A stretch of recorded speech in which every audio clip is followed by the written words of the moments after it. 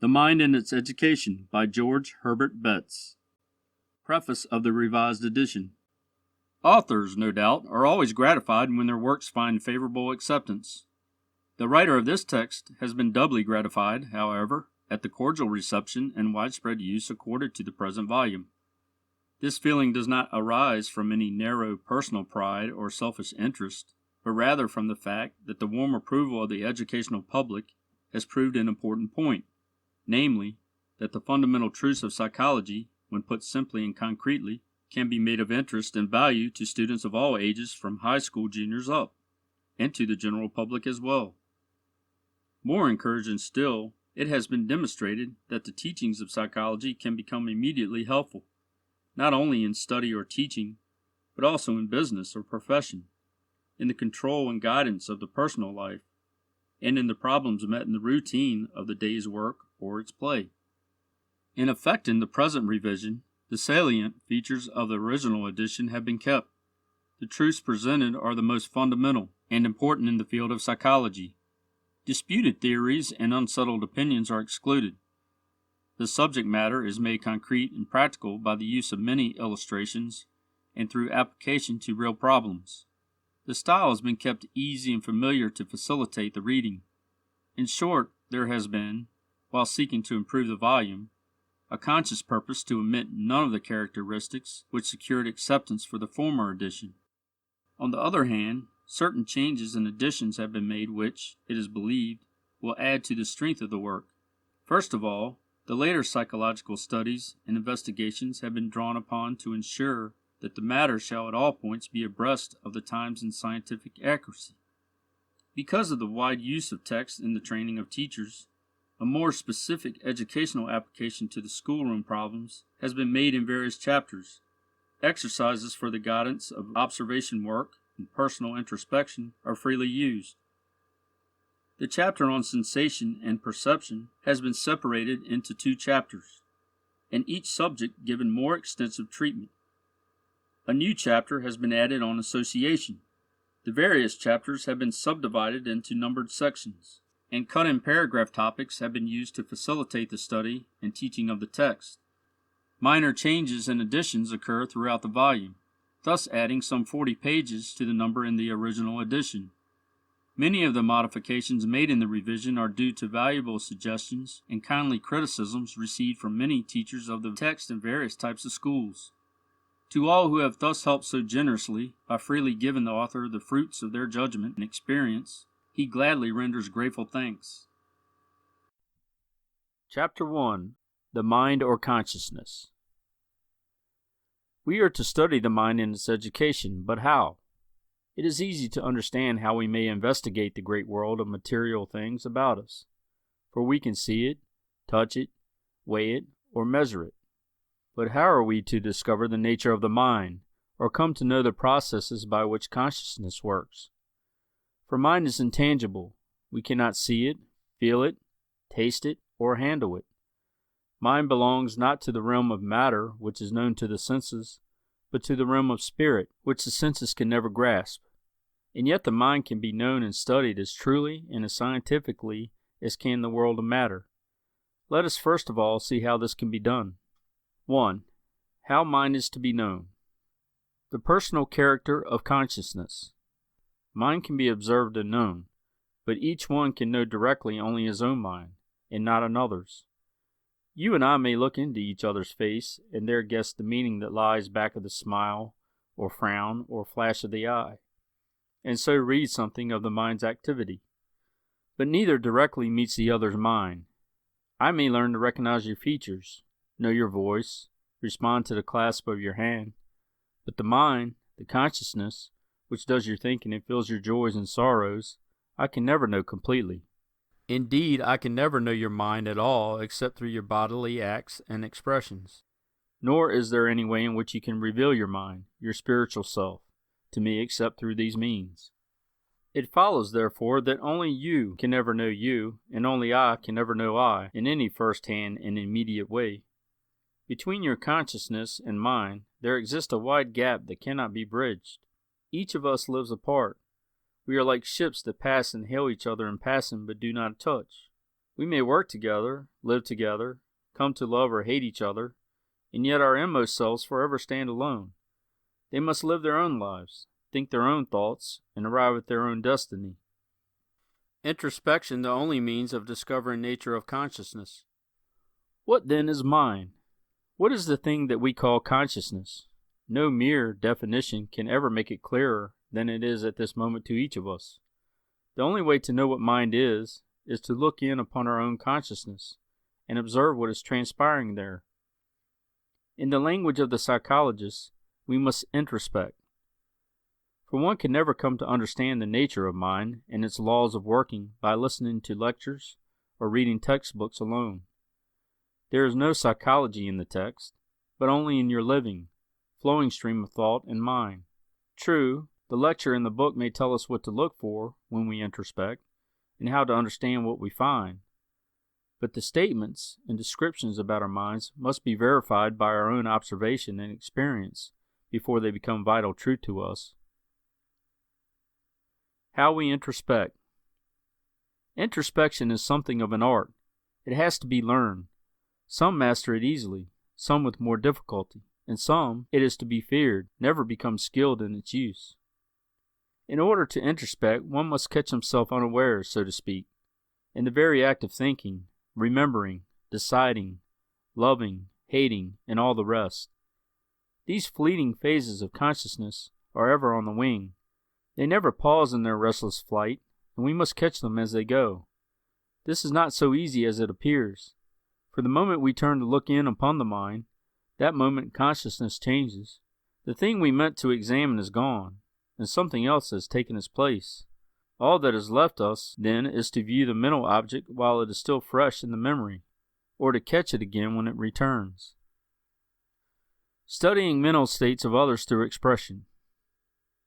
Although I can meet only my own mind face to face, I am, nevertheless, under the necessity of judging your mental states and knowing what has taken place in your consciousness. For in order to work successfully with you, in order to teach you, understand you, control you or obey you, be your friend or enemy, or associate with you in any other way, I must know you. But the real you that I must know is hidden behind the physical mask that we call the body. I must therefore be able to understand your states of consciousness as they are reflected in your bodily expressions, your face, form, gesture, speech, the tone of voice, laughter and tears, the poise of attention, the droop of grief, the tenseness of anger and start of fear. All these tell the story of the mental state that lies behind the senses. These various expressions are the pictures on the screen by which your mind reveals itself to others. They are the language by which the inner self speaks to the world without. Learning to interpret expression. If I would understand the workings of your mind, I must therefore learn to read the language of physical expression. I must study human nature and learn to observe others.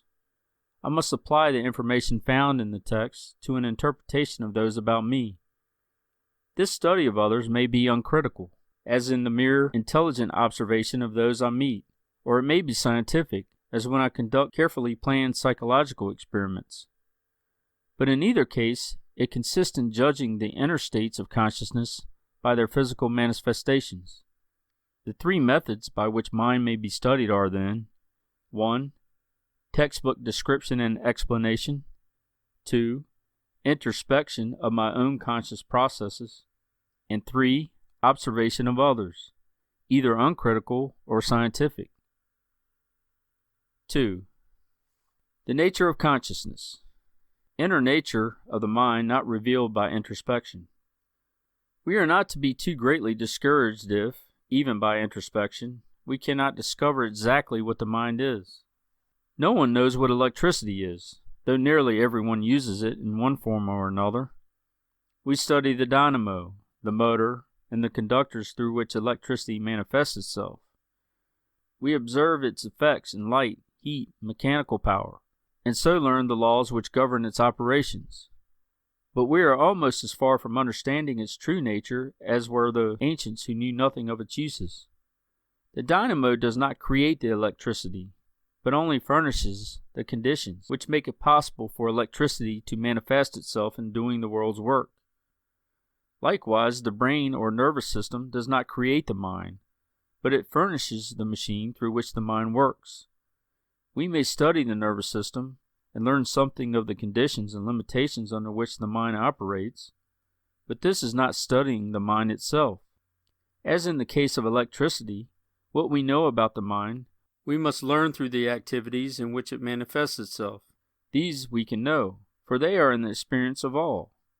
It is, then, only by studying these processes of consciousness that we come to know the laws which govern the mind and its development. What it is that thinks and feels and wills in us is too hard a problem for us here. Indeed, has been too hard a problem for the philosophers through the ages.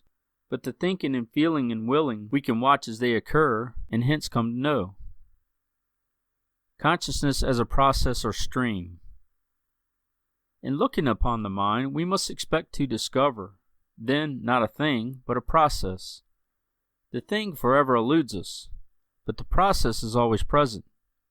Consciousness is like a stream which, so far as we are concerned with it in a psychological discussion, has its rise at the cradle and its end at the grave.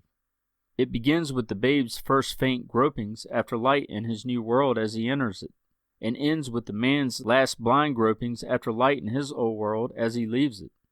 The stream is very narrow at first, only as wide as the few sensations which come to the babe when it sees the light or hears the sound. It grows wider as the mind develops, and is at last measured by the grand sum total of life's experience. This mental stream is irresistible. No power outside of us can stop it while life lasts. We cannot stop it ourselves. When we try to stop thinking, the stream but changes its direction and flows on. While we wake and while we sleep, while we are unconscious under an anesthetic, even some sort of mental process continues. Sometimes the stream flows slowly, and our thoughts lag. We feel slow. Again the stream flows faster, and we are lively, and our thoughts come with a rush. Or a fever seizes us, and delirium comes on. Then the stream runs wildly onward, defying our control, and a mad jargon of thoughts takes the place of our usual orderly array. In different persons, also, the mental stream moves at different rates, some minds being naturally slow-moving, and some naturally quick in their operations. Consciousness resembles a stream also in other particulars. A stream is an unbroken whole from its source to its mouth, and an observer stationed at one point cannot see all of it at once. He sees but the one little section which happens to be passing his station point at the time.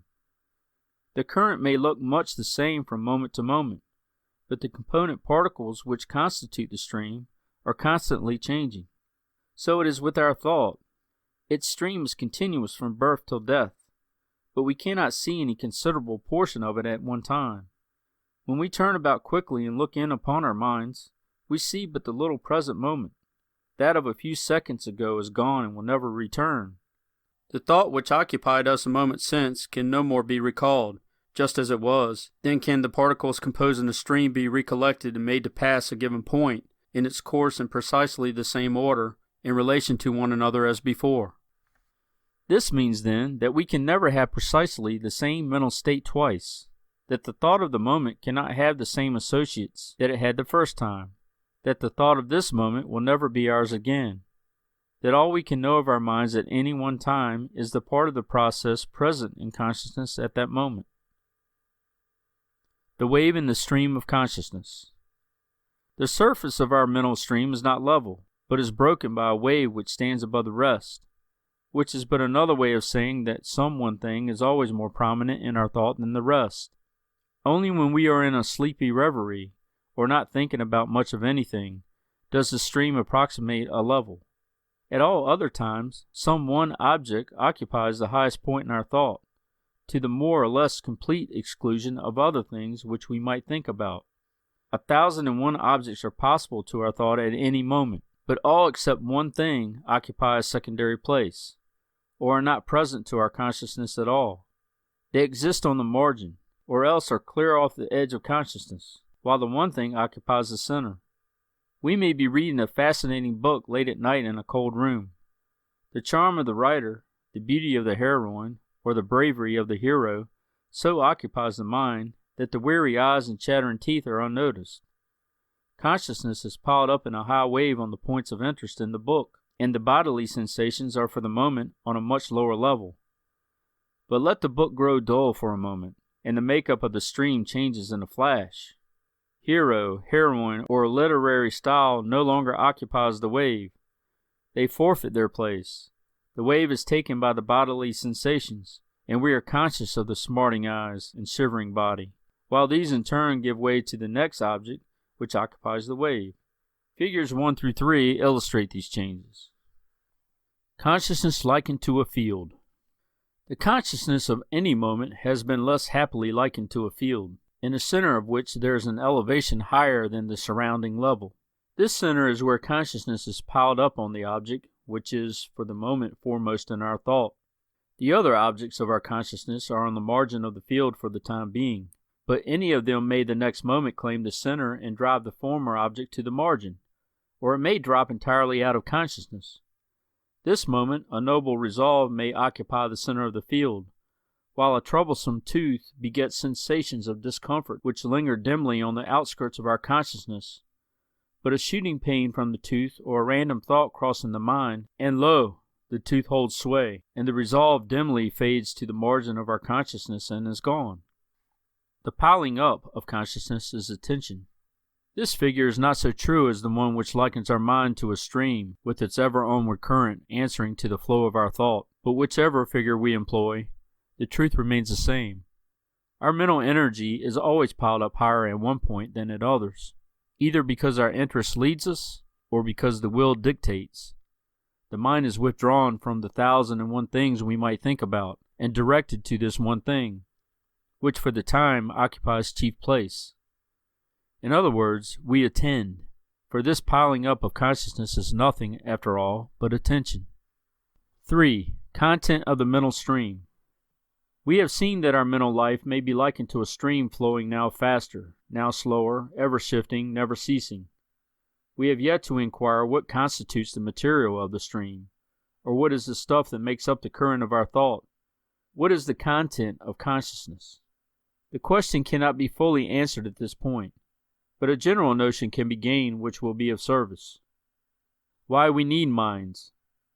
Let us first of all ask what mind is for.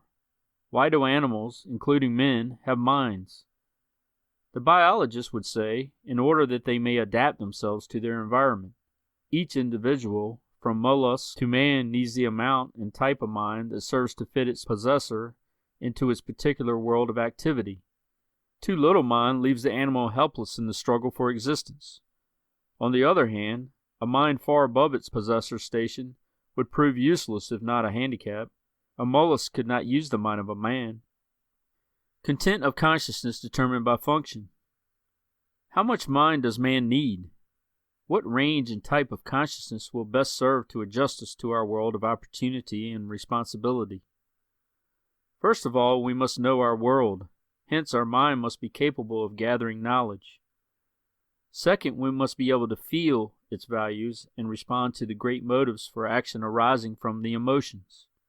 Third, we must have the power to exert self-compulsion, which is to say that we possess a will to control our acts. These three processes, knowing, feeling, and willing, we shall therefore expect to find making up the content of our mental stream. Let us proceed at once to test our conclusion by introspection. If we are sitting at our study table puzzling over a difficult problem in geometry, reasoning forms the wave in the stream of consciousness, the center of the field. It is the chief thing in our thinking.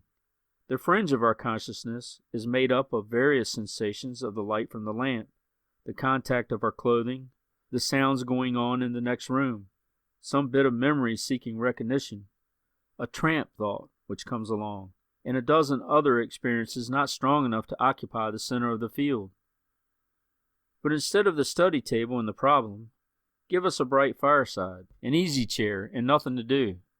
If we are aged, memories, images from out the past, will probably come thronging in and occupy the field to such extent that the fire burns low and the room grows cold, but still the forms from the past hold sway. If we are young, visions of the future may crowd everything else to the margin of the field, while the castles in Spain occupy the center. Our memories might also be accompanied by emotions: sorrow, love, anger, hate, envy, joy, and indeed these emotions may so completely occupy the field that the images themselves are for the time driven to the margin, and the mind is occupied with its sorrow, its love, or its joy. Once more, instead of the problem or the memories or the castles in Spain, give us the necessity of making some decision, great or small, where contending motives are pulling us now in this direction, now in that, so that the question finally has to be settled by a supreme effort summed up in the words, "I will." This is the struggle of the will, which each one knows for himself. For who has not had a raging battle of motives occupy the center of the field, while all else, even the sense of time, place, and existence, gave way in the face of this conflict? This struggle continues until the decision is made, when suddenly all the stress and strain drop out, and other objects may again have place in consciousness. The three fundamental phases of consciousness. Thus we see that if we could cut the stream of consciousness across, as we might cut a stream of water from bank to bank with a huge knife, and then look at the cutoff section, we should find very different constituents in the stream at different times. We should at one time find the mind manifesting itself in perceiving, remembering, imagining, discriminating, comparing, judging, reasoning, or the acts by which we gain our knowledge; at another in fearing, loving, hating, sorrowing, enjoying, or the acts of feeling; at still another in choosing, or the act of the will. These processes would make up the stream, or, in other words, these are the acts which the mind performs in doing its work. We should never find a time when the stream consists of but one of the processes, or when all these modes of mental activity are not represented. They will be found in varying proportions, now more of knowing, now of feeling, and now of willing, but some of each is always present in our consciousness. The nature of these different elements in our mental stream, their relation to each other, and the manner in which they all work together in amazing perplexity, yet in perfect harmony, to produce the wonderful mind, will constitute the subject matter we shall consider together in the pages which follow. 4. Where consciousness resides. I, the conscious self, dwell somewhere in this body, but where? When my fingertips touch the object I wish to examine, I seem to be in them. When the brain grows weary from overstudy, I seem to be in it. When the heart throbs, the breath comes quick, and the muscles grow tense from noble resolve or strong emotion, I seem to be in them all. When filled with the buoyant life of vigorous youth, every fiber and nerve is a-tingle with health and enthusiasm. I live in every part of my marvelous body.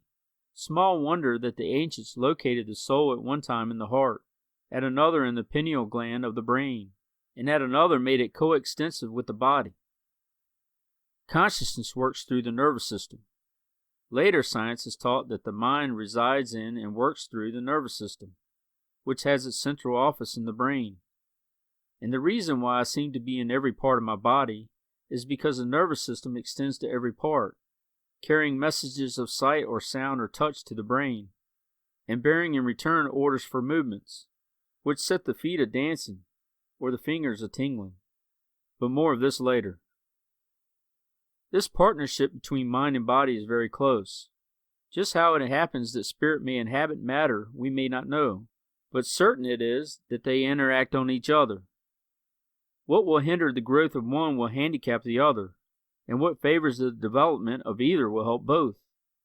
The methods of their cooperation and the laws that govern their relationship will develop as our study goes on. 5. Problems in observation and introspection. One should always keep in mind that psychology is essentially a laboratory science, and not a textbook subject. The laboratory material is to be found in ourselves and in those about us. While the text should be thoroughly mastered, its statement should always be verified by reference to one's own experience and observation of others. Especially should prospective teachers constantly correlate the lessons of the book with the observation of children at work in the school. The problem suggested for observation and introspection will, if mastered, do much to render practical and helpful the truths of psychology. 1. Think of your home as you last left it. Can you see vividly just how it looked? The color of the paint on the outside, with the familiar form of the roof and all? Can you recall the perfume in some old drawer? The taste of a favorite dish? The sound of a familiar voice in farewell? 2.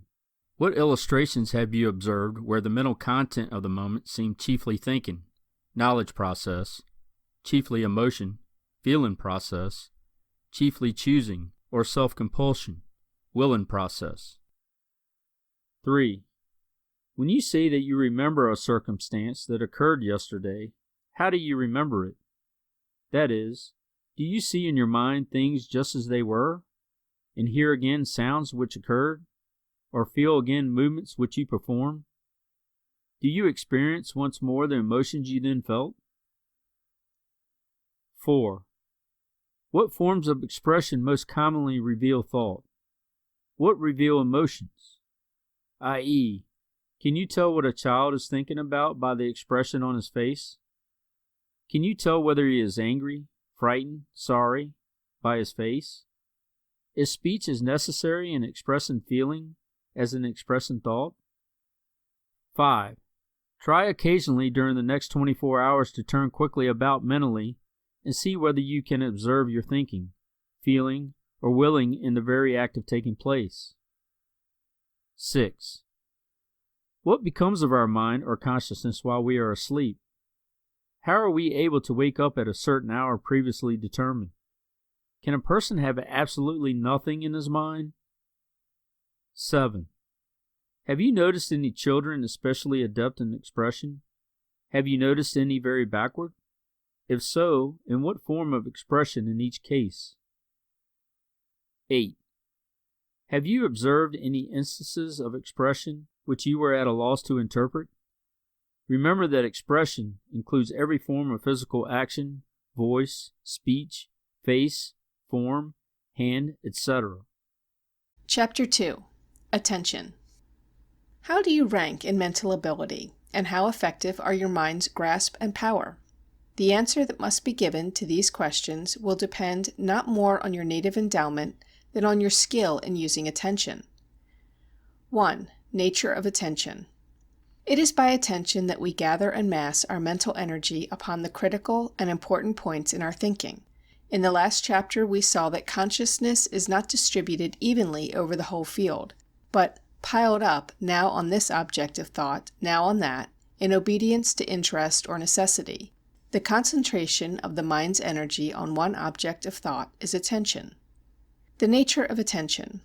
Everyone knows what it is to attend, the story so fascinating that we cannot leave it, the critical points in a game, the interesting sermon or lecture, the sparkling conversation. All these compel our attention. So completely is our mind's energy centered on them and withdrawn from other things that we are scarcely aware of what is going on about us. We are also familiar with another kind of attention, for we all have read the dull story, watched the slow game, listened to the lecture or sermon that drags, and taken part in conversation that was a bore. We gave these things our attention, but only with effort. Our mind's energy seemed to center on anything rather than the matter in hand. 1,000 objects from outside enticed us away, and it required the frequent mental jerk to bring us to the subject in hand. And when brought back to our thought problem, we felt the constant tug of mind to be free again. Normal consciousness always in a state of attention. But this very effort of the mind to free itself from one object of thought, that it may busy itself with another, is because attention is solicited by this other. Some object in our field of consciousness is always exerting an appeal for attention, and to attend to one thing is always to attend away from a multitude of other things upon which the thought might rest. We may therefore say that attention is constantly selecting in our stream of thought those aspects that are to receive emphasis and consideration. From moment to moment it determines the points at which our mental energy shall be centered. 2. The effects of attention. Attention makes its object clear and definite. Whatever attention centers upon stands out sharp and clear in consciousness. whether it be a bit of memory, an air castle, a sensation from an aching tooth, the reasoning on an algebraic formula, a choice which we are making, the setting of an emotion. Whatever be the object to which we are attending, that object is illumined and made to stand out from its fellows as the one prominent thing in the mind's eye, while the attention rests on it.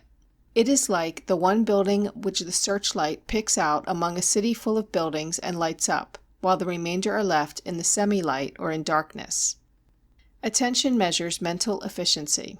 In a state of attention, the mind may be likened to the rays of the sun which have been passed through a burning glass.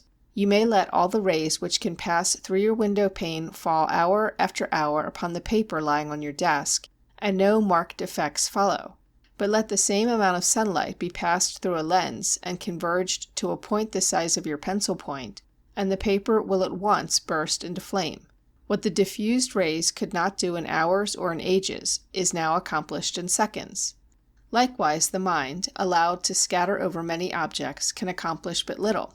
We may sit and dream away an hour or a day over a page or a problem without securing results.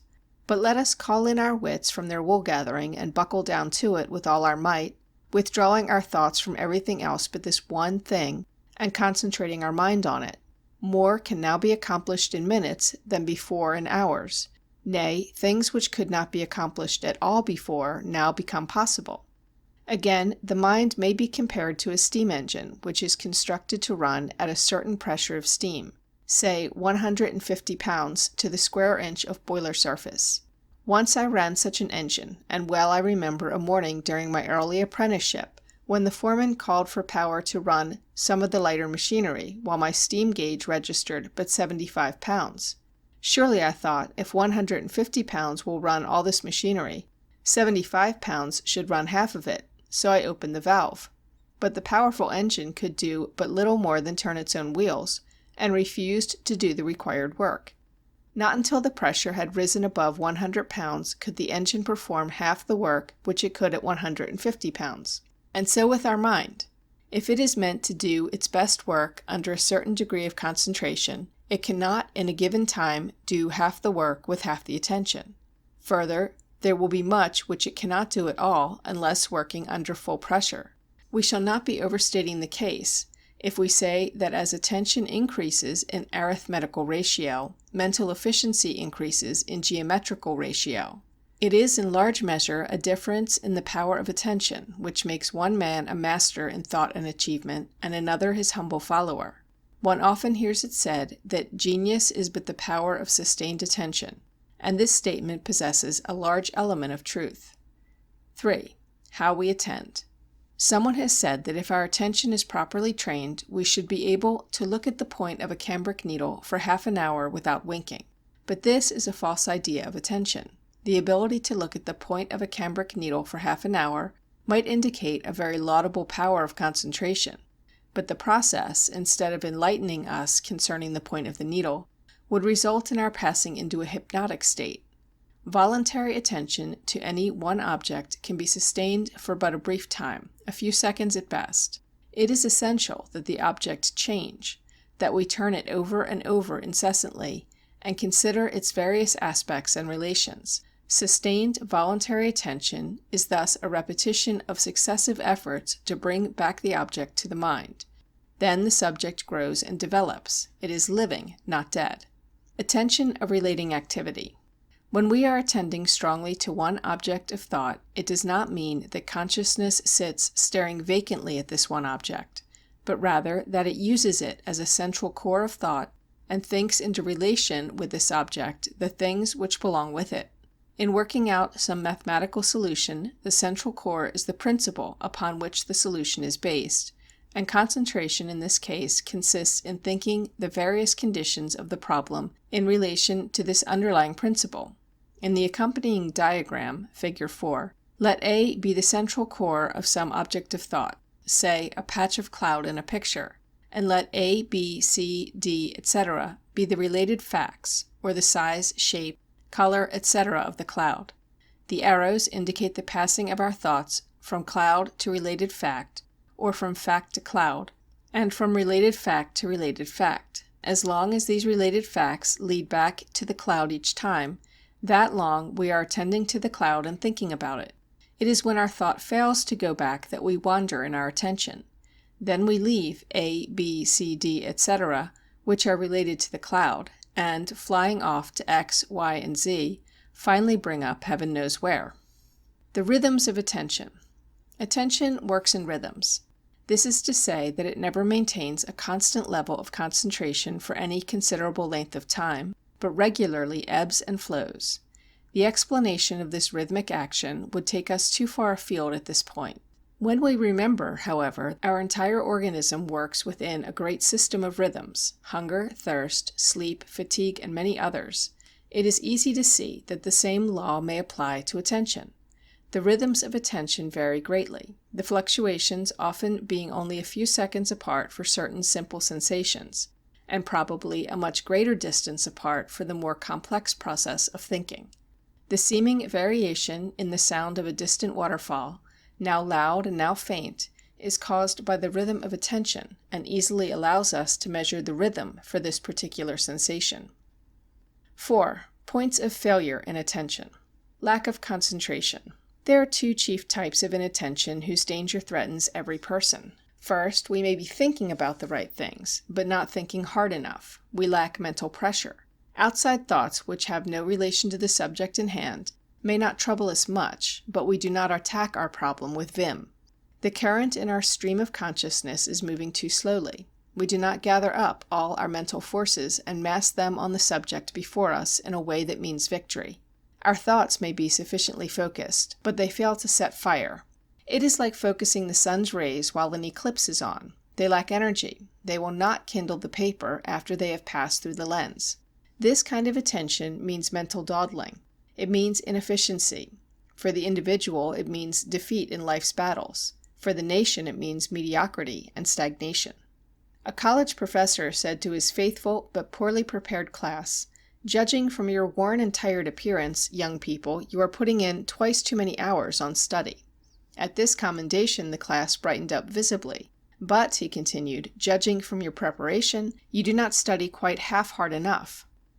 Happy is the student who, starting in on his lesson rested and fresh, can study with such concentration that an hour of steady application will leave him mentally exhausted and limp.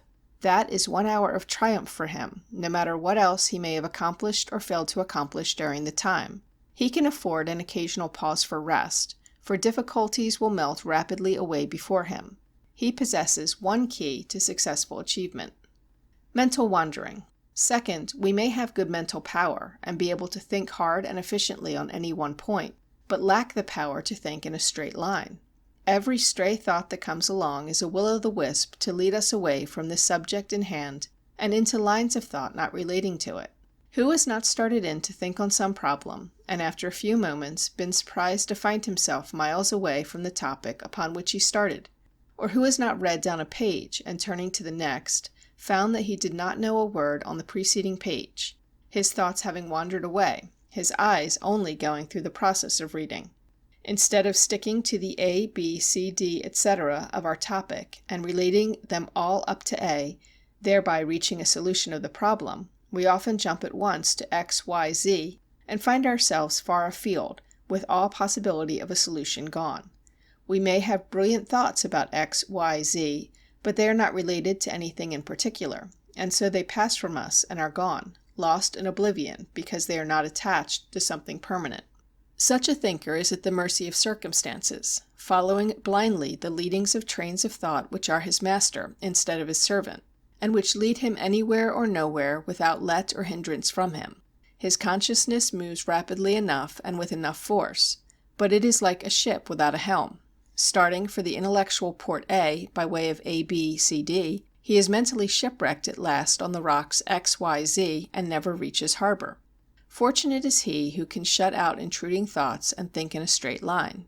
Even with mediocre ability, he may accomplish more by his thinking than the brilliant thinker who is constantly having his mental train wrecked by stray thoughts which slip in on his right of way. 5. Types of attention. The 3 types of attention. Attention may be secured in 3 ways. 1. It is demanded by some sudden or intense sensory stimulus or insistent idea, or 2. It follows interest, or 3. It is compelled by the will. If it comes in the first way, as from a thunderclap or a flash of light, or from the persistent attempt of some unsought idea to secure entrance into the mind, it is called involuntary attention. This form of attention is of so little importance comparatively in our mental life that we shall not discuss it further. If attention comes in the second way, following interest, it is called non-voluntary or spontaneous attention. If in the third, compelled by the will, voluntary or active attention.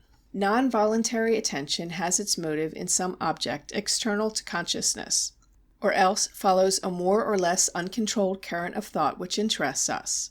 Voluntary attention is controlled from within. We decide what we shall attend to instead of letting interesting objects of thought determine it for us. Interest and non-voluntary attention. In non-voluntary attention, the environment largely determines what we shall attend to.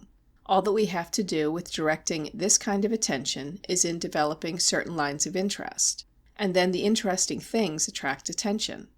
The things we see and hear and touch and taste and smell, the things we like, the things we do and hope to do, these are the determining factors in our mental life, so long as we are giving non-voluntary attention. Our attention follows the beckoning of these things as the needle the magnet. It is no effort to attend to them, but rather the effort would be to keep from attending to them. Who does not remember reading a story, perhaps a forbidden one, so interesting that when Mother called up the stairs for us to come down to attend to some duty, we replied yes in a minute, then went on reading. We simply could not stop at that place. The minute lengthens into 10, and another call startles us. Yes, I'm coming. We turn just one more leaf and are lost again. At last comes a third call, in tones so imperative it cannot be longer ignored, and we lay the book down, but open to the place where we left off, and where we soon hope to begin further to unravel the delightful mystery. Was it an effort to attend to the reading? Ah, no. It took the combined force of our will and of Mother's authority to drag the attention away. This is non-voluntary attention. Left to itself, then, attention simply obeys natural laws and follows the line of least resistance. By far the larger portion of our attention is of this type. Thought often runs on hour after hour when we are not conscious of effort or struggle to compel us to cease thinking about this thing and begin thinking about that. Indeed, it may be doubted whether this is not the case with some persons for days at a time instead of hours. The things that present themselves to the mind are the things which occupy it. The character of the thought is determined by the character of our interests. It is this fact which makes it vitally necessary that our interests shall be broad and pure if our thoughts are to be of this type. It is not enough that we have the strength to drive from our minds a wrong or impure thought which seeks entrance. To stand guard as a policeman over our thoughts, to see that no unworthy one enters, requires too much time and energy. Our interests must be of such a nature as to lead us away from the field of unworthy thoughts if we are to be free from their tyranny. The will and voluntary attention. In voluntary attention, there is a conflict, either between the will and interest, or between the will and the mental inertia or laziness, which has to be overcome before we can think with any degree of concentration. Interest says, follow this line which is easy and attractive, or which requires but little effort. Follow the line of least resistance. Will says, quit that line of dalliance and ease, and takes this harder way which I direct. Cease the line of least resistance, and take the one of greatest resistance. When daydreams and castles in Spain attempt to lure you from your lessons, refuse to follow. Shut out these vagabond thoughts and stick to your task. When intellectual inertia deadens your thought and clogs your mental stream, throw it off and court forceful effort. If wrong or impure thoughts seek entrance to your mind, close and lock your mental doors to them. If thoughts of desire try to drive out thoughts of duty, be heroic and insist that thoughts of duty shall have right of way.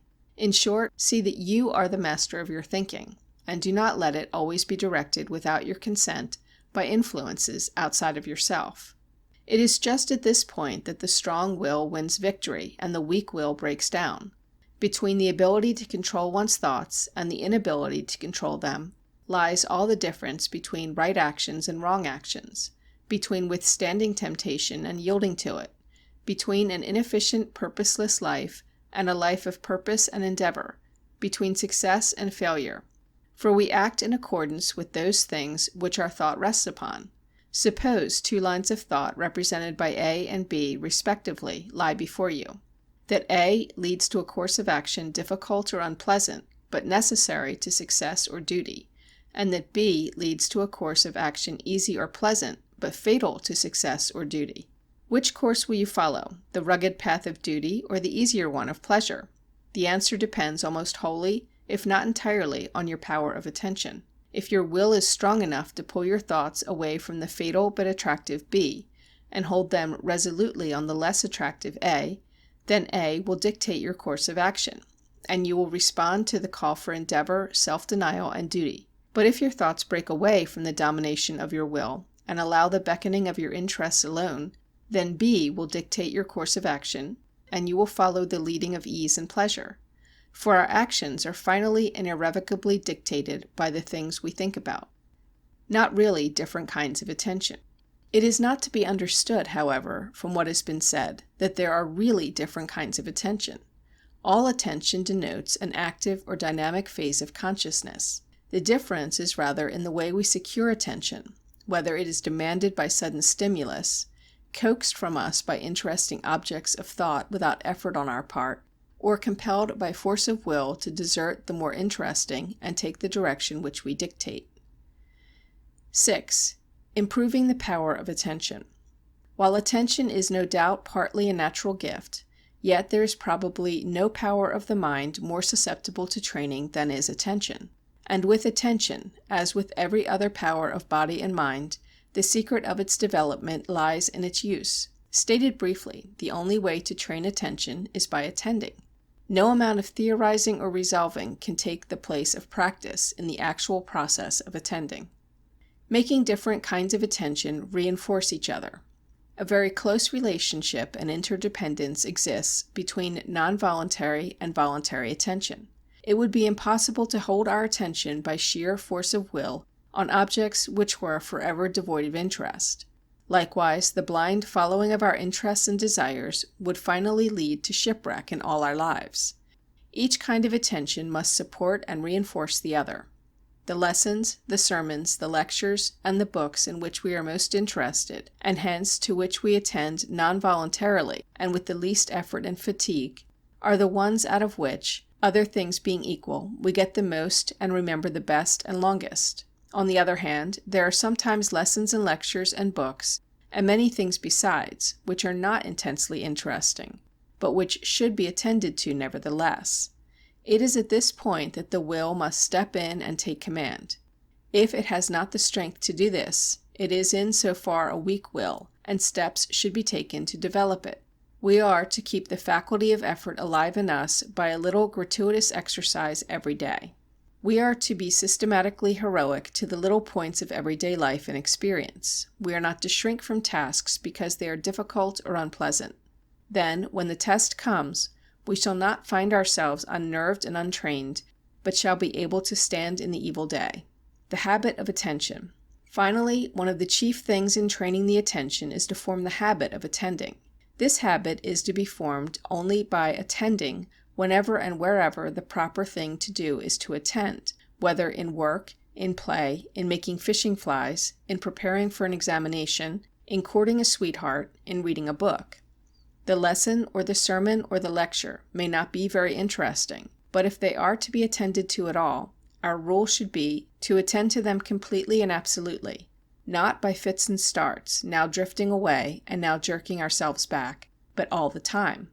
And furthermore, the ones who will deliberately do this will often find the dull and uninteresting task become more interesting. But if it never becomes interesting, he is at least forming a habit which will be invaluable to him through life. On the other hand, the one who fails to attend except when his interest is captured, who never exerts effort to compel attention, is forming a habit which will be the bane of his thinking until his stream of thought shall end. 7. Problems in observation and introspection. 1. Which fatigues you more, to give attention of the non-voluntary type or the voluntary? Which can you maintain longer? Which is the more pleasant and agreeable to give? Under which can you accomplish more? What bearing have these facts on teaching? 2. Try to follow for 1 or 2 minutes the wave in your consciousness, and then describe the course taken by your attention. 3. Have you observed one class alert in attention and another lifeless and inattentive? Can you explain the causes lying back of this difference? Estimate the relative amount of work accomplished under the 2 conditions. 4. What distractions have you observed in the schoolroom tending to break up attention? 5. Have you seen pupils inattentive from lack of 1. Change, 2. Pure air, 3. Enthusiasm on the part of the teacher, 4. Fatigue, 5. Ill health? 6. Have you noticed a difference in the habit of attention in different pupils? Have you noticed the same thing for whole schools or rooms? 7. Do you know of children too much given to daydreaming? Are you? 8. Have you seen a teacher rap the desk for attention? What type of attention was secured? Does it pay? 9. Have you observed any instance in which pupils' lack of attention should be blamed on the teacher? If so, what was the fault? The remedy? 10. Visit a schoolroom or a recitation, and then write an account of the types and degrees of attention you observed. Try to explain the factors responsible for any failures in attention, and also those responsible for the good attention shown. Chapter 3. The Brain and the Nervous System. A fine brain or a good mind. These terms are often used interchangeably, as if they stood for the same thing. Yet the brain is material substance, so many cells and fibers, a pulpy protoplasmic mass weighing some 3 pounds and shut away from the outside world in a casket of bone. The mind is a spiritual thing, the sum of the processes by which we think and feel and will, mastering our world and accomplishing our destiny. 1. The relations of mind and brain. Interaction of mind and brain. How, then, come these 2 widely different facts, mind and brain, to be so related in our speech? Why are the terms so commonly interchanged? It's because mind and brain are so vitally related in their processes and so inseparably connected in their work.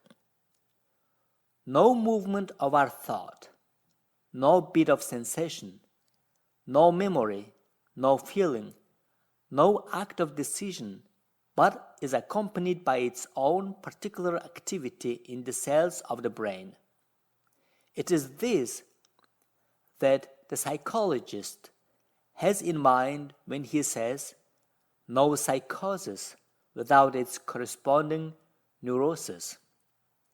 So far as our present existence is concerned, then no mind ever works except through some brain, and the brain without a mind becomes but a mass of dead matter, so much clay. Mind and brain are perfectly adapted to each other.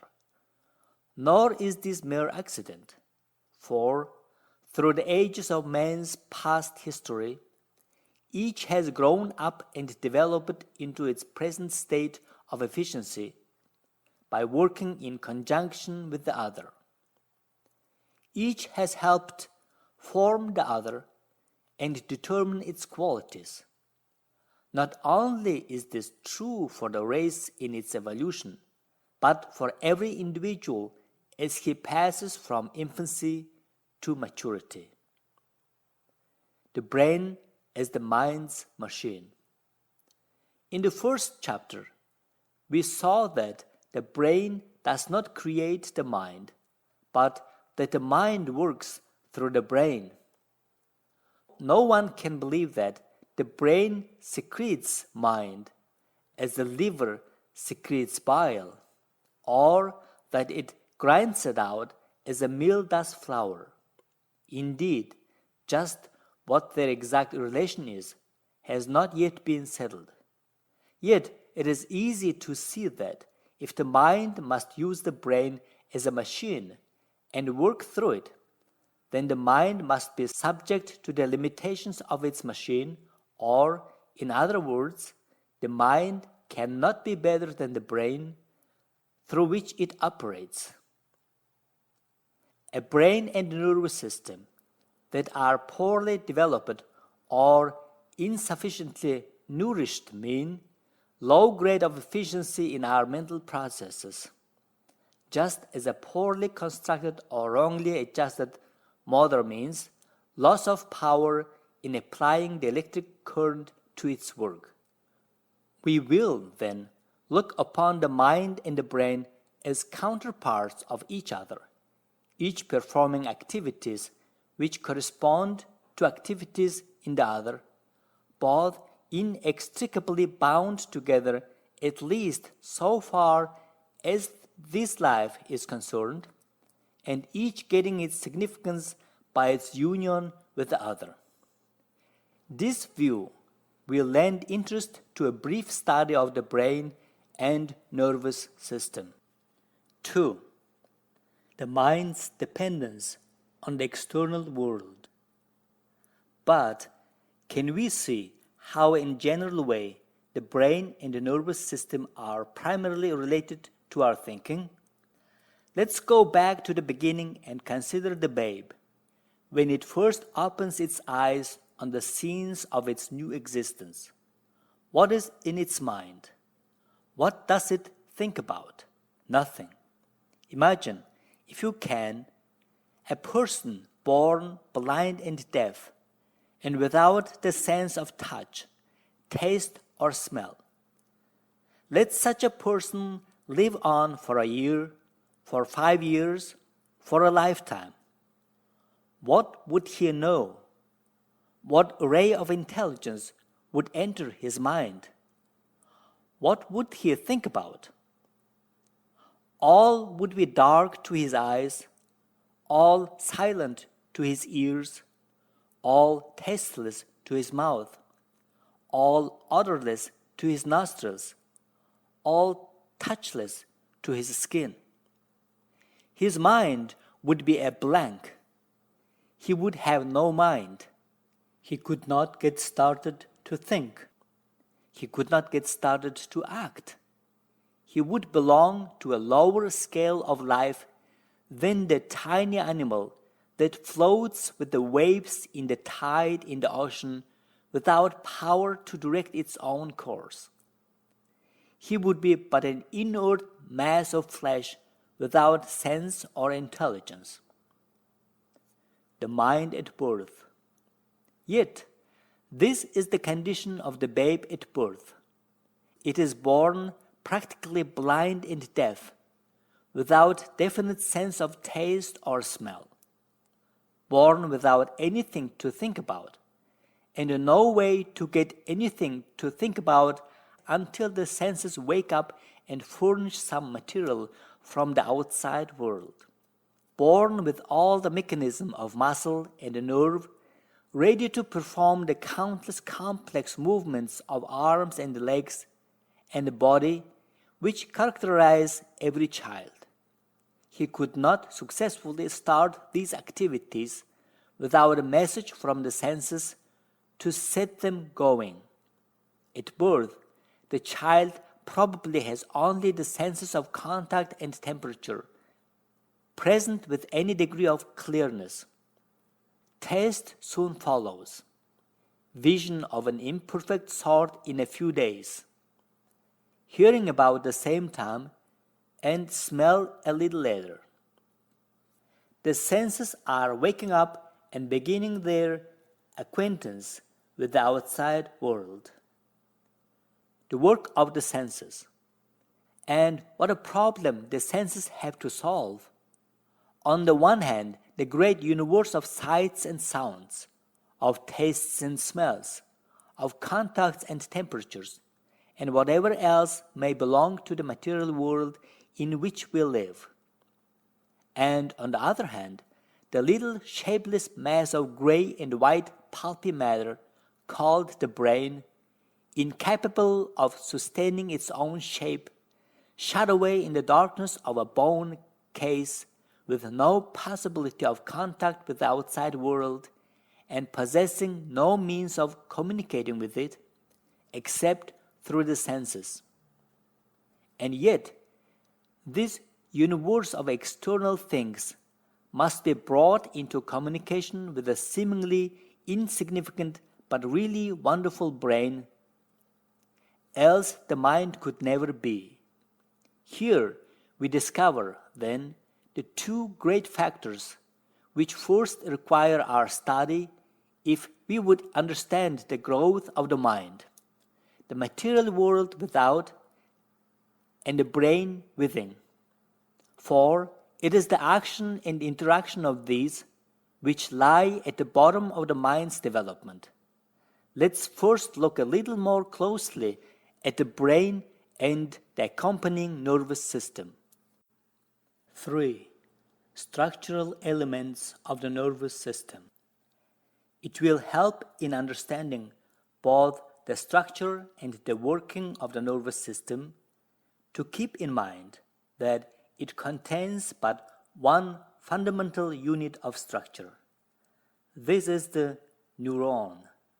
Just as the house is built up by adding brick upon brick, so brain, cord, nervous and organs of sense are formed by the union of numberless neurons. The neuron. What then is a neuron? What is its structure, its function? How does it act? A neuron is a protoplasmic cell with its outgrowing fibers.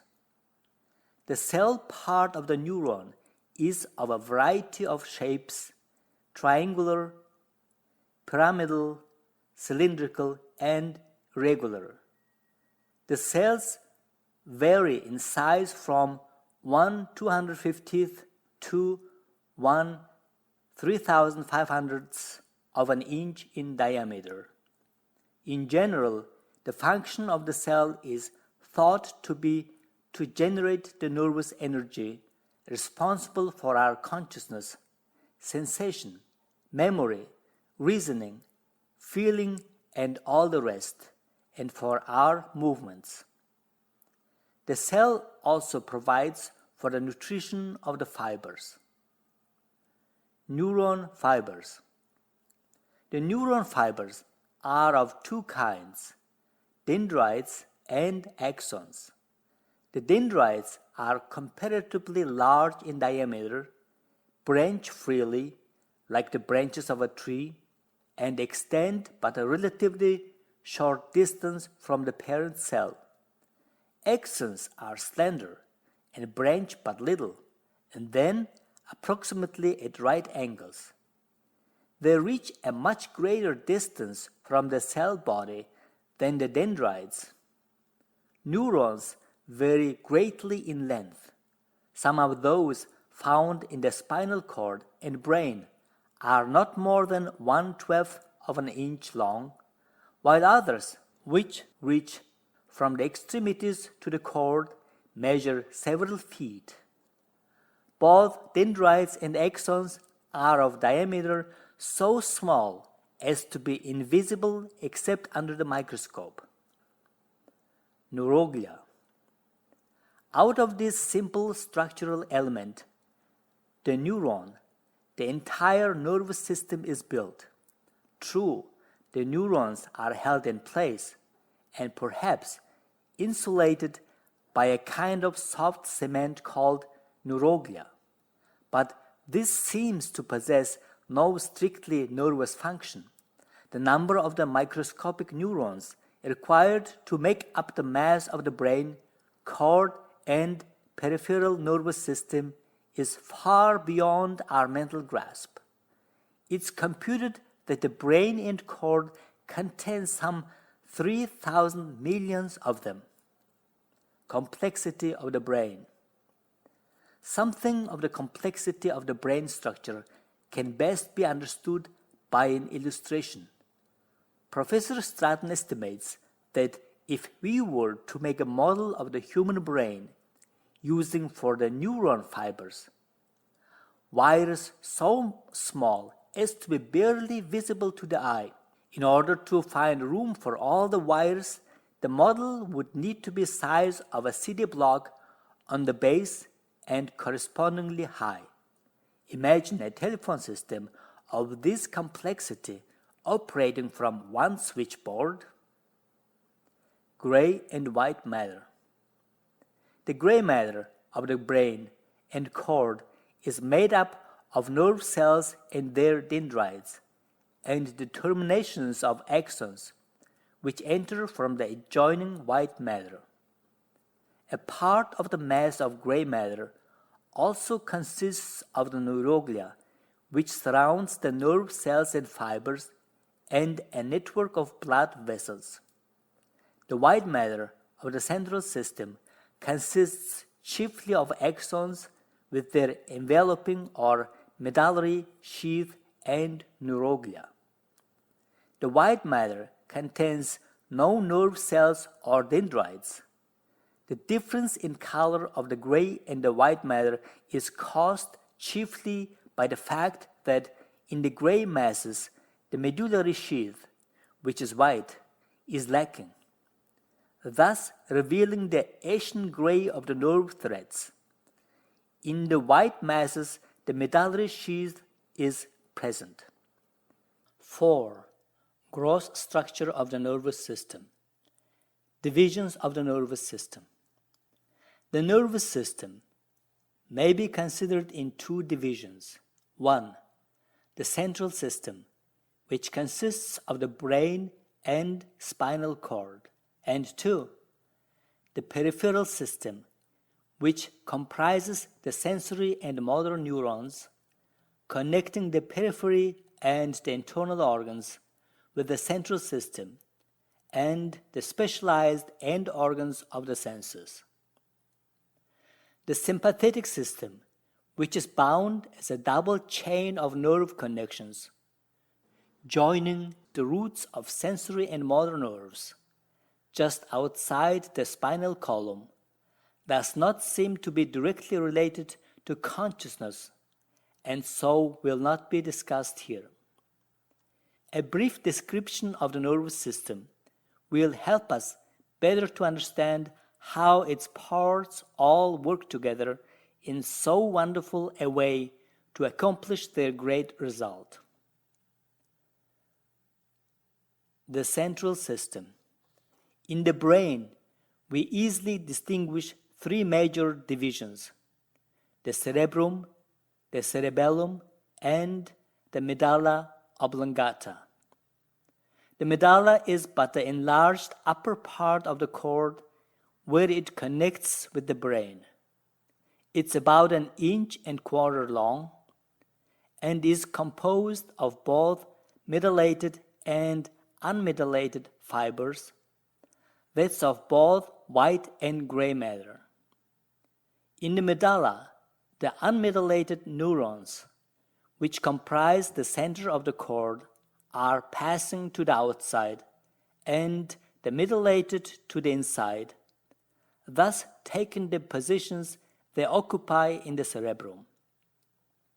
Here also the neurons are crossing or changing sides, so that those which pass up the right side of the cord finally connect with the left side of the brain, and vice versa. The cerebellum, lying just back of the medulla and at the rear part of the base of the cerebrum, is the cerebellum, or little brain, approximately as large as the fist and composed of a complex arrangement of white and gray matter. Fibers from the spinal cord enter this mass, and others emerge and pass on into the cerebrum, while its two halves also are connected with each other by means of cross fibers. The cerebrum. The cerebrum occupies all the upper part of the skull from the front to the rear. It's divided symmetrically into two hemispheres, the right and the left. These hemispheres are connected with each other by a small bridge of fibers called the corpus callosum. Each hemisphere is furrowed and reached with convolutions, an arrangement which allows greater surface for the distribution of the gray cellular matter over it. Besides these irregularities of surface, each hemisphere is marked also by two deep clefts or fissures. The fissure of Orlando, extending from the middle upper part of the hemisphere downward and forward, passing a little in front of the ear and stopping on a level with the upper part of it. And the fissure of Sylvius, beginning at the base of the brain, somewhat in front of the ear and extending upward and backward at an acute angle with the base of the hemisphere. The surface of each hemisphere may be thought of as mapped out into 4 lobes. The frontal lobe, which includes the front part of the hemisphere and extends back to the fissure of Orlando and down to the fissure of Sylvius. The parietal lobe, which lies back of the fissure of Orlando and above that of Sylvius and extends back to the occipital lobe. The occipital lobe, which includes the extreme rear portion of the hemisphere, and the temporal lobe, which lies below the fissure of Sylvius and extends back to the occipital lobe. The cortex.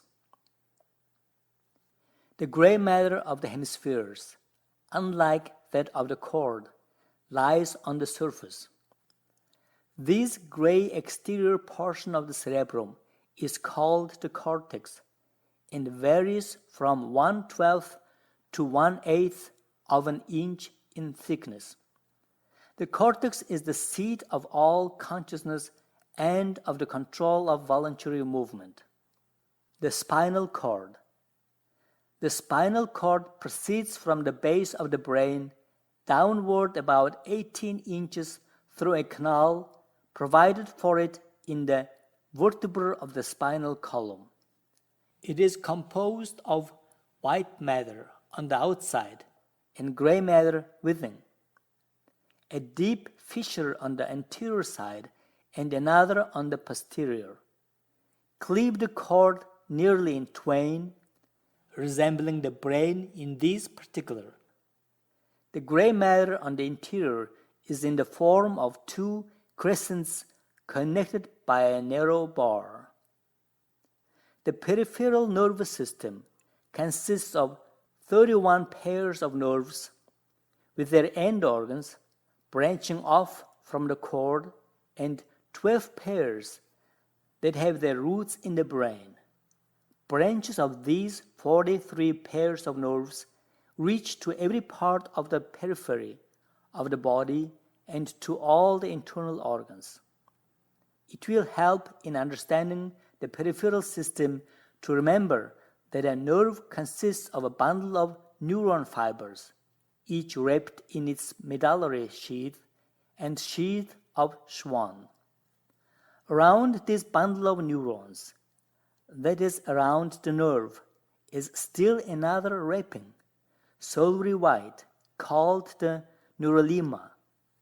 The number of fibers going to make up a nerve varies from about 5,000 to 100,000. Nerves can easily be identified in a piece of lean beef or even at the edge of a serious gash in one's own flesh. Bundles of sensory fibers constituting a sensory nerve root enter the spinal cord on the posterior side through holes in the vertebrae. Similar bundles of motor fibers in the form of a motor nerve root emerge from the cord at the same level. Soon after the emergence from the cord, these 2 nerves are wrapped together in the same sheath and proceed in this way to the periphery of the body, where the sensory nerve usually ends in a specialized end organ fitted to respond to some certain stimulus from the outside world. The motor nerve ends in minute filaments in the muscular organ, which it governs. Both sensory and motor nerves connect with fibers of like kind in the cord, and these in turn with the cortex, thus giving every part of the periphery direct connection with the cortex. The end organs of the sensory nerves are nerve masses, some of them as the taste buds of the tongue, relatively simple, and others as the eye or ear, very complex. They are all alike in one particular, namely, that each is fitted for its own particular work and can do no other.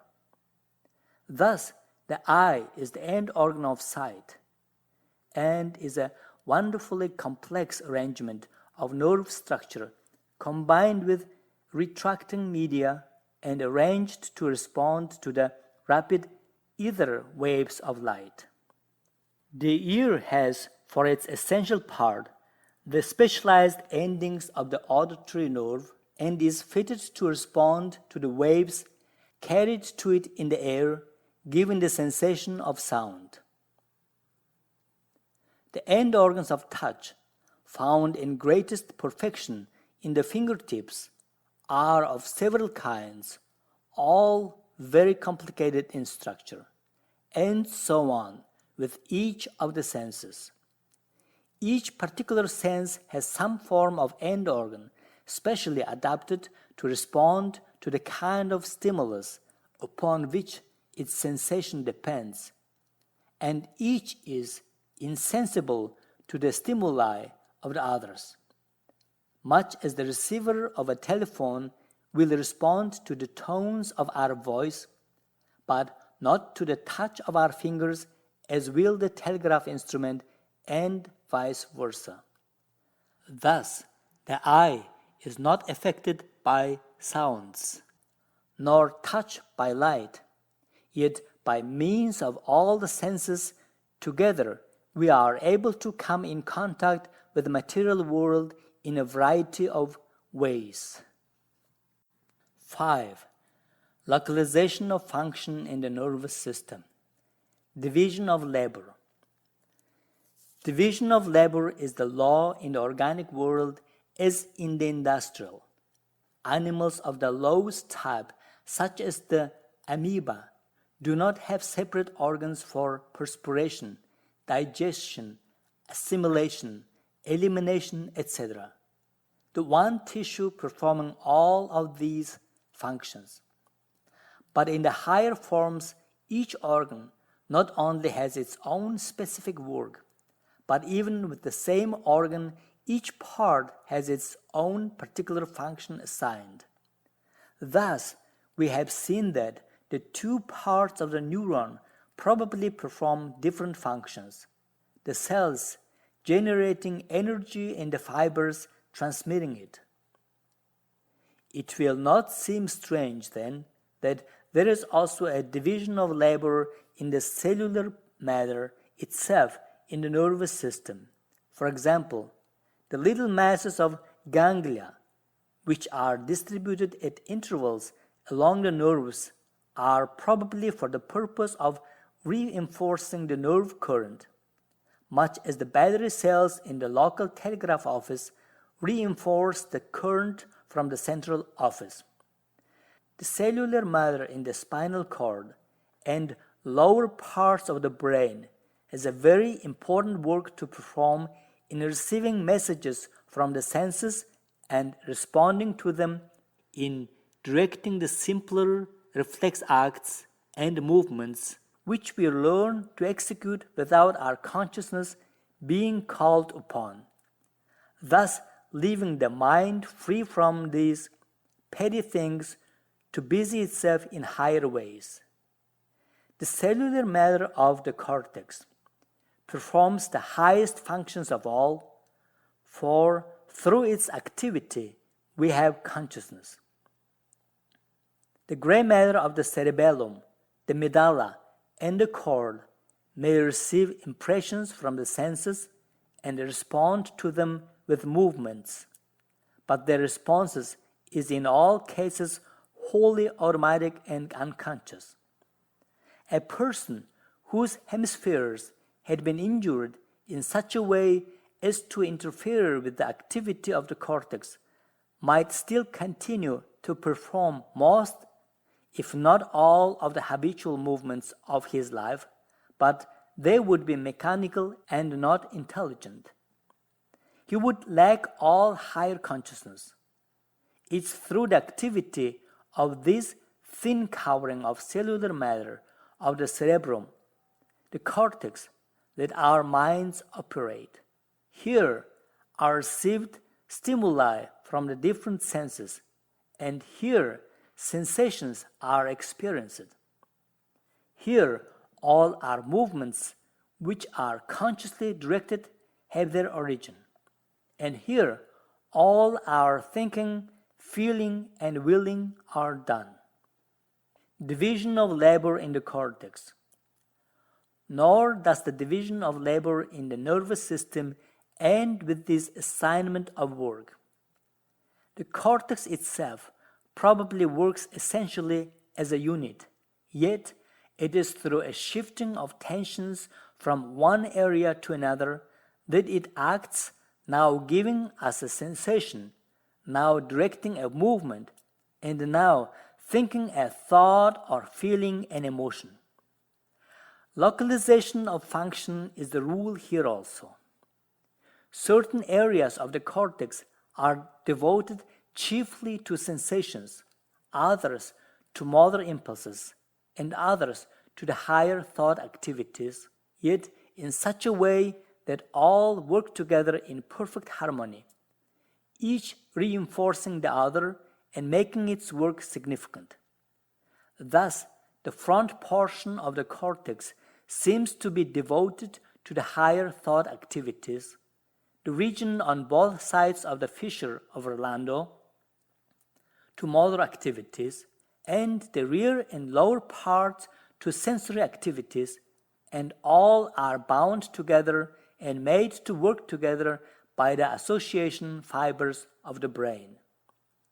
In the case of the higher thought activities, it's not probable that one section of the frontal lobes of the cortex is set apart for thinking, one for feeling, and one for willing, etc., but rather that the whole frontal part of the cortex is concerned in each. In the motor and sensory areas, however, the case is different, for here is a still further division of labor occurs. For example, in the motor region, one small area seems connected with movements of the head, one with the arm, one with the leg, one with the face, and another with the organs of speech.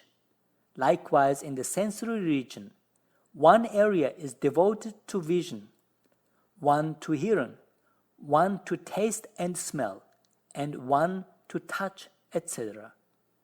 We must bear in mind, however, that these regions are not mapped out as accurately as are the boundaries of our states, that no part of the brain is restricted wholly to either sensory or motor nerves, and that no part works by itself independently of the rest of the brain.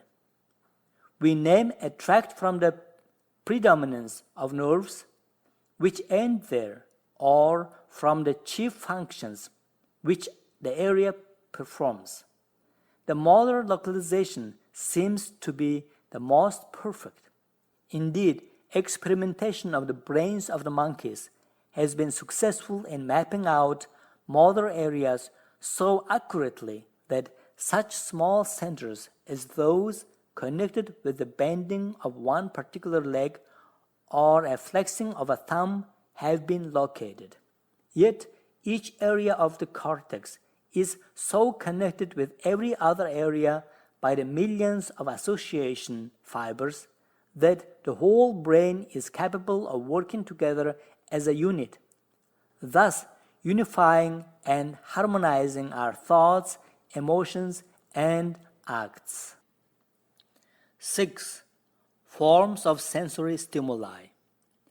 Let's next inquire how this mechanism of the nervous system is acted upon in such a way as to give us sensations.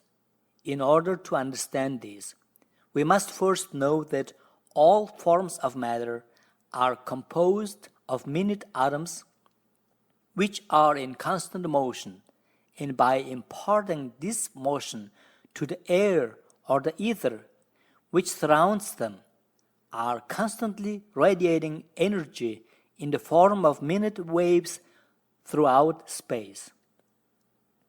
These waves or radiations are incredibly rapid in some instances and rather slow in others.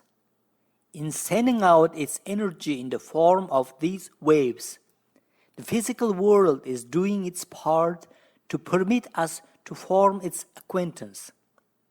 The end organs of the sensory nerves must meet this advance halfway and be so constructed as to be affected by the different forms of energy which are constantly beating upon them. The end organs in their response to stimuli. Thus, the radiations of ether from the sun, our chief source of light, are so rapid that billions of them enter the eye in a second of time, and the retina is of such a nature that its nerve cells are thrown into activity by these waves. The impulse is carried over the optic nerve to the occipital lobe of the cortex, and the sensation of sight is the result. The different colors also, from the red of the spectrum to the violet, are the result of different vibration rates in the waves of ether which strike the retina. And in order to perceive color, the retina must be able to respond to the particular vibration rate which represents each color. Likewise, in the sense of touch, the end organs are fitted to respond to very rapid vibrations, and it's possible that the different qualities of touch are produced by different vibration rates in the atoms of the object we are touching. When we reach the ear, we have the organ which responds to the lowest vibration rate of all, for we can detect a sound made by an object which is vibrating from 20 to 30 times a second. The highest vibration rate which will affect the ear is some 40,000 per second. Thus, it's seen that there are great gaps in the different rates to which our senses are fitted to respond. A sudden drop from billions in the case of the eye to millions in touch, and to thousands or even tens in hearing. This makes one wonder whether there are not many things in nature which man has never discovered simply because he has not the sense mechanism enabling him to become conscious of their existence. There are undoubtedly more things in heaven and earth than are dreamed of in our philosophy. Dependence of the mind on the senses. Only as the senses bring in the material has the mind anything with which to build. Thus have the senses to act as messengers between the great outside world and the brain, to be the servants who shall stand at the doorways of the body, the eyes, the ears, the fingertips, each ready to receive its particular kind of impulse from nature and send it along the right path to the part of the cortex where it belongs, so that the mind can say a sight, a sound, or a touch. Thus does the mind come to know the universe of the senses. Thus does it get the material out of which memory, imagination, and thought begin. Thus, and only thus, does the mind secure the crude material from which the finished superstructure is finally built. Chapter 4: Mental Development and Motor Training. Education was long looked upon as affecting the mind only. The body was either left out of account or neglected. Later science has shown, however, that the mind cannot be trained except as the nervous system is trained and developed. For not sensation and the simpler mental processes alone, but memory, imagination, judgment, reasoning, and every other act of the mind are dependent on the nervous system finally for their efficiency. The little child gets its first mental experiences in connection with certain movements or acts set up reflexly by the pre-organized nervous system. From this time on, movement and idea are so inextricably bound together that they cannot be separated.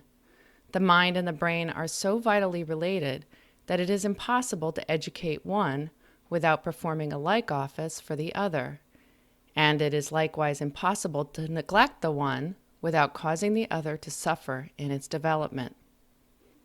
1. Factors determining the efficiency of the nervous system. Development and nutrition. Ignoring the native differences in nervous systems through the influence of heredity, the efficiency of the nervous system is largely dependent on two factors. 1. The development of the cells and fibers of which it is composed, and 2. Its general tone of health and vigor. The actual number of cells in the nervous system increases but little, if at all, after birth. Indeed, it is doubtful whether Edison's brain and nervous system has a greater number of cells in it than yours or mine. The difference between the brain of a genius and that of an ordinary man is not in the number of cells which it contains, but rather in the development of the cells and fibers which are present, potentially, at least, in every nervous system.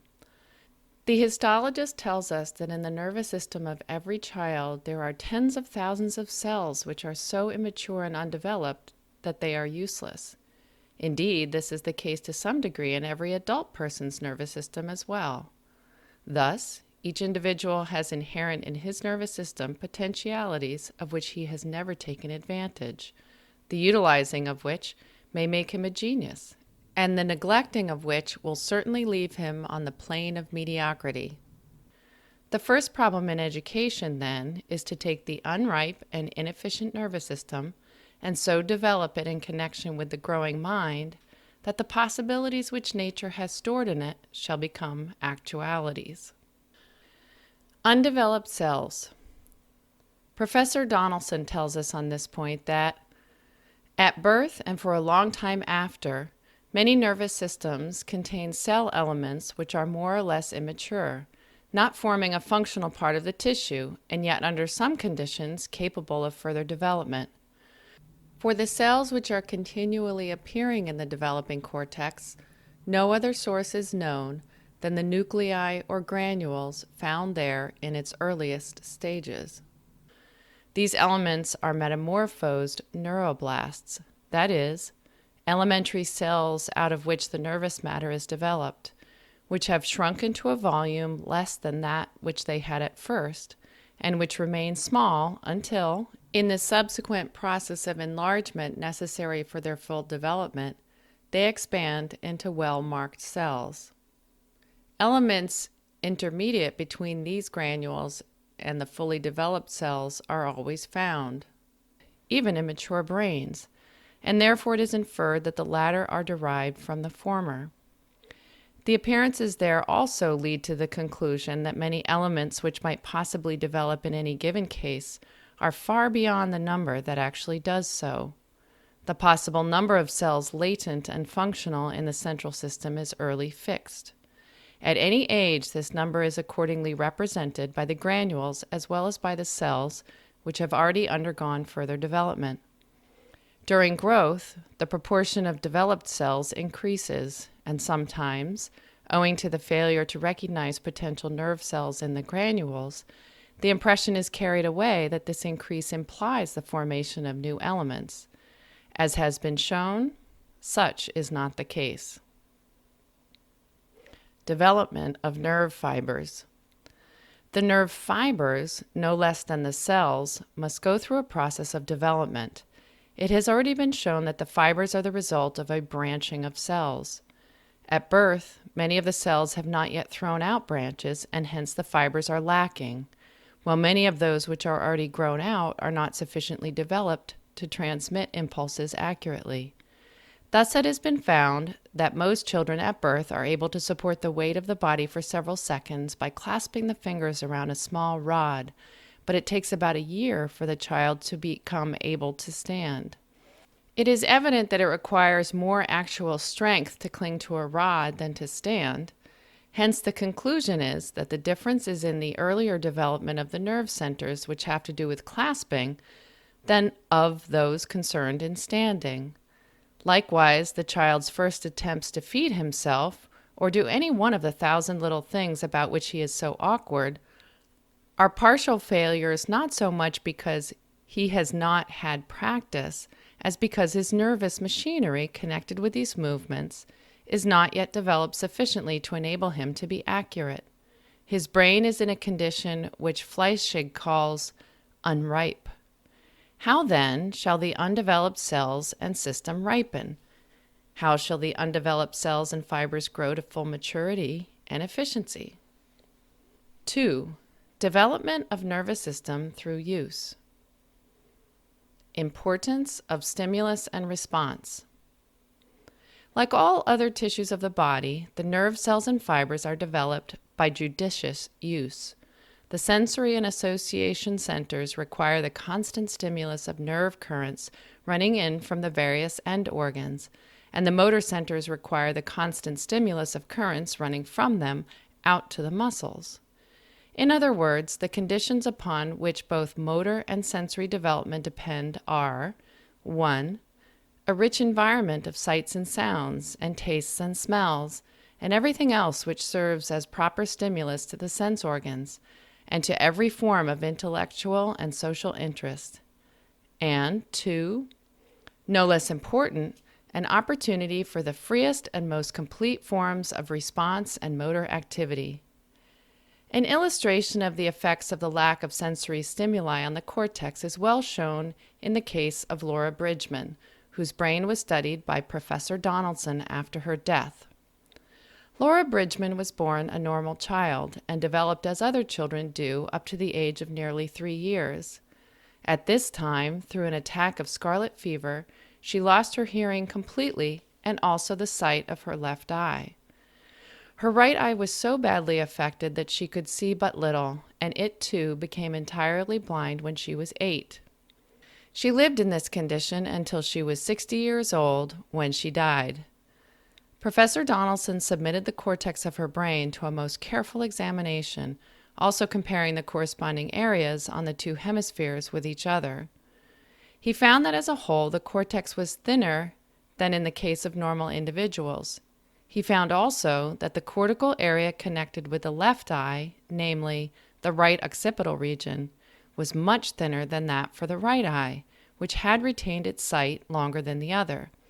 He says, quote, "It is interesting to notice that those parts of the cortex which, according to the current view, were associated with the defective sense organs were also particularly thin.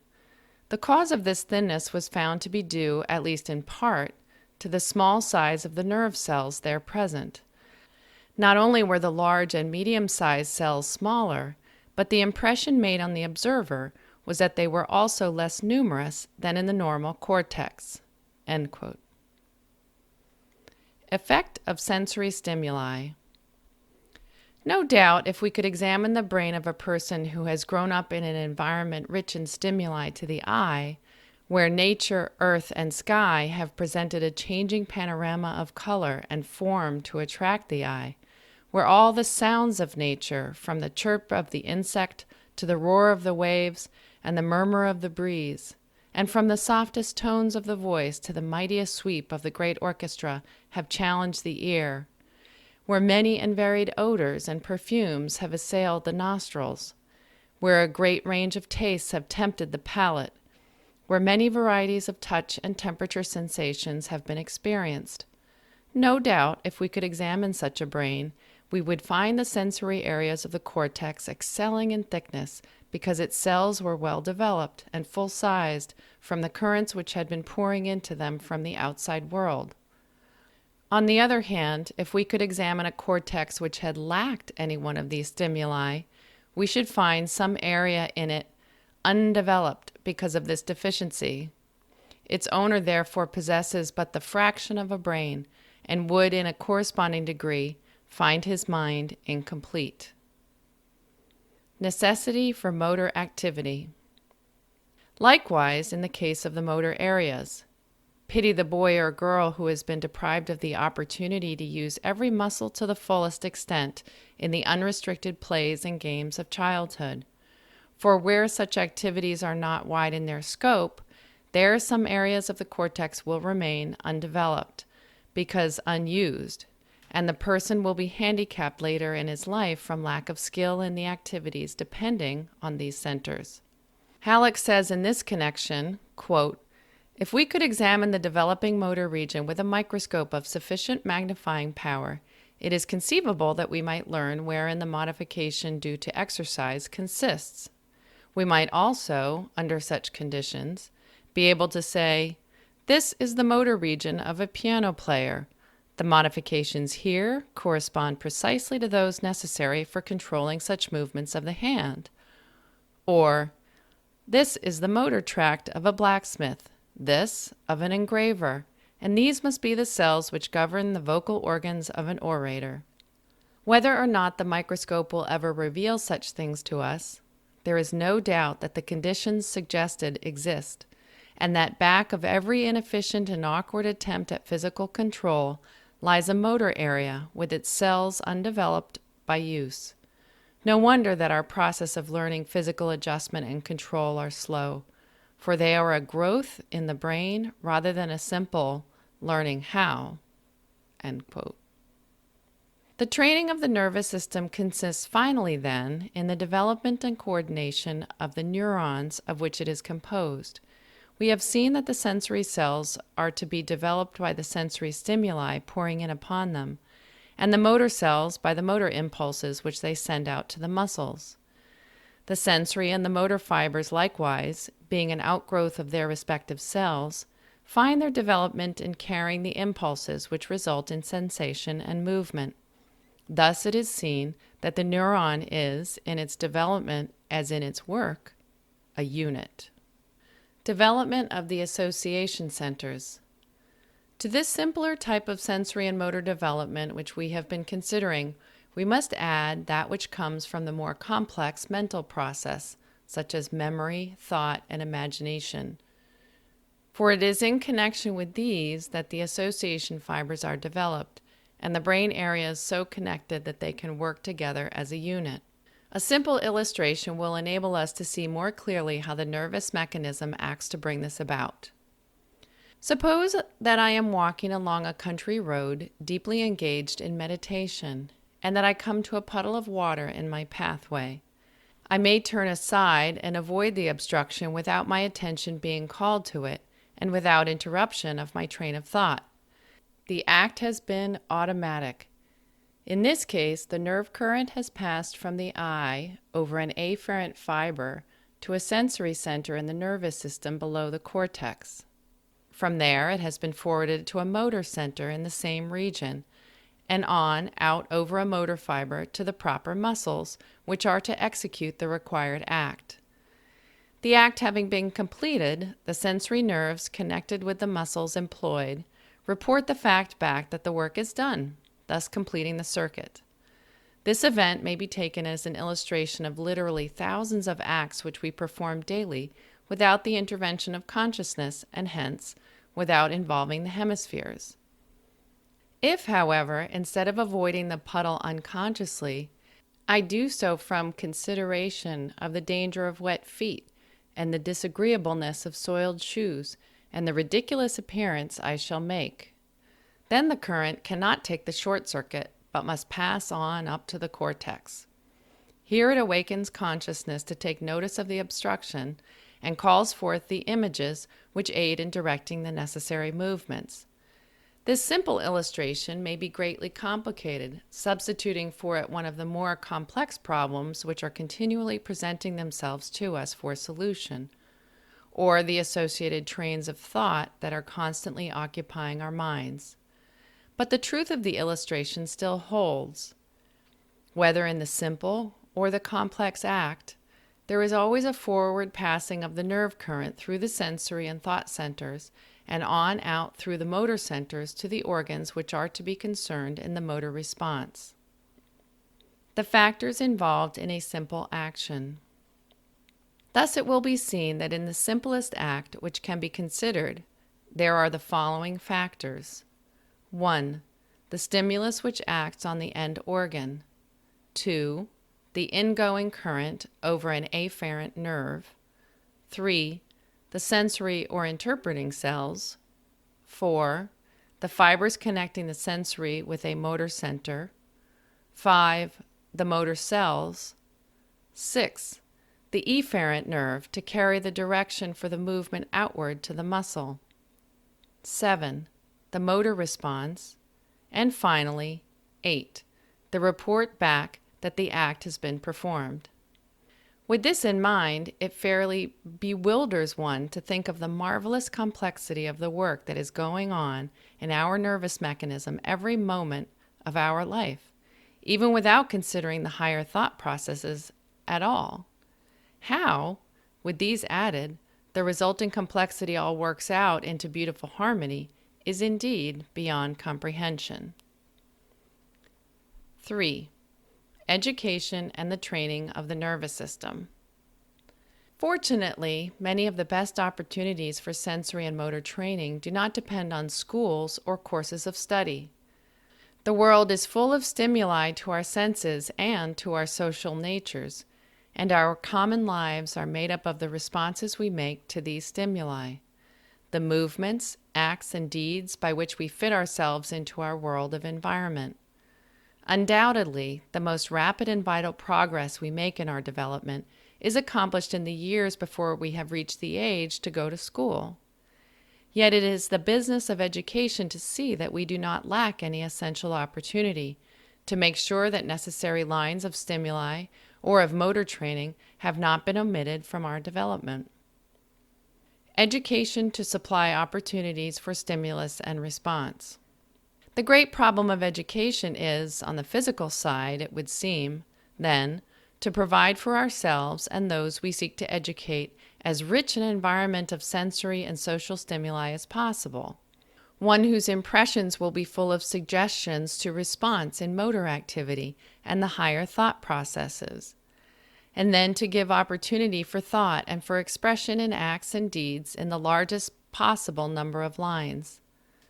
And added to this must be frequent and clear sensory and motor recall, a living over again of the sights and sounds and odors and the motor activities we have once experienced. There must also be the opportunity for the forming of worthy plans and ideals. For in this way, the brain centers, which are concerned in the original sensation or thought or movement, are again brought into exercise, and their development continued. Through recall and imagination, we are able not only greatly to multiply the effects of the immediate sensory and motor stimuli which come to us, but also to improve our power of thinking by getting a fund of material upon which the mind can draw. Order of development in the nervous system. Nature has set the order in which the powers of the nervous system shall develop, and we must follow this order if we would obtain the best results. Stated in technical terms, the order is from fundamental to accessory.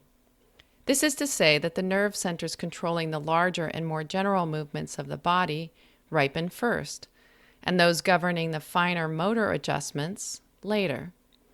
For example, the larger body muscles of the child, which are concerned with sitting up, come under control earlier than those connected with walking. The arm muscles develop control earlier than the finger muscles, and the head and neck muscles earlier than the eye muscles. So also the more general and less highly specialized power of the mind ripens sooner than the more highly specialized. Perception and observation precede powers of critical judgment and association. Memory and imagination ripen earlier than reasoning and the logical ability. This all means that our educational system must be planned to follow the order of nature. Children of the primary grades should not be required to write with fine pencils or pens, which demand delicate finger adjustments, since the brain centers for these finer coordinations are not yet developed. Young children should not be set at work necessitating difficult eye control, such as stitching through perforated cardboard, reading fine print, and the like, as their eyes are not yet ready for such tasks. The more difficult analytical problems of arithmetic and relations of grammar should not be required of pupils at a time when the association areas of the brain are not yet ready for this type of thinking. For such methods violate the law of nature, and the child is sure to suffer the penalty. 4. Importance of health and vigor of the nervous system. Parallel with opportunities for proper stimuli and response, the nervous system must possess good tonicity or vigor. This depends in large degree on general health and nutrition, with freedom from overfatigue. No favorableness of environment nor excellence of training can result in an efficient brain if the nerve energy has run low from depleted health, want of proper nourishment, or exhaustion. The influence of fatigue. Histologists find that the nuclei of nerve cells are shrunk as much as 50% by extreme fatigue. Reasonable fatigue followed by proper recuperation is not harmful, but even necessary if the best development is to be attained. But fatigue without proper nourishment and rest is fatal to all mental operations, and indeed, finally to the nervous system itself, leaving it permanently in a condition of low tone and incapable of rallying to strong effort. For rapid and complete recuperation, the cells must have not only the best of nourishment, but opportunity for rest as well. Extreme and long-continued fatigue is hostile to the development and welfare of any nervous system, and especially to that of children. Not only does overfatigue hinder growth, but it also results in the formation of certain toxins, or poisons, in the organism, which are particularly harmful to nervous tissue. It is these fatigue toxins that account for many of the nervous and mental disorders which accompany breakdowns from overwork. On the whole, the evil effects from mental overstrain are more to be feared than from physical overstrain. The effects of worry. There is perhaps no greater foe to brain growth and efficiency than the nervous and worn-out condition which comes from loss of sleep or from worry. Experiments in the psychological laboratories have shown that nerve cells shrivel up and lose their vitality under loss of sleep. Let this go on for any considerable length of time, and the loss is irreparable, for the cells can never recuperate. This is especially true in the case of children or young people. Many schoolboys and girls, indeed, many college students, are making slow progress in their studies not because they are mentally slow or inefficient, not even chiefly because they lose time that should be put on their lessons, but because they are incapacitating their brains for good service through late hours and the consequent loss of sleep. Add to this condition that of worry, which often accompanies it from the fact of failure in lessons, and a naturally good and well-organized nervous system is sure to fail. Worry, from whatever cause, should be avoided as one would avoid poison if we would bring ourselves to the highest degree of efficiency. Not only does worry temporarily unfit the mind for its best work, but its evil results are permanent, since the mind is left with a poorly developed or undone nervous system through which to work, even after the cause for worry has been removed and the worry itself has ceased. Not only should each individual seek to control the causes of worry in his own life, but the home and the school should force upon childhood as few causes for worry as may be. Children's worry over fears of the dark, over sickness and death, over prospective but delayed punishment, over the 1,001 real or imaginary troubles of childhood should be eliminated so far as possible. School examinations that prey on the peace of mind, threats of failure of promotion, all nagging and sarcasm, and whatever else may cause continued pain or worry to sensitive minds, should be barred from our schoolroom methods and practice. The price we force the child to pay for results through their use is too great for them to be tolerated. We must seek a better way. The factors in good nutrition. For the best nutrition, there is necessity, first of all, plenty of nourishing and healthful food. Science and experience have both disproved the supposition that students should be scantily fed. O'Shea claims that many brain workers are far short of their highest grade of efficiency because of starving their brains from poor diet. And not only must the food be of the right quality, but the body must be in good health. Little good to eat the best of food unless it is being properly digested and assimilated. And little good if all the rest is as it should be, and the right amount of oxidation does not go on in the brain so as to remove the worn-out cells and make place for new ones. This warns us that pure air and a strong circulation are indispensable to the best working of our brains. No doubt many students who find their work too hard for them might locate the trouble in their stomachs or their lungs or the food they eat, rather than in their minds. 5. Problems for introspection and observation. 1. Estimate the mental process made by the child during the first 5 years and compare with that made during the second 5 years of its life. To do this, make a list, so far as you are able, of the acquisitions of each period. What do you conclude as to the importance of play and freedom in early education? Why not continue this method instead of sending the child to school? 2. Which has the better opportunity for sensory training, the city child or the country child? For social training? For motor development through play? It is said by specialists that country children are not as good players as city children. Why should this be the case? 3. Observe carefully some group of children for evidence of lack of sensory training, interest in sensory objects, skill in observation, etc. For lack of motor training, failure in motor control, awkwardness, lack of skill in play, etc. Do you find that general mental ability seems to be correlated with sensory and motor ability, or not? 4. What sensory training can be had from 1. Geography, 2. Agriculture, 3. Arithmetic, 4. Drawing? What lines of motor training ought the school to afford? 1. In general, 2. For the hand, 3. In the grace and poise of carriage or bearing, 4. In any other line. Make observation tests of these points in one or more schoolrooms and report the results. 5.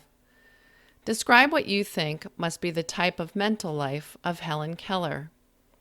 Read The World I Live In by Helen Keller. 6.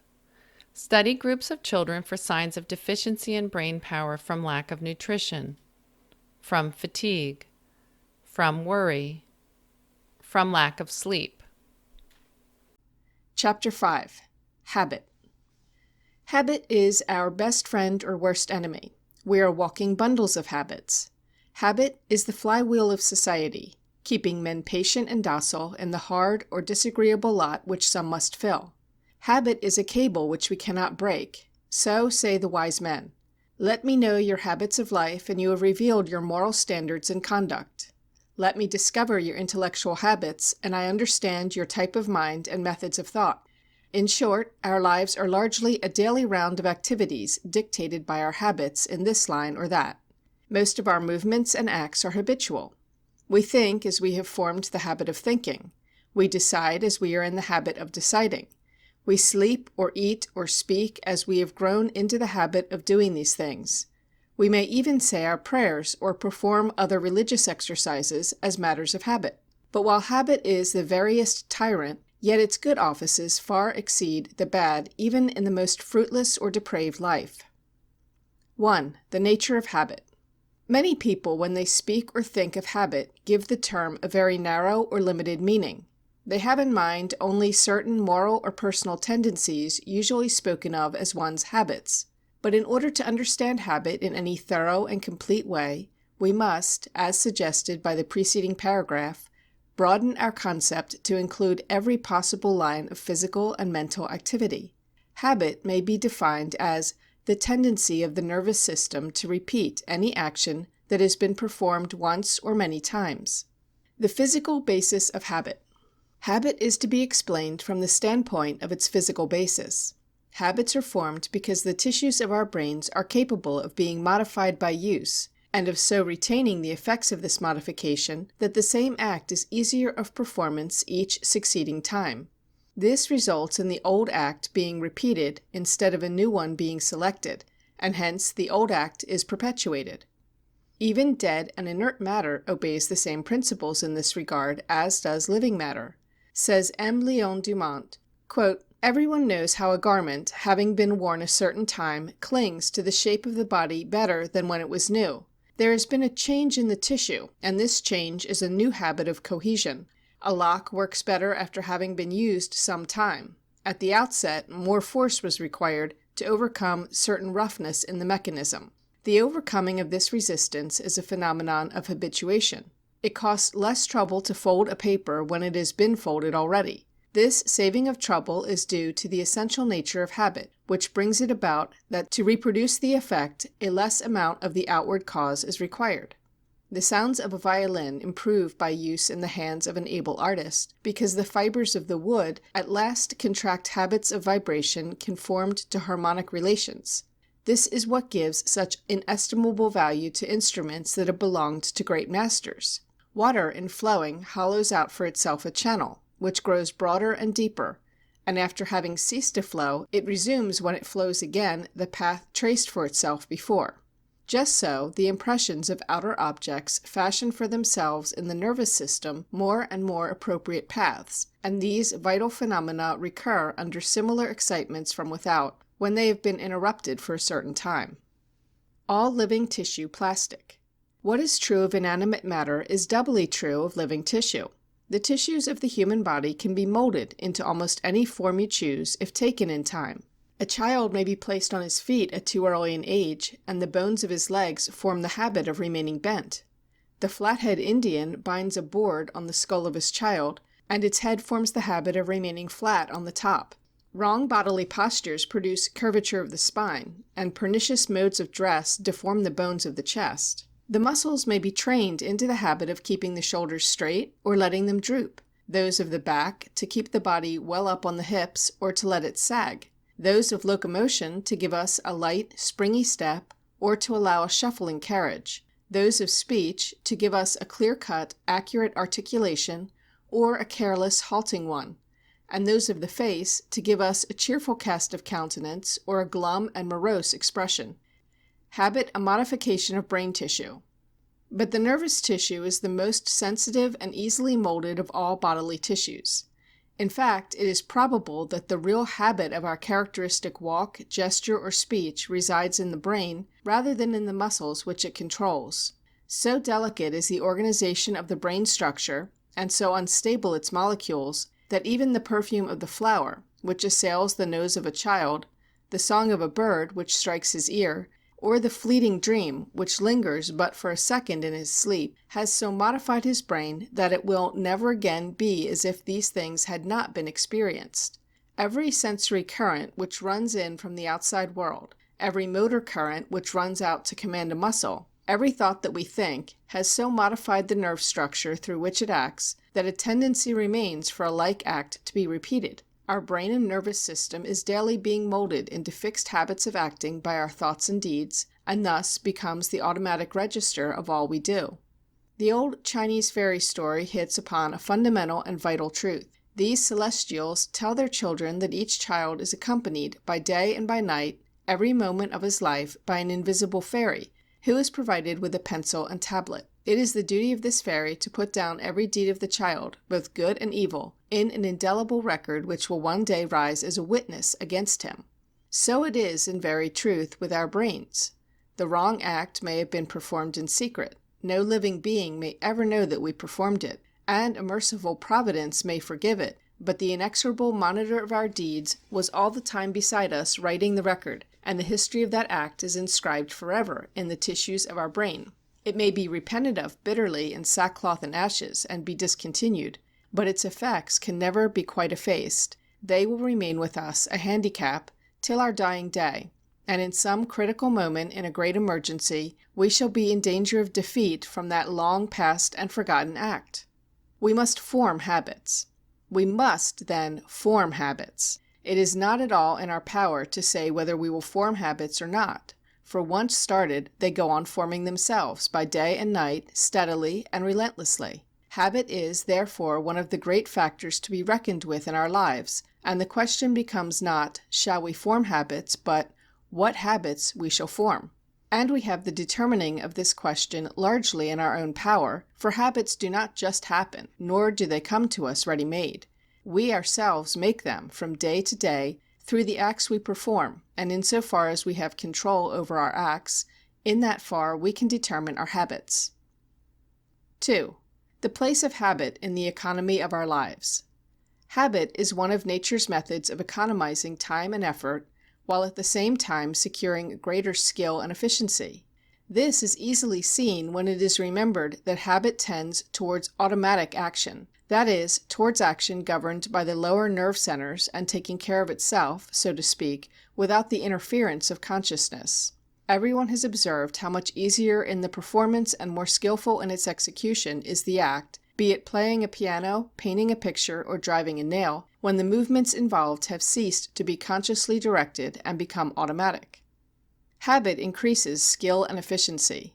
Practically all increase in skill, whether physical or mental, depends on our ability to form habits. Habit holds fast to the skill already attained, while practice or intelligence makes ready for the next step in advance. Could we not form habits, we should improve but little in our way of doing things, no matter how many times we did them over. We should now be obliged to go through the same bungling process of dressing ourselves as when we first learned it as children. Our writing would proceed as awkwardly in the high school as the primary. Our eating as adults would be as messy and wide of the mark as when we were infants, and we should miss in 1,000 ways the motor skill that now seems so easy and natural. All highly skilled occupations, and those demanding great manual dexterity, likewise depend on our habit-forming power for the accurate and automatic movements required.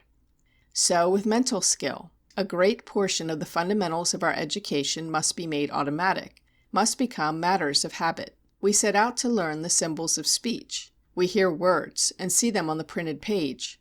Associated with these words are meanings or ideas. Habit binds the word and the idea together, so that to think of the one is to call up the other, and language is learned. We must learn numbers, so we practice the combinations, and with 4 times 6 or 3 times 8 we associate 24. Habit secures this association in our minds, and lo, we soon know our tables. And so on throughout the whole range of our learning. We learn certain symbols or facts or processes, and habit takes hold and renders these automatic, so that we can use them freely, easily, and with skill, leaving our thought free for matters that cannot be made automatic. One of our greatest dangers is that we shall not make sufficiently automatic enough of the necessary foundation material of education. Failing in this, we shall at best be but blunderers intellectually, handicapped because we failed to make proper use of habit in our development. For, as we have seen in an earlier chapter, there is a limit to our mental energy and also to the number of objects to which we are able to attend. It is only when attention has been freed from the many things that can always be thought or done in the same way that the mind can devote itself to the real problems that require judgment, imagination, or reasoning. The writer whose spelling and punctuation do not take care of themselves will hardly make a success of writing. The mathematician whose number combinations, processes, and formulae are not automatic in his mind can never hope to make progress in mathematical thinking. The speaker who, while speaking, has to think of his gestures, his voice, or his enunciation, will never sway audiences by his logic or his eloquence. Habit saves effort and fatigue. We do most easily and with least fatigue that which we are accustomed to do.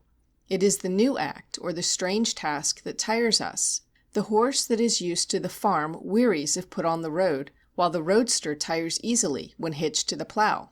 The experienced penman works all day at his desk without undue fatigue, while the man more accustomed to the pick and the shovel than to the pen is exhausted by a half-hour's writing at a letter. Those who follow a sedentary and inactive occupation do not tire by much sitting, while children or others used to freedom and action may find it a wearisome task merely to remain still for an hour or two.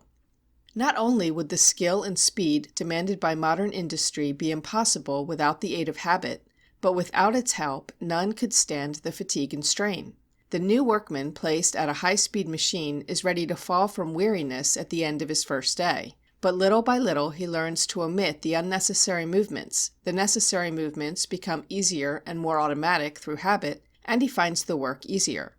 We may conclude, then, that not only do consciously directed movements show less skill than the same movements made automatic by habit, but they also require more effort and produce greater fatigue. Habit economizes moral effort.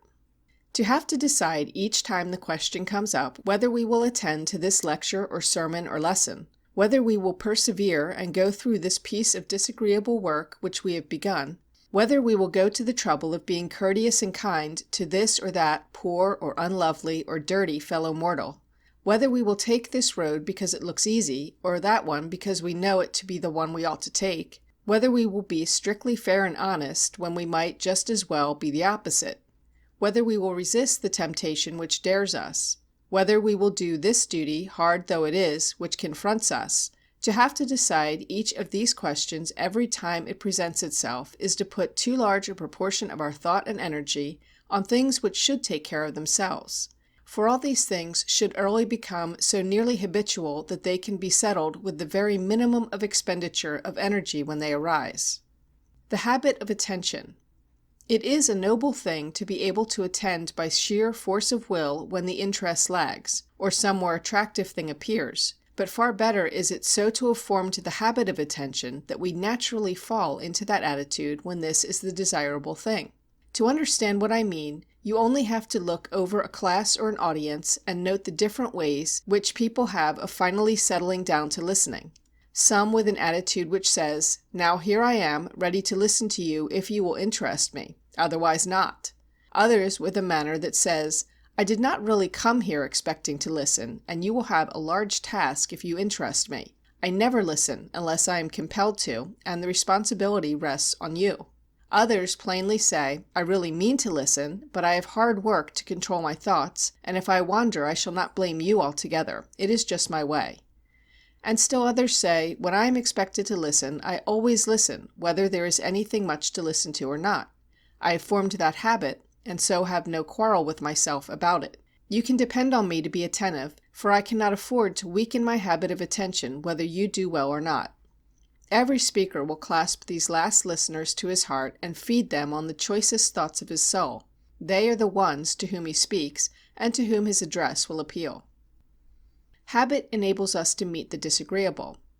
To be able to persevere in the face of difficulties and hardships, and carry through the disagreeable thing in spite of the protests of our natures against the sacrifice which it requires, is a creditable thing. But it is more creditable to have so formed the habit of perseverance that the disagreeable duty shall be done without a struggle or protest or question.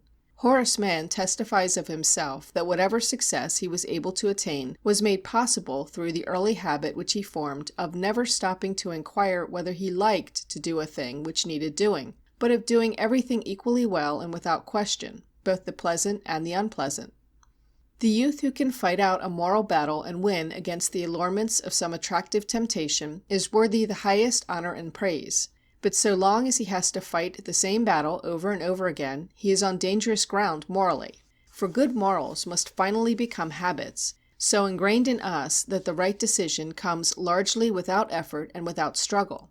Otherwise the strain is too great, and defeat will occasionally come, and defeat means weakness and at last disaster, after the spirit has tired of the constant conflict. And so on in 100 lines. Good habits are more to be coveted than individual victories in special cases, much as these are to be desired, for good habits mean victories all along the line. Habit the foundation of personality. The biologist tells us that it is the constant and not the occasional in the environment that impresses itself on an organism. So also it is the habitual in our lives that builds itself into our character and personality. In a very real sense, we are what we are in the habit of doing and thinking. Without habit, personality could not exist, for we could never do a thing twice alike, and hence would be a new person each succeeding moment. The acts which give us our own peculiar individuality are our habitual acts, the little things that do themselves moment by moment without care or attention, and are the truest and best expression of our real selves. Probably no one of us could be very sure which arm he puts into the sleeve or which foot he puts into the shoe first, and yet each of us certainly formed the habit long ago of doing these things in a certain way. We might not be able to describe just how we hold the knife and fork and spoon, and yet each has his own characteristic and habitual way of handling them. We sit down and get up in some characteristic way, and the very poise of our heads and attitudes of our bodies are the result of that. We get sleepy and wake up, become hungry and thirsty at certain hours through force of habit. We form the habit of liking a certain chair or nook or corner or path or desk, and then seek this to the exclusion of all others. We habitually use a particular pitch of voice and type of enunciation in speaking, and this becomes one of our characteristic marks. Or we form the habit of using barbarisms or solecisms of language in youth, and these cling to us and become an inseparable part of us later in life. On the mental side, the case is no different. Our thinking is as characteristic as our physical acts. We may form the habit of thinking things out logically, or of jumping to conclusions, of thinking critically and independently, or of taking things unquestioningly on the authority of others. We may form the habit of carefully reading good, sensible books, or of skimming sentimental and trashy ones, of choosing elevating, ennobling companions, or the opposite, of being a good conversationalist and doing our part in a social group, or of being a drag on the conversation and needing to be entertained. We may form the habit of observing the things about us and enjoying the beautiful in our environment, or of failing to observe or to enjoy. We may form the habit of obeying the voice of conscience, or of weakly yielding to temptation without a struggle, of taking a reverent attitude of prayer in our devotions, or of merely saying our prayers. Habit saves worry and rebellion. Habit has been called the balance wheel of society. This is because men readily become habituated to the hard, the disagreeable, or the inevitable, and cease to battle against it. A lot that at first seems unendurable after a time causes less revolt. A sorrow that seems too poignant to be borne in the course of time loses some of its sharpness. Oppression or injustice that arouses the fiercest resentment and hate may finally come to be accepted with resignation. Habit helps us learn that what cannot be cured must be endured. 3. The tyranny of habit. Even good habits need to be modified. But even in good habits there is danger. Habit is the opposite of attention. Habit relieves attention of unnecessary strain. Every habitual act was at one time, either in the history of the race or of the individual, a voluntary act. That is, it was performed under active attention. As the habit grew, attention was gradually rendered unnecessary, until finally it dropped entirely out. And herein lies the danger. Habit, once formed, has no way of being modified unless in some way attention is called to it, for a habit left to itself becomes more and more firmly fixed. The rut grows deeper. In very few, if any, of our actions can we afford to have this the case. Our habits need to be progressive. They need to grow, to be modified, to be improved. Otherwise they will become an encrusting shell, fixed and unyielding, which will limit our growth. It is necessary, then, to keep our habitual acts under some surveillance of attention, to pass them in review for inspection every now and then, that we may discover possible modifications which will make them more serviceable. We need to be inventive, constantly to find out better ways of doing things. Habit takes care of our standing, walking, and sitting. But how many of us could not improve his poise and carriage if he would? Our speech has become largely automatic, but no doubt all of us might remove faults of enunciation, pronunciation, or stress from our speaking. So also we might better our habits of study and thinking, our methods of memorizing, or our manner of attending. The tendency of ruts. But this will require something of heroism, for to follow the well-beaten path of custom is easy and pleasant, while to break out of the rut of habit and start a new line of action is difficult and disturbing. Most people prefer to keep doing things as they always have done them, to continue reading and thinking and believing as they have long been in the habit of doing, not so much because they feel that their way is best, but because it is easier than to change. Hence, the great mass of us settle down on the plane of mediocrity and become old fogey. We learn to do things passably well, cease to think about improving our ways of doing them, and so fall into a rut. Only the few go on. They make use of habit as the rest do, but they also continue to attend at critical points of action, and so make habit an ally in place of accepting it as a tyrant. 4. Habit forming a part of education.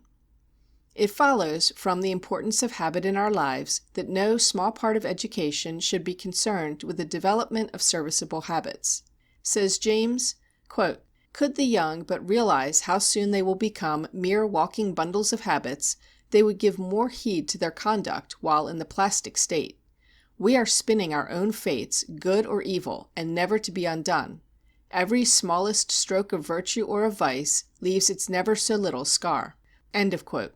Any youth who is forming a large number of useful habits is receiving no mean education, no matter if his knowledge of books may be limited.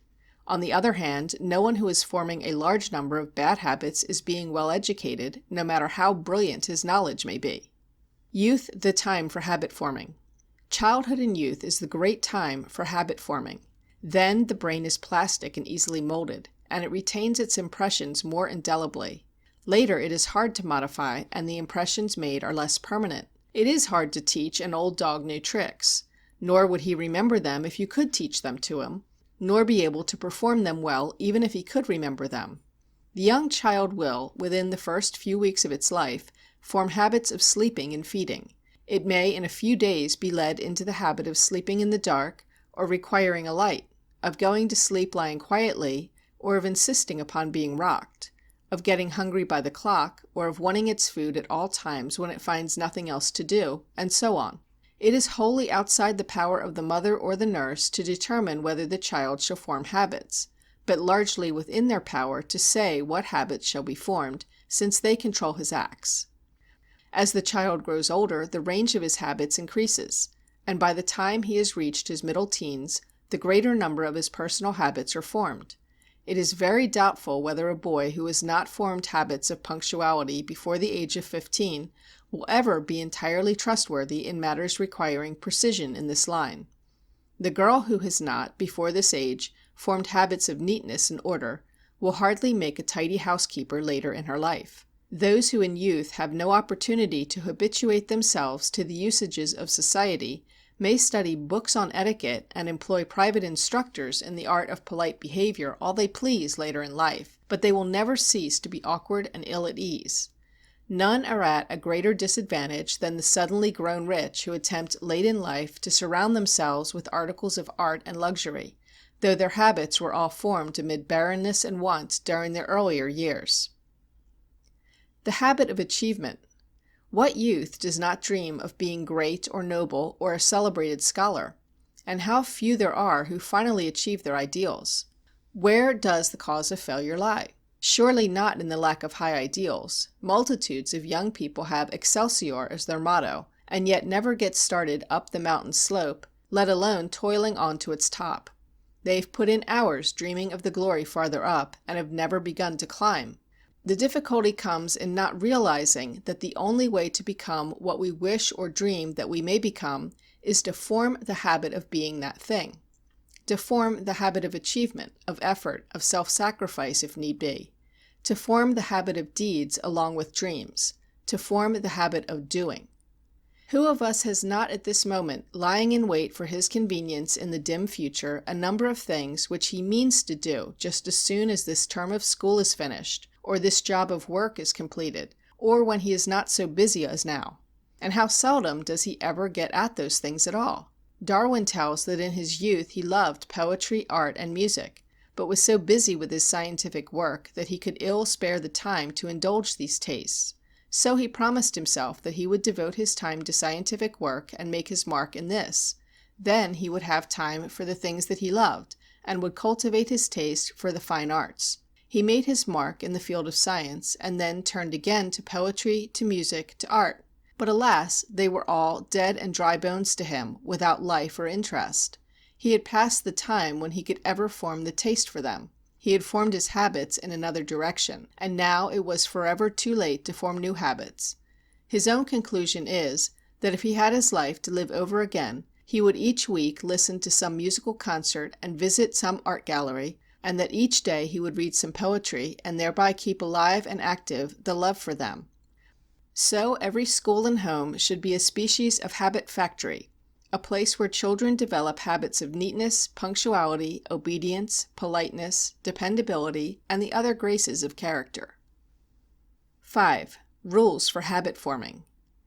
James's 3 maxims for habit forming. On the forming of new habits and the leaving off of old ones, I know of no better statement than that of James, based on Bain's chapter on moral habits. I quote this statement at some length. Quote, "In the acquisition of a new habit, or the leaving off of an old one, we must take care to launch ourselves with as strong and decided an initiative as possible. Accumulate all the possible circumstances which shall reinforce right motives. Put yourself assiduously in conditions that encourage the new way. Make engagements incompatible with the old. Take a public pledge if the case allows.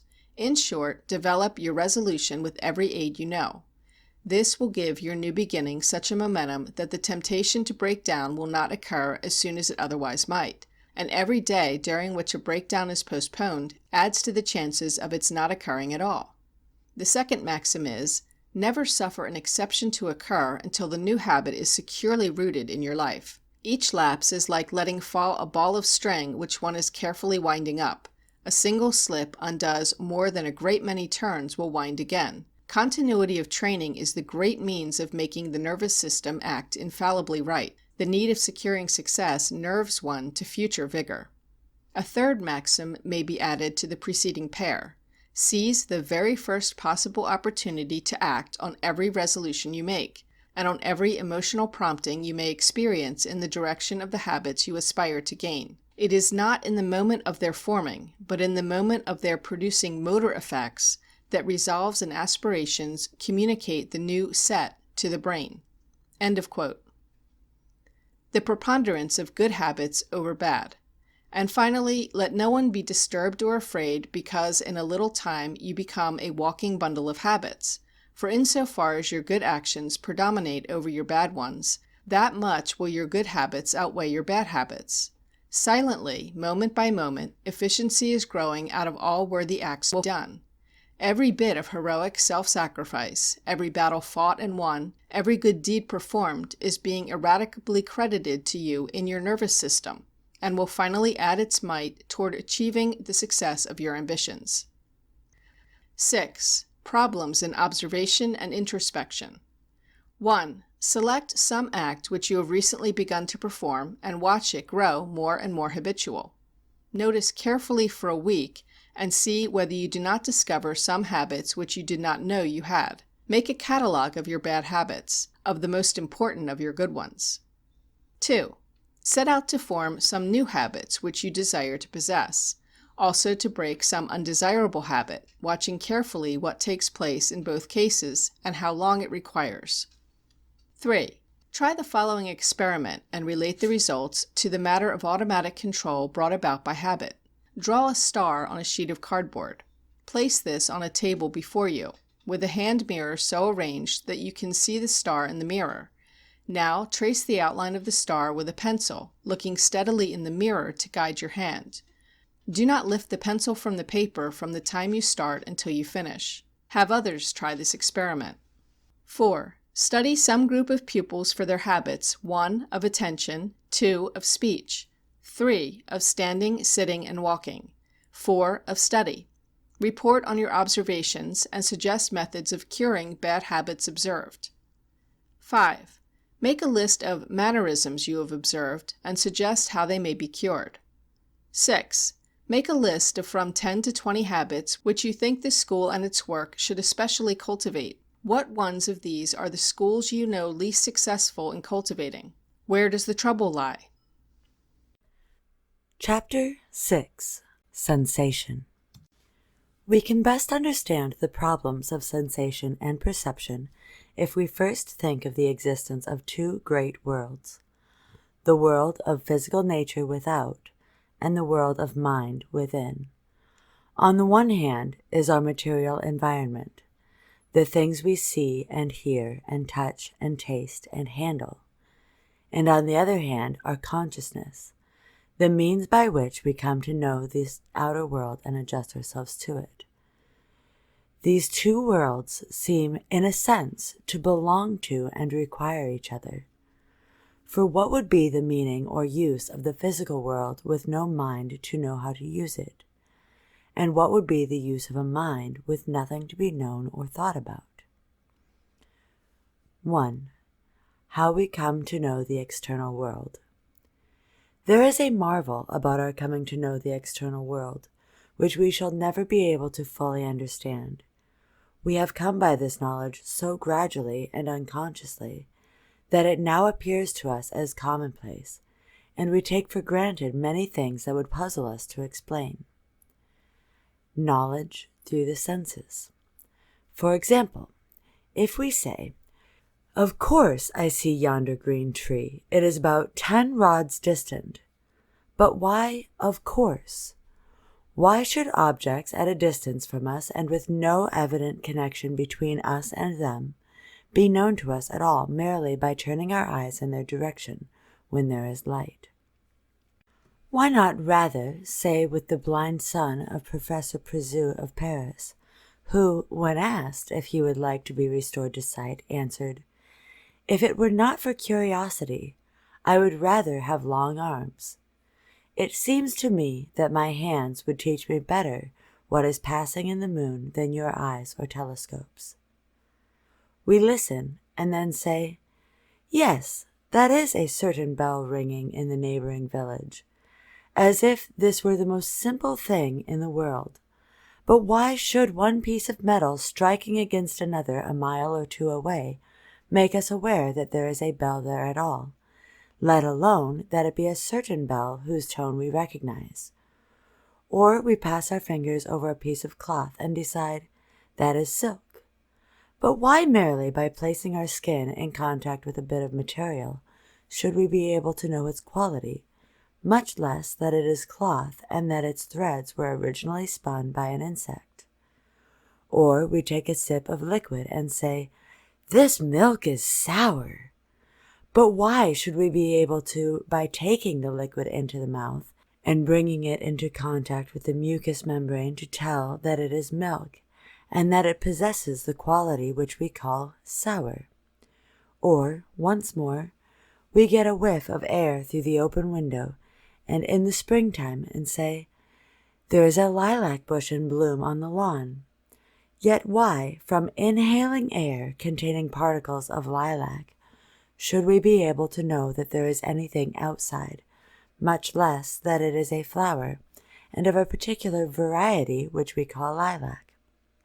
Or finally, we hold a heated flat iron up near the cheek and say, "This is too hot.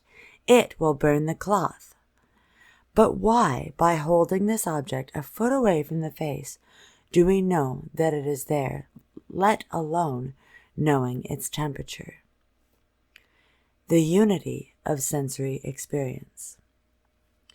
Further, our senses come through experience to have the power of fusing, or combining their knowledge, so to speak, by which each expresses its knowledge in terms of the others. Thus, we take a glance out of the window and say that the day looks cold, although we well know that we cannot see cold, or say that the melon sounds green, or the bell sounds cracked, although a crack or greenness cannot be heard. Or we say that the box feels empty, although emptiness cannot be felt. We have come to associate cold originally experienced with days which look like one we now see, with this particular appearance, and so we say that we see the cold. Sounds, like the one coming from the bell, we have come to associate with cracked bells, and that coming from the melon with green melons, until we say, unhesitatingly, that the bell sounds cracked and the melon sounds green, and so with the various senses. Each gleans from the world its own particular bit of knowledge, but all are finally in partnership, and what is each one's knowledge belongs to every other one insofar as the other can use it. The sensory process to be explained.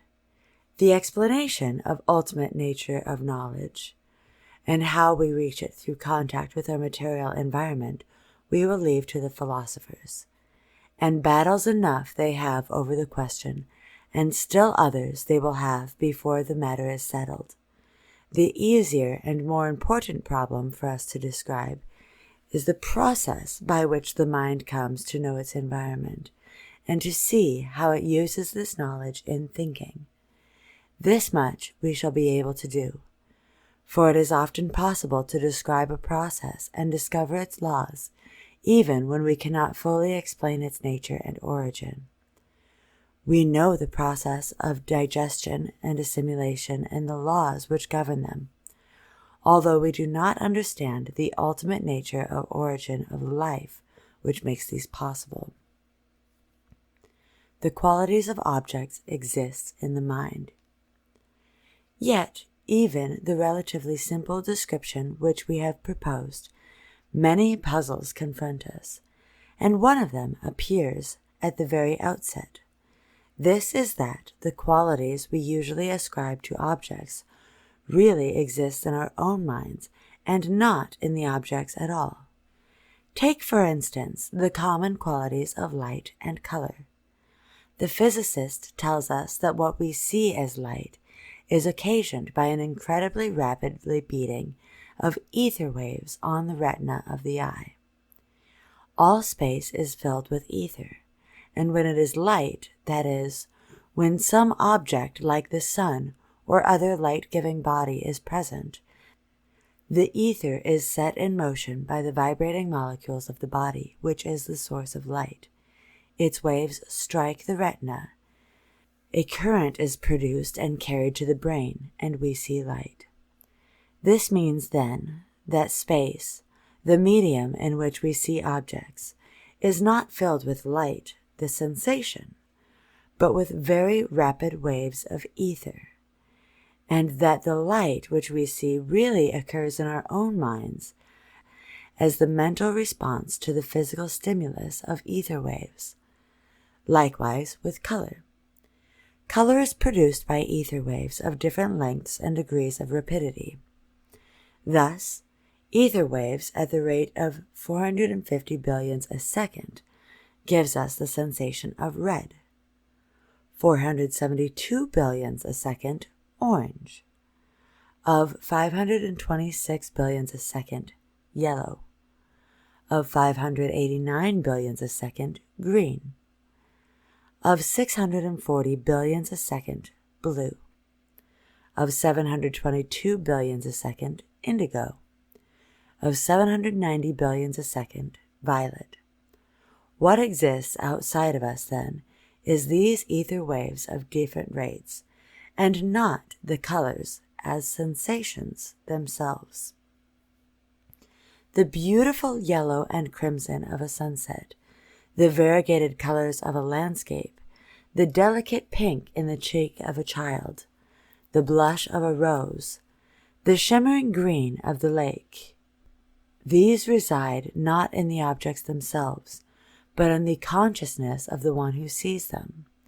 The object possesses but the quality of reflecting back to the eye of ether waves, of the particular rate corresponding to the color which we ascribe to them. Thus, red objects, and no others, reflect back ether waves of a rate of 450 billions a second. White objects reflect all rates. Black objects reflect none. The case is no different with regard to sound. When we speak of a sound coming from a bell, what we really mean is that the vibrations of the bell have set up waves in the air between it and our ear, which have produced corresponding vibrations in the ear, that a nerve current was thereby produced, and that a sound was heard. But the sound, i.e., sensation, is a mental thing and exists only in our consciousness. What passed between the sounding object and ourselves was waves in the intervening air, ready to be translated through the machinery of nerves and brain into the beautiful tones and melodies and harmonies of the mind. And so with all other sensations. The three sets of factors. What exists outside of us, therefore, is a stimulus, some form of physical energy of a kind suitable to excite to activity a certain end organ of taste or touch or smell or sight or hearing. What exists within us is the nervous machinery, capable of converting the stimulus into a nerve current, which shall produce an activity in the cortex of the brain. What results is the mental object which we call sensation of taste, smell, touch, sight, or hearing. 2. The nature of sensation. Sensation gives us our world of qualities. In actual experience, sensations are never known apart from the objects to which they belong. This is to say, that when we see yellow or red, it is always in connection with some surface or object. When we taste sour, this quality belongs to some substance, and so on with all the senses. Yet by sensation we mean only the simple qualities of objects known in consciousness as the result of appropriate stimuli applied to end organs. We shall later see how by perception these qualities fuse or combine to form objects, but in the present chapter we shall be concerned with the qualities only. Sensations are then the simplest and most elementary knowledge we may get from the physical world. The red, the blue, the bitter, the cold, the fragrant, and whatever other qualities may belong to the external world. We shall not for the present be concerned with the objects or sources from which the quality may come. To quote James on the meaning of sensation, all we can say on this point is that what we mean by sensation are first things in the way of consciousness. They are the immediate results upon consciousness of the nerve currents as they enter the brain, and before they have awakened any suggestions or associations with past experience. But it is obvious that such immediate sensations can be realized only in the earliest days of life. The attributes of sensation. Sensations differ from each other in at least 4 respects, namely, quality, intensity, extensity, and duration. It is a difference in quality that makes us say, this paper is red, and that blue. This liquid is sweet, and that sour. Differences in quality are therefore fundamental differences in kind. Besides the quality differences that exist within the same general field, as of taste or vision, it is evident that there is still a more fundamental difference existing between the various fields. One can, for example, compare red with blue, or sweet with sour, and tell which quality he prefers. But let him try to compare red with sweet, or blue with sour, and the quality difference is so profound that there seems to be no basis for comparison. Difference in intensity of sensation are familiar to every person who prefers 2 lumps of sugar rather than 1 lump in his coffee. The sweet is of the same quality in either case, but differs in intensity. In every field of sensation, the intensity may proceed from the smallest amount to the greatest amount discernible. In general, the intensity of the sensation depends upon the intensity of the stimulus, though the condition of sense organ as regards fatigue or adaptation to the stimulus has its effect. It is obvious that a stimulus may be too weak to produce any new sensation, as for example, a few grains of sugar in a cup of coffee, or a few drops of lemon in a quart of water could not be detected. It is also true that the intensity of stimulus may be so great that an increase in intensity produces no effect on sensation, as for example, the addition of sugar to a solution of saccharin would not noticeably increase its sweetness. The lowest and highest intensity points of sensation are called the lower and upper limen, or threshold, respectively. By extensity is meant the space differences of sensations. The touch of a point of a toothpick on the skin has a different space quality from the touch of the flat end of a pencil. Low tones seem to have more volume than high tones. Some pains feel sharp and others dull and diffuse.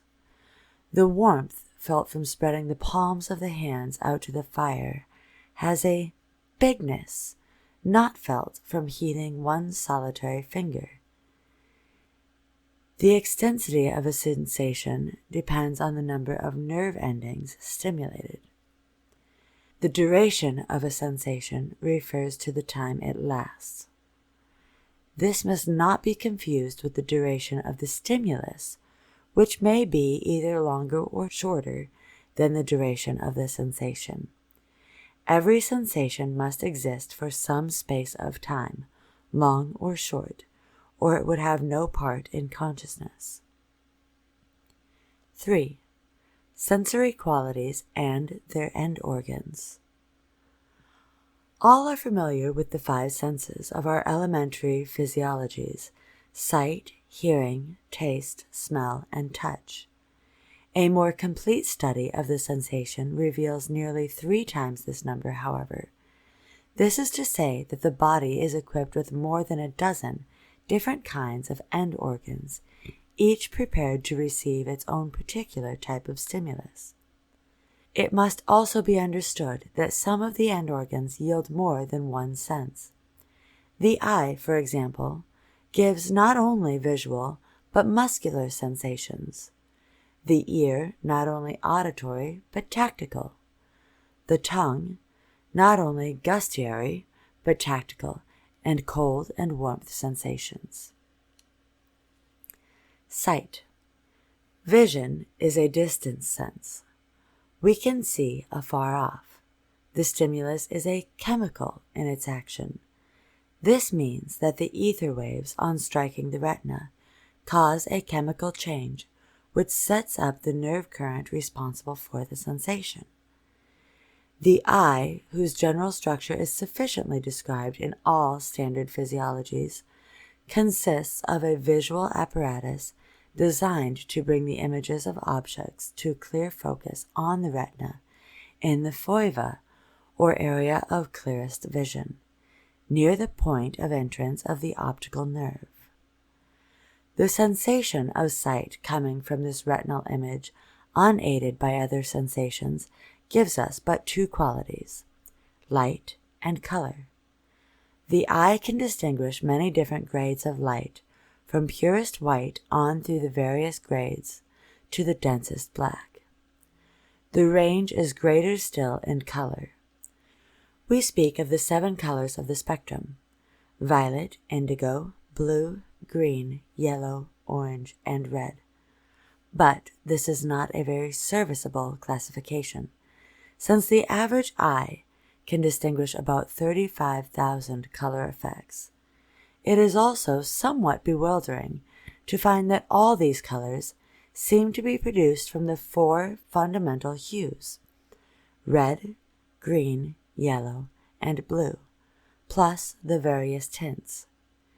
These 4, combined in varying proportions and with different degrees of light, i.e. different shades of gray, yield all the color effects known to the human eye. Herschel estimates that the workers on mosaics at Rome must have distinguished 30,000 different color tones. The hue of a color refers to its fundamental quality, as red or yellow. The chroma to its saturation or strength of the color, and the tint to the amount of brightness, i.e. white, it contains. Hearing. Hearing is also a distance sense. The action of its stimulus is mechanical, which is to say that the vibrations produced in the air by the sounding body are finally transmitted by the mechanism of the middle ear to the inner ear. Here the impulse is conveyed through the liquid of the internal ear to the nerve endings as so many tiny blows, which produce the nerve current carried to the brain by the auditory nerve. The sensation of hearing, like that of sight, gives us 2 qualities, namely, tones with their accompanying pitch and timbre, and noises. Tones or musical sounds are produced by isochronos, or equal timed vibrations. Thus, C of the first octave is produced by 256 vibrations a second, and if this tone is prolonged, the vibration rate will continue uniformly the same. Noises, on the other hand, are produced by vibrations which have no uniformity of vibration rate. The ear's sensibility to pitch extends over about 7 octaves. The 7-octave piano goes down to 27.5 vibrations and reaches up to 3,500 vibrations. Notes of nearly 50,000 vibrations can be heard by an average ear. However, these are too painfully shrill to be musical. Taking into account this upper limit, the range of the ear is about 11 octaves. The ear, having given us loudness of tones, which depends on the amplitude of vibrations, pitch, which depends on the rapidity of the vibrations, and timbre or quality, which depends on the complexity of the vibrations, has no further qualities of sound to reveal. Taste.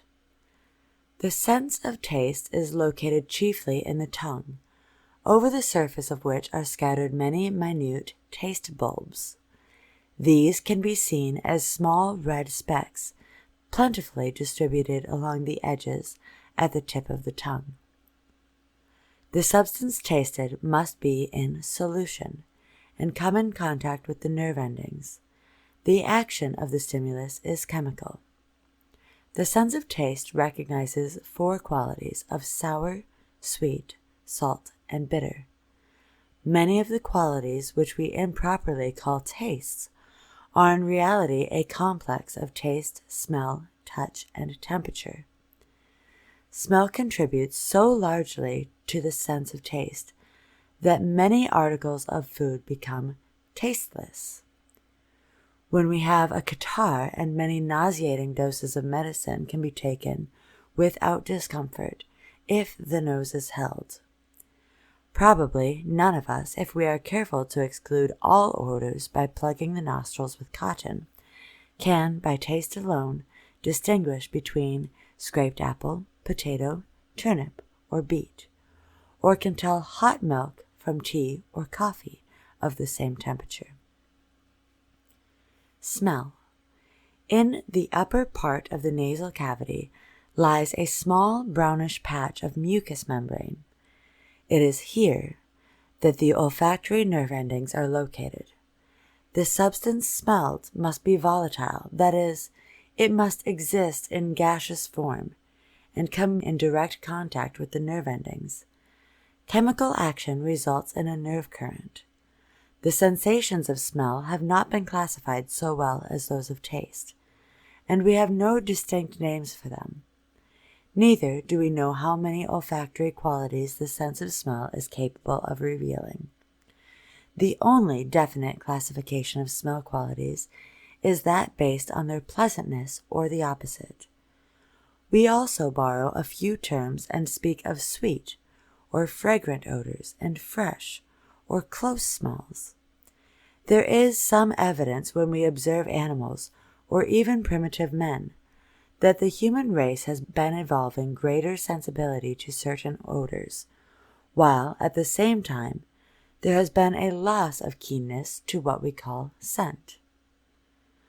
Various sensations from the skin. The skin, besides being a protective and excretory organ, affords a lodging place for the end organs, giving us our sense of pressure, pain, cold, warmth, tickle, and itch. Pressure seems to have for its end organ the hair bulbs of the skin. On hairless regions, small bulbs, called the corpuscles of Meissner, serve this purpose. Pain is thought to be mediated by free nerve endings. Cold depends on end organs called the bulbs of Krauss, and warmth on the Ruffinian corpuscles. Cutaneous or skin sensation may arise from either mechanical stimulation, such as pressure, a blow or tickling, from thermal stimulation from hot or cold objects, from electrical stimulation or the form of action of certain chemicals, such as acids and the like. Stimulated mechanically, the skin gives us but two sensation qualities, pressure and pain. Many of the qualities which we commonly ascribe to the skin sensations are really a complex of cutaneous and muscular sensations. Contact is light pressure. Hardness and softness depend on the intensity of the pressure. Roughness and smoothness arise from interrupted and continuous pressure, respectively, and require movement over the rough or smoother surface. Touch depends on pressure accompanied by the muscular sensations involved in the movements connected with the act. Pain is clearly a different sensation from pressure, but any of the cutaneous or muscular sensations may, by excessive stimulation, be made to pass over into pain. All parts of the skin are sensitive to pressure and pain, but certain parts, like the fingertips and the tip of the tongue, are more highly sensitive than others. The skin varies also in its sensitivity to heat and cold. If we take a hot or very cold pencil point and pass it rather lightly and slowly over the skin, it is easy to discover certain spots from which a sensation of warmth or of cold flashes out. In this way it is possible to locate the end organs of temperature very accurately. The kinesthetic senses. The muscles, tendons, and joints also give rise to perfectly definite sensations, but they have not been named, as have the sensations for most of the other end organs. Weight is the most clearly marked of these sensations. It is through the sensations connected with movements of muscles, tendons, and joints that we come to judge form, size, and distance. The organic senses. Finally, To the sensations mentioned so far must be added those which come from internal organs of the body. From the alimentary canal we get sensations of hunger, thirst, and nausea. From the heart, lungs, and organs of sex come numerous well-defined but unnamed sensations which play an important part in making up the feeling tone of our daily lives. Thus, we see that the senses may be looked upon as the sentries of the body, standing at the outposts where the nature and ourselves meet. They discover the qualities of the various objects with which we come into contact and hand them over to the mind in the form of sensations. And these sensations are raw material out of which we begin to construct our material environment. Only as we are equipped with good organs of sense, especially good eyes and ears, therefore, are we able to enter fully into the wonderful world about us and receive the stimuli necessary to our thought and action. 4. Problems in observation and introspection. 1. Observe a schoolroom of children at work with the aim of discovering any that show defects of vision or hearing. What are the symptoms? What is the effect of inability to hear or see well upon interest and attention? 2. Talk with your teacher about testing the eyes and ears of the children of some school. The simpler tests for vision and hearing are easily applied, and the expensive material almost nothing. What tests should be used? Does your school have a test card for vision? 3. Use a rotator or colored tops for mixing discs of white and black to produce different shades of gray.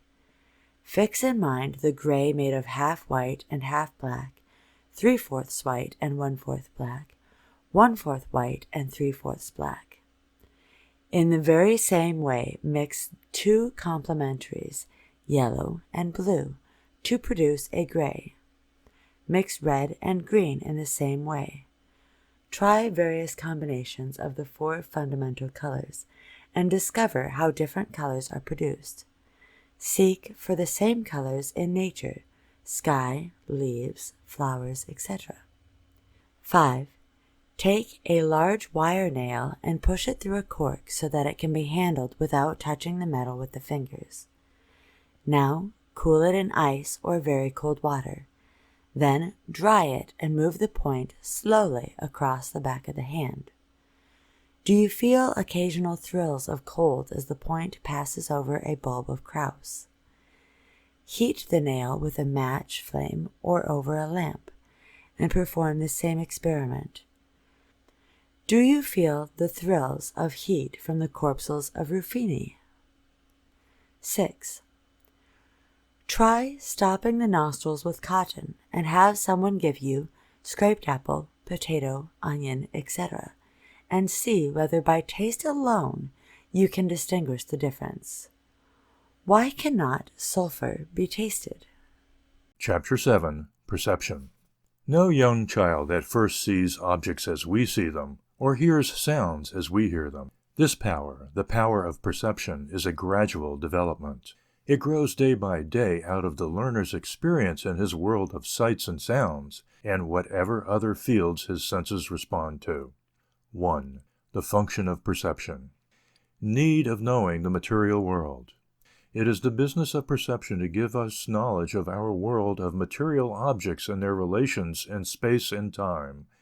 The material world which we enter through the gateways of the senses is more marvelous by far than any fairy world created by the fancy of storytellers, for it contains the elements of all they have conceived and much more besides. It is more marvelous than any structure planned and executed by the mind of man, for all the wonders and beauties of the Colosseum or of St. Peter's existed in nature before they were discovered by the architect and thrown together in these magnificent structures. The material advancement of civilization has been but the discovery of the objects, forces, and laws of nature, and their use and inventions serviceable to men. And these forces and laws of nature were discovered only as they were made manifest through objects in the material world. The problem lying before each individual who would enter fully into this rich world of environment, then, is to discover at first hand just how large a part of the material world about him as possible. In the most humble environment of the most uneventful life is to be found the material for discoveries and inventions yet undreamed of. Lying in the shade of an apple tree under the open sky, Newton read from a falling apple the fundamental principles of the law of gravitation which has revolutionized science. Sitting at a humble tea table, Watt watched the gurgling of the steam escaping from the kettle, and evolved the steam engine therefrom.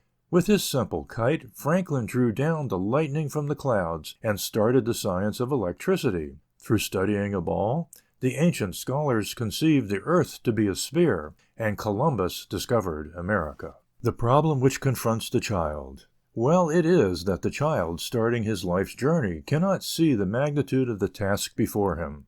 Cast amid a world of objects of whose very existence he is ignorant, and whose meanings and uses have to be learned by slow and often painful experience, he proceeds step by step through the senses in his discovery of the objects about him.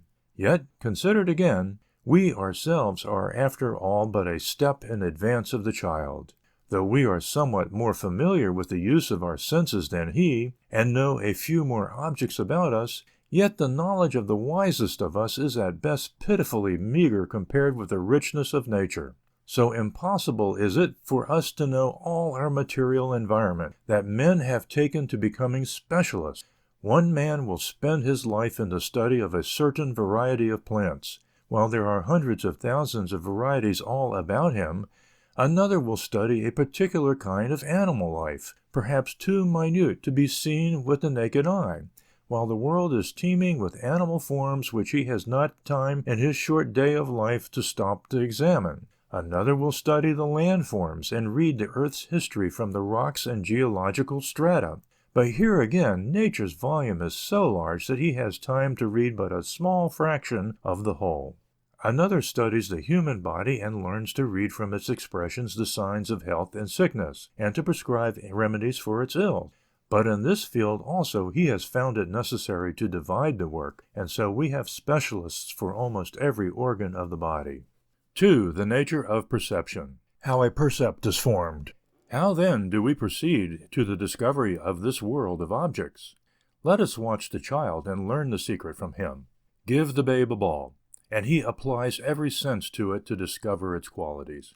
He stares at it, he takes it in his hands and turns it over and around, he lifts it, he strokes it, he punches it and jabs it, he puts it to his mouth and bites it, he drops it, he throws it, and creeps after it. He leaves no stone unturned to find out what that thing really is. By means of the qualities which come to him through the avenues of sense, he constructs the object. And not only does he come to know the ball as a material object, but he comes to know also its uses. He is forming his own best definition of a ball in terms of the sensations which he gets from it, and the uses to which he puts it, and all this even before he can name it or is able to recognize its name when he hears it. How much better his method than the one he will have to follow a little later when he goes to school and learns that, quote, a ball is a spherical body of any substance or size, used to play with, as by throwing, kicking, or knocking, etc., end quote. The percept involves all relations of the object. Nor is the case in the least different with ourselves. When we wish to learn about a new object or discover new facts about an old one, we do precisely as the child does if we are wise. We apply to it every sense to which it will afford a stimulus, and finally arrive at the object through its various qualities. And just in so far as we have failed to use in connection with it every sense to which it can minister, just in that degree will we have an incomplete perception of it. Indeed, just so far as we have failed finally to perceive it in terms of its functions or uses, in that far also have we failed to know it completely. Tomatoes were for many years grown as ornamental garden plants before it was discovered that the tomatoes could minister to the taste as well as to the sight.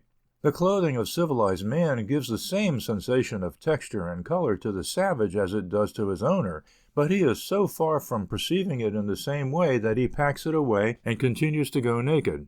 The Orientals, who disdain the use of chairs and prefer to sit cross-legged on the floor, can never perceive a chair just as we do who use chairs daily, and to whom chairs are so saturated with social suggestions and association. The content of the percept. The percept, then, always contains a basis of sensation. The eye, the ear, the skin, or some other sense organ must turn in its supply of sensory material, or there can be no percept. But the percept contains more than just sensation. Consider, for example, your percept of an automobile flashing past your window. You really see but very little of it, yet you perceive it as a very familiar vehicle. All that your sense organs furnish is a more or less blurred patch of black of certain size and contour, one or more objects of somewhat different color whom you know to be passengers, and various sounds of a whizzing, chugging, or roaring nature. Your former experience with automobiles enables you to associate with these meager sensory details the upholstered seats, the whirling wheels, the swaying movement, and whatever else belongs to the full meaning of a motor car. The percept that contained only sensory material and lacked all memory elements, ideas, and meanings would be no percept at all. And this is the reason why a young child cannot see or hear like ourselves. It lacks the associative material to give significance and meaning to the sensory elements supplied by the end organs. The dependence of the percept on material from past experience is also illustrated in the common statement that one gets from an art exhibit or a concert depends on what he brings to it. He who brings no knowledge, no memory, no images from other pictures or music will secure but relatively barren percepts, consisting of little besides the merest sensory elements. Truly, to him that hath shall be given, in the realm of perception. The accuracy of percepts depend on experience. We must perceive objects through our motor response to them as well as in terms of sensations. The boy who has his knowledge of a tennis racket from looking at one in a store window, or indeed from handling one and looking it over in his room, can never know a tennis racket as does the boy who plays with it on the court. Objects get their significance not alone from their qualities, but even more from their use as related to our own activities. Like the child, we must get our knowledge of objects, if we are to get it well, from the objects themselves at first hand, and not second hand through descriptions of them by others. The fact that there is so much of the material world about us that we can never hope to learn it all, has made it necessary to put down in books many of the things which have been discovered concerning nature. This necessity has, I fear, led many away from nature itself to books, away from the living reality of things to the dead embalming cases of words, in whose empty forms we see so little of the significance which resides in the things themselves. We are in danger of being satisfied with the forms of knowledge without its substance, with definitions contained in words instead of in qualities and uses. Not definitions, but first-hand contact. In like manner we come to know distance, form, and size. If we have never become acquainted with a mile by actually walking a mile, running a mile, riding a bicycle a mile, driving a horse a mile, or traveling a mile on a train, we might listen for a long time to someone tell how far a mile is, or state the distance from Chicago to Denver, without knowing much about it in any way except word definition. In order to understand a mile, we must come to know it in as many ways as possible through sense activities of our own. Although many children have learned that it is 25,000 miles around the earth, probably no one who has not encircled the globe has any reasonably accurate notion of just how far this is. For words cannot take the place of perceptions in giving us knowledge. In the case of shorter distances, the same rule holds. The eye must be assisted by the experience of the muscles and tendons and joints in actually covering distance, and learn to associate these sensations with those of the eye before the eye alone can be able to say, "That tree is 10 yards distant." Form and size are to be learned in the same way. The hands must actually touch and handle the object, experiencing its hardness or smoothness, the way this curve and that angle feels, the amount of muscular energy it takes to pass the hand over this surface and along that line, the eye taking note all the while, before the eye can tell at a glance that yonder object is a sphere, and that this surface is 2 feet on the edge. 3. The perception of space. Many have been the philosophical controversies over the nature of space and our perception of it. The psychologists have even quarreled concerning whether we possess an innate sense of space, or whether it is a product of experience and training. Fortunately, for our present purpose, we shall not need to concern ourselves with either of these controversies. For our discussion, we may accept space for what common sense understands it to be. As to our sense of space, whatever of this we may possess at birth, it certainly has to be developed by use and experience to become of practical value. In the perception of space, we must come to perceive distance, direction, size, and form. As a matter of fact, however, size is but so much distance, and form is but so much distance in this, that, or the other direction. The perceiving of distance. Undoubtedly, the eye comes to be our chief dependence in determining distance, yet the muscle and joint senses give us our earliest knowledge of distance. The babe reaches for the moon simply because the eye does not tell it that the moon is out of reach. Only as the child reaches for its playthings, creeps or walks after them, and in 1,000 ways uses its muscles and joints in measuring distance, does the perception of distance become dependable. At the same time, the eye is slowly developing its power of judging distance. But not for several years does visual perception of distance become in any degree accurate. The eye's perception of distance depends in part on the sensations arising from the muscles controlling the eye, probably in part from the adjustment of the lens, and in part from the retinal image. If one tries to look at the tip of his nose, he easily feels the muscle strain caused by the required angle of adjustment. We come unconsciously to associate distance with the muscle sensations arising from the different angles of vision. The part played by the retinal image in judging distance is easily understood in looking at two trees, one 30 feet and the other 300 feet distance. We note that the nearer tree shows the detail of the bark and leaves, while the more distant one lacks this detail. The nearer tree also reflects more light and color than the one farther away. These minute differences, registered as they are on the retinal image, come to stand for so much of distance. The ear also learns to perceive distance through differences in the quality and the intensity of sound. Auditory perception of distance is, however, never very accurate. The perceiving of direction. The motor senses probably give us our first perception of direction as they do of distance. The child has to reach this way or that way for his rattle, turn the eyes or head so far in order to see an interesting object, twist the body, crawl or walk to one side or the other to secure his bottle. In these experiences he is gaining his first knowledge of direction. Along with these muscle joint experiences, the eye is also being trained. The position of the image on the retina comes to stand for direction, and the eye finally develops so remarkable a sense of perceiving direction that a picture hung a half-inch out of plumb is a source of annoyance. The ear develops some skill in the perception of direction, but is less dependable than the eye. 4. The perception of time. The philosophers and psychologists agree little better about our sense of time than they do about our sense of space. Of this much, however, we may be certain: our perception of time is subject to development and training. Nature of the time sense. How we perceive time is not so well understood as our perception of space. It is evident, however, that our idea of time is simpler than our idea of space. It has less content, less that we can describe. Probably the most fundamental part of our idea of time is progression, or change, without which it is difficult to think of time at all. The question then becomes, how do we perceive change, or succession? If one looks in upon his thought stream, he finds that the movement of consciousness is not uniformly continuous, but that his thought moves in pulses, or short rushes, so to speak. When we are seeking for some fact or conclusion, there is a moment of expectancy, or poising, and then the leap forward to the desired point or conclusion, from which an immediate start is taken for the next objective point of our thinking. It is probable that our sense of the few seconds of passing time that we call the immediate present consists of the recognition of the succession of these pulsations of consciousness, together with certain organic rhythms, such as heartbeat and breathing. No perception of empty time.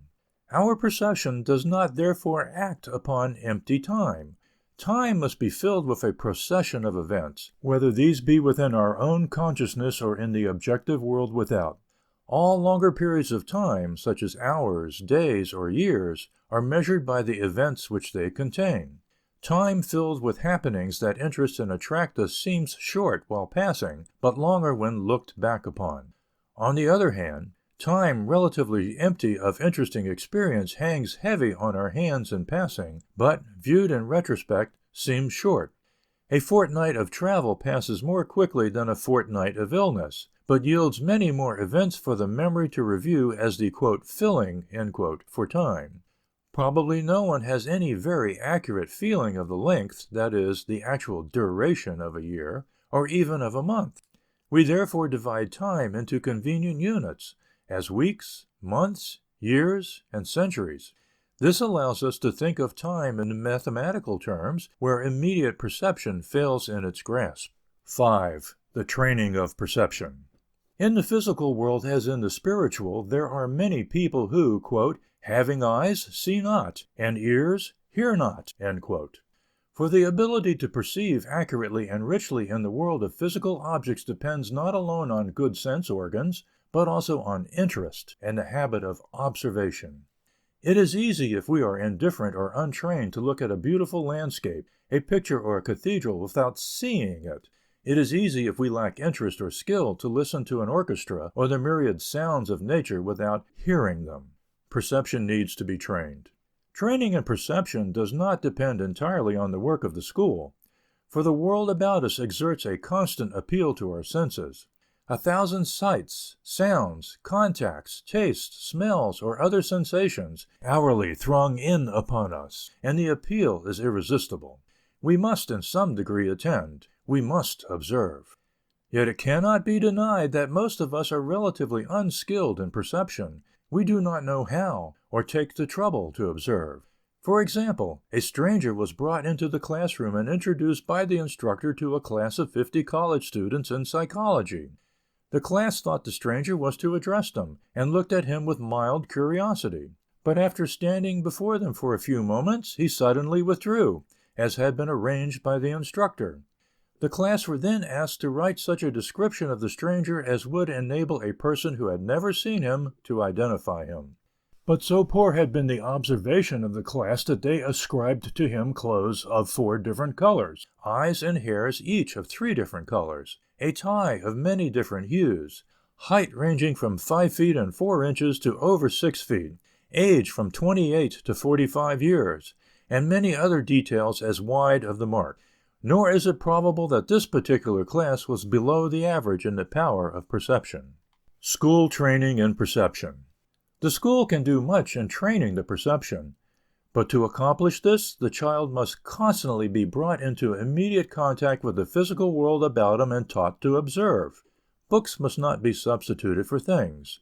Definitions must not take the place of experiment or discovery.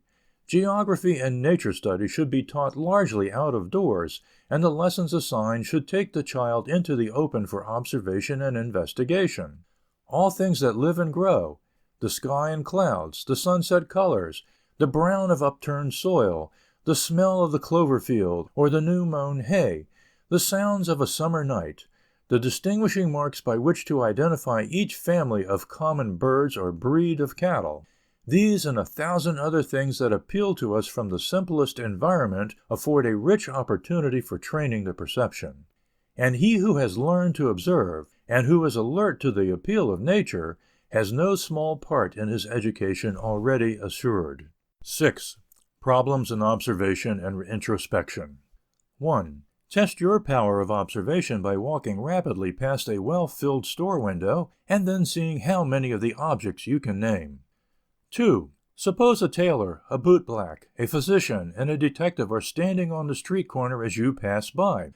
What will each one be most likely to observe about you? Why? 3.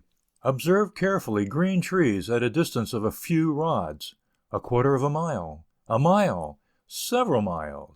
Describe differences: 1. In color, 2. In brightness, or light, and 3. In detail. 4. How many common birds can you identify? How many kinds of trees? of wildflowers, of weeds. 5.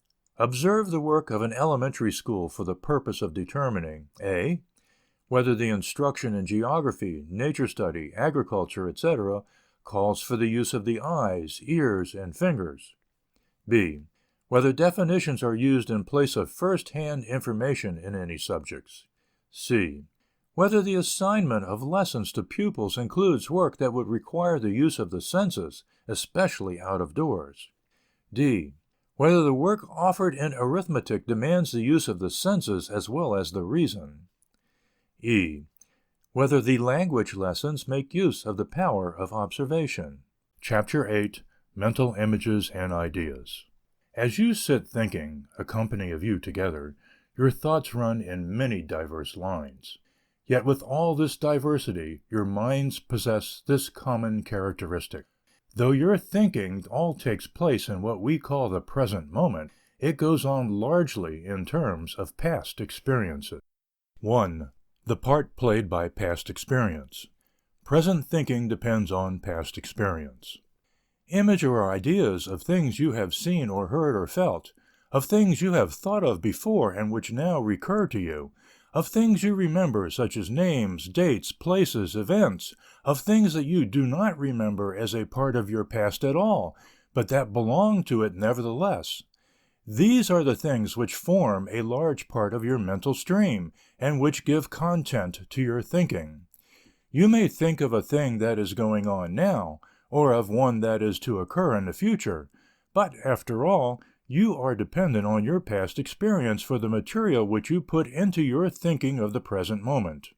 Indeed, nothing can enter your present thinking which does not link itself to something in your past experience. The savage Indian in the primeval forest never thought about killing a deer with a rifle merely by pulling a trigger, or of turning a battery of machine guns on his enemies to annihilate them. None of these things were related to his past experience, hence he could not think in such terms. The present interpreted by the past. Not only can we not think at all except in terms of our past experience, but even if we could, the present would be meaningless to us, for the present is interpreted in the light of the past. The sedate man of affairs, who decries athletic sports and has never taken part in them, cannot understand the wild enthusiasm which prevails between rival teams in a hotly contested event. The fine work of art is to the one who has never experienced the appeal which comes through beauty, only so much of canvas and variegated patches of color. Paul says that Jesus was, quote, "unto the Greeks foolishness," end quote. He was foolishness to them because nothing in their experience with their own gods had been enough like the character of Jesus to enable them to interpret him. The future also depends on the past. To the mind incapable of using past experience, the future also would be impossible, for we can look forward into the future only by placing in its experiences the elements of which we have already known. The savage who has never seen the shiny yellow metal does not dream of a heaven whose streets are paved with gold, but rather of a, quote, "happy hunting ground," end quote. If you will analyze your own dreams of the future, you will see in them familiar pictures perhaps grouped together in new forms, but coming in their elements from your past experience nevertheless. All that would remain to a mind devoid of a past would be the little bridge of time which we call the present moment, a series of unconnected nows. Thought would be impossible, for the mind would have nothing to compare and relate. Personality would not exist, for personality requires continuity of experience, else we should be a new person each succeeding moment, without memory and without plans. Such a mind would be no mind at all. Rank determined by ability to utilize past experience. So important is past experience in determining our present thinking and guiding our future actions that the place of an individual in the scale of creation is determined largely by the ability to profit by past experience. The scientist tells us of many species of animals now extinct, which lost their lives and suffered their race to die out because when, long ago, the climate began to change and grow much colder, they were unable to use the experience of suffering in the last cold season as an incentive to provide shelter, or move to a warmer climate against the coming of the next and more rigorous one. Man was able to make the adjustment, and, providing himself with clothing and shelter and food, he survived, while myriads of the lower forms perished. The singed moth again and again dares the flame which tortures it, and at last gives its life, a sacrifice to its folly. The burned child fears the fire and does not the second time seek the experience. So also can the efficiency of an individual or a nation, as compared with other individuals or nations, be determined. The inefficient are those who repeat the same error or useless act over and over, or else fail to repeat a chance useful act whose repetition might lead to success. They are unable to learn their lesson and be guided by experience. Their past does not sufficiently minister to their present, and through it direct their future. 2. How past experience is conserved. Past experience conserved in both mental and physical terms. If past experience plays so important a part in our welfare, how then is it to be conserved so that we may secure its benefits? Here, as elsewhere, we find the mind and body working in perfect unison and harmony, each doing its part to further the interests of both. The results of our past experience may be read in both our mental and our physical nature. On the physical side, past experience is recorded in modified structure through the law of habit working on the tissues of the body, and particularly on the delicate tissues of the brain and nervous system. This is easily seen in its outward aspects. The stooped shoulders and bent form of the workman tell a tale of physical toil and exposure. The bloodless lips and pale face of the victim of the city sweatshop tell of foul air, long hours, and insufficient food. The rosy cheek and bounding step of childhood speak of fresh air, good food, and happy play. On the mental side, past experience is conserved chiefly by means of images, ideas, and concepts. The nature and function of concepts will be discussed in a later chapter. It will now be our purpose to examine the nature of images and ideas, and to note the part they play in the mind's activities. The image and the idea. To understand the nature of the image and then of the idea, we may best go back to the percept. You look at a watch which I hold before your eyes and secure a percept of it. Briefly, this is what happens. The light reflected from the yellow object on striking the retina results in a nerve current which sets up a certain form of activity in the cells of the visual brain area, and lo, a percept of the watch flashes in your mind.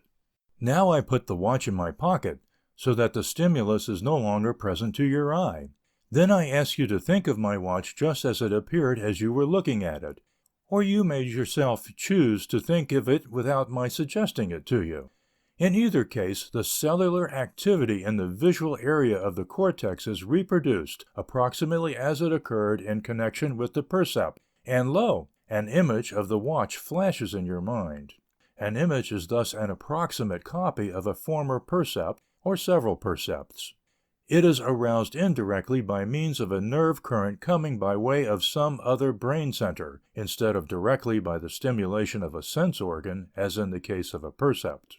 If, instead of seeking a more or less exact mental picture of my watch, you only think of its general meaning and relations, the fact that it is of gold, that it is for the purpose of keeping time, that it was a present to me, that I wear it in my left pocket, you then have an idea of the watch. Our idea of an object is, therefore, the general meaning of relations we ascribe to it. It should be remembered, however, that the terms image and idea are employed rather loosely, and that there is not yet general uniformity among writers in their use. All our past experience potentially at our command. Images may in a certain sense take the place of percepts, and we can again experience sights, sounds, tastes, and smells which we have known before, without having the stimuli actually present to the senses. In this way all our past experience is potentially available to the present. All the objects we have seen, it is potentially possible again to see in the mind's eye, without being obliged to have the objects before us. All the sounds we have heard, all the tastes and smells and temperatures we have experienced, we may again have presented to our minds in the form of mental images without the various stimuli being present to the end organs of the senses. Through images and ideas, the total number of objects in our experience is infinitely multiplied. For many of the things we have seen, or heard, or smelled, or tasted, we cannot again have present to the senses, and without this power we would never get them again. And besides this fact, it would be inconvenient to have to go and secure afresh each sensation or percept every time we need to use it in our thought, while habit, then, conserves our past experience on the physical side, the image and the idea do the same thing on the mental side. 3. Individual differences in imagery. Images to be viewed by introspection. The remainder of the description of images will be easier to understand, for each of you can know just what is meant in every case by appealing to your own mind. I beg of you not to think that I am presenting something new and strange, a curiosity connected with our thinking which has been discovered by scholars who have delved more deeply into the matter than we can hope to do so. Every day, no, more than that, every hour and every moment, these images are flitting through our minds, forming a large part of our stream of consciousness. Let us see whether we can turn our attention within and discover some of our images in their flight. Let us introspect. I know of no better way to proceed than that adopted by Francis Galton years ago, when he asked the Englishmen of letters and science to think of their breakfast tables, and then describe the images which appeared. I am about to ask each of you to do the same thing, but I want to warn you beforehand that the images will not be so vivid as the sensory experiences themselves. They will be much fainter and more vague, and less clear and definite. They will be fleeting, and must be caught on the wing. Often the image may fade entirely out, and the idea only will be left. The varied imagery suggested by one's dining table.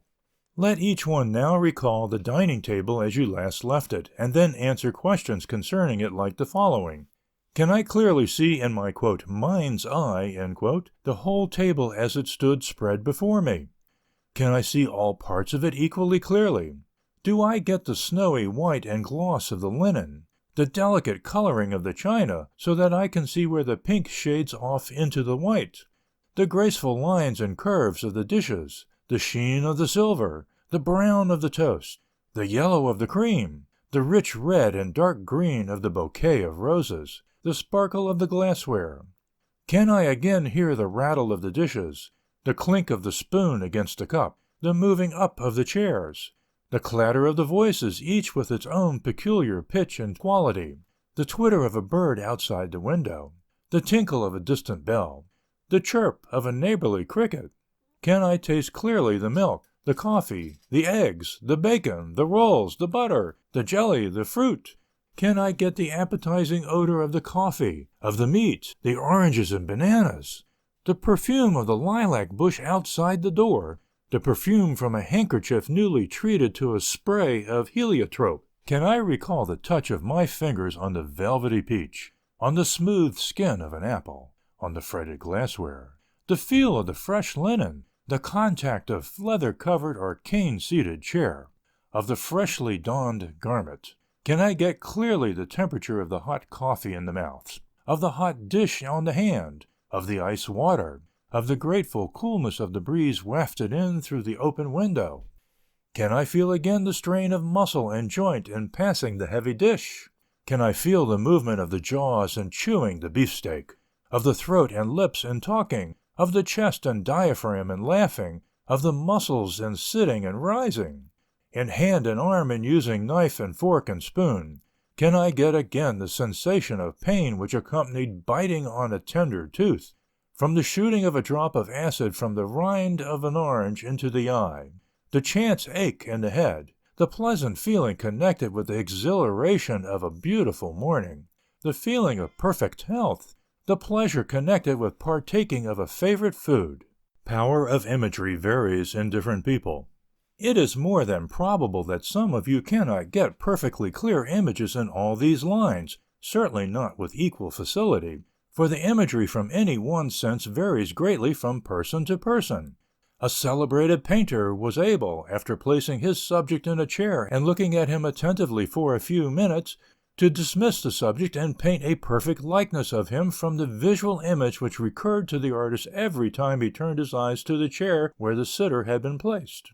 On the other hand, a young lady, a student in my psychology class, tells me that she is never able to recall the looks of her mother when she is absent, even if the separation has been only for a few moments. She can get an image of the form, with the color and cut of the dress, but never the features. One person may be able to recall a large part of a concert through his auditory imagery, and another almost none. In general, it may be said that the power, or at least the use, of imagery decreases with age. The writer has made a somewhat extensive study of the imagery of certain high school students, college students, and specialists in psychology averaging middle age. Almost without exception, it was found that clear and vivid images played a smaller part in the thinking of the older group than of the younger. More or less abstract ideas and concepts seem to have taken the place of the concrete imagery of earlier years. Imagery types. Although there is some difference in our ability to use imagery of different sensory types, probably there is less variation here than has been supposed.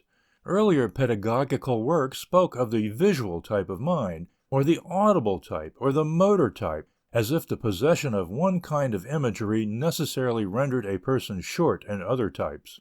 Later studies have shown this view incorrect, however. The person who has good images of one type is likely to excel in all types, while one who is lacking in any one of the more important types will probably be found short in all.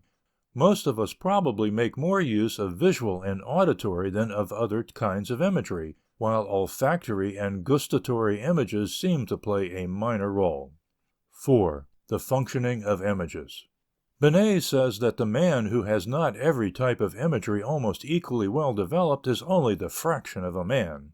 While this no doubt puts the matter too strongly, yet images do play an important part in our thinking. Images supply material for imagination and memory. Imagery supplies the pictures from which imagination builds its structures. Given a rich supply of images from the various senses, an imagination has the material necessary to construct times and events long since past, or to fill the future with plans or experiences not yet reached. Lacking images, however, imagination is handicapped, and its meager products reveal in their barrenness and their lack of warmth and reality the poverty of material. Much of our memory also takes the form of images. The face of a friend, the sound of a voice, or the touch of a hand may be recalled, not as a mere fact, but with almost the freshness and fidelity of a percept. That much of our memory goes on in the form of ideas instead of images is true. But memory is often both aided in its accuracy and rendered more vital and significant through the presence of abundant imagery. Imagery in the thought processes. Since logical thinking deals more with relations and meanings than with particular objects, images naturally play a smaller part in reasoning than in memory and imagination. Yet they have their place here as well. Students of geometry or trigonometry often have difficulty in understanding a theorem until they succeed in visualizing the surface or solid involved. Thinking in the field of astronomy, mechanics, and many other sciences is assisted at certain points by the ability to form clear and accurate images. The use of imagery in literature. Facility in the use of imagery undoubtedly adds much to our enjoyment and appreciation of certain forms of literature. The great writers commonly use all types of images in their description and narration. If we are not able to employ the images they used, many of their most beautiful pictures are likely to be to us but so many words suggesting prosaic ideas. Shakespeare, describing certain beautiful music, appeals to the sense of smell to make himself understood. Quote, "It came o'er my ear like the sweet sound that breathes upon a bank of violets, stealing and giving odor." End quote. Lady Macbeth cries, quote, "Here's the smell of the blood still. All the perfumes of Arabia will not sweeten this little hand." End quote. Milton has Eve say of her dream of the fatal apple, quote, "The pleasant savory smell so quickened appetite that I, methought, could not but taste." End quote. Likewise with the sense of touch, quote, "I take thy hand, this hand, as soft as dove's down, and as white as it." End quote. Imagine a person devoid of delicate tactile imagery, with senseless fingertips and leaden footsteps undertaking to interpret these exquisite lines, quote, Thus I set my printless feet o'er the cowslip's velvet head, that bends not as I tread." Shakespeare thus appeals to the muscular imagery, "At last a little shaking of mine arm, and thrice his head thus waving up and down, he raised a sigh so piteous and profound, as it did seem to shatter all his bulk and end his being." Many passages like the following appeal to the temperate images. "Freeze, freeze, thou bitter sky! Thou dost not bite so nigh as benefits forgot." To one whose auditory imagery is meager, the following lines will lose something of their beauty. "How sweet the moonlight sleeps upon this bank! Here we will sit and let the sounds of music creep in our ears. Soft stillness in the night becomes the touches of sweet harmony." Note how clear images will add to Browning's words. "Are there not two moments in the adventure of a diver? One when a beggar he prepares to plunge, and one when a prince he rises with his pearl?" Points where images are of greatest service. Beyond question, many images come flooding into our minds which are irrelevant and of no service in our thinking. No one has failed to note many such. Further, we undoubtedly do much of our best thinking with few or no images present. Yet we need images. Where, then, are they most needed? Images are needed wherever the percepts which they represent would be of service. Whatever one better understand or enjoy or appreciate by seeing it, hearing it, or perceiving it through some other sense, he can better understand, enjoy, or appreciate through images than by means of ideas only. 5. The cultivation of imagery. Images depend on sensory stimuli. The power of imaging can be cultivated the same as any other ability. In the first place, we may put down as an absolute requisite such an environment of sensory stimuli as will tempt every sense to be awake and at its best, that we may be led into a large acquaintance with the objects of our material environment. No one's stock of sensory images is greater than the sum total of his sensory experiences. No one ever has images of sights, or sounds, or tastes, or smells which he has never experienced. Likewise, he must have had the fullest and freest possible liberty in motor activities. For not only is the motor act itself made possible through the office of imagery, but the motor act clarifies and makes useful the images. The boy who has actually made a table, or a desk, or a box, has ever afterward a different and a better image of one of these objects than before. So also when he has owned and ridden a bicycle, his image of this machine will have a different significance from that of the image founded upon the visual perception alone of the wheel he longingly looked at through the store window or in the other boy's dooryard. The influence of frequent recall. But sensory experiences and motor responses alone are not enough, though they are the basis of good imagery. There must be frequent recall. The sunset may have been never so brilliant, and the music never so entrancing, but if they are never thought of and dwelt upon after they were first experienced, little will remain of them after a very short time. It is by repeating them often in experience through imagery that they become fixed, so they stand ready to do our bidding when we need next to use them. The reconstruction of our images. To richness of experience and frequency of the recall of our images we must add one more factor, namely that of their reconstruction or working over. Few, if any, images are exact recalls of former percepts of objects. Indeed, such would be neither possible nor desirable. The images which we recall are recalled for a purpose, or in view of some future activity, and hence must be selective or made up of the elements of several or many former related images. Thus the boy who wishes to construct a box without a pattern to follow recalls the images of numerous boxes he may have seen, and from them all he has a new image made over from many former percepts and images, and this new image serves him as a working model. In this way he not only gets a copy which he can follow to make his box, but he also secures a new product in the form of an image different from any he ever had before, and is therefore by so much the richer. It is this working over of our stock of old images into newer and richer and more suggestive ones that constitutes the essence of constructive imagination. The more types of imagery into which we can put our thought, the more fully it is ours, and the better our images. The spelling lesson needs not only to be taken in through the eye, that we may retain a visual image of the words, but also to be recited orally, so that the ear may furnish an audible image, and the organs of speech a motor image of the correct forms. It needs also to be written, and thus given into the keeping of the hand, which finally needs most of all to know and retain it. The reading lesson should be taken in through both the eye and the ear, and then expressed by means of voice and gesture in as full and complete a way as possible, that it may be associated with motor images. The geography lesson needs not only to be read, but to be drawn, or molded, or constructed. The history lesson should be made to appeal to every possible form of imagery. The arithmetic lesson must be not only computed, but measured, weighed, and pressed into actual service. Thus we might carry the illustration into every line of education and experience, and the same truth holds.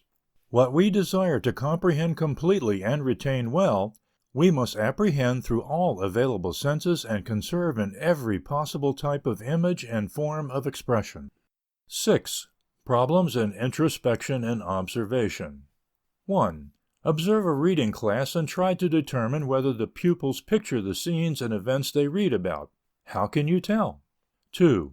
Similarly observe a history class. Do the pupils realize the events as actually happening and the personages as real, living people? 3. Observe in a similar way a class in geography and draw conclusions. A pupil in computing the cost of plastering a certain room based the figures on the room filled full of plaster. How might visual imagery have saved the error? 4. Imagine a 3-inch cube. Paint it. Then saw it up into 1-inch cubes, leaving them all standing in the original form. How many inch cubes have paint on 3 faces? How many on 2 faces? How many on 1 face? How many have no paint on them?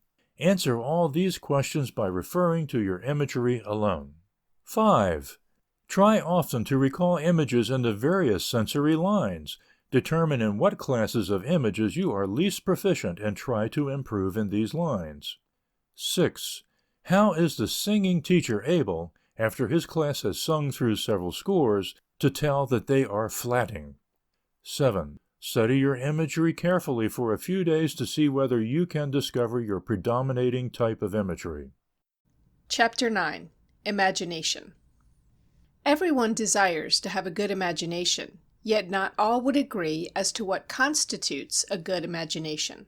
If I were to ask a group of you whether you have good imaginations, many of you would probably at once fall to considering whether you are capable of taking wild flights into impossible realms of thought and evolving unrealities out of airy nothings. You would compare yourself with great imaginative writers such as Stevenson, Poe, De Quincey, and judge your power of imagination by your ability to produce such tales as made them famous. 1. The place of imagination in mental economy. But such a measure for the imagination as that just stated is far too narrow. A good imagination, like a good memory, is the one which serves its owner best. If De Quincey and Poe and Stevenson and Bulwer found the type which led them into such dizzy flights the best for their particular purpose, well and good.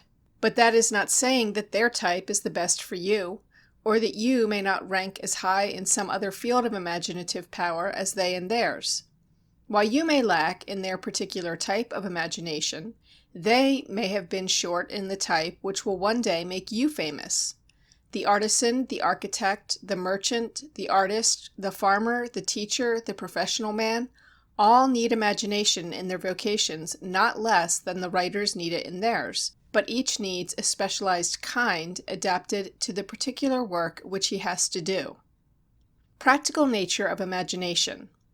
Imagination is not a process of thought which must deal chiefly with unrealities and impossibilities, and which has for its chief end our amusement when we have nothing better to do than to follow its wanderings.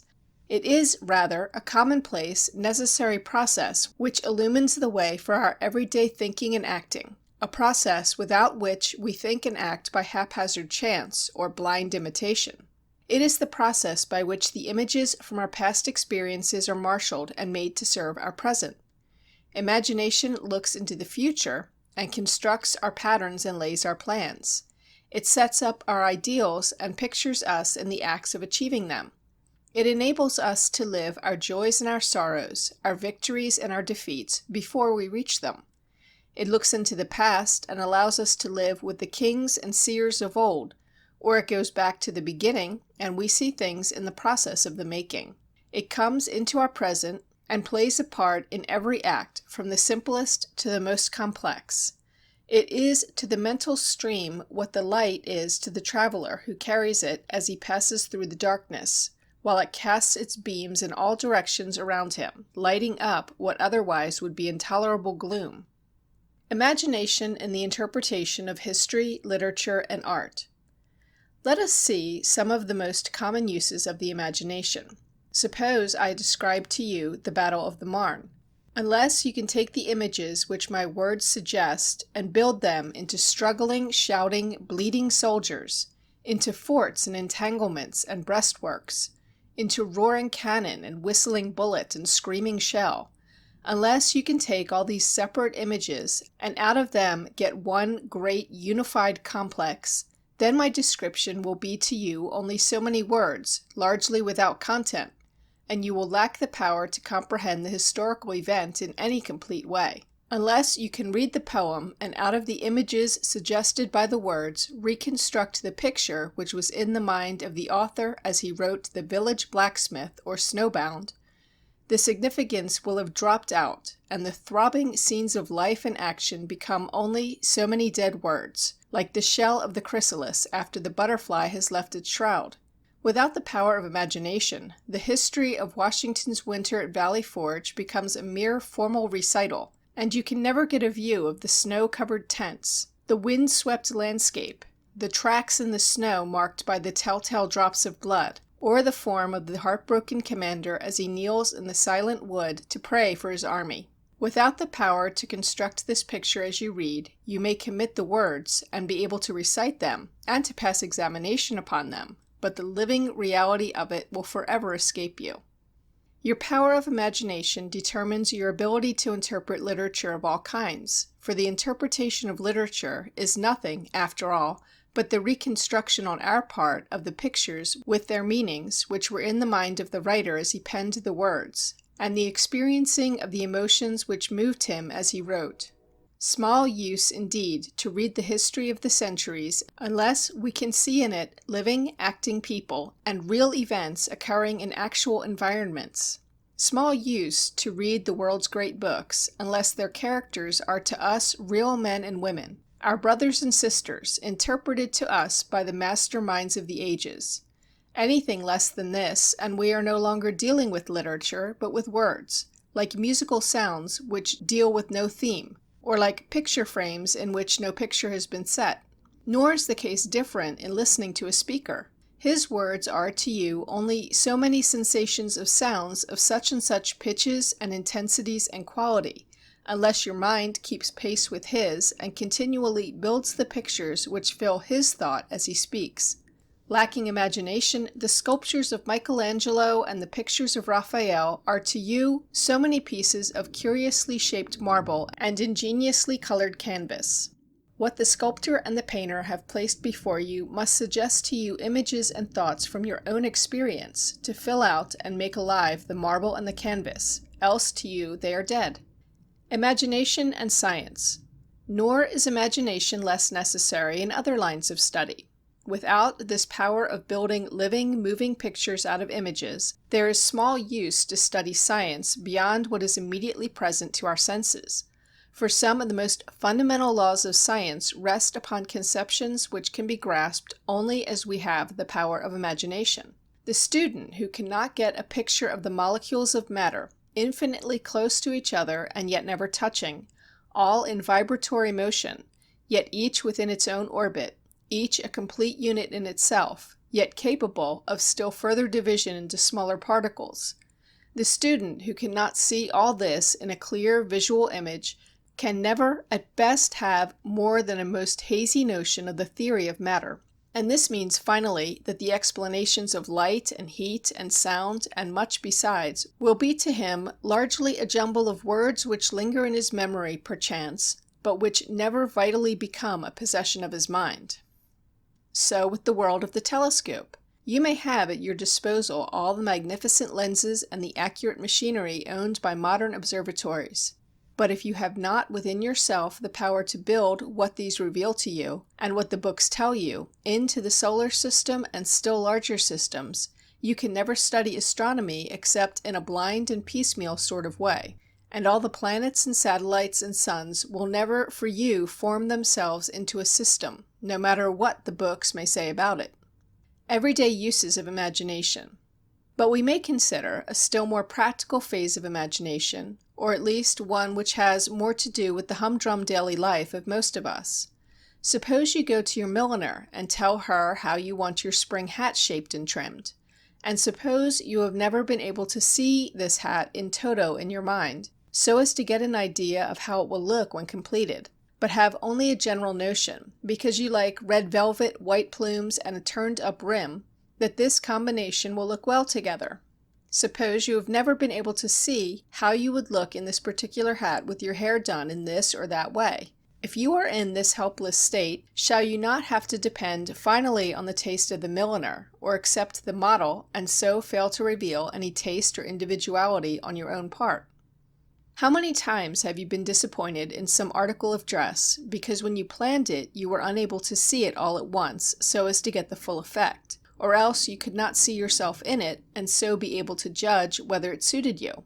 How many homes have in them draperies and rugs and wallpaper and furniture which are in constant quarrel because someone could not see before they were assembled that they were never intended to keep company?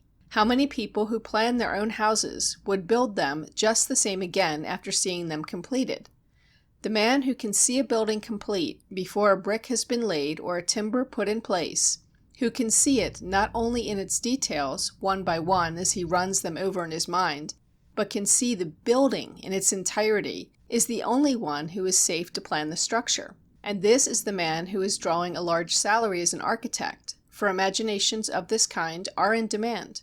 Only the one who can see in his mind's eye before it is begun the thing he would create is capable to plan its construction. And who will say that ability to work with images of these kinds is not of just as high a type as that which results in the construction of plots upon which stories are built? The building of ideals and plans. Nor is the part of the imagination less marked in the formation of our life's ideals and plans. Everyone who is not living blindly and aimlessly must have some ideal, some pattern by which to square his life and guide his actions. At some time in our life I am sure that each of us has selected the person who filled most nearly our notion of what we should like to become, and measured ourselves by this pattern. But there comes a time when we must idealize even the most perfect individual, when we invest the character with attributes which we have selected from some other person, and thus worship at a shrine which is partly real and partly ideal. As time goes on, we drop out more and more of the strictly individual element, adding correspondingly more of the ideal, until our pattern is largely a construction of our own imagination, having in it the best we have been able to glean from the many characters we have known. How large a part these ever-changing ideals play in our lives we shall never know, but certainly the part is not an insignificant one. And happy the youth who is able to look into the future and see himself approximating some worthy ideal. He has caught a vision which will never allow him to lag or falter in the pursuit of the flying goal which points the direction of his efforts. Imagination and conduct. Another great field for imagination is with reference to conduct and our relations with others.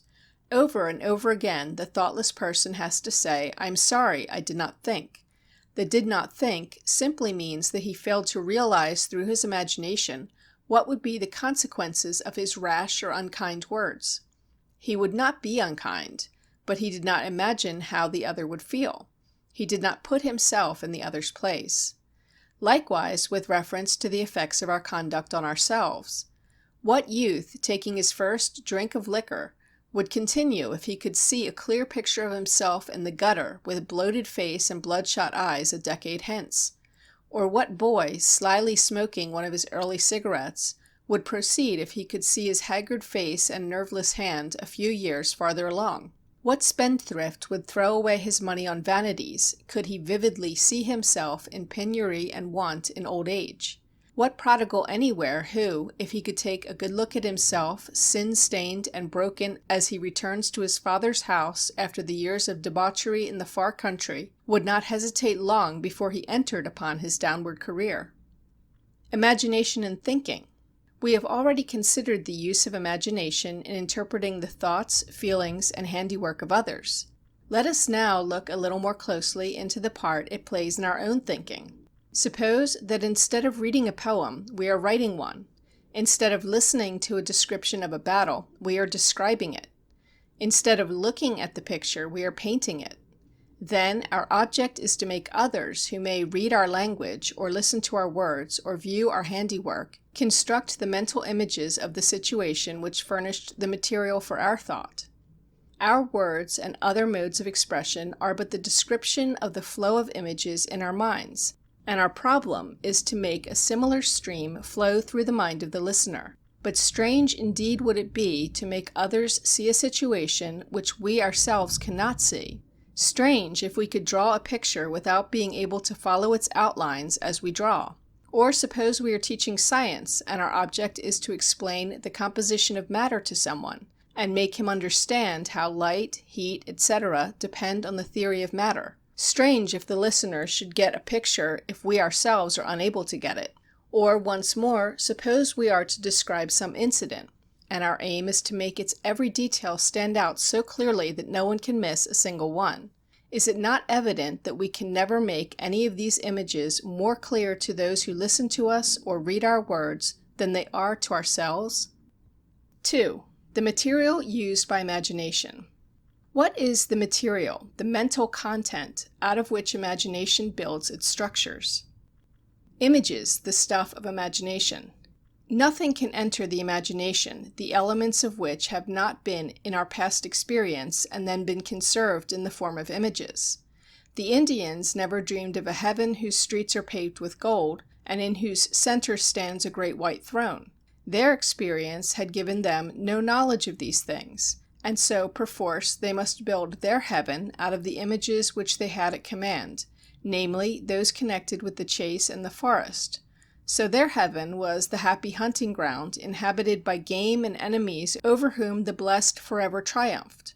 Likewise, the valiant soldiers whose deadly arrows and keen-edged swords and battle-axes won on the bloody field of Hastings did not picture a far-off day when the opposing lines should kill each other with mighty engines hurling death from behind parapets a dozen miles away.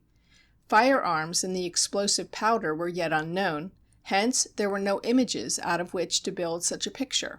I do not mean that your imagination cannot construct an object which has never before been in your experience as a whole, for the work of the imagination is to do precisely this thing. It takes the various images at its disposal, and builds them into wholes which may never have existed before, and which may exist now only as a creation of the mind.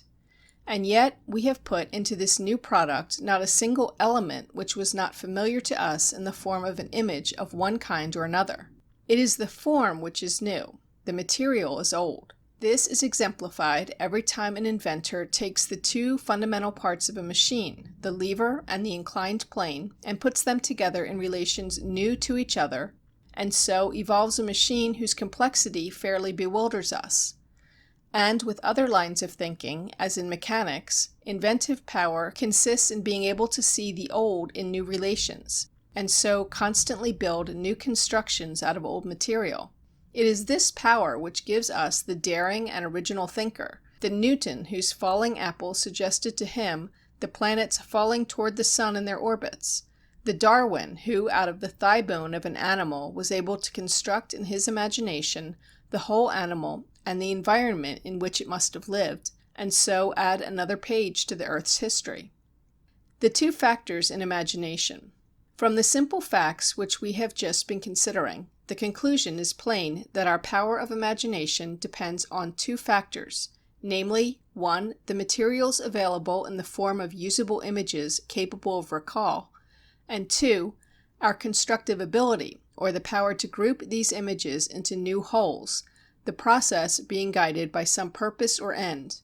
Without this last provision, the products of our imagination are daydreams with their castles in Spain, which may be pleasing and proper enough on occasions, but which as an habitual mode of thought are extremely dangerous. Imagination limited by stock of images. That the mind is limited in its imagination by its stock of images may be seen from a simple illustration. Suppose that you own a building made of brick, but you find the old one no longer adequate for your needs, and so purpose to build a new one. And suppose further that you have no material for your new building except that contained in the old structure. It is evident that you will be limited in constructing your new building by the material which was in the old. You may be able to build the new structure in any one of a multitude of different forms or styles of architecture, so far as the material at hand will lend itself to that style of building, and providing further that you are able to make the plans. But you will always be limited finally by the character and amount of the material obtainable from the old structure. So with the mind. The old building is your past experience, and the separate bricks are the images out of which you must build your new structure through the imagination. Here, as before, nothing can enter which is not already on hand. Nothing goes into the new structure, so far as its constructive material is concerned, except images, and there is nowhere to get images but from the results of our past experience. Limited also by our constructive ability. But not only is our imaginative output limited by the amount of material in the way of images which we have at our command, but also, and perhaps not less, by our constructive ability. Many persons might own the old pile of bricks fully adequate for the new structure, and then fail to get the new because they were unable to construct it. So, many who have had a rich and varied experience in many lines are yet unable to muster their images of these experiences in such a way that new products are obtainable from them. These have the heavy draft horse kind of intellect which goes plodding on, very possibly doing good service in its own circumscribed range, but destined after all to service in the narrow field with its low, drooping horizon. They are never able to take a dash at a 2-minute clip among equally swift competitors, or even swing at a good round pace along the pleasant highways of an experience lying beyond the confines of the narrow here and now. These are the minds which cannot discover relations, which cannot think. Minds of this type can never be architects of their own fate, or even builders, but must content themselves to be hod carriers. The need of a purpose. Nor are we to forget that we cannot intelligently erect our building until we know the purpose for which it is to be used. No matter how much building material we may have on hand, nor how skillful an architect we may be, unless our plans are guided by some definite aim, we shall be likely to end with a structure that is fanciful and useless. Likewise with our thought structure. Unless our imagination is guided by some aim or purpose, we are in danger of drifting into mere daydreams, which not only are useless in furnishing ideals for the guidance of our lives, but often become positively harmful when grown into a habit. The habit of daydreaming is hard to break, and continuing holds our thought in thrall and makes it unwilling to deal with the plain, homely things of everyday life. Who has not had the experience of an hour or a day spent in a fairyland of dreams, and awakened at the end to find himself rather dissatisfied with the prosaic round of duties which confronted him? I do not mean to say that we should never dream, but I know of no more pernicious mental habit than that of daydreaming carried to excess, for it ends in our following every will-o'-the-wisp of fancy, and places us at the mercy of every chance suggestion. 3. Types of imagination. Although imagination enters every field of human experience, and busies itself with every line of human interest, yet all its activities can be classed under 2 different types. These are 1. Reproductive, and 2. Creative imagination. Reproductive imagination. Reproductive imagination is the type we use when we seek to reproduce in our minds the pictures described by others, or pictures from our own past experience which lack the completeness and fidelity to make them true memory. The narration or description of the storybook, the history or geography text, the tale of adventure recounted by traveler or hunter, the account of a new machine or other invention, fairy tales and myths. These or any other matter that may be put into words capable of suggesting images to us are the field for reproductive imagination. In this use of the imagination, our business is to follow and not lead, to copy and not create. Creative imagination. But we must have leaders, originators, else we should but imitate each other and the world would be at a standstill. Indeed, every person, no matter how humble his station or how humdrum his life, should be in some degree capable of initiative and originality. Such ability depends in no small measure on the power to use creative imagination. Creative imagination takes the images from our own past experience, or those gleaned from the work of others, and puts them together in new and original forms. The inventor, the writer, the mechanic, or the artist who possesses the spirit of creation is not satisfied with mere reproduction, but seeks to modify, to improve, to originate. True, many important inventions and discoveries have come by seeming accident, by being stumbled upon. Yet it holds that the person who thus stumbles upon the discovery or invention is usually one whose creative imagination is actively at work seeking to create or discover in his field. The world's progress as a whole does not come by accident, but by creative planning. Creative imagination is always found at the van of progress, whether in the life of an individual or a nation. 4. Training the imagination. Imagination is highly susceptible of cultivation, and its training should constitute one of the most important aims of education. Every school subject, but especially such subjects as deal with description and narration, history, literature, geography, nature study, and science, is rich in opportunities for the use of imagination. Skillful teaching will not only find in these subjects a means of training the imagination, but will so employ imagination in their study as to make them living matter, throbbing with life and action, rather than so many dead words or uninteresting facts. Gathering of material for imagination. Theoretically, then, it is not hard to see what we must do to cultivate our imagination. In the first place, we must take care to secure a large and usable stock of images from all fields of perception. It is not enough to have visual images alone or chiefly, for many a time shall we need to build structures involving all the other senses and the motor activities as well.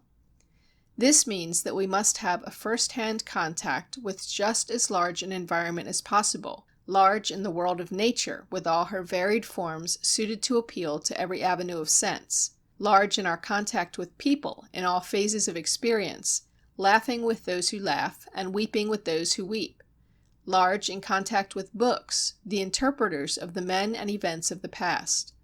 We must not only let all these kinds of environment drift in upon us as they may chance to do, but we must deliberately seek to increase our stock of experience. For after all, experience lies at the bottom of imagination as of every other mental process. And not only must we thus put ourselves in the way of acquiring new experience, but we must by recall and reconstruction, as we saw in an earlier discussion, keep our imagery fresh and usable. For whatever serves to improve our images at the same time is bettering the very foundation of imagination. We must not fail to build. In the second place, we must not fail to build, for it is futile to gather a large supply of images if we let the material lie unused. How many people there are who put in all their time gathering material for their structure, and never take time to do the building? They look and listen and read, and are so fully occupied in absorbing the immediately present that they have no time to see the wider significance of the things in which they deal. They are like the students who are too busy studying to have time to think. They are so taken up with receiving that they never perform the higher act of combining. They are the plodding fact-gatherers, many of them doing good service, collecting material which the seer and the philosopher, with their constructive power, build together into the greater wholes which make our systems of thought. They are the ones who fondly think that by reading books full of wild tales and impossible plots, they are training their imagination. For them, sober history, no matter how heroic or tragic in its quiet movements, is too tame. They have not the patience to read solid and thoughtful literature. and works of science and philosophy are a bore. These are the persons who put in all their time in looking at and admiring other people's houses, and never get time to do any building for themselves. We should carry our ideals into action. The best training for the imagination which I know anything about is that to be obtained by taking our own material and from it building our own structure.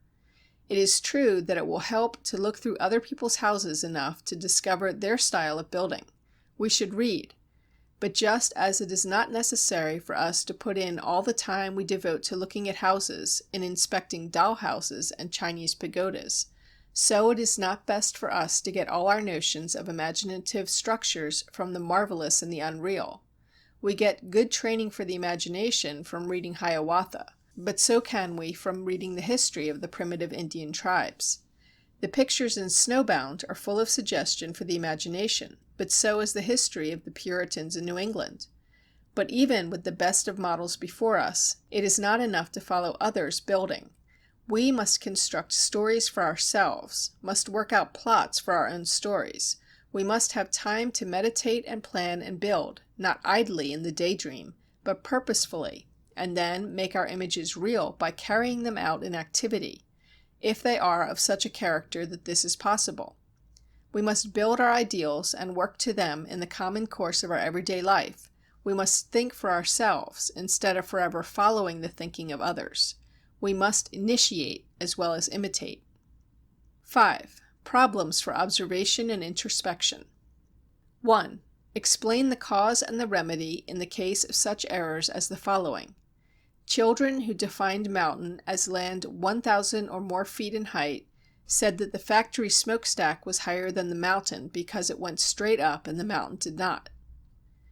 Children often think of the horizon as fastened to the earth. Islands are thought of as floating on the water. 2. How would you stimulate the imagination of a child who does not seem to picture or make real the descriptions in reading, geography, etc.? Is it possible that such inability may come from an insufficient basis in observation, and hence in images? 3. Classify the school subjects, including domestic science and manual training, as to their ability to train 1. Reproductive and 2. Creative imagination. 4. Do you ever skip the descriptive parts of a book and read the narrative? As you read the description of a bit of natural scenery, does it rise before you? As you study the description of a battle, can you see the movements of the troops? 5. Have you ever planned a house as you think you would like it? Can you see it from all sides? Can you see all the rooms in their various finishings and furnishings? 6. What plans and ideals have you formed, and what ones are you at present following? Can you describe the process by which your plans or ideals change? Do you ever try to put yourself in the other person's place? 7. Take some fanciful unreality which your imagination has constructed and see whether you can select from it familiar elements from actual experiences. 8. What use do you make of imagination in the common round of duties in your daily life? What are you doing to improve your imagination? Chapter 10. Associations in thinking. All thinking proceeds by the discovery or recognition of relations between the terms or objects of our thought. The science of mathematics rests on the relations found to exist between numbers and quantities. The principles and laws of natural science are based on the relations established among the different forms of matter and the energy that operates in this field. So also in the realm of history, art, ethics, or any other field of human experience. Each fact or event must be linked to other facts or events before it possesses significance. Association therefore lies at the foundation of all thinking, whether that of the original thinker who is creating our sciences, planning and executing the events of history, evolving a system of ethics, or whether one is only learning these fields as they already exist by means of study. Other things being equal, he is the best thinker who has his knowledge related part to part, so that the whole forms a unified and usable system. Association and action. Association plays an equally important part in all our motor responses. The acts by which we carry on our daily lives, do our work and our play, or whatever else may be necessary in meeting and adapting ourselves to our environment. Some sensations are often repeated and demand practically the same response each time. In such cases, the associations soon become fixed, and the response certain and automatic. For example, we sit at the table, and the response of eating follows, with all its complex acts, as a matter of course. We lie down in bed, and the response of sleep comes.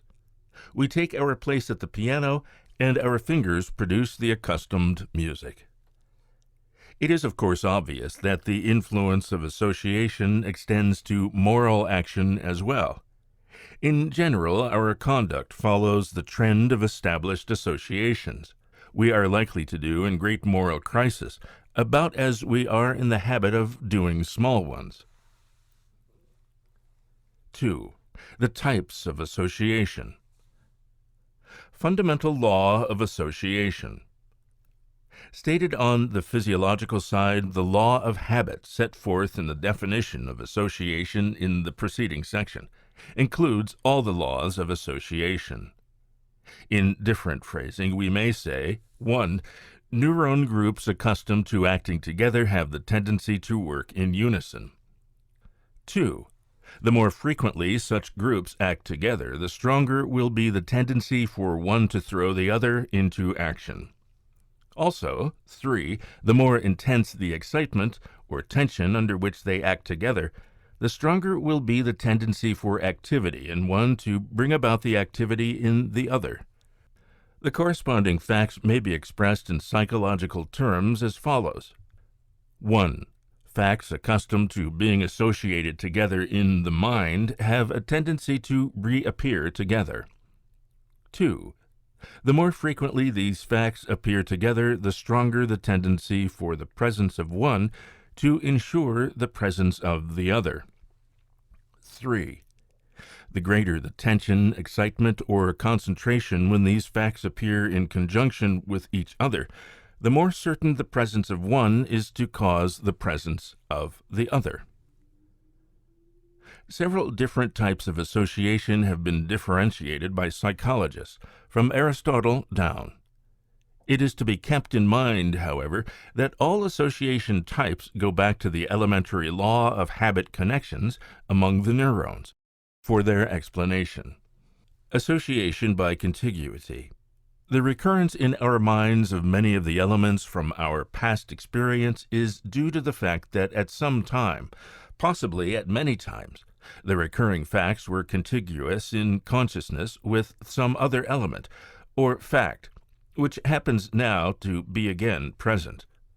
All have had the experience of meeting some person whom we had not seen for several months or years, and having a whole series of supposedly forgotten incidents or events connected with our former associations flood into the mind. Things we did, topics we discussed, trips we took, games we played, now recur at the renewal of our acquaintance. For these are the things that were contiguous in our consciousness, with our sense of the personality and appearance of our friend. And who has not, in similar fashion, had a whiff of perfume or the strains of a song recall to him his childhood days? Contiguity is again the explanation.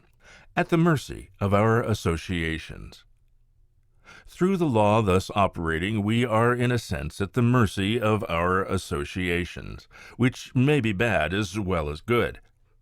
We may form certain lines of interest to guide our thought, and attention may in some degree direct it, but one's mental makeup is, after all, largely dependent on the character of his associations. Evil thoughts, evil memories, evil imaginations, these all come about through the association of unworthy or impure images along with the good in our stream of thought. We may try to forget the base deed and banish it forever from our thinking. But lo, in an unguarded moment the nerve current shoots into the old path, and the impure thought flashes into the mind, unsought and unwelcomed. Every young man who thinks he must indulge in a little sowing of wild oats before he settles down to a correct life, and so deals in unworthy thoughts and deeds, is putting a mortgage on his future, for he will find the inexorable machinery of his nervous system grinding the hated images of such things back into his mind as surely as the mill returns to the sack of the miller what he feeds into the hopper. He may refuse to harbor these thoughts, but he can no more hinder their seeking admission to his mind than he can prevent the tramp from knocking at his door. He may drive such images from his mind the moment they are discovered, and indeed is guilty if he does not, but not taking offense at this rebuff, the unwelcome thought again seeks admission. The only protection against the return of the undesirable associations is to choose lines of thought as little related to them as possible. But even then, do the best we can, an occasional connection will be set up. We know not how, and the unwelcome image stands staring us in the face, as the corpse of Eugene Aram's victim confronted him at every turn, though he thought it safely buried. A minister of my acquaintance tells me that in the holiest moments of his most exalted thought, images rise in his mind which he loathes, and from which he recoils in horror. Not only does he drive them away at once, but he seeks to lock and bar the door against them, by firmly resolving that he will never think of them again. But alas, that is beyond his control. The tares have been sown among the wheat, and will persist along with it until the end. In his boyhood, these images were given into the keeping of his brain cells, and they are only being faithful to their trust. Association by similarity and contrast. All are familiar with the fact that like tends to suggest like. One friend reminds us of another friend when he manifests similar traits of character, shows the same tricks of manner, or has the same peculiarities of speech or gesture. The telling of a ghost or burglar story in a company will at once suggest a similar story to every person of the group, and before we know it, the conversation has settled down to ghosts or burglars. One boastful boy is enough to start the gang to recounting their real or imaginary exploits.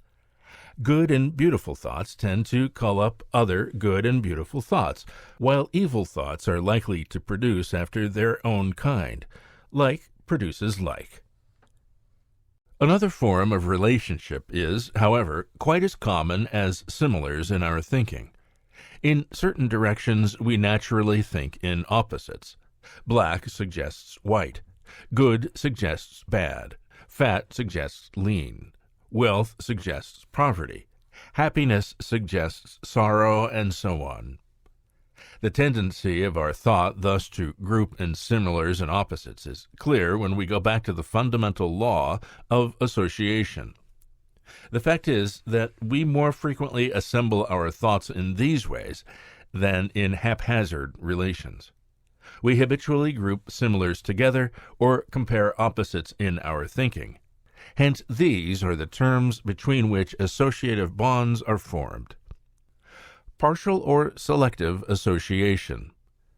The past is never wholly reinstated in present consciousness.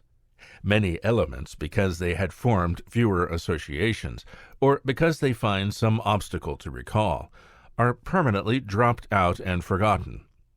In other words, association is always selective, favoring now this item of experience, now that, above the rest. It is well that this is so, for to be unable to escape from the great mass of minutiae and unimportant detail in one's past would be intolerable, and would so cumber the mind with useless rubbish as to destroy its usefulness. We have surely all had some experience with the type of persons whose associations are so complete and impartial that all their conversation teems with unessential and irrelevant details. They cannot recount the simplest incident in its essential points, but slaves to literalness make themselves insufferable bores by entering upon every lane and bypath of circumstance that leads nowhere and matters not the least in their story. Dickens, Thackeray, George Eliot, Shakespeare, and many other writers have seized upon such characters and made use of them for their comic effect. James, in illustrating this mental type, has quoted the following from Miss Austen's Emma. "But where could you hear it?" cried Miss Bates. "Where could you possibly hear it, Mr. Knightley? For it is not 5 minutes since I received Mrs. Cole's note. No, it cannot be more than 5, or at least 10, for I had got my bonnet and spencer on, just ready to come out. I was only gone down to speak to Patty again about the pork. Jane was standing in the passage. Were not you, Jane? For my mother was so afraid that we had not any salting pan large enough. So I said I would go down and see, and Jane said, 'Shall I go down instead? For I think you have a little cold, and Patty has been washing the kitchen.' 'Oh, my dear,' said I. Well, and just then came the note." The remedy. The remedy for such wearisome and fruitless methods of association is, as a matter of theory, simple and easy. It is to emphasize, intensify, and dwell upon the significant and essential in our thinking. The person who listens to a story, who studies a lesson, or who is a participant in any event, must apply a sense of value, recognizing and fixing the important, and relegating the trivial and unimportant to their proper level. Not to train oneself to think in this discriminating way is much like learning to play a piano by striking each key with equal force. 3. Training in association. Since association is at bottom nothing but habit at work in the mental processes, it follows that it, like other forms of habit, can be encouraged or suppressed by training. Certainly no part of one's education is of greater importance than the character of his associations. For upon these will largely depend not alone the content of his mental stream, the stuff of his thinking, but also its organization, or the use made of the thought material at hand. In fact, the whole science of education rests on the laws and principles involved in setting up right systems of associative connections in the individual. The pleasure-pain motive in association. A general law seems to obtain throughout the animal world that associative responses, accompanied by pleasure, tend to persist and grow stronger, while those accompanied by pain tend to weaken and fall away. The little child of 2 years may not understand the gravity of the offense in tearing the leaves out of books, but if its hands are sharply spatted whenever they tear a book, the association between the sight of books and tearing them will soon cease. In fact, all punishment should have for its object the use of pain in the breaking of associative bonds between certain situations and wrong responses to them. On the other hand, the dog that is being trained to perform his tricks is rewarded with a tidbit or a pat when the right response has been made.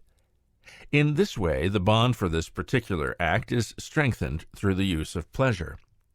All matter studied and learned under the stimulus of good feeling, enthusiasm, or a pleasurable sense of victory and achievement not only tends to set up more permanent and valuable associations than if learned under opposite conditions, but it also exerts a stronger appeal to our interest and appreciation. The influence of mental attitude on the matter we study raises a question as to the wisdom of assigning the committing of poetry or Bible verses, or the reading of so many pages of a literary masterpiece, as a punishment for some offense. How many of us have carried away association of dislike and bitterness toward some gem of verse or prose or scripture, because of having our learning of it linked up with the thought of an imposed task, set as penance for wrongdoing? One person tells me that to this day she hates the sight of Tennyson, because this was the volume from which she was assigned many pages to commit in atonement for her youthful delinquencies. Interest as a basis for association. Associations established under the stimulus of strong interest are relatively broad and permanent, while those formed with interest flagging are more narrow and of doubtful permanence. This statement is, of course, but a particular application of law of attention. Interest brings the whole self into action. Under its urging, the mind is active and alert. The new facts learned are completely registered and are assimilated to other facts to which they are related. Many associative connections are formed, hence the new matter is more certain of recall and possesses more significance and meaning. Association and methods of learning. The number and quality of our association depends in no small degree on our methods of learning. We may be satisfied merely to impress what we learn on our memory, committing it uncritically as so many facts to be stored away as a part of our education. We may go a step beyond this and grasp the simplest and most obvious meanings, but not seek for deeper and more fundamental relations. We may learn separate sections or divisions of a subject, accepting each as a more or less complete unit, without connecting these sections and divisions into a logical whole. But all such methods are a mistake. They do not provide for the associative bonds between the various facts or group of facts in our knowledge, without which our facts are in danger of becoming but so much lumber in the mind. Meanings, relations, definitely recognized associations should attach to all that we learn. Better far a smaller amount of usable knowledge than any quantity of unorganized and undigested information, even if the latter sometimes allows us to pass examinations and receive honor grades. In short, real mastery depends that we think, that is, relate and associate, instead of merely absorbing as we learn. 4. Problems in observation and introspection. 1. Test the uncontrolled associations of a group of pupils by pronouncing to the class some word, as blue, and having the members write down 20 words in succession as rapidly as they can, taking in each instance the first word that occurs to them. The difference in the scope or range of association can easily be studied by applying this test to, say, a 4th grade and an 8th grade, and then comparing the results. 2. Have you ever been puzzled by the appearance in your mind of some fact or incident not thought of before for years? Were you able to trace out the associative connection that caused the fact to appear? Why are we sometimes unable to recall, when we need them, facts that we perfectly well know? 3. You have observed that it is possible to be able to spell certain words when they occur in a spelling lesson, but to miss them when employing them in composition. It is possible to learn a conjugation or a declension in tabular form, and then not be able to use the correct form of words in speech or writing. Relate these facts to the laws of association, and recommend a method of instruction that will remove the discrepancy. 4. To test the quickness of association in a class of children, copy the following words clearly in a vertical column on a chart. Have your class all ready at a given signal. Then display the chart before them for 60 seconds, asking them to write down on paper the exact opposite of as many words as possible in 1 minute. Be sure that all know just what they are expected to do. Bad, inside, slow, short, little, soft, black, dark, sad, true, dislike, poor, well, sorry, thick, full, peace, few, below, enemy. Count the number of correct opposites got by each pupil. Can you think of garrulous persons among your acquaintance, the explanation of whose tiresomeness is that their association is of the complete instead of the selective type? Watch for such illustrations in conversation and in literature. For example, Juliet's nurse. Observe children in the schoolroom for good and poor training in association. Have you ever had anything that you otherwise presumably would enjoy rendered distasteful because of unpleasant associations? Pass your own methods of learning in review, and also inquire into the methods used by children in study to determine whether they are resulting in the best possible use of association. Chapter 11. Memory. Every hour of our lives we call upon memory to supply us with some fact or detail from out our past. Let memory wholly fail us, and we find ourselves helpless and out of joint in a world we fail to understand. A poor memory handicaps one in the pursuit of education, hampers him in business or professional success, and puts him at a disadvantage in every relation of life.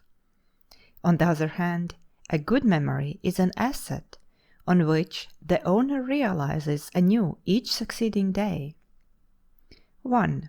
The nature of memory. Now that you come to think of it, you can recall perfectly well that Columbus discovered America in 1492, that your house is painted white, that it rained a week ago today.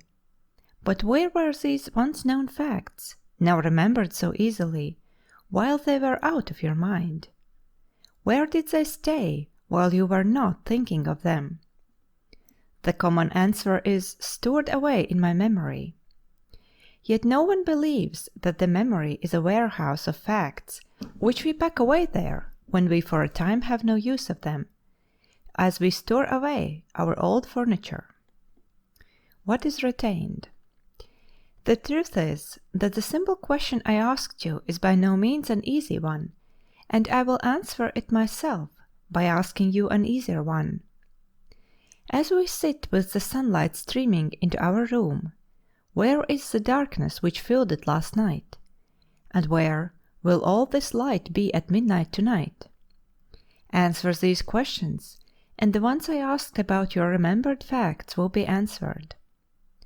While it is true that, regardless of the conditions in our little room, darkness still exists wherever there is no light, and light still exists wherever there is no darkness, yet for this particular room there is no darkness when the sun shines in, and there is no light when the room is filled with darkness. So in the case of a remembered fact.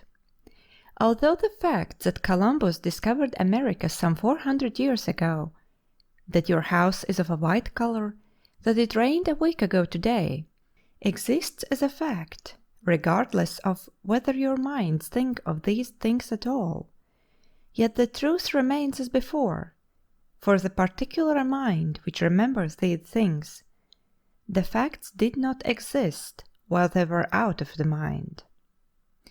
It is not the remembered fact which is retained, but the power to reproduce the fact when we require it.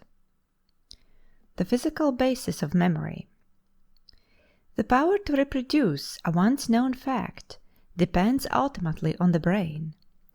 This is not hard to understand if we go back a little and consider that brain activity was concerned in every perception we have ever had, and in every fact we have ever known. Indeed, it was through a certain neural activity of the cortex that you were able originally to know that Columbus discovered America, that your house is white, and that it rained on a day in the past. Without this cortical activity, these facts would have existed just as truly, but you would never have known them. Without this neural activity in the brain, there is no consciousness, and to it we must look for the recurrence in consciousness of remembered facts, as well as for those which appear for the first time. How we remember.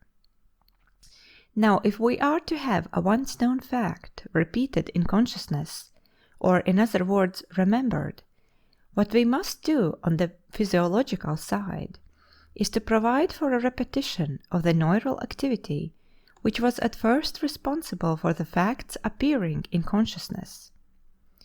The mental accompaniment of the repeated activity is the memory.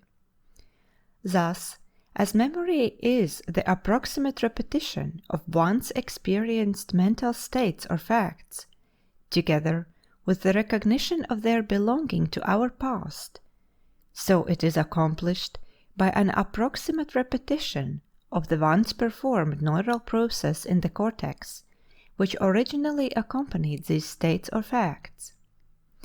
The part played by the brain in memory makes it easy to understand why we find it so impossible to memorize or to recall when the brain is fatigued from long hours of work or lack of sleep.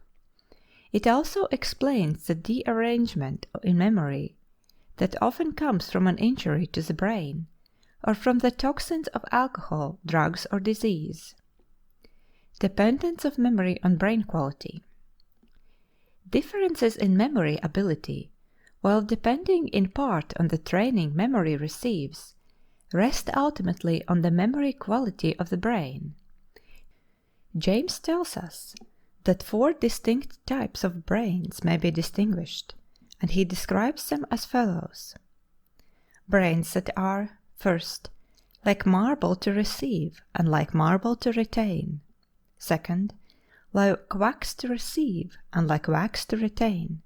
Third, like marble to receive and like wax to retain. 4. Like wax to receive and like marble to retain. The first type gives us those who memorize slowly and with much heroic effort, but who keep well what they have committed. The second type represents the ones who learn in a flash, who can cram up a lesson in a few minutes, but who forget as easily and as quickly as they learn. The third type characterizes the unfortunates who must labor hard and long for what they memorize, only to see it quickly slipping from their grasp. The fourth type is a rare boon to its possessor, enabling him easily to stock his memory with valuable material, which is ready available to him upon demand.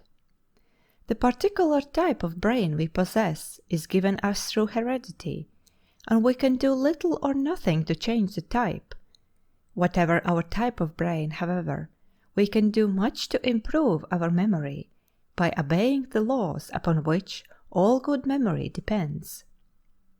2. The 4 factors involved in memory. Nothing is more obvious than that memory cannot return to us what has never been given into its keeping, what has not been retained, or what for any reason cannot be recalled. Further, if the facts given back by memory are not recognized as belonging to our past, memory would be incomplete. Memory, therefore, involves the following 4 factors: 1. Registration, 2. Retention, 3. Recall, 4. Recognition. Registration. By registration we mean the learning or committing of the matter to be remembered. On the brain side, this involves producing in the appropriate neurons the activities which, when repeated again later, cause the fact to be recalled. It is this process that constitutes what we call impressing the facts upon the brain. Nothing is more fatal to good memory than partial or faulty registration. A thing but half learned is sure to be forgotten. We often stop in the mastery of a lesson just short of the full impression needed for permanent retention and sure recall. We sometimes say to our teachers, "I cannot remember," when, as a matter of fact, we have never learned the thing we seek to recall. Retention.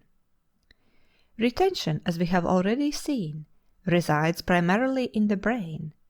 It is accomplished through the law of habit working in the neurons of the cortex. Here, as elsewhere, habit makes an activity once performed more easy of performance each succeeding time. Through this law, a neural activity once performed tends to be repeated, or in other words, a fact once known in consciousness tends to be remembered. That so large a part of our past is lost in oblivion and out of the reach of our memory is probably much more largely due a failure to recall than to retain. We say that we have forgotten a fact or a name which we cannot recall, try as hard as we may. Yet surely all have had the experience of a long-striven-for fact suddenly appearing in our memory, when we had given it up and no longer had use for it. It was retained all the time, else it never could have come back at all. An aged man of my acquaintance lay on his deathbed. In his childhood he had first learned to speak German, but moving with his family when he was 8 or 9 years of age to an English-speaking community, he had lost his ability to speak German, and had been unable for a third of a century to carry on a conversation in his mother tongue. Yet, during the last days of his sickness, he lost almost wholly the power to use the English language, and spoke fluently in German. During all these years his brain path had retained the power to reproduce the forgotten words, even though for so long a time the words could not be recalled. James quotes a still more striking case of an aged woman who was seized by the fever, and during her delirious ravings was heard talking in Latin, Hebrew, and Greek. She herself could neither read nor write, and the priest said she was possessed of a devil. But the physician unraveled the mystery. When the girl was 9 years of age, a pastor, who was a noted scholar, had taken her into his home as a servant, and she had remained there until his death. During this time she had daily heard him read aloud from his books in these languages. Her brain had indelibly retained the record made upon it, although for years she could not have recalled the sentence, if needed, she had ever been able to do so. Recall. Recall depends entirely on association. There is no way to arrive at a certain fact or name that is eluding us, except by means of some other facts, names, or what not so related to the missing term as to be able to bring it into the fold. Memory arrives at any desired fact only over a bridge of associations. It therefore follows that the more associations set up between the fact to be remembered and related facts already in the mind, the more certain the recall. Historical dates and events should, when learned, be associated with important central dates and events to which they naturally attach. Geographical names, places, or other information should be connected with related material already in the mind. Scientific knowledge should form a coherent and related whole. In short, everything that is given over to the memory for its keeping should be linked as closely as possible to material of the same sort. This is all to say that we should not expect our memory to retain and reproduce isolated, unrelated facts, but should give it the advantage of as many logical and well-grounded associations as possible. Recognition. A fact reproduced by memory, but not recognized as belonging to our past experience, would impress us as a new fact. This would mean that memory would fail to link the present to the past. Often we are puzzled to know whether we have before met a certain person, or on a former occasion told a certain story, or previously experienced a certain present state of mind which seems half familiar. Such baffling mental states are usually but instances of partial and incomplete recognition. Recognition no longer applies to much of our knowledge. For example, we say we remember that 4 times 6 is 24, but probably none of us can recall when and where we learned this fact. We cannot recognize it as belonging to our past experience. So, with 10,000 other things which we know rather than remember in the strict sense. 3. The stuff of memory. What are the forms in which memory presents the past to us? What are the elements with which it deals? What is the stuff of which it consists? Images as the material of memory. In the light of our discussion upon mental imagery, and with the aid of a little introspection, the answer is easy. I ask you to remember your home, and at once a visual image of the familiar house, with its well-known rooms and their characteristic furnishings, comes to your mind. I ask you to remember the last concert you attended, or the chorus of birds you heard recently in the woods, and there comes a flood of images, partly visual, but largely auditory, from the melodies you heard. Or I ask you to remember the feast of which you partook yesterday, and gustatory and olfactory images are prominent among the others which appear. And so I might keep on, until I had covered the whole range of your memory. And whether I ask you for the simple trivial experiences of your past, for the tragic or crucial experiences, or for the most abstruse and abstract facts which you know and can recall, the case is the same. Much of what memory presents to you comes in the form of images or of ideas of your past. Images vary as to type. We do not all remember what we call the same fact in like images or ideas. When you remember that Columbus discovered America in 1492, some of you had an image of Columbus the mariner standing on the deck of his ship, as the old picture shows him, and accompanying this image with an idea of long agoness. Others, in recalling the same fact, had an image of the coast on which he landed, and perchance felt the rocking of the boat and heard it scraping on the sand as it neared the shore. And still others saw on the printed page the words stating that Columbus discovered America in 1492. And so in an infinite variety of images or ideas we may remember what we call the same fact, though of course the fact is not really the same fact to any two of us, nor to any one of us when it comes to us on different occasions in different images. Other memory material. But sensory images are not the only material with which memory has to deal. We may also recall the bare fact that it rained a week ago today without having images of the rain. We may recall that Columbus discovered America in 1492 without visual or other images of the event. As a matter of fact, we do constantly recall many facts of abstract nature, such as mathematical or scientific formulae, with no imagery other than that of the words or symbols, if indeed these be present.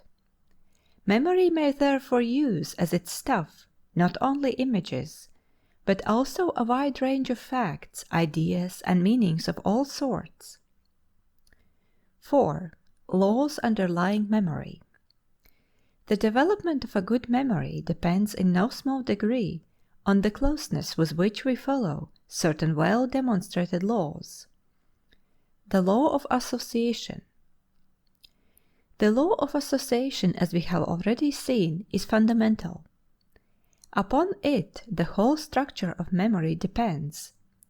Stating this law in neutral terms, we may say, brain areas which are active together in the same time tend to establish associative paths, so that when one of them is again active, the other is also brought into activity. Expressing the same truth in mental terms, if two facts or experiences occur together in consciousness, and one of them is later recalled, it tends to cause the other to appear also. The law of repetition. The law of repetition is but a restatement of the law of habit, and may be formulated as follows.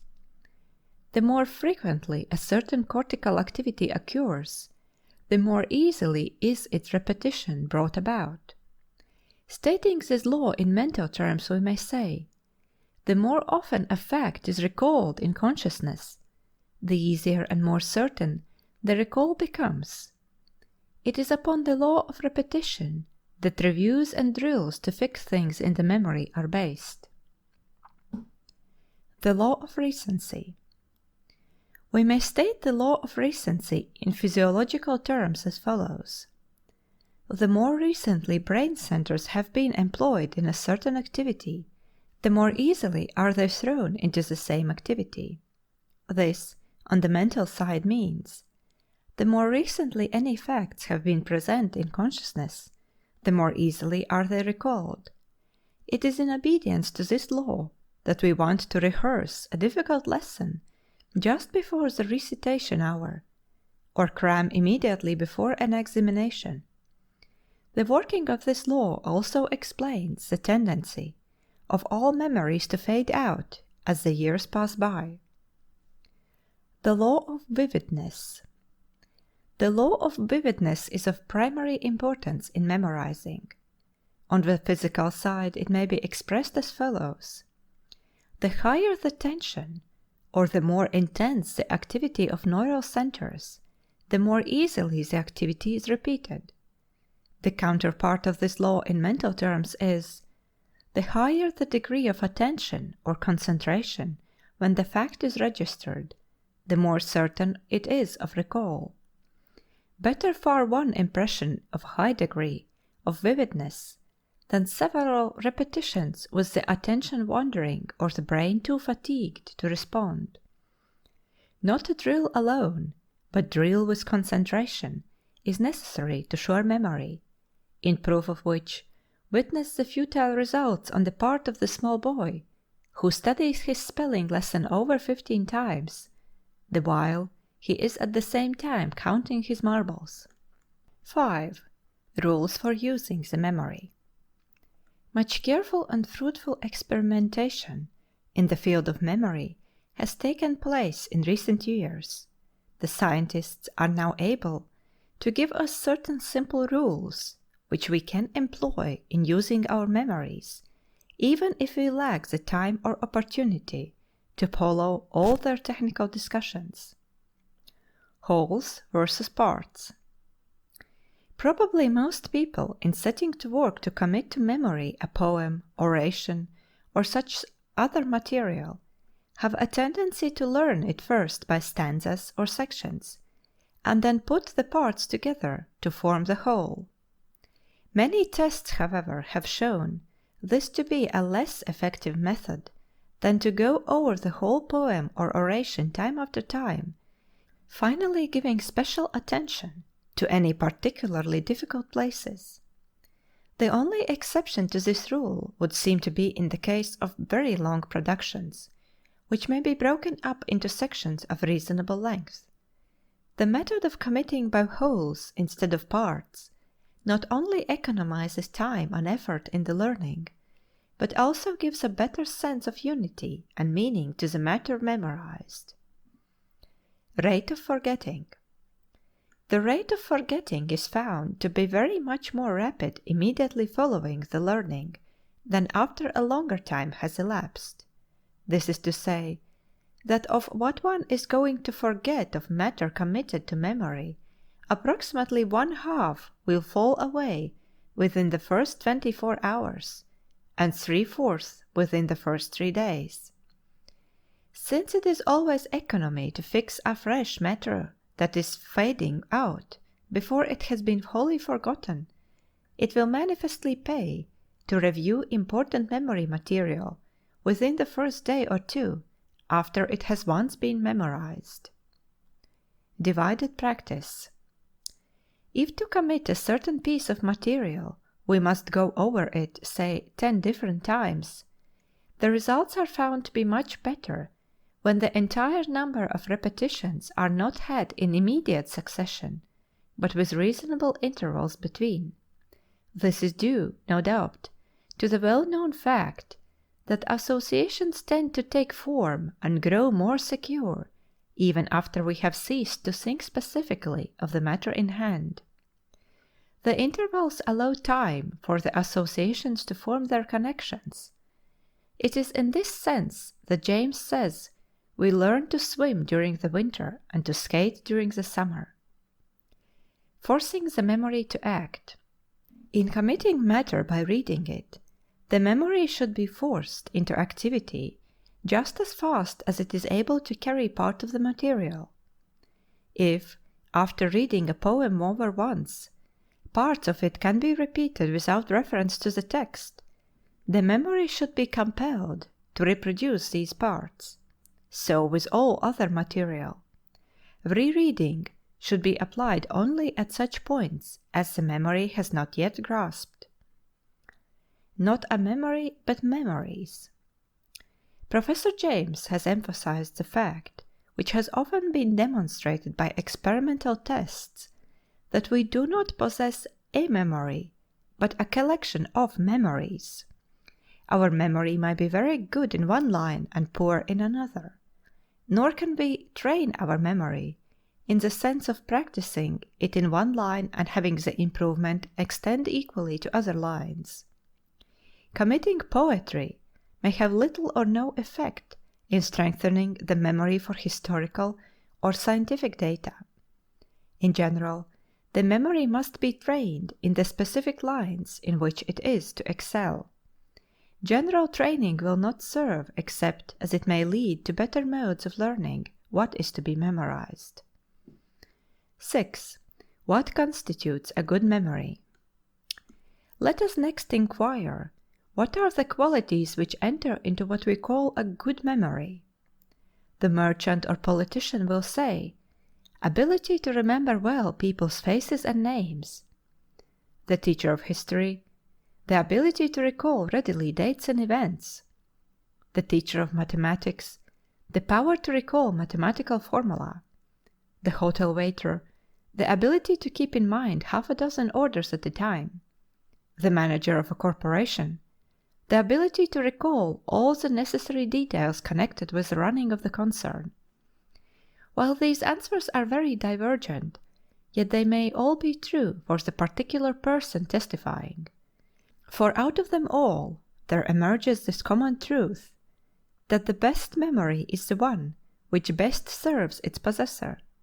That is, one's memory not only must be ready and exact, but must produce the right kind of material. It must bring to us what we need in our thinking.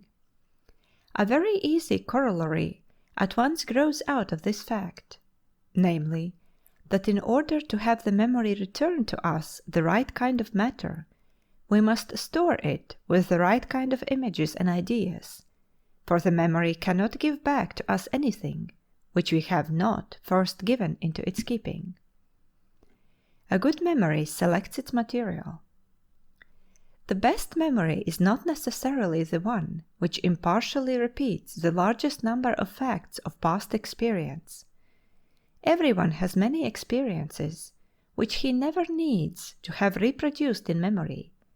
Useful enough they may have been at the time, but wholly useless and irrelevant later. They have served their purpose, and should henceforth slumber in oblivion. They would be but so much rubbish and lumber if they could be recalled.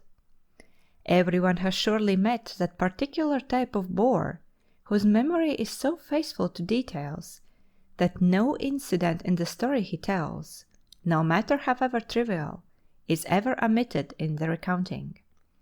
His associations work in such a tireless round of minute successions, without ever being able to take a jump or a short-cut, that he is powerless to separate the wheat from the chaff, so he dumps the whole indiscriminate mass into our long-suffering ears.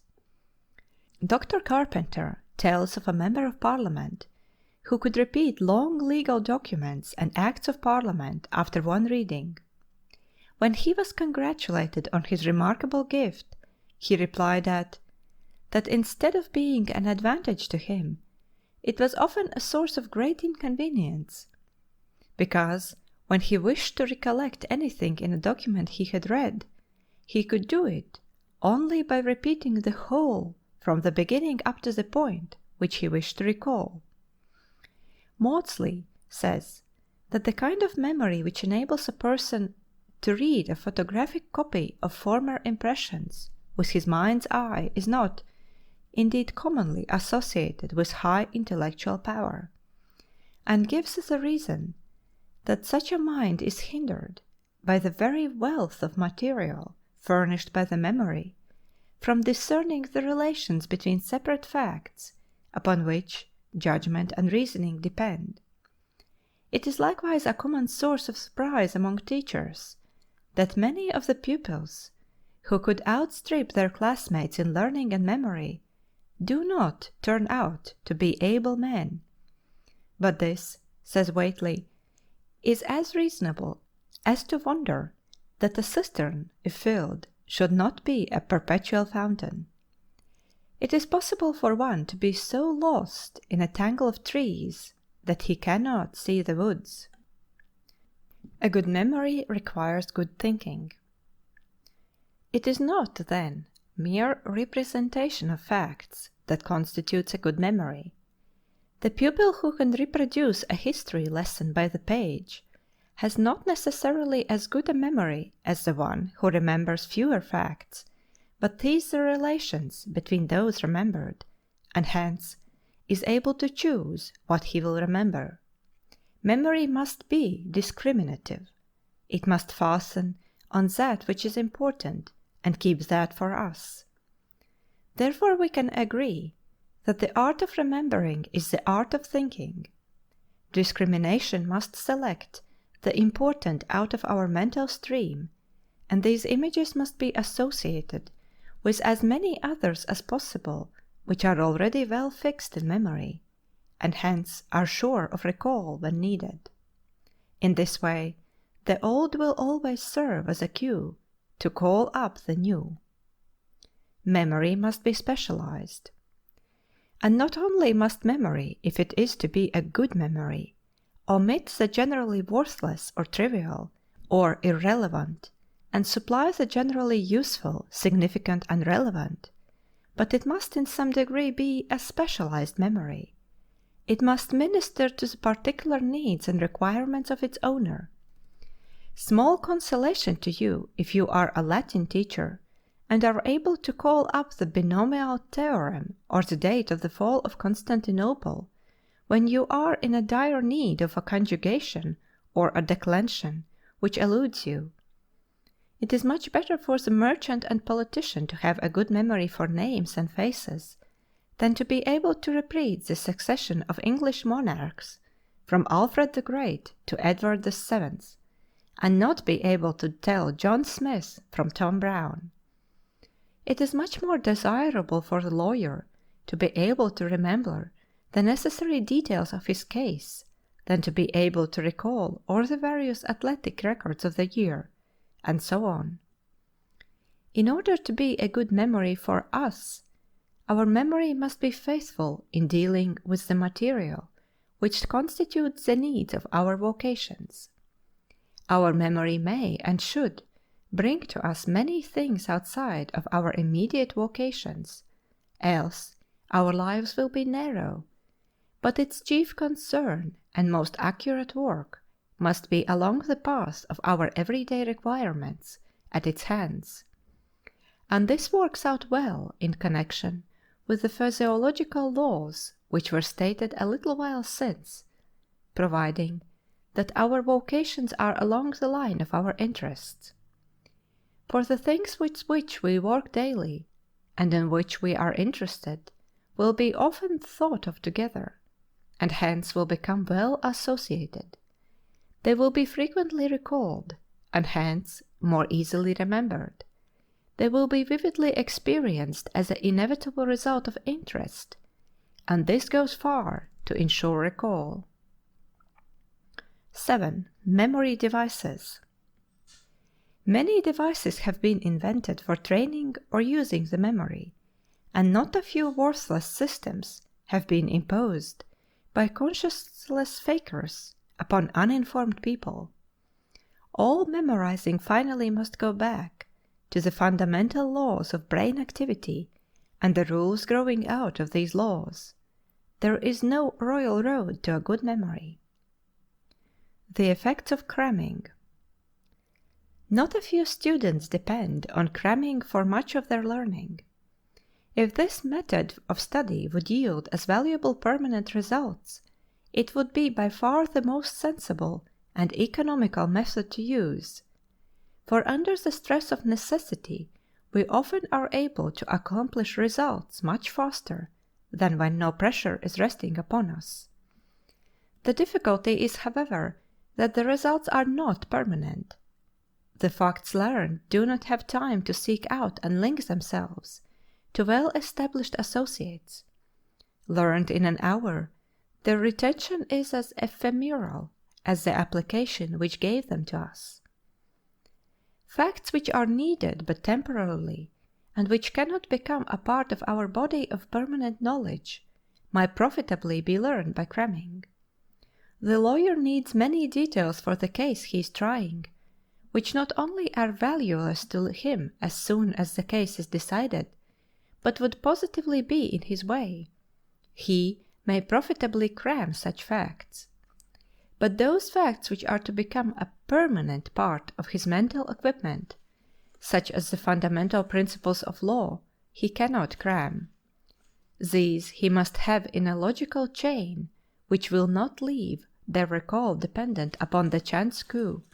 Crammed facts may serve us during a recitation or an examination, but they never really become a part of us. Nothing can take the place of the logical placing of facts if they are to be remembered with facility and be usable in thinking when recalled. Remembering isolated facts. But after all this is taken into consideration, there still remain a large number of facts which refuse to fit into any connected or logical system, or, if they do belong with some system, their connection is not very close, and we have more need for the few individual facts than for the system as a whole. Hence, we must have some means of remembering such facts other than by connecting them with their logical associations. Such facts as may be typified by the multiplication table, certain dates, events, names, numbers, errands, and engagements of various kinds. All these need to be remembered accurately and quickly when the occasion for them arises. We must be able to recall them with facility, so that the occasion will not have passed by before we can secure them, and we have failed to do our part because of the lapse. With facts of this type, the means of securing a good memory are the same as in the case of logical memory, except that we must of necessity forego the linking to naturally related associates. We can, however, take advantage of the three laws which have been given. If these methods are used faithfully, then we have done what we can in the way of ensuring the recall of facts of this type, unless we associate them with some artificial cue, such as tying a thread around our finger to remember an errand, or learning the multiplication table by singing it. We are not to be too ready to excuse ourselves, however, if we have forgotten to mail the letter or deliver the message, for our attention may have been very lax when we recorded the direction in the first place, and we may never have taken the trouble to think of the matter between the time it was given into our keeping and the time we were to perform the errand. Mnemonic devices. Many ingenious devices have been invented to assist the memory. No doubt each one of you has some way of your own of remembering certain things committed to you, or some much-needed fact which has a tendency to elude you. You may not tie the traditional string around your finger, or place your watch in the wrong pocket, but if not, you have invented some method which suits your convenience better. While many books have been written, and many lectures given exploiting mnemonic systems, they are, however, all founded upon the same general principle, namely, that of association of ideas in the mind. They all make use of the same basis for memory that any of us use every time we remember anything, from the commonest event which occurred last hour to the most abstruse bit of philosophy which we may have in our minds. They all tie the fact to be remembered to some other fact which is sure of recall, and then trust the old fact to bring the new along with it when it again comes into the mind. Artificial devices may be permissible in remembering the class of facts which have no logical associates in which we can relate them, but even then I cannot help feeling that if we should use the same care and ingenuity in carefully recording the seemingly unrelated facts that we do in working out the device and making the association in it, we should discover hidden relations for most of the facts we wish to remember, and we should be able to ensure their recall as certainly and in a better way than through the device. Then also we should not be in danger of handing over to the device various facts for which we should discover relations, thus placing them in the logical body of our usable knowledge where they belong. 8. Problems in observation and introspection. 1. Carefully consider your own powers of memory and see whether you can decide which of the 4 types of brain you have. Apply similar tests to your classmates or a group of school children whom you have a chance to observe. Be sure to take into account the effects of past training or habits of memory. 2. Watch in your own memorizing and also that of school children for failures in recall caused by lack of proper associations. Why is it particularly hard to commit what one does not understand? 3. Observe a class in a recitation or an examination and seek to discover whether any defects of memory revealed are to be explained by a lack of repetition, recency, vividness in learning. 4. Make a study of your own class and also of a group of children in school to discover their methods of memorizing. Have in mind the rules for memorizing given in section 5 of this chapter. 5. Observe by introspection your method of recall of historical events you have studied, and note whether images form an important part of your memory material, or does your recall consist chiefly of bare facts? In how far does this depend on your method of learning the facts in the first place? 6. Carefully consider your experience from cramming your lessons. Does the material learned in this way stay with you? Do you understand it and find yourself able to use it as well as stuff learned during a longer interval and with more time for associations to form? Chapter 12. Thinking. No word is more constantly on our lips than the word think. 100 times a day we tell what we think about this thing or that. Any exceptional power of thought classes us among the most efficient of our generation. It is in their ability to think that men stand preeminently above the animals. 1. Different types of thinking. The term think or thinking is employed in so many different senses that it will be well, first of all, to come to an understanding as to its various uses. 4 different types of thinking which we shall note are 1. Chance or idle thinking. 2. Thinking in the form of uncritical belief. 3. Assimilative thinking. And 4. Deliberative thinking. Chance or idle thinking. Our thinking is of the chance or idle kind when we think to no conscious end. No particular problem is up for solution, and the stream of thought drifts along in idleness. In such thinking, immediate interest, some idle fancy, the impulse of the moment, or the suggestions from our environment determine the train of associations and give direction to our thought. In a sense, we surrender our mental bark to the winds of circumstance to drive it whithersoever they will without let or hindrance from us. Since no results are sought from our thinking, none are obtained. The best of us spend more time in these idle trains of thought than we would like to admit, while inferior and untrained minds seldom rise above this barren thought level. Not infrequently, even when we are studying a lesson which demands our best thought power, we find that an idle train of associations has supplemented the more rigid type of thinking and appropriated the field. Uncritical belief. We often say that we think a certain thing is true or false when we have, as a matter of fact, done little or no thinking about it. We only believe or uncritically accept the common point of view as to the truth or untruth of the matter concerned. The ancients believed that the earth was flat, and the savages that eclipses were caused by animals eating up the moon.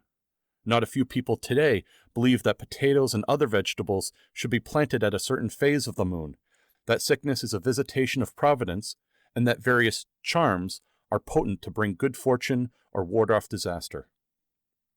Probably not 1 in 1,000 of those who accept such beliefs could give, or have ever tried to give, any rational reason for their point of view. But we must not be too harsh towards such crude illustrations of uncritical thinking. It is entirely possible that not all of us who pride ourselves on our trained powers of thought could give good reasons discovered by our own thinking why we think our political party, our church, or our social organization is better than some other one. How few of us, after all, really discover our creed, join a church, or choose a political party. We adopt the points of view of our nation or our group much as we adopt their customs and dress, not because we are convinced by thinking they are the best, but because they are less trouble. Assimilative thinking. It is this type of thinking that occupies us when we seek to appropriate new facts or ideas and understand them. That is, relate them to knowledge already on hand. We think after this fashion in much of our study in schools and textbooks. The problem for our thought is not so much one of invention or discovery as of grasp and assimilation. Our thinking is to apprehend meanings and relations, and so unify and give coherence to our knowledge. In the absence of this type of thinking, one may commit to memory many facts that he does not understand, gather much information that contains little meaning to him, or even achieve very credible scholastic grades that stand for a small amount of education or development. For all information, to become vital and usable, must be thought into relation to our present active, functioning body of knowledge. Therefore, assimilative thinking is fundamental to true mastery and learning. Deliberative thinking.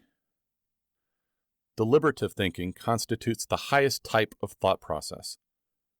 In order to do deliberative thinking, there is necessary, first of all, what Dewey calls a split road situation. A traveler going along a well-beaten highway, says Dr. Dewey, does not deliberate, he simply keeps on going. But let the highway split into 2 roads at a fork, only one of which leads to the desired destination, and now a problem confronts him. He must take one road or the other, but which? The intelligent traveler will at once go to seeking for evidence as to which road he should choose. He will balance this fact against that fact, and this probability against that probability, in an effort to arrive at a solution to his problem. Before we can engage in deliberative thinking, we must be confronted by some problem, some such split road situation in our mental stream. We must have something to think about. It is this fact that makes one writer say that the great purpose of one's education is not to solve all his problems for him. It is rather to help him, 1, to discover problems or split road situations, 2, to assist him in gathering the facts necessary for their solution, and 3, to train him in the weighing of his facts or evidence, that is, in deliberative thinking. Only as we learn to recognize the true problems that confront us in our own lives and in society about us can we become thinkers in the best sense. Our own plans and projects, the questions of right and wrong that are constantly arising, the social, political, and religious problems awaiting solution, all afford the opportunity and the necessity for deliberative thinking. And unhappy is the pupil whose schoolwork does not set the problems and employ the methods which will ensure training in this as well as in the assimilative type of thinking. Every school subject, besides supplying certain information to be learned, should present its problems requiring true deliberative thinking within the range of development and the ability of the pupil. And no subject, literature, history, science, language, is without many such problems. 2. The function of thinking. All true thinking is for the purpose of discovering relations between the things we think about. Imagine a world in which nothing is related to anything else, in which every object perceived, remembered, or imagined stands absolutely by itself, independent and self-sufficient. What chaos it would be! We might perceive, remember, and imagine all the various objects we please, but without the power to think them together, they would all be totally unrelated, and hence have no meaning. Meaning depends on relations. To have a rational meaning for us, things must always be defined in terms of other things, or in terms of their uses. Fuel is that which feeds fire. Food is what is eaten for nourishment. A locomotive is a machine for drawing a train. Books are to read, pianos to play, balls to throw, schools to instruct, friends to enjoy, and so on through the whole list of objects which we know or can define.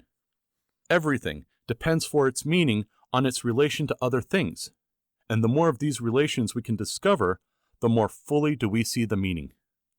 Thus, balls may have other uses than to throw, schools other functions than to instruct, and friends mean much more to us than mere enjoyment. And just in the degree in which we have realized these different relations, have we defined the object, or in other words, have we seen its meaning? The function of thinking is to discover relations. Now it is by thinking that these relations are discovered. This is the function of thinking. Thinking takes the various separate items of our experience and discovers to us the relations existing among them, and builds them together into a unified, related, and usable body of knowledge, threading each little bit on the string of relationship which runs through the whole. It was, no doubt, this thought that Tennyson had in mind when he wrote, "Flower in the crannied wall, I pluck you out of the crannies. I hold you here, root and all, in my hand. Little flower, but if I could understand what you are, root and all in all, I should know what God and man is." Starting in with even so simple a thing as a little flower, if he could discover all the relations which every part bears to every other part and to all other things besides, he would finally reach the meaning of God and man.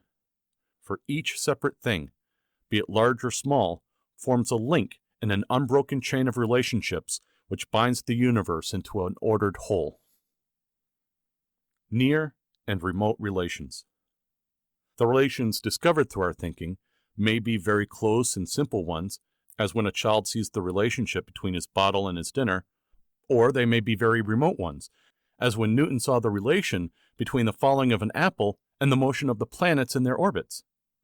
But whether simple or remote, the seeing of relationships is in both cases alike thinking, for thinking is nothing, in its last analysis, but the discovering of the relationships which exist between the various objects in our mental stream.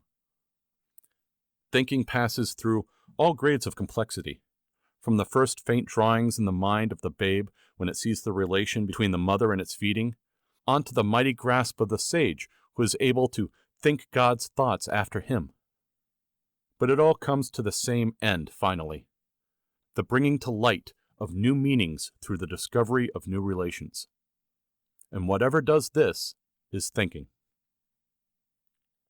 Child and adult thinking. What constitutes the difference in the thinking of the child and that of the sage?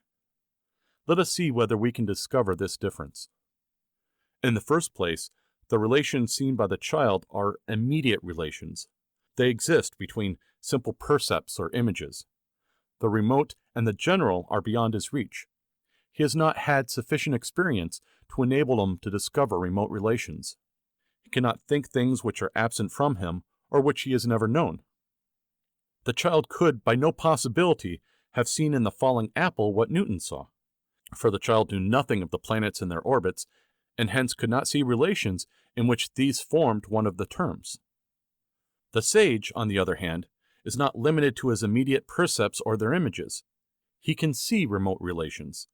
He can go beyond individuals and think in classes. The falling apple is not a mere falling apple to him, but one of a class of falling bodies. Besides a rich experience full of valuable facts, the trained thinker has acquired also the habit of looking out for relations. He has learned that this is the method par excellence of increasing his store of knowledge and of rendering effective the knowledge he has. He has learned how to think. The chief business of the child is the collection of the materials of thought, seeing only the more necessary and obvious relations as he proceeds. His chief business when older grown is to seek out the network of relations which unites this mass of material, and through this process, to systematize and give new meanings to the whole. 3. The mechanism of thinking. It is evident from the foregoing discussion that we may include under the term thinking all sorts of mental processes by which relations are apprehended between different objects of thought. Thus, young children think as soon as they begin to understand something of the meaning of the objects of their environment. Even animals think by means of simple and direct associations.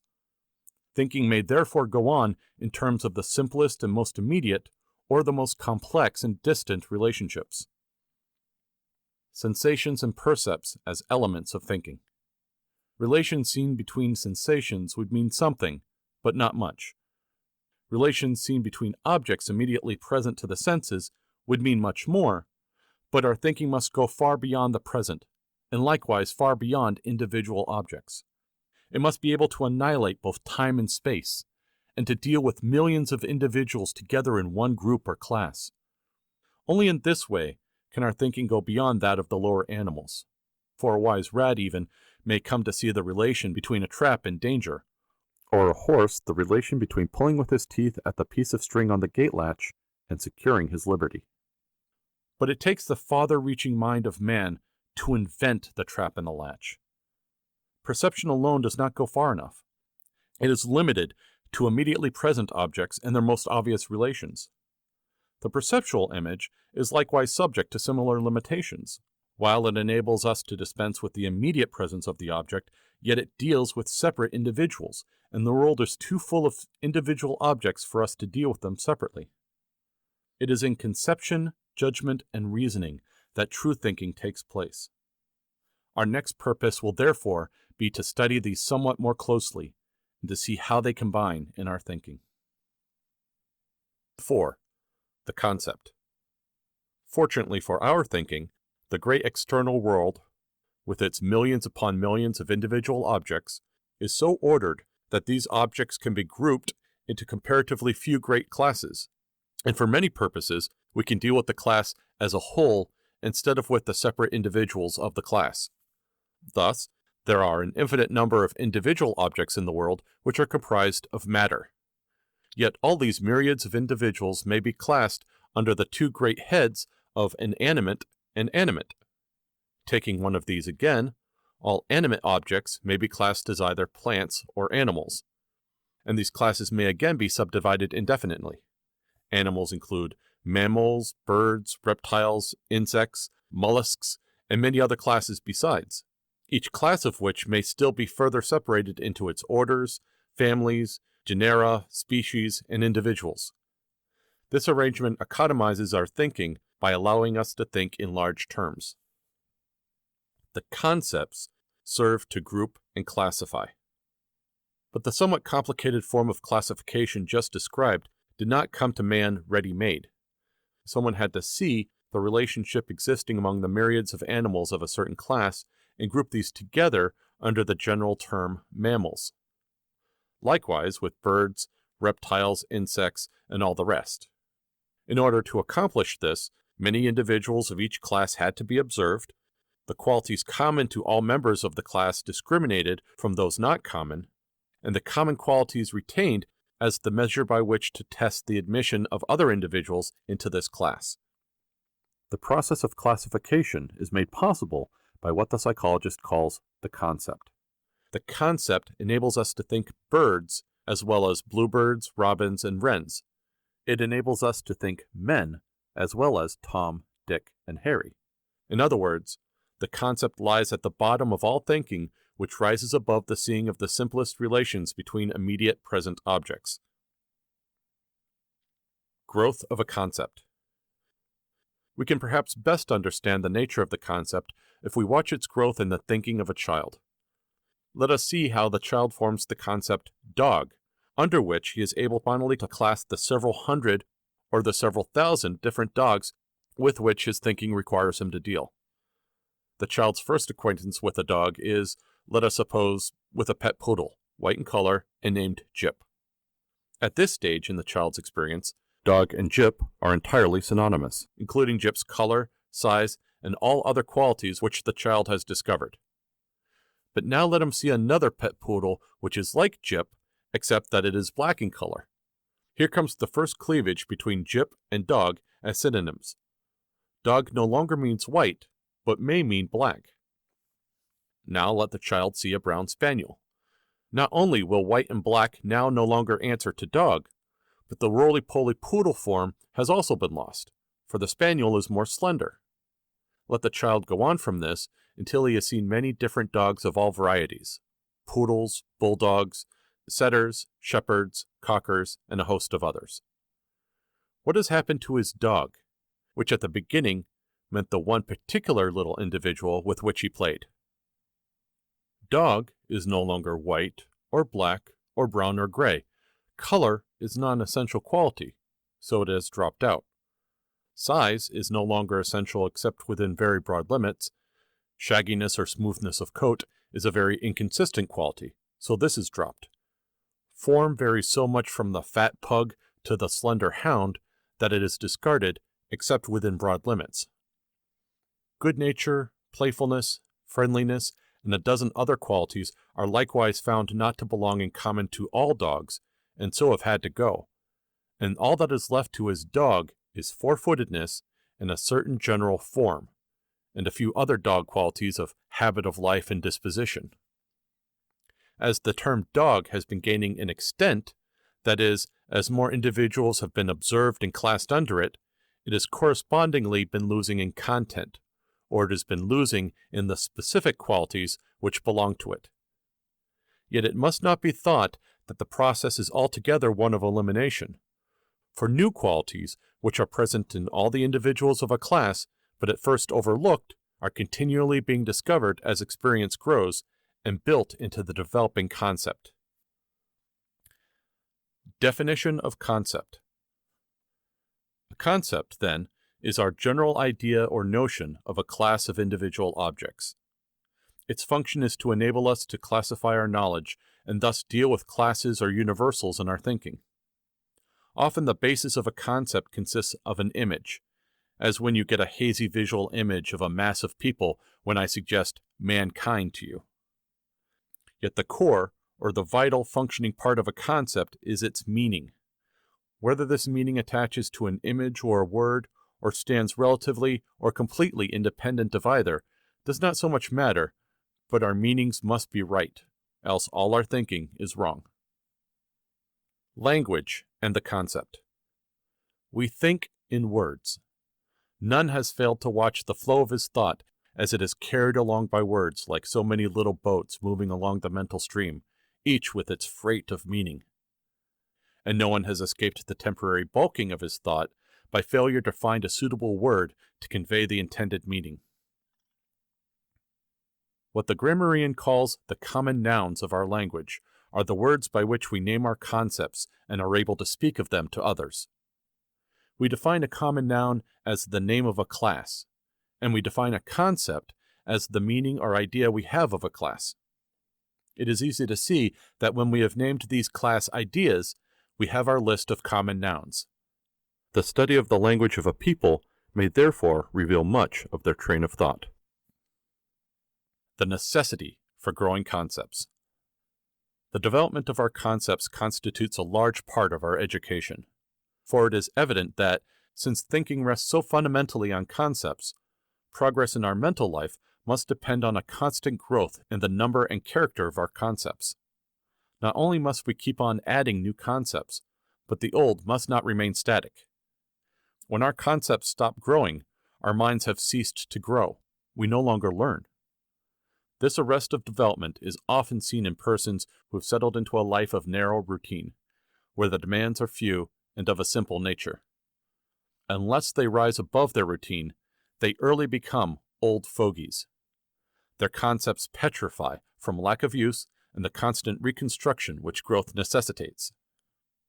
On the other hand, the person who has upon him the constant demand to meet new situations or do better in old ones will keep on enriching his old concepts and forming new ones, or else, unable to do this, he will fail in his position. And the person who keeps on steadily enriching his concepts has discovered the secret of perpetual youth so far as his mental life is concerned.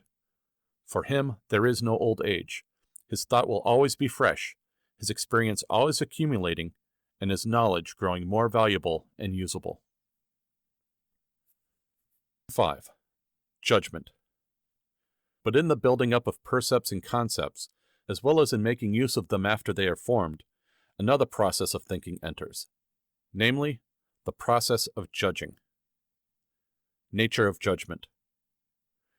Judging enters more or less into all our thinking, from the simplest to the most complex.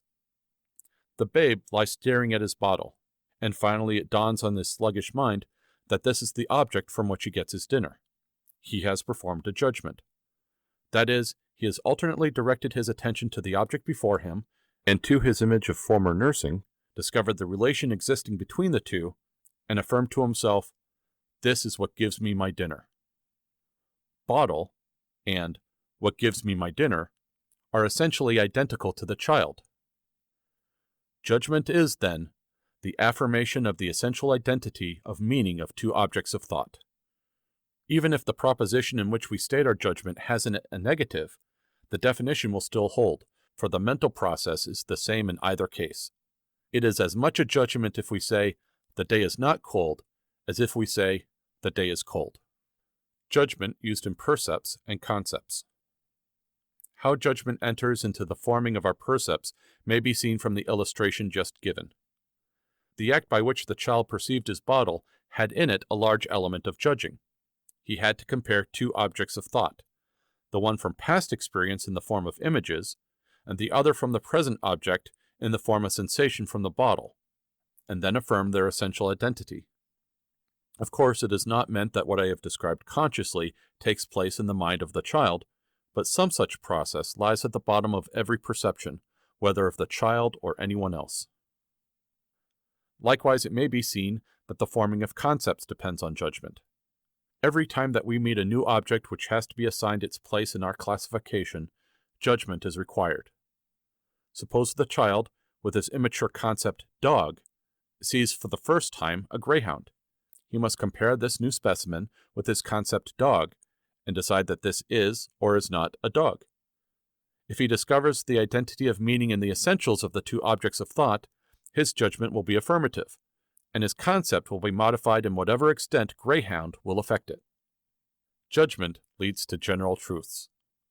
But judgment goes much farther than to assist in building percepts and concepts. It takes our concepts after they are formed and discovers and affirms relations between them, thus enabling us finally to relate classes as well as individuals. It carries our thinking over into the realm of the universal, where we are not hampered by particulars. Let us see how this is done. Suppose we have the concept man and the concept animal, and that we think of these two concepts in their relation to each other.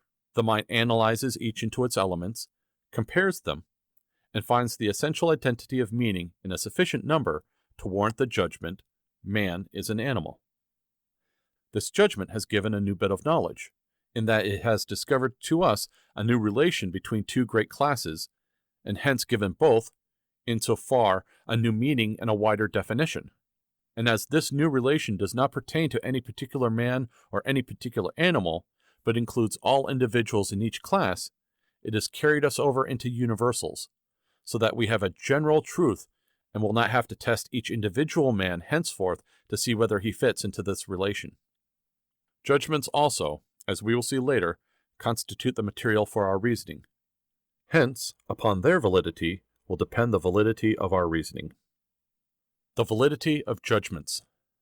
Now, since every judgment is made up of an affirmation of relation existing between two terms, it is evident that the validity of the judgment will depend on the thoroughness of our knowledge of the terms compared. If we know but few of the attributes of either term of the judgment is clearly unsafe. Imperfect concepts lie at the basis of many of our wrong judgments. A young man complained because his friend had been expelled from college for alleged misbehavior. He said, "Mr. A was the best boy in the institution." It is very evident that someone made a mistake in judgment. Surely no college would want to expel the best boy in the institution. Either my complainant or the authorities of the college had failed to understand one of the terms in the judgment. Either Mr. A or the best boy in the institution had been wrongly interpreted by someone. Likewise, one person will say, "Jones is a good man," while another will say, "Jones is a rascal." Such a discrepancy in judgment must come from a lack of acquaintance with Jones or a lack of knowledge of what constitutes a good man or a rascal. No doubt most of us are prone to make judgments with too little knowledge of the terms we are comparing, and it is usually those who have the least reason for confidence in their judgments who are the most certain that they cannot be mistaken. The remedy for faulty judgments is, of course, in making ourselves more certain of the terms involved, and this in turn sends us back for a review of our concepts or the experience upon which the terms depend. It is evident that no two persons can have just the same concepts, for all have not had the same experience out of which their concepts came. The concepts may be named the same, and may be nearly enough alike so that we can usually understand each other, but, after all, I have mine, and you have yours, and if we could each see the others in their true light, no doubt we should save many misunderstandings and quarrels. 6. Reasoning. All the mental processes which we have so far described find their cumulation and highest utility in reasoning. Not that reasoning comes last in the list of mental activities and cannot take place until all the others have been completed, for reasoning is in some degree present almost from the dawn of consciousness. The difference between the reasoning of the child and that of the adult is largely one of degree, of reach. Reasoning goes farther than any of the other processes of cognition, for it takes the relations expressed in judgments, and out of these relations evolves still other and more ultimate relations. Nature of reasoning. It is hard to define reasoning so as to describe the precise process which occurs, for it is so intermingled with perception, conception, and judgment that one can hardly separate them even for purposes of analysis, much less to separate them functionally. We may, however, define reasoning provisionally as thinking by means of a series of judgments with the purpose of arriving at some definite end or conclusion. What does this mean? Professor Angell has stated the matter so clearly that I will quote his illustration of the case. Suppose that we are about to make a long journey which necessitates the choice from among a number of possible routes. This is a case of the genuinely problematic kind. It requires reflection, a weighing of the pros and cons, and giving of the final decision in favor of one or other of several alternatives. In such a case, the procedure of most of us is after this order. We think of one route as being picturesque and wholly novel, but also of being expensive. We think of another as less interesting, but also as less expensive. A third is, we discover, the most expedient, but also the most costly of the three. We find ourselves confronted then with the necessity of choosing with regard to the relative merits of cheapness, beauty, and speed. We proceed to consider these points in the light of all our interests, and the decision more or less makes itself. We find, for instance, that we must, under the circumstances, select the cheapest route. How judgments function in reasoning.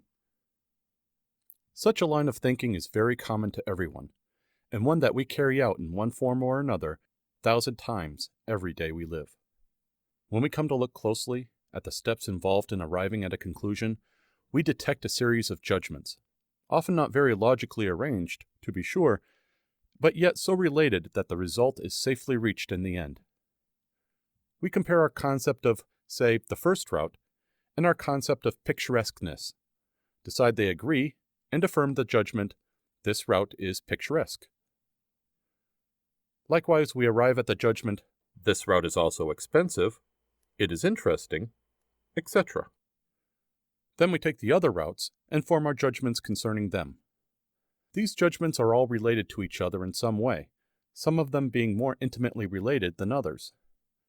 Which judgments remain as the significant ones, the ones which are used to solve the problem finally, depends on which concepts are the most vital for us with reference to the ultimate end in view. If time is the chief element, then the form of our reasoning would be something like this. 2 of the routes require more than 3 days, hence I must take the third route. If economy is the important end, the solution would be as follows. 2 routes cost more than $1,000. I cannot afford to pay more than $800. I therefore must patronize the third route. In both cases, it is evident that the conclusion is reached through a comparison of 2 or more judgments. This is the essential difference between judgment and reasoning. Whereas judgment discovers relations between concepts, reasoning discovers relations between judgments, and from this evolves a new judgment which is the conclusion sought. The example given well illustrates the ordinary method by which we reason to conclusions. Deduction and the syllogism. Logic may take the conclusion, with the 2 judgments on which it is based, and form the 3 into what is called a syllogism, of which the following is a classical type. All men are mortal. Socrates is a man. Therefore, Socrates is mortal. The first judgment is in the form of a proposition which is called the major premise, because it is general in its nature, including all men. The second is the minor premise, since it deals with a particular man. The third is the conclusion, in which a new relation is discovered between Socrates and mortality. This form of reasoning is deductive, that is, it proceeds from the general to the particular. Much of our reasoning is an abbreviated form of the syllogism, and will readily expand into it. For instance, we say, "It will rain tonight, for there is lightning in the west." Expanded into the syllogism form, it would be, "Lightning in the west is a sure sign of rain. There is lightning in the west this evening, therefore it will rain tonight." While we do not commonly think in complete syllogisms, it is often convenient to cast our reasoning in this form to test its validity. For example, a fallacy lurks in the generalization, "Lightning in the west is a sure sign of rain." Hence the conclusion is of doubtful validity. Induction. Deduction is a valuable form of reasoning, but a moment's reflection will show that something must precede the syllogism in our reasoning. The major premise must be accounted for. How are we able to say that all men are mortal and that lightning in the west is a sure sign of rain? How was this general truth arrived at? There is only one way, namely, through the observation of a large number of particular instances, or through induction. Induction is the method of proceeding from the particular to the general. Many men are observed, and it is found that all who have been observed have died under a certain age.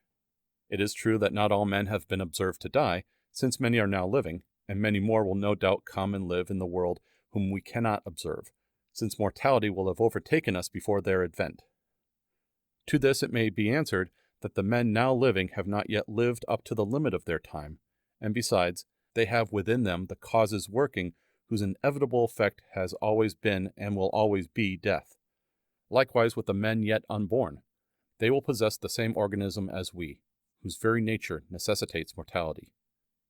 In the case of the premonitions of rain, the generalization is not so safe, for there have been exceptions. Lightning in the west at night is not always followed by rain, nor can we find inherent causes as in the other case which necessitates rain as an effect. The necessity for broad induction. Thus it is seen that our generalizations, or major premises, are of all degrees of validity. In the case of some, as the mortality of man, millions of cases have been observed and no exceptions found. But on the contrary, causes discovered whose operation renders the result inevitable. In others, as, for instance, in the generalization once made, "all cloven-footed animals chew their cud," not only had the examination of individual cases not been carried so far as in the former case when the generalization was made, but there were found no inherent causes residing in their cloven-footed animals which make it necessary for them to chew their cud. That is, cloven feet and cud chewing do not of necessity go together, and the case of the pig disproves the generalization. In practically no instance, however, is it possible for us to examine every case upon which a generalization is based. After examining a sufficient number of cases, and particularly if there are supporting causes, we are warranted in making the inductive leap, or in proceeding at once to state our generalization as a working hypothesis. Of course, it is easy to see if we have a wrong generalization. If our major premise is invalid, all that follows in our chain of reasoning will be worthless. This fact should render us careful in making generalizations on too narrow a basis of induction. We may have observed that certain red-haired people of our acquaintance are quick-tempered, but we are not justified from this in making the general statement that all red-haired people are quick-tempered. Not only have we not examined a sufficient number of cases to warrant a conclusion, but we have found in the red hair not even a cause of quick temper, but only an occasional concomitant. The interrelation of induction and deduction. Induction and deduction must go hand in hand in building up our world of knowledge. Induction gives us the particular facts out of which our system of knowledge is built, furnishes us with the data out of which general truths are formed. Deduction allows us to start with the generalization furnished by induction, and from this vantage ground to organize and systemize our knowledge, and, through the discovery of its relations, to unify it and make it usable. Deduction starts with a general truth and asks the question, what new relations are made necessary among particular facts by this truth? Induction starts with particulars and asks the question, to what general truth do these separate facts lead? Each method of reasoning needs the other. Deduction must have induction to furnish the facts for its premises. Induction must have deduction to organize these separate facts into a unified body of knowledge. He only sees well who sees the whole in the parts, and the parts in the whole. 7.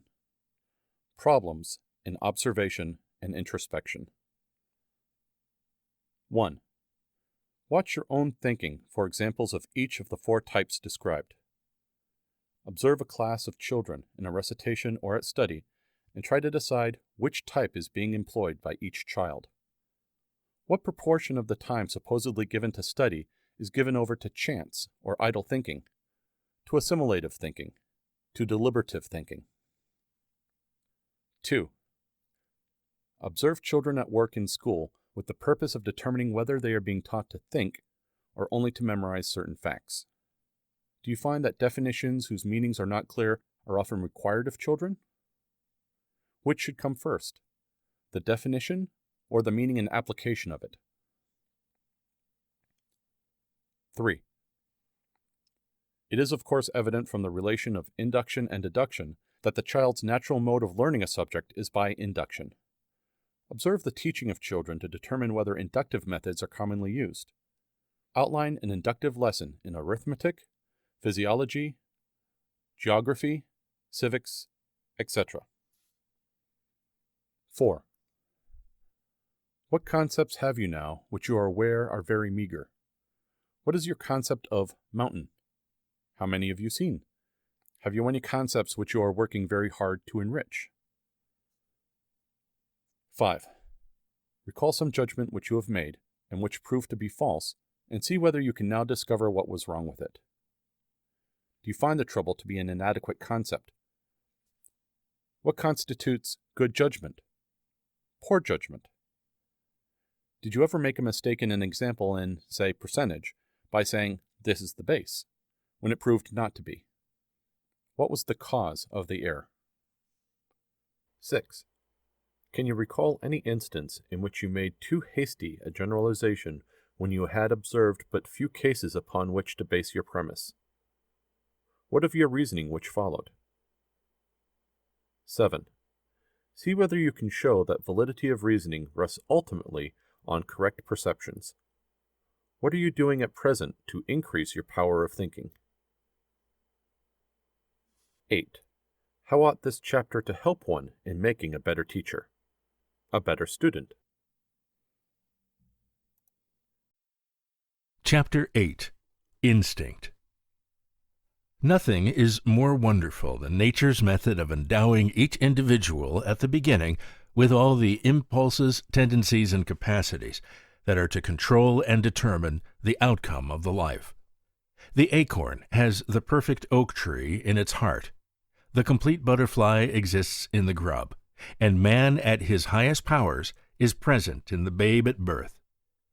Education adds nothing to what heredity supplies, but only develops what is present from the first. We are a part of a great unbroken procession of life, which began at the beginning and will go on till the end.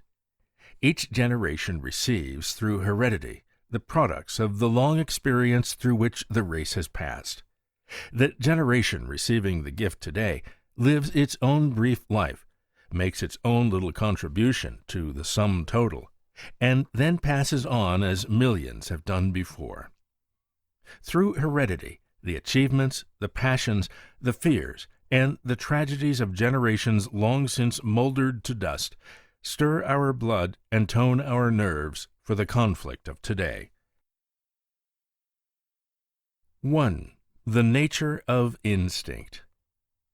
Every child born into the world has resting upon him an unseen hand, reaching out from the past, pushing him out to meet his environment, and guiding him in the start upon his journey. This impelling and guiding power from the past we call instinct. In the words of Mosso, instinct is the voice of past generations reverberating like a distant echo in the cells of the nervous system. We feel the breath, the advice, the experience of all men, from those who lived on acorns and struggled like wild beasts, dying naked in the forests, down to the virtue and toil of our father, the fear and love of our mother. The babe's dependence on instinct. The child is born ignorant and helpless. It has no memory, no reason, no imagination. It has never performed a conscious act and does not know how to begin. It must get started, but how? It has no experience to direct it, and is unable to understand or imitate others of its kind. It is at this point that instinct comes to the rescue. The race has not given the child a mind ready-made. That must develop.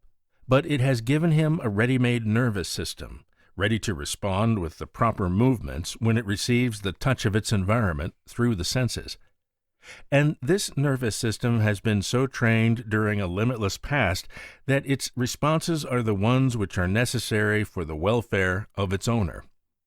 It can do 100 things without having to wait to learn them. Burdett says of the newborn child, nobody told him what to do. Nobody taught him. He knew. Placed suddenly on the guest list of this old caravansary, he knew his way at once to 2 places in it, his bedroom and the dining room. 1,000 generations of babies had done the same thing in the same way, and each had made it a little easier for this particular baby to do his part without learning how. Definition of instinct.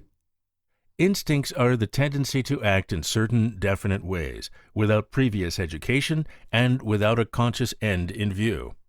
They are a tendency to act, for some movement or motor adjustment is the response to an instinct. They do not require previous education, for none is possible with many instinctive acts. The duck does not have to be taught to swim or the baby to suck. They have no conscious end in view, though the result may be highly desirable.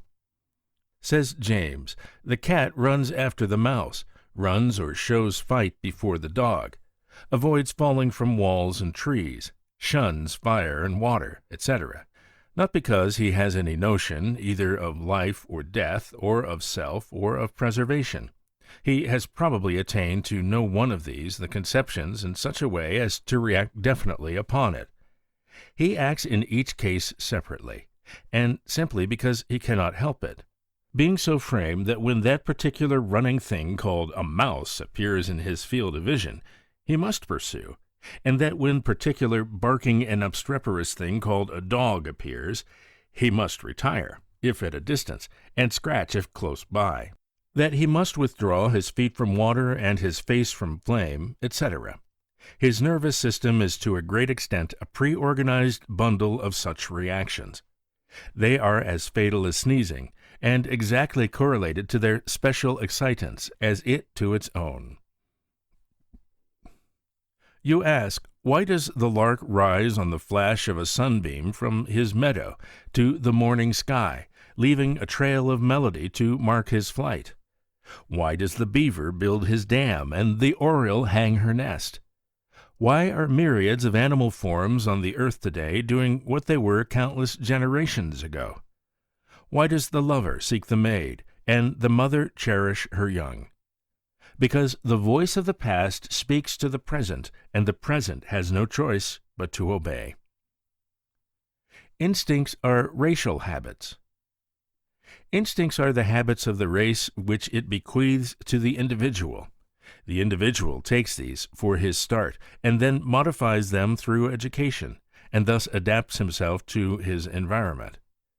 Through his instincts, the individual is enabled to shortcut racial experience and begin at once on life activities which the race has been ages in acquiring. Instinct preserves to us what the race has achieved in experience, and so starts us out where the race left off. Unmodified instinct is blind.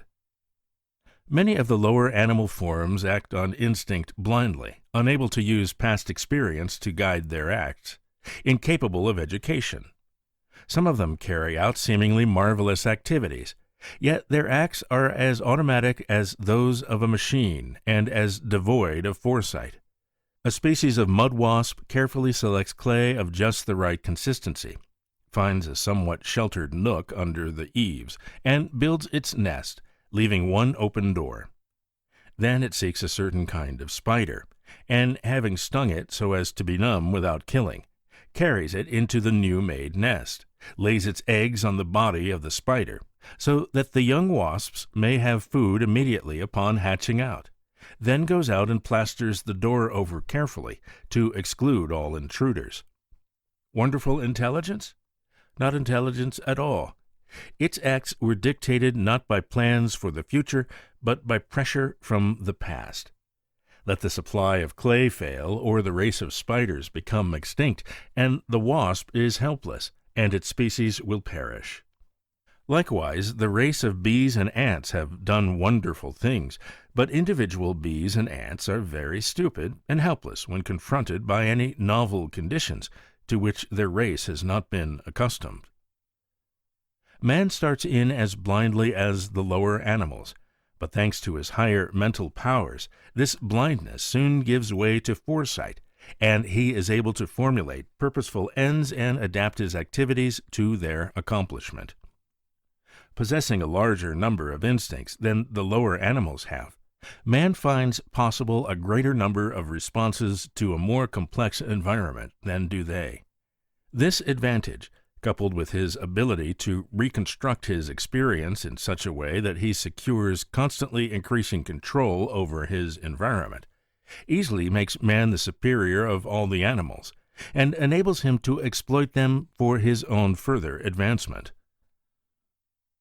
2. Law of the appearance and disappearance of instincts. No child is born with all its instincts ripe and ready for action. Yet each individual contains within his own inner nature the law which determines the order and time of their development. Instincts appear in succession as required. It is not well that we should be started on too many different lines of activity at once, hence our instincts do not all appear at the same time. Only as fast as we need additional activities do they ripen. Our very earliest activities are concerned chiefly with feeding, hence we first have the instincts which prompt us to take our food, and cry for it when we are hungry. Also, we find useful such abbreviated instincts, called reflexes, as sneezing, snuffling, gagging, vomiting, starting, etc. Hence we have the instincts enabling us to do these things. Soon comes the time for teething, and to help the matter along, the instinct of biting enters, and the rubber ring is in demand. The time approaches when we are to feed ourselves. So the instinct arises to carry everything to the mouth. Now we have grown strong and must assume an erect attitude. Hence the instinct to sit up and then to stand. Locomotion comes next, and with it the instinct to creep and walk. Also, a language must be learned, and we must take part in the busy life about us, and do as other people do. So the instinct to imitate arises, that we may learn things quickly and easily. We need a spur to keep us up to our best effort, so the instinct of emulation emerges. We must defend ourselves, so the instinct of pugnacity is born. We need to be cautious, hence the instinct of fear. We need to be investigative, hence the instinct of curiosity. Much self-directed activity is necessary for our development, hence the play instinct. It is best that we should come to know and serve others, so the instincts of sociability and sympathy arise.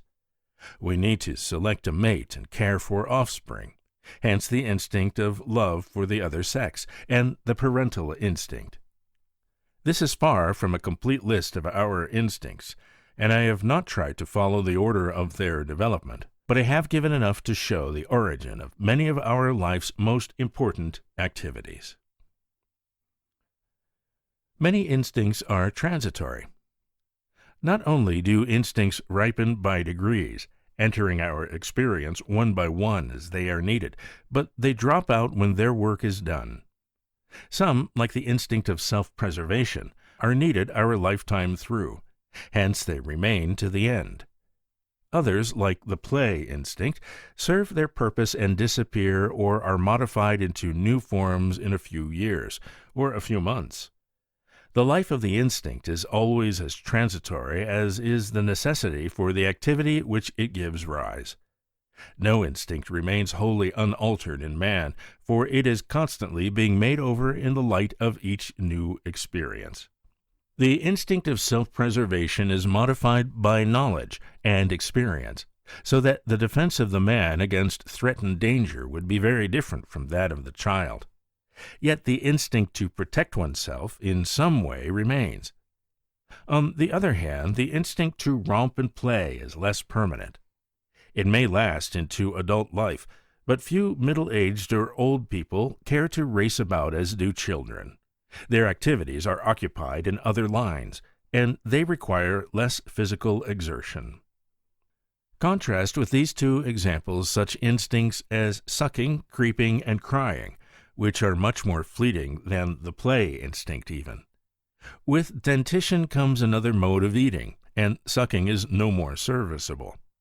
Walking is a better mode of locomotion than creeping, so the instinct to creep soon dies. Speech is found a better way than crying to attract attention to distress, so this instinct drops out. Many of our instincts not only would fail to be serviceable in our later lives, but would be positively in the way. Each serves its day and then passes over into so modified a form as not to be recognized, or else drops out of sight altogether. Seemingly useless instincts. Indeed, it is difficult to see that some instincts serve a useful purpose at any time. The pugnacity and greediness of childhood, its foolish fears, the bashfulness of youth, these seem to be either useless or detrimental to development. In order to understand the workings of instinct, however, we must remember that it looks in two directions, into the future for its application, and into the past for its explanation. We should not be surprised if the experiences of a long past have left behind some tendencies which are not very useful under the vastly different conditions of today. Nor should we be too sure that an activity whose precise function in relation to development we cannot discover has no use at all. Each instinct must be considered, not alone in the light of what it means to its possessor today, but of what it means to all his future development. The tail of a pollywog seems a very useless appendage, so far as the adult frog is concerned. Yet if the pollywog's tail is cut off, a perfect frog never develops. Instincts to be utilized when they appear. A man may set the stream to turning his mill wheels today, or wait for 20 years. The power is there ready for him when he wants it. Instincts must be utilized when they present themselves, else they disappear, never in most cases to return. Birds kept caged past the flying time never learn to fly well. The hunter must train his setter when the time is ripe, or the dog can never be depended upon.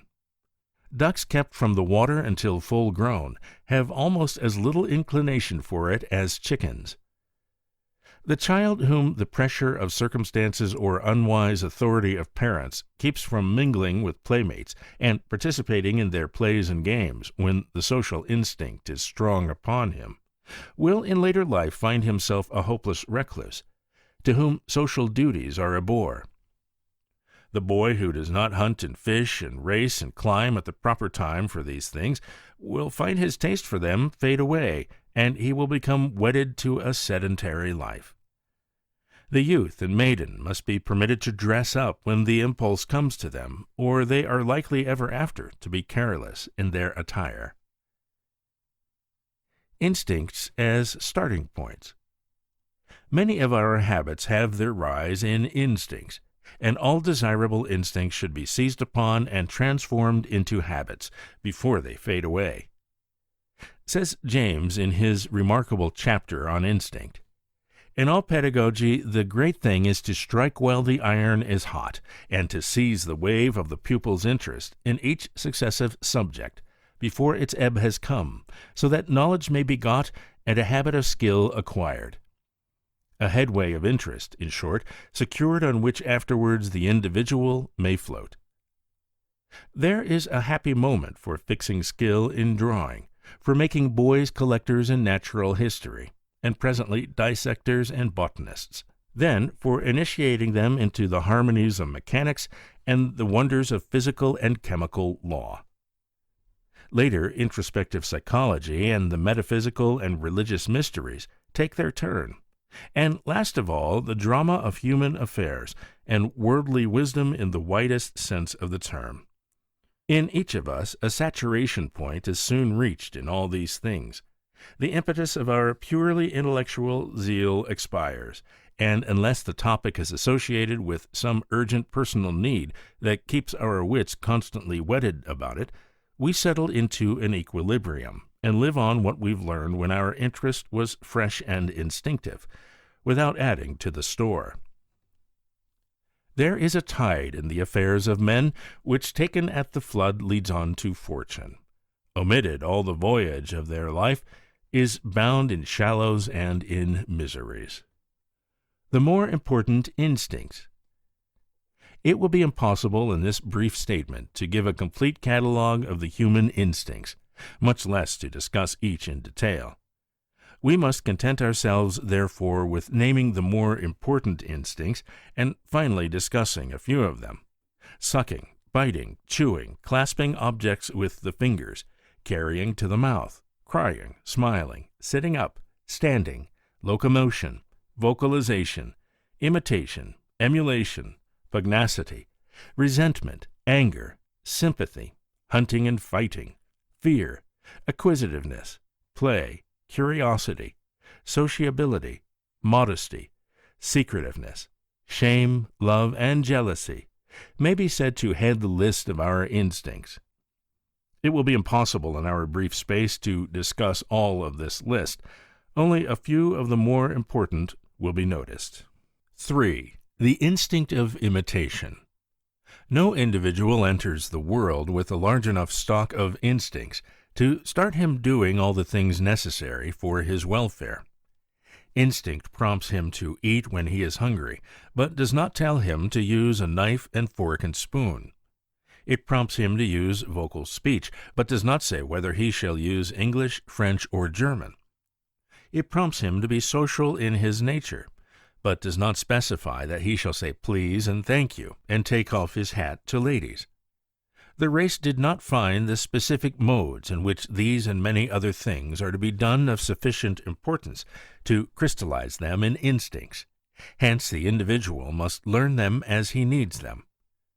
The simplest way of accomplishing this is for each generation to copy the ways of doing things which are followed by the older generation among whom they are born.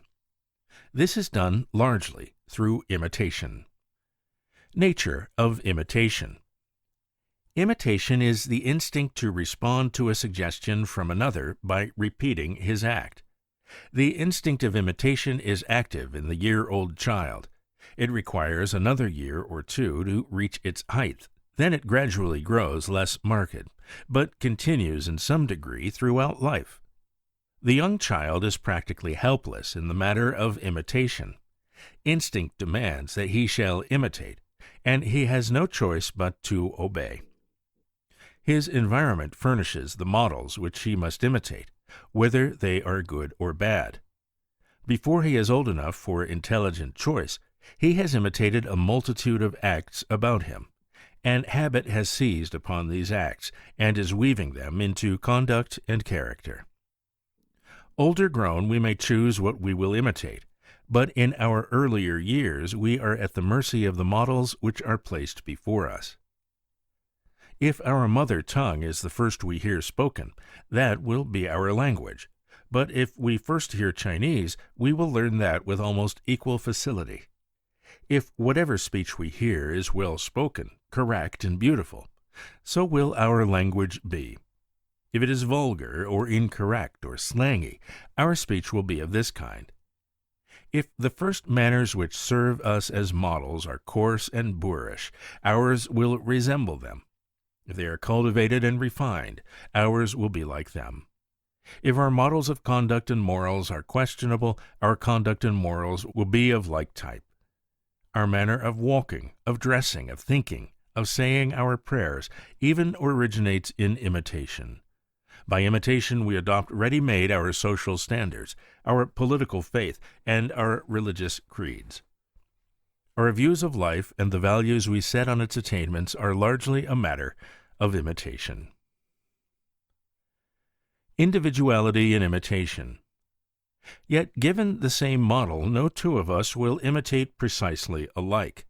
Your acts will be yours and mine will be mine. This is because no two of us have just the same heredity and hence cannot have precisely similar instincts. There reside in our different personalities different powers of invention and originality, and these determine by how much the product of imitation will vary from the model. Some remain imitators all their lives, while others use imitation as a means to the invention of better types than the original models. The person who is an imitator only lacks individuality and initiative. The nation which is an imitator only is stagnant and unprogressive. While imitation must be blind in both cases at first, it should be increasingly intelligent as the individual or the nation progresses. Conscious and unconscious imitation. The much-quoted dictum that all consciousness is motor has a direct application to imitation. It only means that we have a tendency to act on whatever idea occupies the mind. Think of yawning or clearing the throat, and the tendency is strong to do these things. We naturally respond to smile with smile and to frown with frown. And even the impressions coming to us from our material environment have their influence on our acts. Our response to these ideas may be a conscious one, as when a boy purposefully stutters in order to mimic an unfortunate companion. Or it may be unconscious, as when the boy unknowingly falls into the habit of stammering from learning this kind of speech.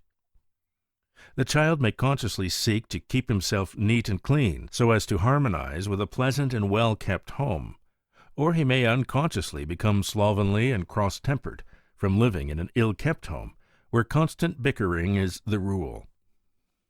Often we deliberately imitate what seems to us desirable in other people, but probably far the greater proportion of the suggestions to which we respond are received and acted upon unconsciously.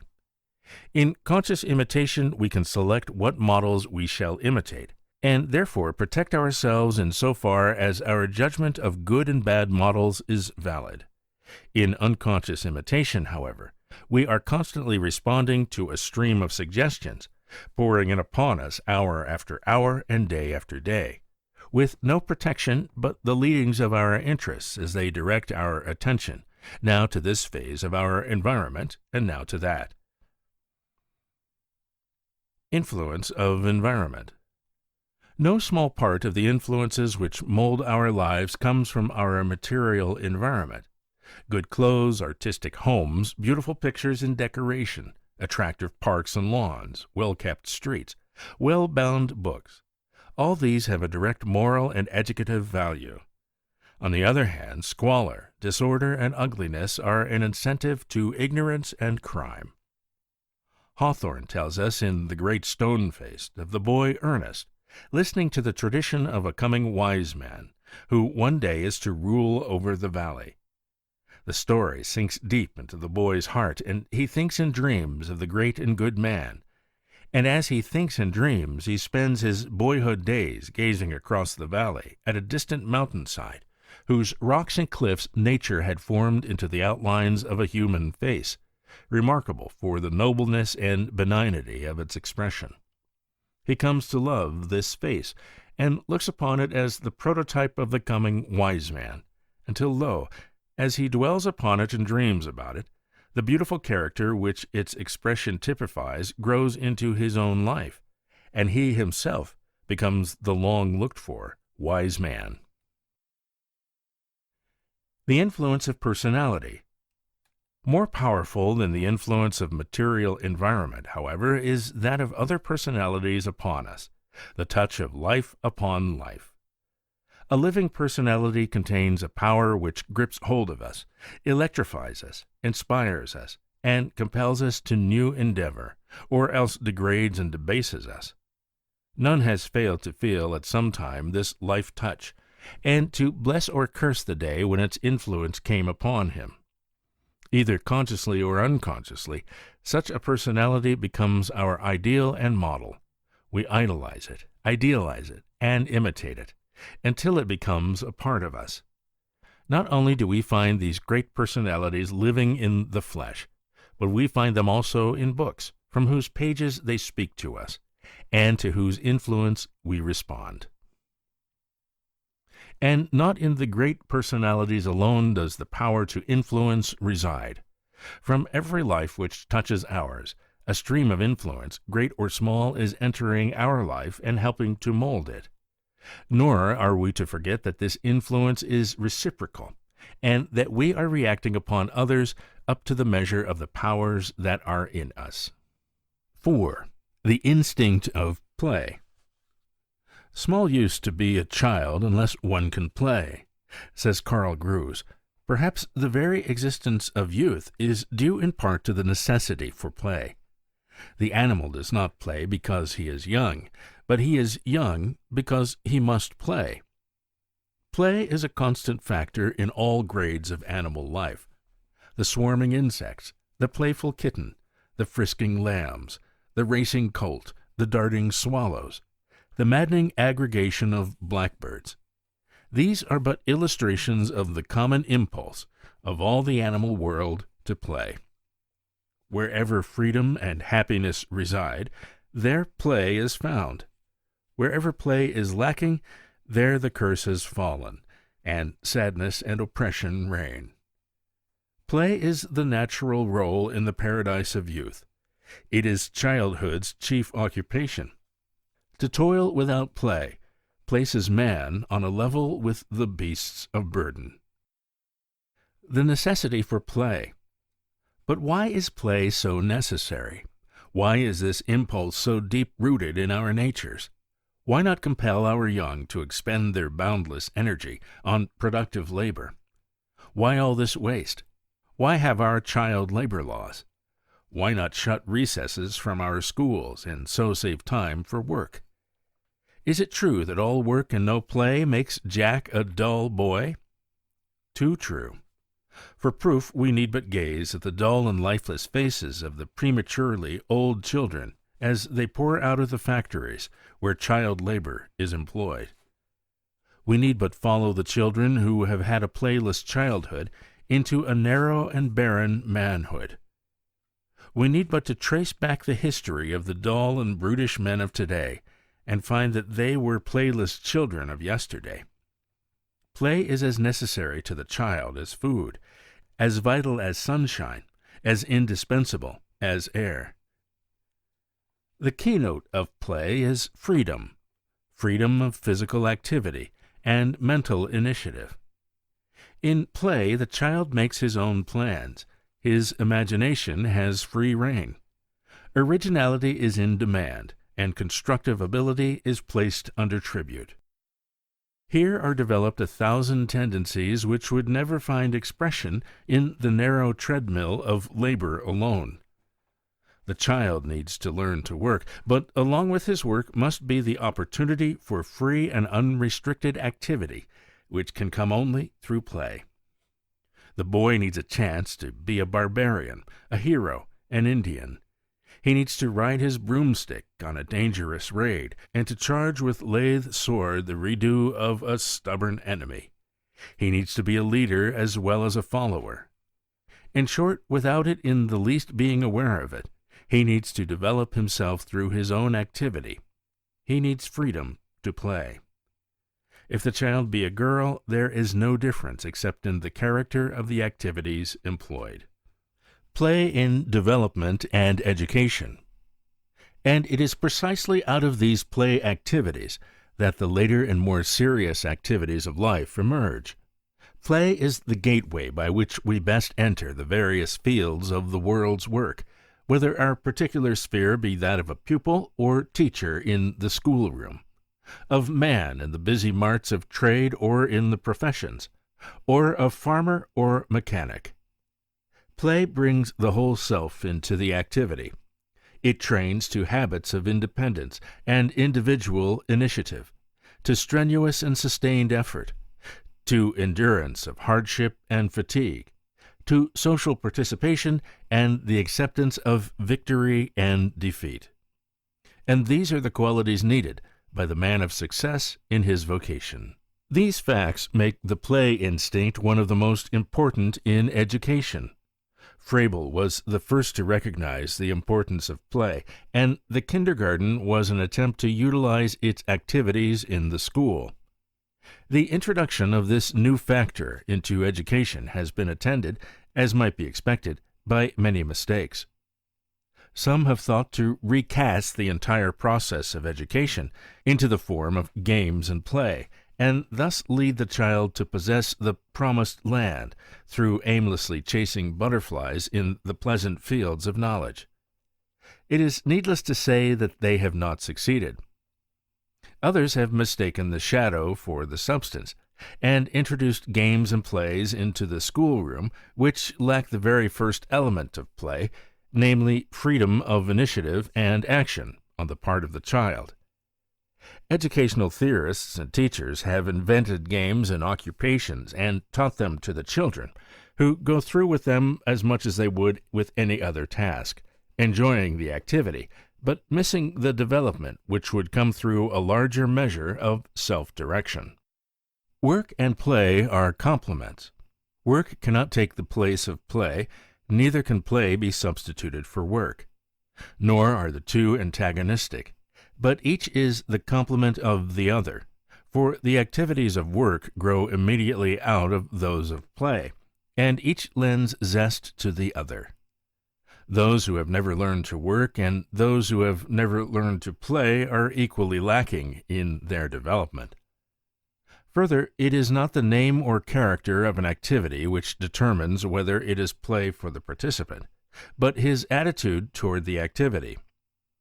If the activity is performed for its own sake, and not for some ulterior end, if it grows out of the interest of the child, and involves the free and independent use of his powers of body and mind, if it is his and not someone's else, then the activity possesses the chief characteristics of play. Lacking these, it cannot be play, whatever else it may be. Play, like other instincts, besides serving the present, looks in two directions, into the past and into the future. From the past come the shadowy interest which, taking form from the touch of our environment, determine the character of the play activities. From the future come the premonitions of the activities that are to be.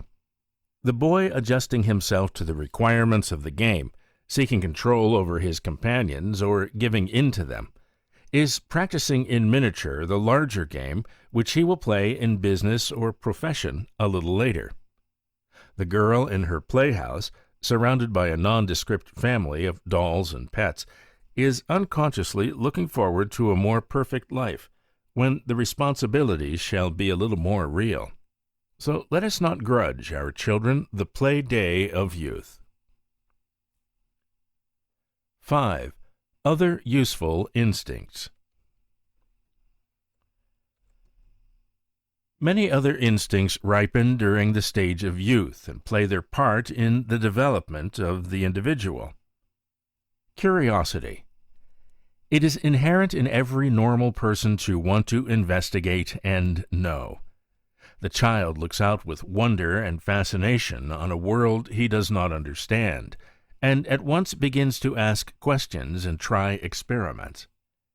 Every new object is approached in a spirit of inquiry. Interest is omnivorous, feeding upon every phase of environment. Nothing is too simple or too complex to demand attention and exploration, so that it vitally touches the child's activities and experience. The momentum given the individual by curiosity toward learning and mastering his world is incalculable. Imagine the impossible task of teaching children what they had no desire or inclination to know. Think of trying to lead them to investigate matters concerning which they felt only a supreme indifference. Indeed, one of the greatest problems of education is to keep curiosity alive and fresh, so that its compelling influence may promote effort and action. One of the greatest secrets of eternal youth is also found in retaining the spontaneous curiosity of youth after the youthful years are past. Manipulation.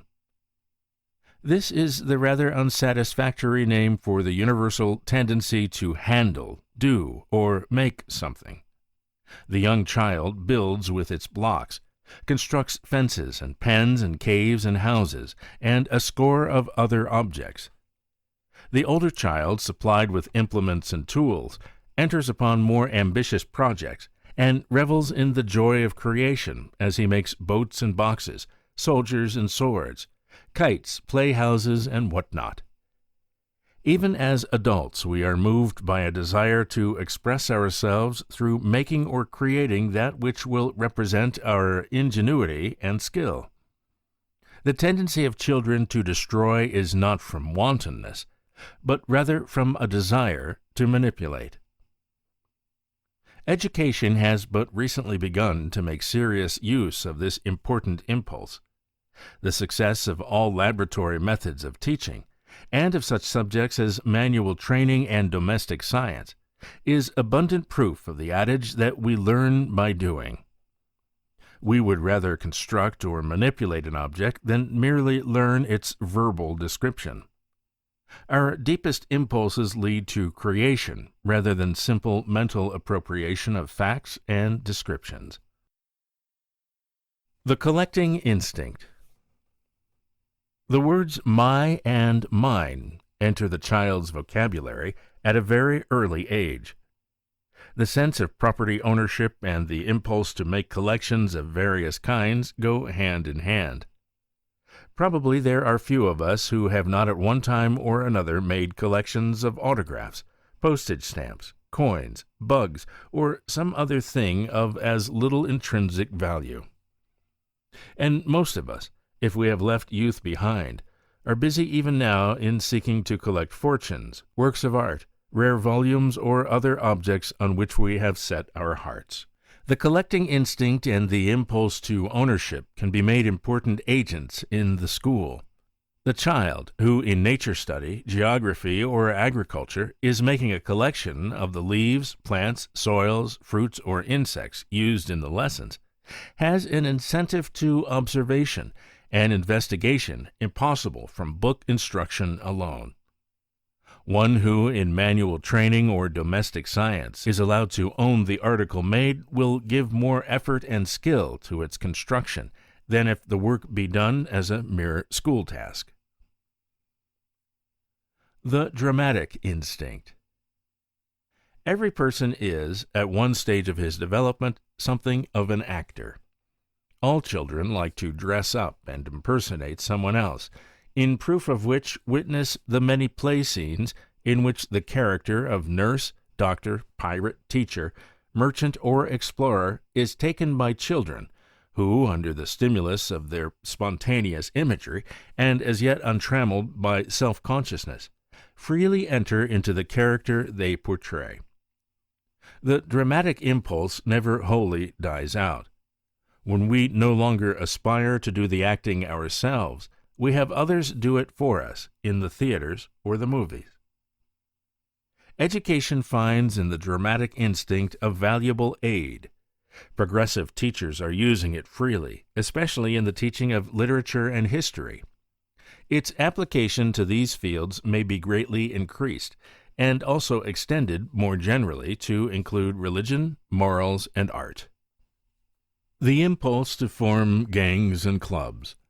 Few boys and girls grow up without belonging at some time to a secret gang, club, or society. Usually this impulse grows out of two different instincts, the social and the adventurous. It is fundamental in our natures to wish to be with our kind, not only our human kind, but those of the same age, interests, and ambitions. The love of secrecy and adventure is also deep-seated in us. So we are clannish, and we love to do the unusual, to break away from the commonplace and routine of our lives. There is often a thrill of satisfaction, even if it be later followed by remorse, in doing the forbidden or the unconventional. The problem here, as in the case of many other instincts, is one of guidance rather than of repression. Out of the gang impulse we may develop our athletic teams, our debating and dramatic clubs, our tramping clubs, and a score of other recreational, benevolent, or social organizations. Not repression, but proper expression should be our ideal. 6. Fear. Probably in no instinct more than in that of fear can we find the reflections of all the past ages of life in the world with its manifold changes, its dangers, its tragedies, its sufferings, and its deaths. Fear heredity. The fears of childhood are remembered at every step, and so are the fears through which the race has passed. Says Chamberlain, "Every ugly thing told to the child, every shock, every fright given him, will remain like splinters in the flesh, to torture him all his life long. The bravest old soldier, the most daring young reprobate, is incapable of forgetting them all, the masks, the bogies, ogres, hobgoblins, witches, and wizards, the things that bite and scratch, that nip and tear, that pinch and crunch. The 1,001 imaginary monsters of the mother, the nurse, or the servant have had their effect, and hundreds of generations have worked to denaturalize the brains of children. Perhaps no animal, not even those most susceptible to fright, has behind it the fear heredity of the child." President Hall calls attention to the fact that night is now the safest time of the 24 hours. Serpents are no longer our most deadly enemies. Strangers are not to be feared. Neither are big eyes or teeth. There is no adequate reason why the wind or thunder or lightning should make children frantic as they do. But the past of man forever seems to linger in his present, and the child, in being afraid of these things, is only summing up the fear experiences of the race, and suffering all too many of them in his short childhood. Fear of the dark. Most children are afraid in the dark. Who does not remember the terror of a dark room through which he had to pass, or, worse still, in which he had to go to bed alone, and there lie in cold perspiration, induced by a mortal agony of fright. The unused doors which would not lock, and through which he expected to see the goblin come forth to get him. The dark shadows back under the bed where he was afraid to look for the hidden monster, which he was sure was hiding there and yet dare not face. The lonely lane through which the cows were to be driven late at night, while every fence corner bristled with shapeless monsters lying in wait for boys. And that hated dark closet where he was shut up until he could learn to be good, and the useless trap-door in the ceiling. How often have we lain in the dim light at night, and seen the lid lift just a peep for ogre eyes to peer out, and when the terror was growing beyond endurance, close down, only to lift once and again, until from sheer weariness and exhaustion we fell into a troubled sleep, and dreamed of the hideous monster which inhabited the unused garret. Tell me that the old trapdoor never bent its hinges in response to either man or monster for 20 years. I know it is true, and yet I am not convinced. My childish fears have left a stronger impression than proof of mere facts can ever overrule. Fear of being left alone. And the fear of being left alone. How big and dreadful the house seemed with all the folks gone. How we suddenly made close friends with the dog or the cat even, in order that this bit of life might be near us. Or, failing in this, we have gone out to the barn among the chickens and the pigs and the cows, and deserted the empty house with its torture of loneliness. What was there so terrible in being alone? I do not know. I know only that to many children it is a torture more exquisite than the adult organism is fitted to experience. But why multiply the recollections?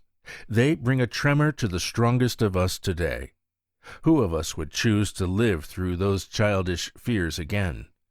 Dream fears, fears of animals, fears of furry things, fears of ghosts and of death, dread of fatal diseases, fears of fire and of water, of strange persons, of storms, fears of things unknown and even unimagined, but all the more fearful.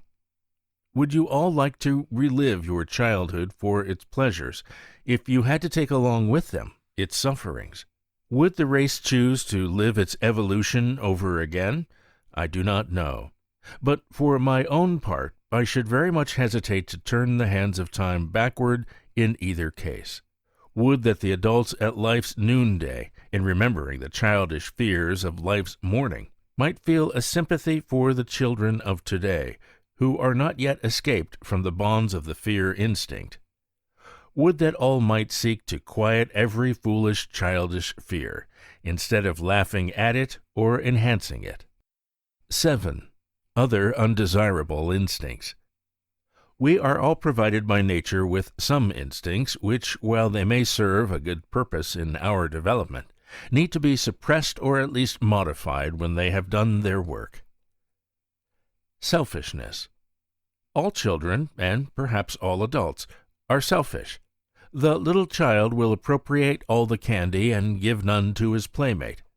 He will grow angry and fight rather than allow brother or sister to use a favorite plaything. He will demand the mother's attention and care even when told that she is tired or ill and not able to minister to him. But all of this is true to nature, and though it needs to be changed to generosity and unselfishness, is, after all, a vital factor in our nature. For it is better in the long run that each one should look out for himself, rather than to be so careless of his own interests and needs as to require help from others. For it is better in the long run that each one should look out for himself, rather than to be so careless of his own interests and needs as to require help from others. The problem in education is so to balance selfishness and greed with unselfishness and generosity, that each serves as a check and a balance to the other. Not elimination, but equilibrium is to be our watchword. Pugnacity, or the fighting impulse. Almost every normal child is a natural fighter. just as every adult should possess the spirit of conquest. The long history of conflict through which our race has come has left its mark in our love of combat. The pugnacity of children, especially of boys, is not so much to be deprecated and suppressed as guided into right lines and rendered subject to right ideals. The boy who picks a quarrel has been done a kindness when given a drubbing that will check this tendency. On the other hand, one who risks battle in defense of a weaker comrade does no ignoble thing. Children need very early to be taught the baseness of fighting for the sake of conflict, and the glory of going down to defeat, fighting in the righteous cause. The world could well stand more of this spirit among adults. Let us then hear the conclusion of the whole matter. The undesirable instincts do not need encouragement. It is better to let them fade away from disuse, or in some cases even by attaching punishment to their expression. They are echoes from a distant past, and not serviceable in this better present. The desirable instincts we are to seize upon and utilize as starting points for the development of useful interests, good habits, and the higher emotional life. We should take them as they come, for their appearance is a sure sign that the organism is ready for and needs the activity they foreshadow. And furthermore, if they are not used when they present themselves, they disappear, never to return. 8. Problems in observation and introspection. 1. What instincts have you noticed developing in children? What ones have you observed to fade away? Can you fix the age in both cases? Apply these questions to your own development as you remember it, or can get it by tradition from your elders. 2. What use of imitation may be in teaching? 1. Literature. 2. Composition. 3. Music. 4. Good manners. 5. Morals. 3. Should children be taught to play? Make a list of the games you think all children should know and be able to play. It has been said that it is as important for a people to be able to use their leisure time wisely as to use their work time profitably. Why should this be true? 4. Observe the instruction of children to discover the extent to which use is made of the constructive instinct, the collecting instinct, the dramatic instinct. Describe a plan by which each of these instincts can be successfully used in some branch of study. 5. What examples can you recount from your own experience of conscious imitation, of unconscious imitation, of the influence of environment? What is the application of the preceding question to the aesthetic quality of our school buildings? 6. Have you ever observed that children under a dozen years of age usually cannot be depended upon for teamwork in their games? How do you explain this fact? Chapter 14. Feeling and its functions. In the psychical world as well as the physical, we must meet and overcome inertia. Our lives must be compelled by motive forces strong enough to overcome this natural inertia, and enable us, besides, to make headway against many obstacles. The motive power that drives us consists chiefly of our feelings and emotions. Knowledge, cognition, supplies the rudder that guides our ship, but feeling and emotion supply the power. To convince one's head is therefore not enough. His feelings must be stirred if you would be sure of moving him to action. Often we have known that a certain line of action was right, but failed to follow it because feeling led in a different direction. When decision has been hanging in the balance, we have piled on one side obligation, duty, sense of right, and a dozen other reasons for action, only to have them all outweighed by one single, it is disagreeable. Judgment, reason, and experience may unite to tell us that a contemplated course is unwise, and imagination may reveal to us its disastrous consequences, and yet its pleasures so appeal to us that we yield. Our feelings often prove a stronger motive than the knowledge and will combined. They are a factor constantly to be reckoned with among our motives. 1. The nature of feeling. It will be our purpose in the next few chapters to study the affective content of consciousness, the feelings and emotions. The present chapter will be devoted to the feelings and the one that follows to the emotions. The different feeling qualities. At least 6, some writers say even more, distinct and qualitatively different feeling states are easily distinguished. These are pleasure, pain, desire, repugnance, interest, apathy.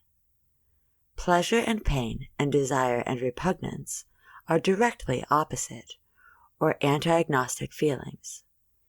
Interest and apathy are not opposites in a similar way, since apathy is but the absence of interest and not its antagonist. In place of the terms pleasure and pain, the pleasant and the unpleasant, or the agreeable and the disagreeable, are often used. Aversion is frequently employed as a synonym for repugnance.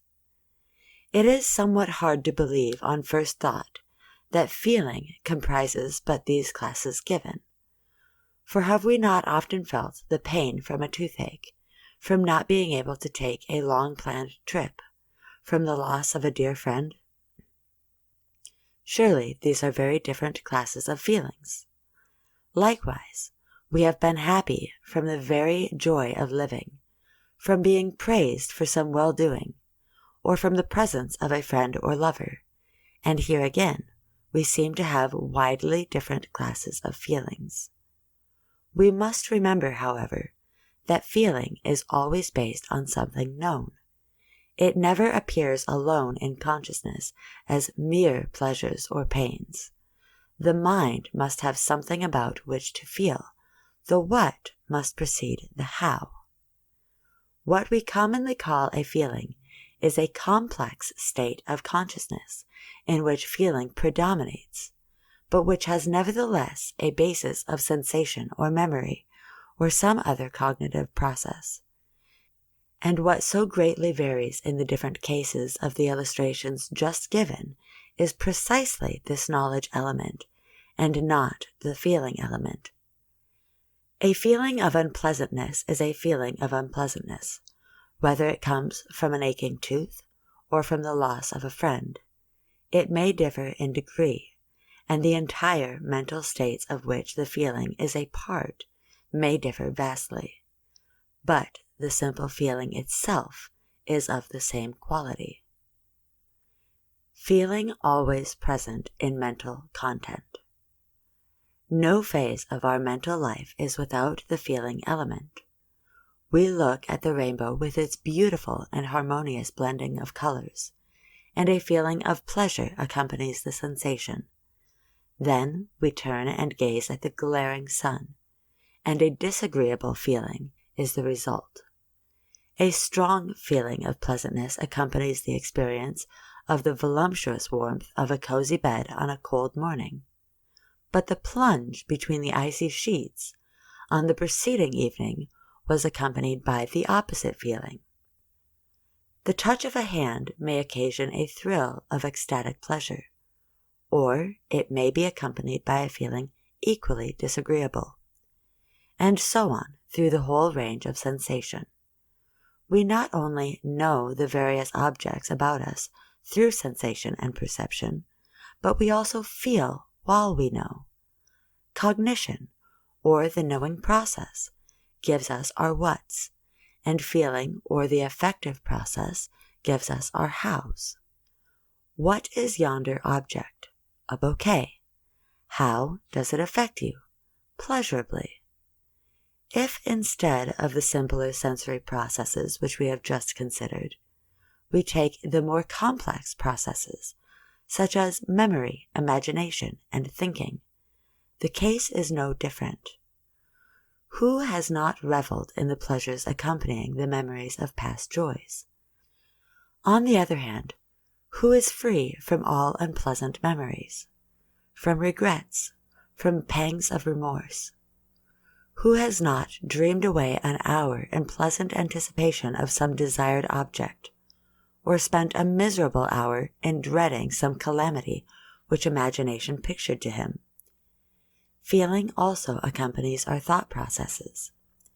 Everyone has experienced the feeling of pleasure, of intellectual victory over some difficult problem which had baffled the reason, or over some doubtful case in which our judgment proved correct.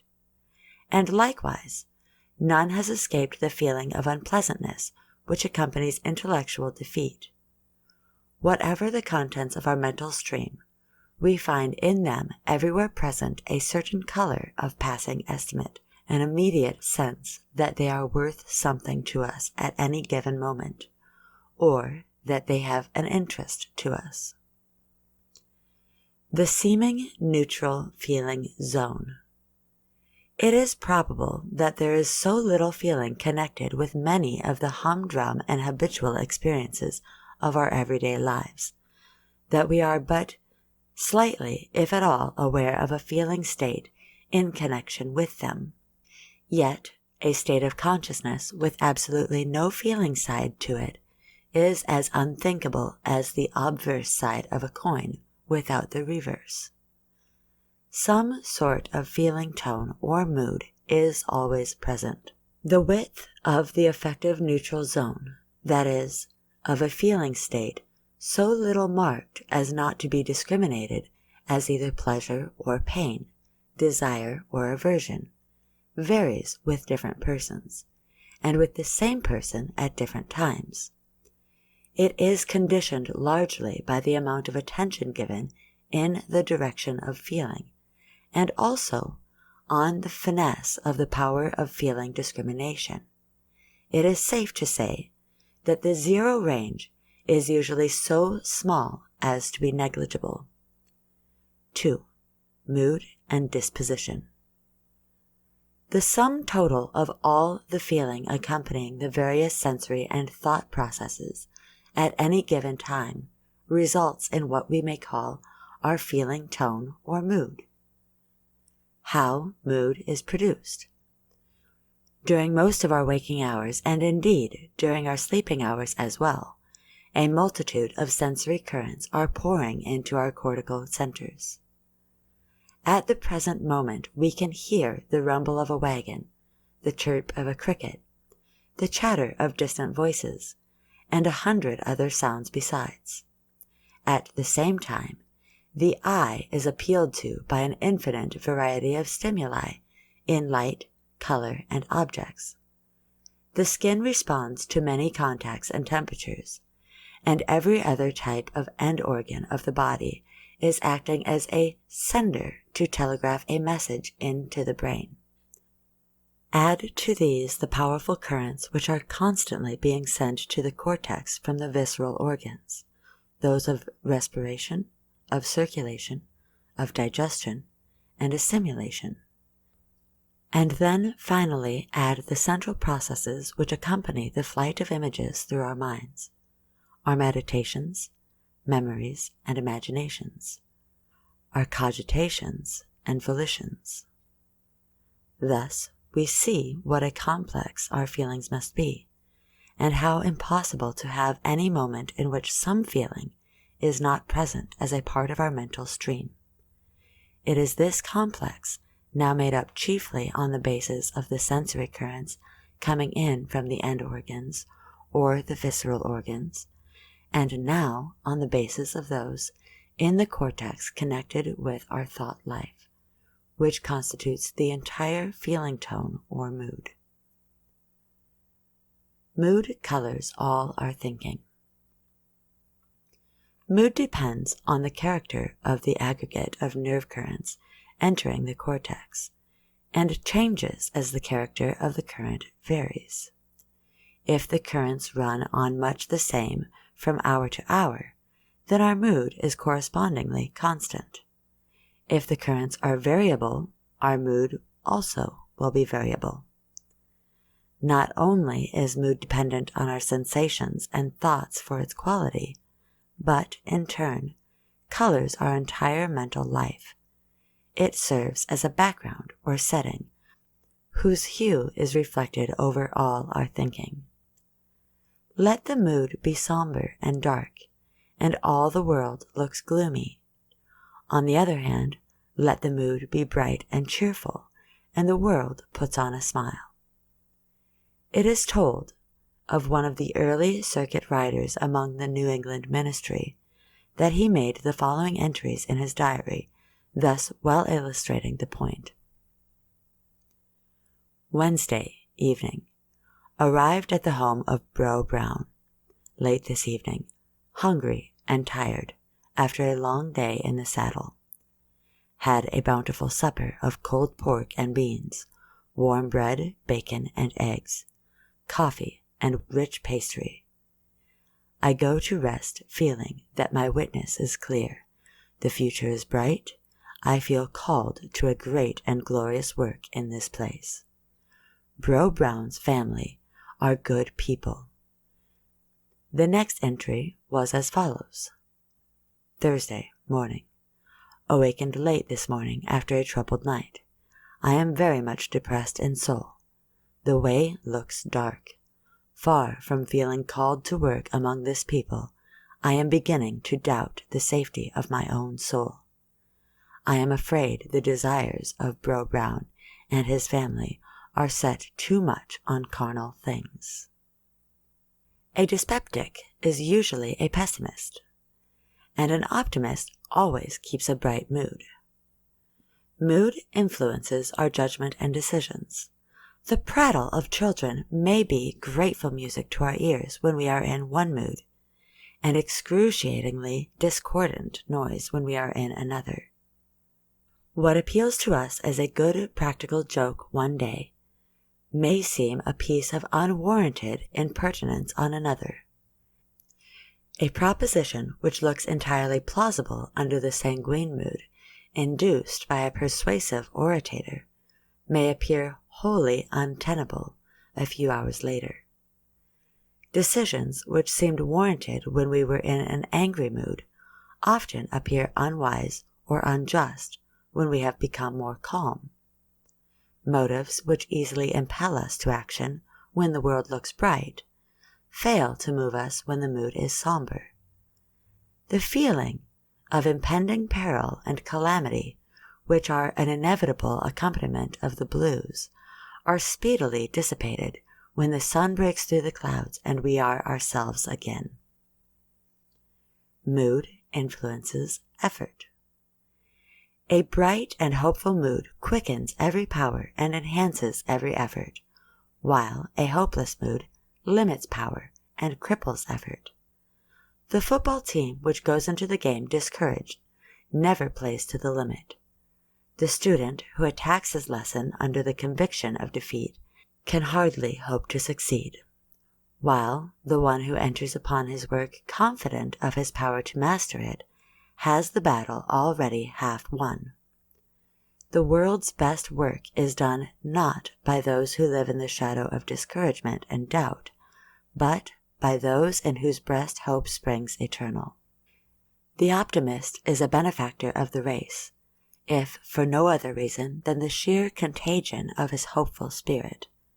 The pessimist contributes neither to the world's welfare nor its happiness. Youth's proverbial enthusiasm and dauntless energy rests upon the supreme hopefulness which characterizes the mood of the young. For these reasons, if for no other, the mood of the schoolroom should be one of happiness and good cheer. Disposition, a resultant of moods. The sum total of our moods gives us our disposition. Whether these are pleasant or unpleasant, cheerful or gloomy, will depend on the predominating character of the moods which enter into them. As well expect to gather grapes of thorns or figs or thistles, as to secure a desirable disposition out of undesirable moods. A sunny disposition never comes from gloomy moods, nor a hopeful one out of the blues. And it is our disposition more than the power of our reason, which, after all, determines our desirability as friends and companions. The person of surly disposition can hardly make a desirable companion, no matter what his intellectual qualities may be. We may live very happily with one who cannot follow the reasoning of a Newton, but it is hard to live with a person chronically subject to black moods. Nor can we put the responsibility for our disposition off on our ancestors. It is not an inheritance, but a growth. Slowly, day by day, and mood by mood, we build up our disposition, until finally it comes to characterize us. Temperament. Some are, however, more predisposed to certain types of mood than are others. The organization of our nervous system, which we get through heredity, undoubtedly has much to do with the feeling tone in which we most easily fall. We call this predisposition temperament. On the effects of temperament, our ancestors must divide the responsibility with us. I say, divide the responsibility. For even if we find ourselves predisposed towards a certain undesirable type of moods, there is no reason why we should give it up to them. Even in spite of hereditary predispositions, we can still largely determine for ourselves what our moods are to be. If we have a tendency toward cheerful, quiet, and optimistic moods, the psychologist names our temperament sanguine. If we are tense, easily excited, and irritable with a tendency towards sullen or angry moods, the choleric. If we are given to frequent fits of the blues, if we usually look on the dark side of things, and have a tendency toward moods of discouragement and the dumps, the melancholic, if hard to rouse and given to indolent and indifferent moods, the phlegmatic, whatever be our temperament, it is one of the most important factors in our character. 3. Permanent feeling, attitudes, or sentiments. Besides the more or less transitory feeling states which we have called moods, there exists also a class of feeling attitudes, which contain more of the complex intellectual element, are withal of rather a higher nature, and much more permanent than our moods. We may call these our sentiments or attitudes. Our sentiments comprise the somewhat constant level of feeling combined with cognition, which we name sympathy, friendship, love, patriotism, religious faith, selfishness, pride, vanity, etc. Like our dispositions, our sentiments are a growth of months and years. Unlike our dispositions, however, our sentiments are relatively independent of the physiological undertone and depend more largely upon long-continued experience and intellectual elements as a basis. A sluggish liver might throw us into an irritable mood, and, if the condition were long continued, might result in a surly disposition. But it would hardly permanently destroy one's patriotism and make him turn traitor to his country. One's feeling attitude on such matters is too deep-seated to be modified by changing whims. How sentiments develop. Sentiments have their beginning in concrete experiences in which feeling is a predominant element, and grow through the multiplication of these experiences, much as the concept is developed through many percepts. There is a residual element left behind each separate experience in both cases. In the case of the concept, the residual element is intellectual, and in the case of the sentiment, it is a complex in which the feeling element is predominant. How this comes about is easily seen by means of an illustration or two. The mother feeds her child when he is hungry, and an agreeable feeling is produced. She puts him into the bath and snuggles him in her arms, and the experiences are pleasant. The child comes to look upon the mother as one whose especial function is to make things pleasant for him. So he comes to be happy in her presence, and long for her in her absence. He finally grows to love his mother, not alone for the countless times she has given him pleasure, but for what she herself is.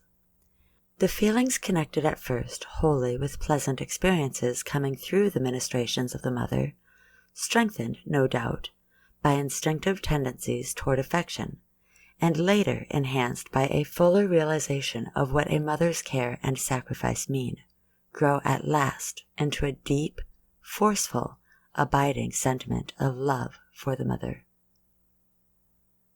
The effect of experience. Likewise, with the sentiment of patriotism, in so far as our patriotism is a true patriotism and not a noisy clamor, it had its rise in feelings of gratitude and love when we contemplated the deeds of heroism and sacrifice for the flag, and the blessings which come to us from our relations as citizens to our country. If we have had concrete cases brought to our experience, as, for example, our property saved from destruction at the hands of a mob, or our lives saved from a hostile foreign foe, the patriotic sentiment will be all the stronger. So we may carry the illustration into all the sentiments.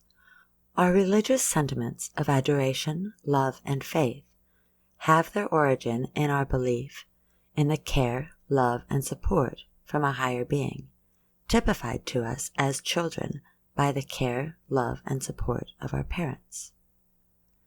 Pride arises from the appreciation or over-appreciation of oneself, his attainments or his belongings. Selfishness has its genesis in the many instances in which pleasure results from ministering to self. In all these cases it is seen that our sentiments develop out of our experiences. They are the permanent but ever-growing results which we have to show for experiences which are somewhat long-continued, and in which a certain feeling quality is a strong accompaniment of the cognitive part of the experience. The influence of sentiment. Our sentiments, like our dispositions, are not only a natural growth from the experiences upon which they are fed, but they in turn have large influence in determining the direction of our further development. Our sentiments furnish the soil which is either favorable or hostile to the growth of new experiences. One in whom the sentiment of true patriotism is deep-rooted will find it much harder to respond to a suggestion to betray his country's honor on a battlefield, in legislative hall, or in private life, than one lacking in this sentiment.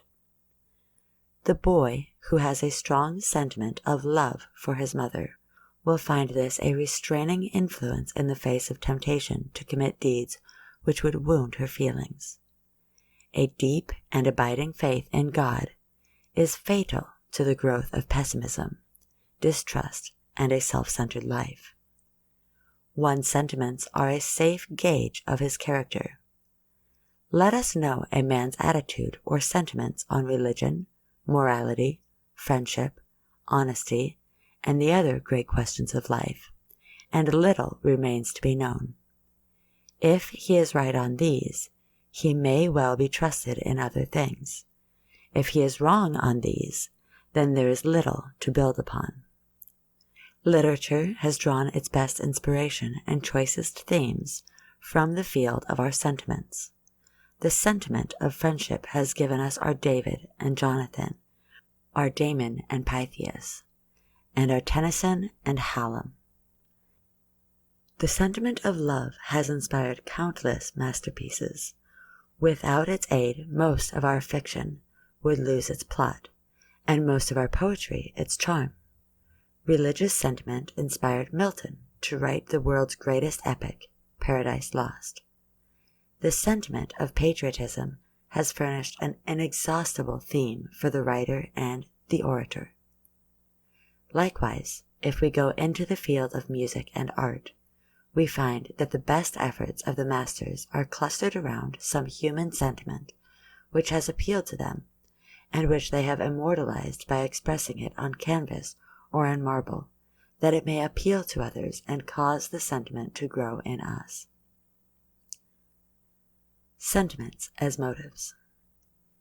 The sentiments furnish the deepest, most constant, and the most powerful motives which control our lives. Such sentiments as patriotism, liberty, and religion have called 1,000 armies to struggle and die on 10,000 battlefields, and have given martyrs courage to suffer in the fires of persecution. Sentiments of friendship and love have prompted countless deeds of self-sacrifice and loving devotion. Sentiments of envy, pride, and jealousy have changed the boundary lines of nations, and have prompted the committing of 10,000 unnameable crimes. Slowly, day by day, from the cradle to the grave, we are weaving into our lives the threads of sentiment, which has at last become so many cables to bind us to good or evil. 4. Problems in observation and introspection. 1. Are you subject to the blues or other forms of depressed feeling? Are your moods very changeable or rather constant? What kind of a disposition do you think you have? How did you come by it? That is, in how far is it due to hereditary temperament, and in how far to your daily moods? 2. Can you recall an instance in which some undesirable mood was caused by your physical condition, by some disturbing mental condition? What is your characteristic mood in the morning after sleeping in an ill-ventilated room, after sitting for half a day in an ill-ventilated schoolroom, after eating indigestible food before going to bed? 3. Observe a number of children or your classmates closely, and see whether you can determine the characteristic mood of each. Observe several different schools and see whether you can note a characteristic mood for each room. Try to determine the causes producing the differences noted: physical conditions in the room, personality of the teacher, methods of governing, teaching, etc. 4. When can you do your best work? When you are happy or unhappy, cheerful or blue, confident and hopeful or discouraged, in a spirit of harmony and cooperation with your teacher or anti-agnostic. Now, relate your conclusions to the type of atmosphere that should prevail in the schoolroom or the home. Formulate a statement as to why the spirit of the school is all important. Effect on effort, growth, disposition, sentiments, character, etc. 5. Can you measure more or less accurately the extent to which your feelings serve as motives in your life? Are your feelings alone a safe guide to action?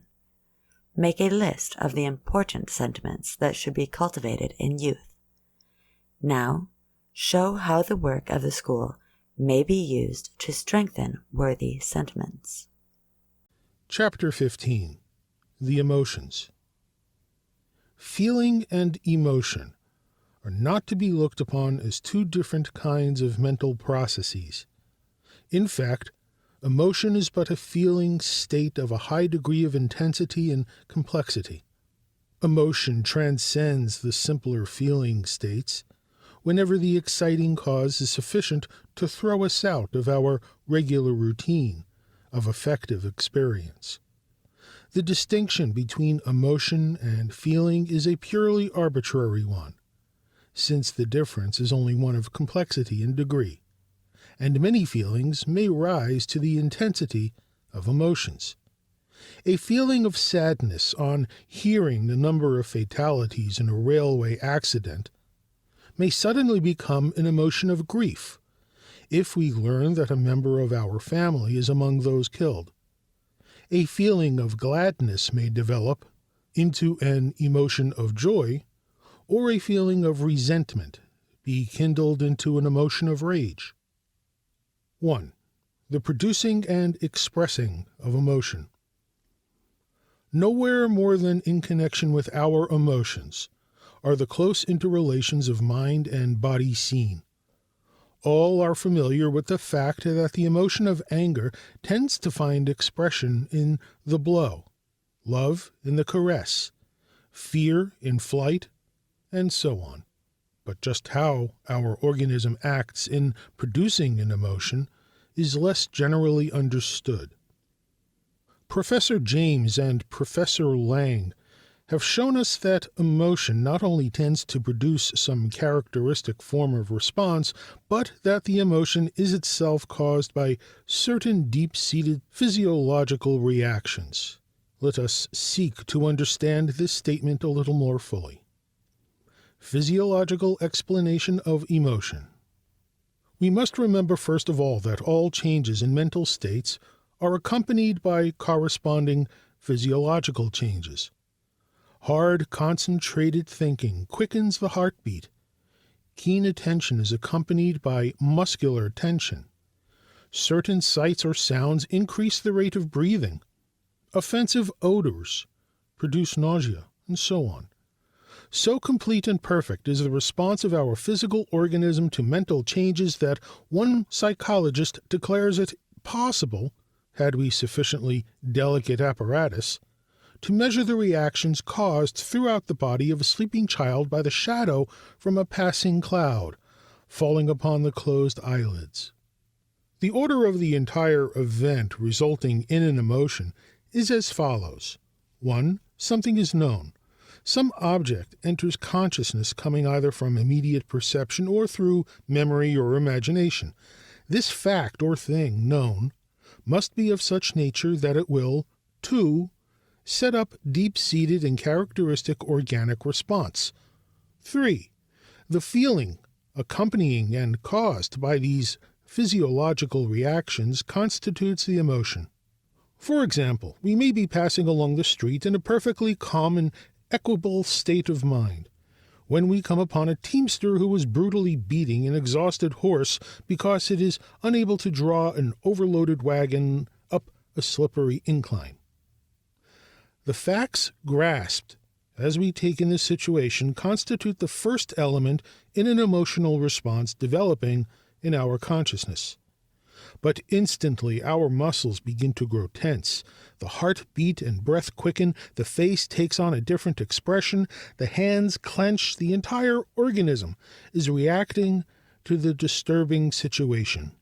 The second factor in the rising emotion, the physiological response, thus appears.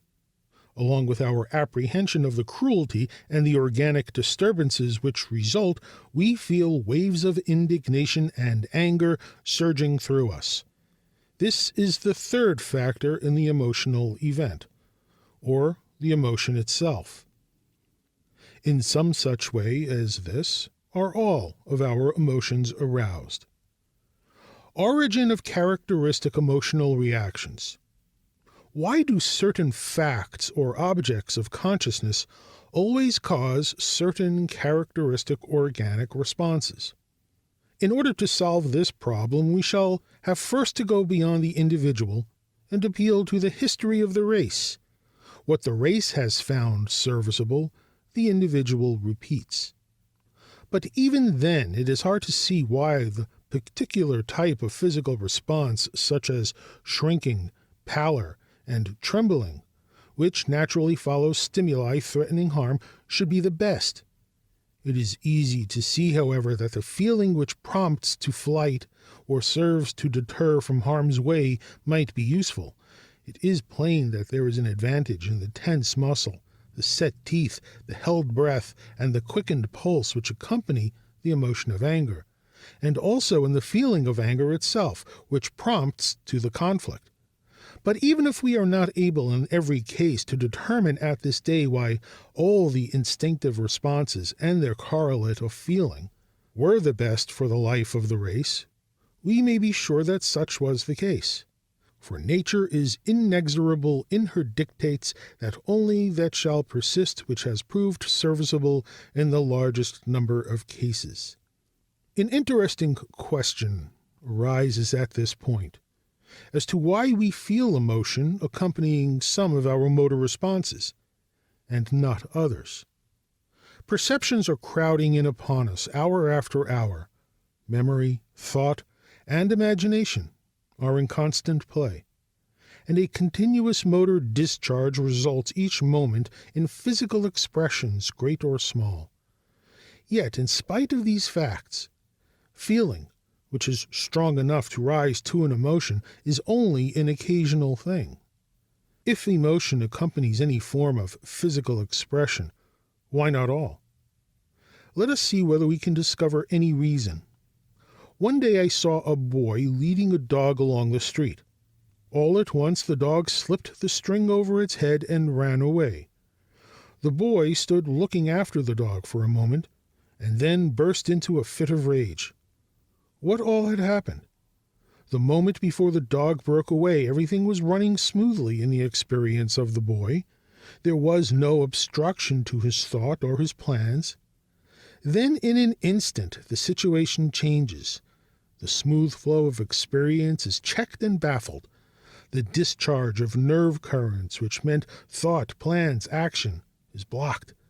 A crisis has arisen which requires readjustment. The nerve currents must flow in new directions, giving new thought, new plans, new activities. The dog must be recaptured. It is in connection with this damming up of nerve currents from following their wonted channels that the emotion emerges. Or, putting it into mental terms, the emotion occurs when the ordinary current of our thought is violently disturbed, where we meet with some crisis, which necessitates a readjustment of our thought relations and plans, either temporarily or permanently. The duration of an emotion. If the required readjustment is but temporary, then the emotion is short-lived, while if the readjustment is necessarily of longer duration, the emotion also will live longer. The fear which follows the thunder is relatively brief, for the shock is gone in a moment, and our thought is but temporarily disturbed. If the impending danger is one that persists, however, as of some secret assassin threatening our life, the fear also will persist.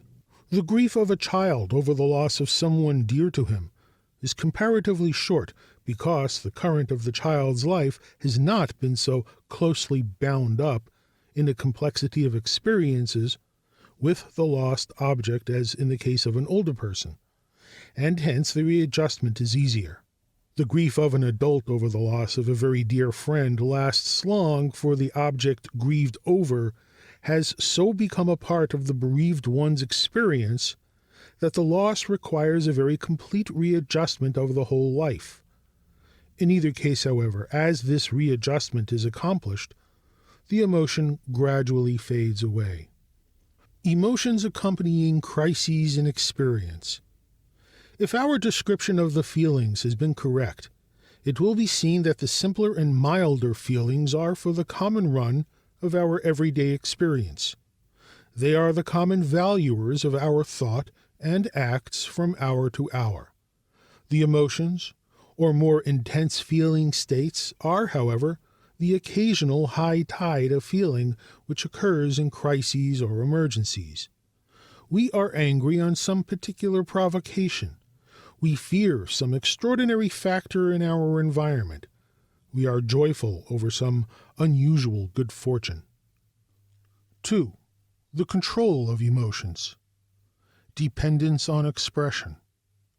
Since all emotions rest upon some form of physical or physiological expression primarily, and upon some thought back of this secondarily, It follows that the first step in controlling an emotion is to secure the removal of the state of consciousness which serves at its basis. This may be done, for instance, with a child, either by banishing the terrifying dog from his presence or by convincing him that the dog is harmless. The motor response will then cease and the emotion pass away. If the thought is persistent, however, through the continuance of its stimulus, then what remains is to seek to control the physical expression, and in that way suppress the emotion. If instead of the knit brow, the tense muscles, the quickened heartbeat, and all the deeper organic changes which go along with these, we can keep a smile on the face, the muscles relaxed, the heartbeat steady, and a normal condition in all the other organs, we shall have no cause to fear an explosion of anger. If we are afraid of mice and feel an almost irresistible tendency to mount a chair every time we see a mouse, we can do wonders in suppressing the fear by resolutely refusing to give an expression to these tendencies. Inhibition of the expression inevitably means the death of the emotion. This fact has its bad side, as well as its good, in the feeling life, for it means that good emotions as well as bad will fade out if we fail to allow them expression.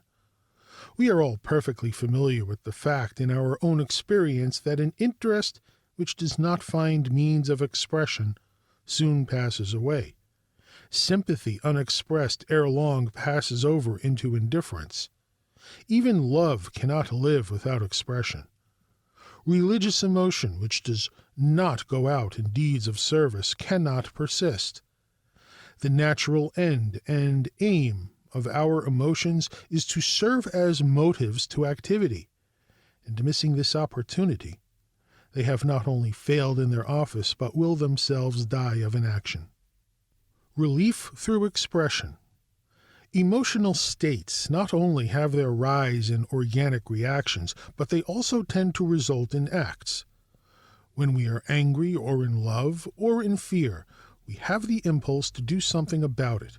And while it is true that emotions may be inhibited by suppressing the physical expressions on which it is founded, so may a state of emotional tension be relieved by some forms of expression. None have failed to experience the relief which comes to the overcharged nervous system from a good cry. There is no sorrow so bitter as a dry sorrow when one cannot weep. A state of anger or annoyance is relieved by an explosion of some kind, whether in a blow or its equivalent in speech. We often feel better when we have told a man what we think of him. At first glance, this all seems opposed to what we have been laying down as the explanation of emotion. Yet it is not so if we look well into the case. We have already seen that emotion occurs when there is a blocking of the usual pathways of discharge for the nerve currents, which must then seek new outlets, and thus result in the setting up of new motor responses. In the case of grief, for example, there is a disturbance in the whole organism. The heartbeat is deranged, the blood pressure diminished, and the nerve tone lowered. What is needed is for the currents which are finding an outlet in directions resulting in these particular responses to find a pathway of discharge which will not produce such deep-seated results. This may be found in crying. The energy thus expended is diverted from producing internal disturbances. Likewise, the explosion in anger may serve to restore the equilibrium of disturbed nerve currents. Relief does not follow if image is held before the mind. All this is true, however, only when the expression does not serve to keep the idea before the mind which was originally responsible for the emotion. A person may work himself into a passion of anger by beginning to talk about an insult, and as he grows increasingly violent, bringing the situation more and more sharply into his consciousness. The effect of terrifying images is easily to be observed in the case of one's starting to run when he is afraid after night. There is probably no doubt that the running would relieve his fear providing he could do it and not picture the threatening something as pursuing him, but with his imagination conjuring up dire images of frightful catastrophes at every step, all control is lost, and fresh waves of terror surge over the shrinking soul. Growing tendency toward emotional control. Among civilized peoples, there is a constantly growing tendency toward emotional control. Primitive races express grief, joy, fear, or anger much more freely than do civilized races. This does not mean that primitive man feels more deeply than civilized man, for as we have already seen, the crying, laughing, or blustering is all but a small part of the whole physical expression, and one's entire organism may be stirred to its depths without any of these outward manifestations. Man has found it advisable, as he has advanced in civilization, not to reveal all he feels to those around him. The face, which is the most expressive part of the body, has come to be under such perfect control that it is hard to read through it the emotional state, although the face of civilized man is capable of expressing far more than is that of the savage. The same difference is observable between the child and the adult. The child reveals each passing shade of emotion through his expression, while the adult may feel much that he does not show. 3. Cultivation of the emotions. There is no other mental factor which has more to do with the enjoyment we get out of life than our feelings and emotions. The emotions and enjoyment. Few of us would care to live at all if all feeling were eliminated from human experience. True, feeling often makes us suffer, but in so far as life's joys triumph over its woes, do our feelings minister to our enjoyment. Without sympathy, love, and appreciation, life would be barren indeed. Moreover, it is only through our own emotional experience that we are able to interpret this feeling side of the lives about us. Failing in this, we miss one of the most significant phases of social experience, and are left with our own sympathies undeveloped and our life by so much impoverished. The interpretation of the subtler emotions of those about us is in no small degree an art. The human face and form present a constantly changing panorama of the soul's feeling states to those who can read their signs. The ability to read the finer feelings which reveal themselves in expression too delicate to be read by the eye of the gross or unsympathetic observer lies at the basis of all fine interpretation of personality. Feelings are often too deep for outward expression, and we are slow to reveal our deepest selves to those who cannot appreciate and understand them. How emotions develop. Emotions are to be cultivated, as the intellect or the muscles are to be cultivated, namely through proper exercise. Our thought is to dwell on those things to which proper emotions attach, and to shun lines which would suggest emotions of an undesirable type. Emotions which are to be developed must, as has already been said, find expression. We must act in response to their leadings, else they become but idle vaporings. If love prompts us to say a kind word to a suffering fellow mortal, the word must be spoken, or the feeling itself fades away. On the other hand, the emotions which we wish to suppress are to be refused expression. The unkind and cutting word is to be left unsaid when we are angry, and the fear of things which are harmless left unexpressed and thereby doomed to die. The emotional factor in our environment. Much material for the cultivation of our emotions lies in the everyday life all about us if we can but interpret it. Few indeed of those whom we meet daily, but are hungering for appreciation and sympathy. Lovable traits exist in every character and will reveal themselves to the one who looks for them. Miscarriages of justice abound on all sides and demand our indignation and wrath and the effort to right the wrong. Evil always exists to be hated and suppressed, and dangers to be feared and avoided. Human life and the movement of human affairs constantly appeal to the feeling side of our nature if we understand at all what life and action mean. A certain blindness exists in many people, however, which makes our own little joys or sorrows or fears the most remarkable ones in the world, and keeps us from realizing that others may feel as deeply as we. Of course, this self-centered attitude of mind is fatal to any true cultivation of the emotions. It leads to an emotional life which lacks not only breadth and depth, but also perspective. Literature and the cultivation of the emotions. In order to increase our facility in the interpretation of the emotions through teaching us what to look for in life and experience, we may go to literature. Here we find life interpreted for us, in the ideal, by masters of interpretation, and looking through their eyes we see new depths and breadths of feeling which we had never before discovered.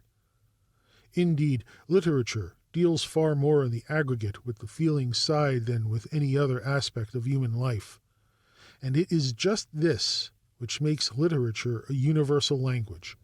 For the language of our emotions is more easily interpreted than that of our reason.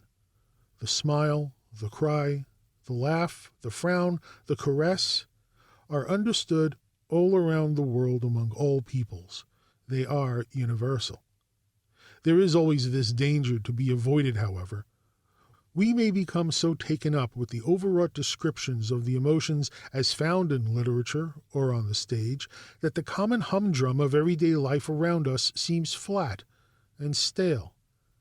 The interpretation of the writer or the actor is far beyond what we are able to make for ourselves. So we take their interpretation rather than trouble ourselves to look in our own environment for the material which might appeal to our emotions. It is not rare to find those who easily weep over the woes of an imaginary person in a book or on the stage, unable to feel sympathy for the real suffering which exists all around them. The story is told of a lady at the theater who wept over the suffering of the hero in the play, and at the moment she was shedding the unnecessary tears, her own coachman, whom she had compelled to wait for her in the street, was frozen to death. Our seemingly prosaic environment is full of suggestions to the emotional life, and books and plays should only help to develop in us the power rightly to respond to these suggestions. Harm in emotional overexcitement. Danger may exist also in still another line, namely that of emotional overexcitement. There is a great nervous strain in high emotional tension. Nothing is more exhausting than a severe fit of anger. It leaves its victim weak and limp. A severe case of fright often incapacitates one for mental or physical labor for hours, or it may even result in permanent injury. The whole nervous tone is distinctly lowered by sorrow, and even excessive joy may be harmful. In our actual everyday life, there is little danger from emotional overexcitement unless it be in the case of fear in children, as was shown in the discussion on instincts, and in that of grief over the loss of objects that are dear to us. Most of our childish fears we could just as well avoid if our elders were wiser in the matter of guarding us against those that are unnecessary. The griefs we cannot hope to escape, although we can do much to control them. Long continued emotional excitement, unless it is followed by corresponding activity, gives us those who weep over the wrongs of humanity but never do anything to right them, who are sorry to the point of death over human suffering but cannot be induced to lend their aid to its alleviation. We could very well spare 1,000 of those in the world who merely feel for one who acts, James tells us. We should watch then that our good feelings do not simply evaporate as feelings, but that they find some place to apply themselves to accomplish good. That we do not, like Hamlet, rave over wrongs which need to be righted, but never bring ourselves to the point where we take a hand in their righting. If our emotional life is to be rich and deep in its feeling and effective in its results on our acts and character, it must find its outlet in deeds. 4. Emotions as motives. Emotion is always dynamic, and our feelings constitute our strongest motives to action and achievement. How our emotions compel us. Love has often done in the reformation of a fallen life what strength of will was not able to accomplish. It has caused dynasties to fall and has changed the map of nations. Hatred is a motive hardly less strong. Fear will make savage beasts out of men who fall under its sway, causing them to trample helpless women and children under feet, whom in their saner moments they would protect with their lives. Anger puts out all the light of reason, and prompts peaceful and well-meaning men to commit murderous acts. Thus, feeling. From the faintest and simplest feeling of interest, the various ranges of pleasures and pain, the sentiments which underlie all of our lives, and so on to the mighty emotions which grip our lives with an overpowering strength, which is constantly urging us on to do and dare. Hence it is important from this standpoint also that we should have the right type of feelings and emotions well developed, and the undesirable ones eliminated. Emotional habits. Emotion and feeling are partly matters of habit. That is, we can form emotional as well as other habits, and they are as hard to break. Anger allowed to run uncontrolled leads into habits of angry outbursts, while the one who habitually controls his temper finds it submitting to the habit of remaining within bounds. One may cultivate the habit of showing his fear on all occasions, or of discouraging its expression. He may form the habit of jealousy or of confidence. It is possible even to form the habit of falling in love, or of so suppressing the tender emotions that love finds little opportunity for expression.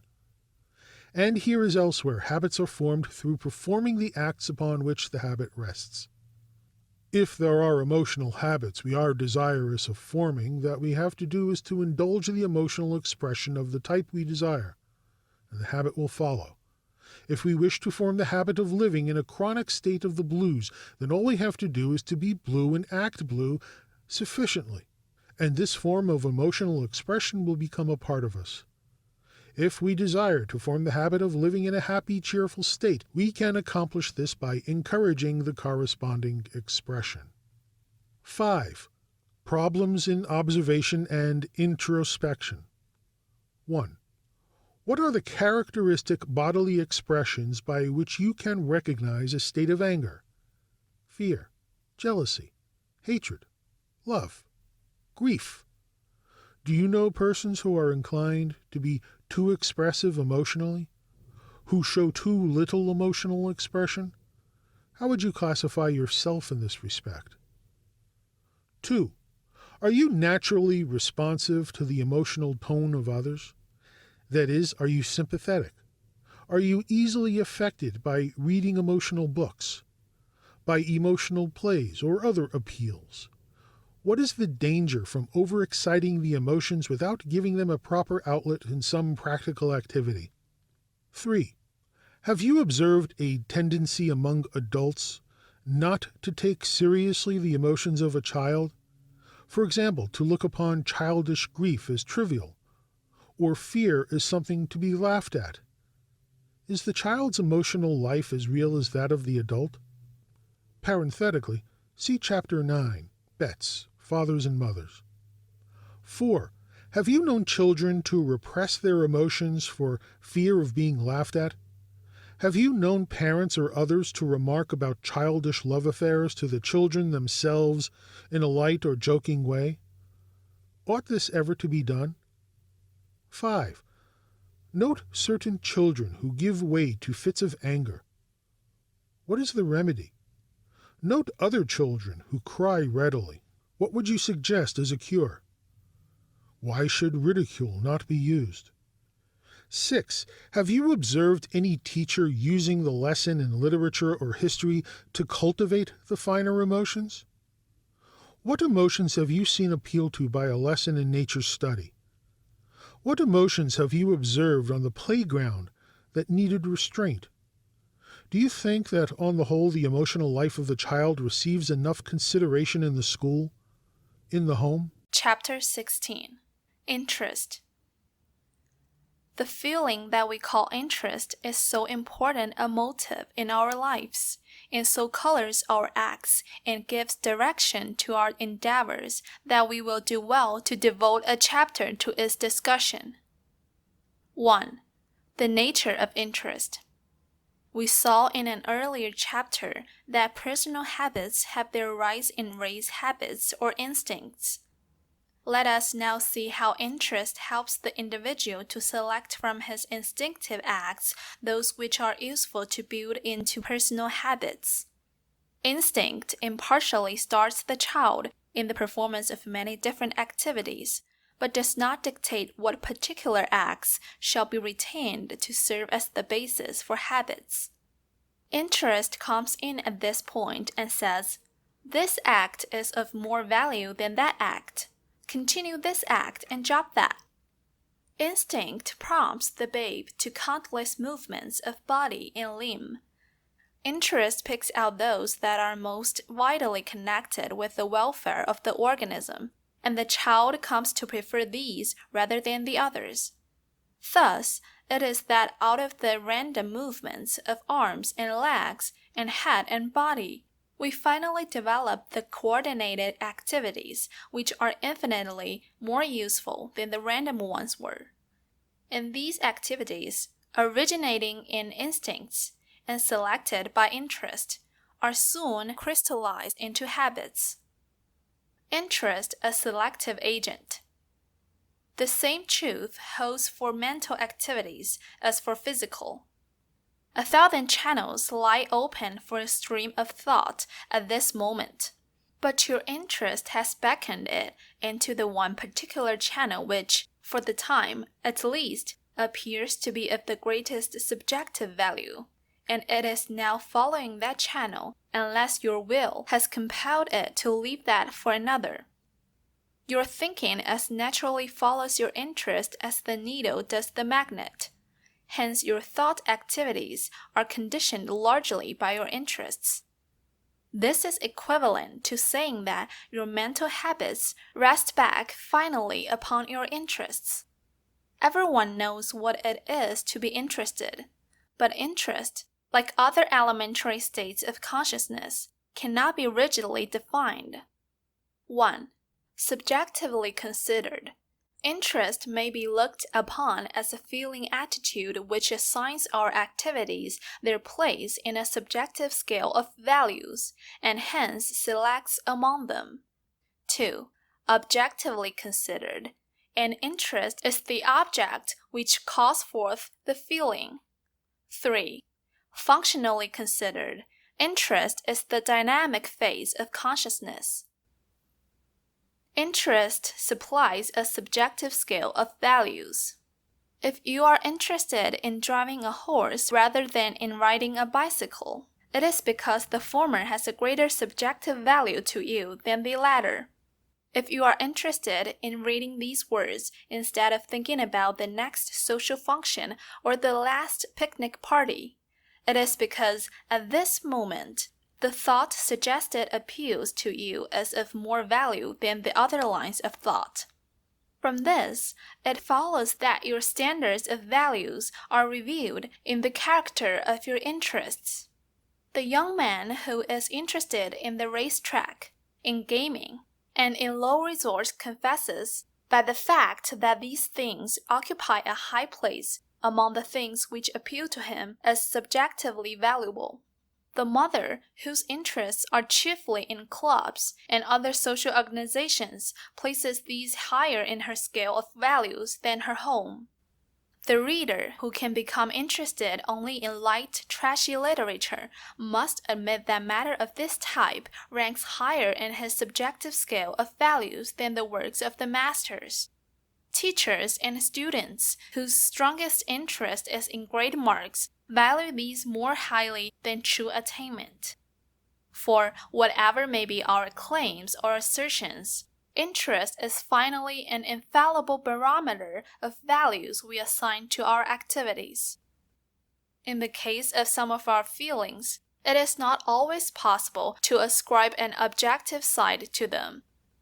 A feeling of ennui, of impending evil, or of bounding vivacity may be produced by an unanalyzable complex of causes. But interest, while it is related primarily to the activities of the self, is carried over from the activity to the object which occasions the activity. That is, interest has both an objective and a subjective side. On the subjective side, a certain activity connected with self-expression is worth so much. On the objective side, a certain object is worth so much as related to this self-expression. Thus we say, I have an interest in books or in business. My daily activities, my self-expression are governed with reference to these objects. They are my interests. Interest dynamic. Many of our milder feelings terminate within ourselves, never attaining sufficient force as motives to impel us to action. Not so with interest. Its very nature is dynamic. Whatever it seizes upon becomes ipso facto an object for some activity, for some form of expression of the self. Are we interested in a new book, we must read it. In a new invention, we must see it, handle it, test it. In some vocation or avocation, we must pursue it. Interest is impulsive. It gives its possessor no opportunity for lethargic rest and quiet, but constantly urges him to action. Grown ardent, interest becomes enthusiasm, without which, says Emerson, nothing great was ever accomplished. Are we an Edison with a strong interest centered in mechanical invention? It will drive us day and night in a ceaseless activity which scarcely gives us time for food and sleep. Are we a Lincoln with an undying interest in the Union? This motive will make possible superhuman efforts for the accomplishment of our end. Are we man or woman anywhere, in any walk of life? So we are dominated by mighty interests grown into enthusiasm for some object. We shall find great purposes growing within us, and our life will be one of activity and achievement. On the contrary, a life which has developed no great interest lacks motive power. Of necessity, such a life must be devoid of purpose and hence barren of results, counting little while it is being lived, and little missed by the world when it is gone. Habit antagonistic to interest. Well, as we have seen, interest is necessary to the formation of habits, yet habits once formed are antagonistic to interest. That is, acts which are so habitually performed that they do themselves are accompanied by a minimum of interest. They come to be done without attentive consciousness, hence interest cannot attach to their performance. Many of the activities which make up the daily round of our lives are of this kind. As long as habit is being modified in some degree, as long as we are improving in our ways of doing things, interest will still cling to the process. But let us once settle into an unmodified rut, and interest quickly fades away. We then have the conditions present which make of us either a machine or a drudge. 2. Direct and indirect interest. We may have an interest either 1. In the doing of an act, or 2. In the end sought through the doing. In the first instance, we call the interest immediate or direct. In the second instance, mediate or indirect. Interest in the end versus interest in the activity. If we do not find an interest in the doing of our work, or if it has become positively disagreeable so that we loathe its performance, then there must be some ultimate end for which the task is being performed, and in which there is a strong interest, else the whole process will be the veriest drudgery. If the end is sufficiently interesting, it may serve to throw a halo of interest over the whole process connected with it. The following instance illustrates this fact. A 12-year-old boy was told by his father that if he would make the body of an automobile at his bench in the manual training school, the father would purchase the running gear for it and give the machine to the boy. In order to secure the coveted prize, the boy had to master the arithmetic necessary for making the calculations, and the drawing necessary for making the plans to scale before the teacher in manual training would allow him to take up the work of construction. The boy had always lacked interest in both arithmetic and drawing, and consequently was dull in them. Under the new incentive, however, he took hold of them with such avidity that he soon surpassed all the remainder of the class and was able to make his calculations and drawings within a term. He secured his automobile a few months later, and still retained his interest in arithmetic and drawing. Indirect interest as a motive. Interest of the indirect type, which does not attach to the process, but comes from some more or less distant end, most of us find much less potent than interest which is immediate. This is especially true unless the end be one of intense desire and not too distant. The assurance to a boy that he must get his lessons well because he will need to be an educated man 10 years hence when he goes into business for himself does not compensate for the lack of interest in the lessons of today. Yet it is necessary in the economy of life that both children and adults should learn to work under the incitement of indirect interests. Much of the work we do is for an end which is more desirable than the work itself. It will always be necessary to sacrifice present pleasure for future good. Ability to work cheerfully for a somewhat distant end saves much of our work from becoming drudgery. If interest is removed from both the process and the end, no inducement is left to work except compulsion, and this, if continued, results in the lowest type of effort. It puts a man on a level with the beast of burden, which constantly shirks its work. Indirect interest alone insufficient. Interest coming from an end instead of inhering in the process may finally lead to an interest in the work itself. But if it does not, the worker is in danger of being left a drudge at last. To be more than a slave to his work, one must ultimately find the work worth doing for its own sake.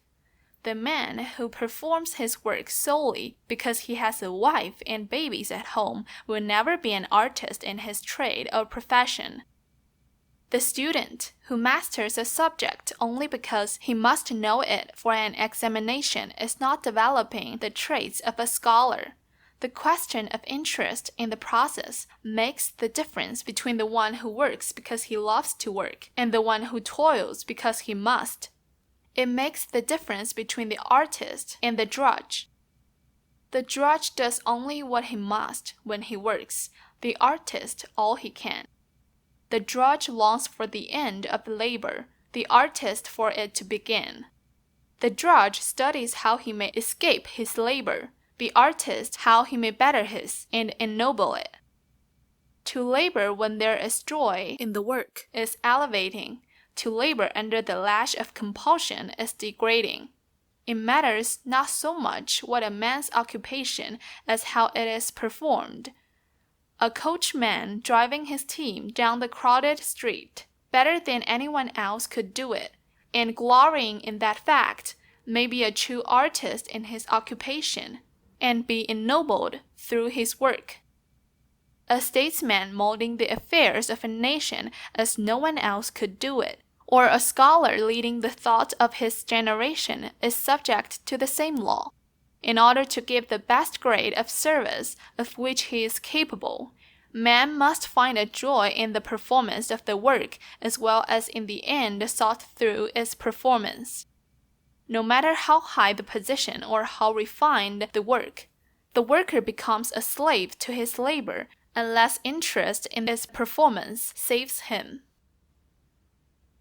3. Transitoriness of certain interests.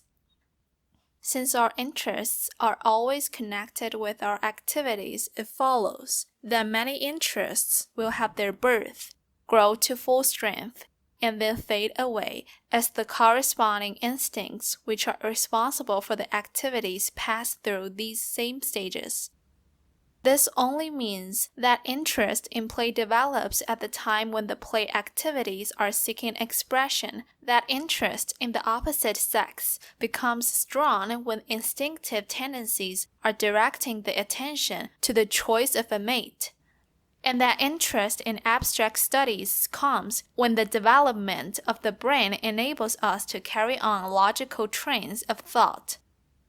All of us can recall many interests which were once strong and are now weak or else have altogether passed away. Hide and seek, Pussy wants a corner, excursions to the little fishing pond, securing the colored chromo at school, the care of pets, reading blood and thunder stories or sentimental ones. Interest in these things belongs to our past or has left but a faint shadow. Other interests have come, and these in turn will also disappear and other new ones yet appear as long as we keep on acquiring new experience. Interests must be utilized when they appear. This means that we must take advantage of interests when they appear if we wish to utilize and develop them. How many people there are who at one time felt an interest impelling them to cultivate their taste for music, art, or literature and said they would do this at some convenient season, and finally found themselves without a taste for these things? How many of us have felt an interest in some benevolent work, but at last discovered that our inclination had died before we found time to help the cause? How many of us, young as we are, do not at this moment lament the passing of some interest from our lives, or are now watching the dying of some interest which we had fondly supposed was as stable as Gibraltar?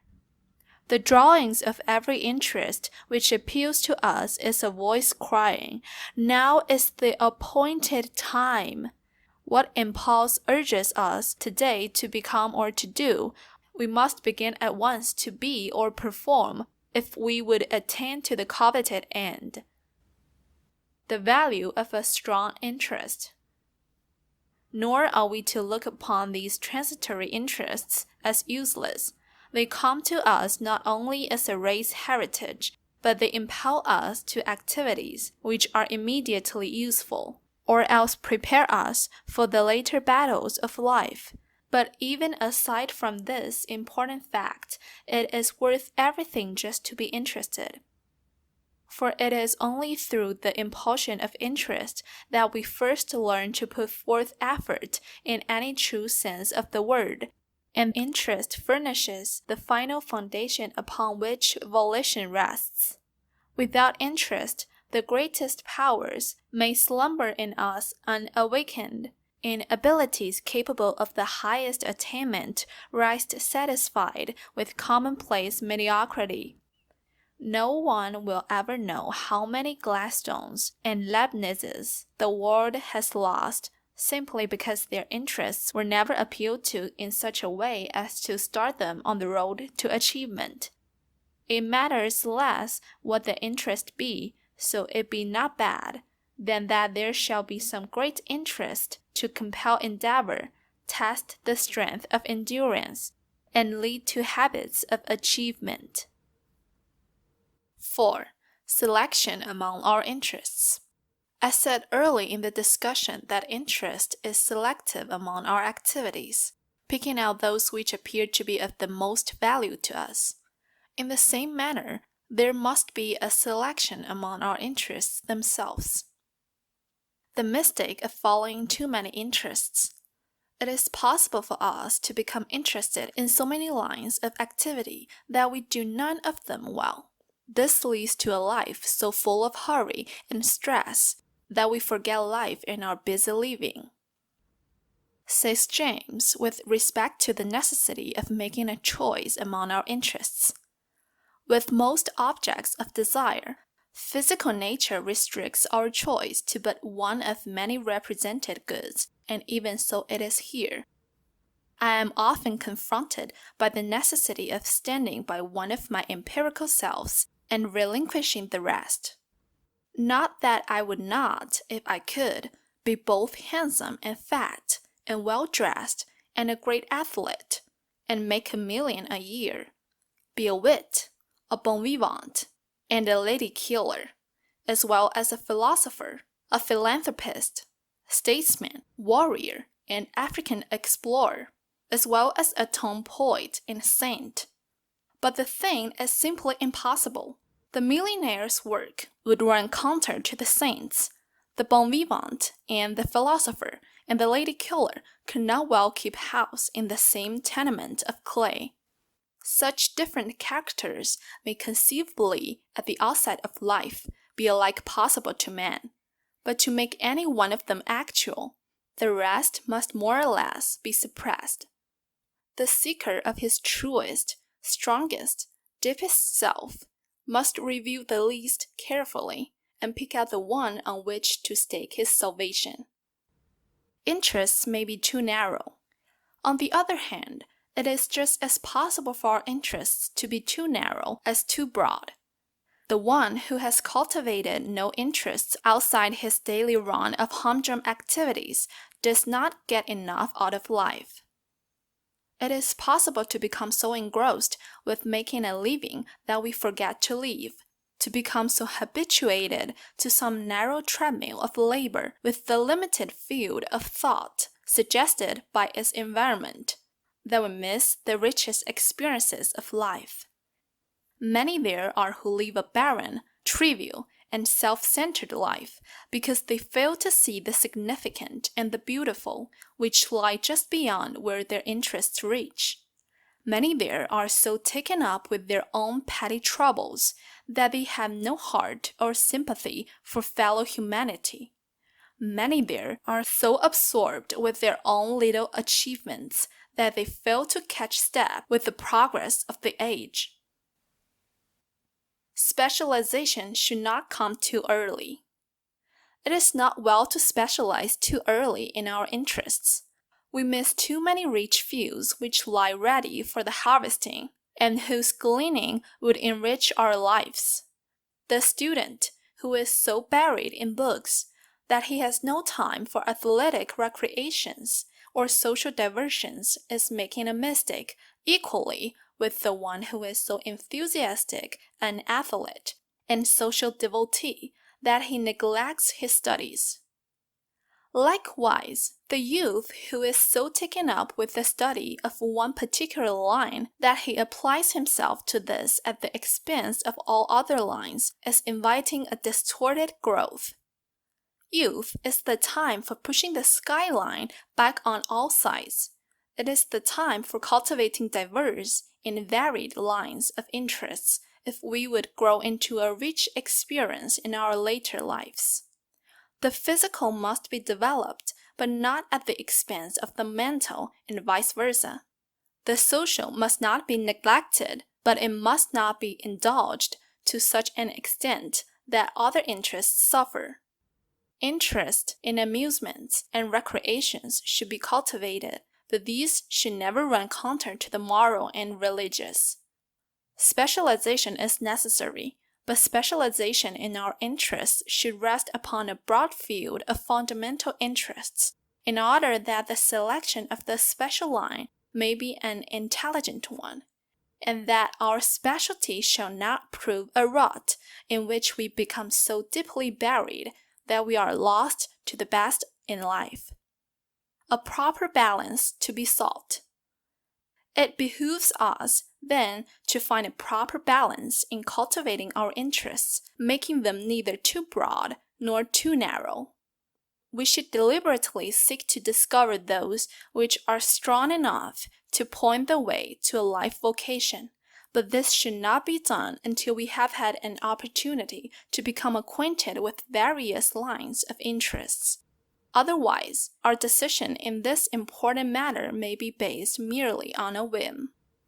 We should also decide what interests we should cultivate for our own personal development and happiness, and for the service we are to render in a sphere outside our immediate vocation.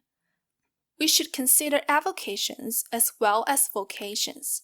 Whatever interests are selected should be carried to efficiency.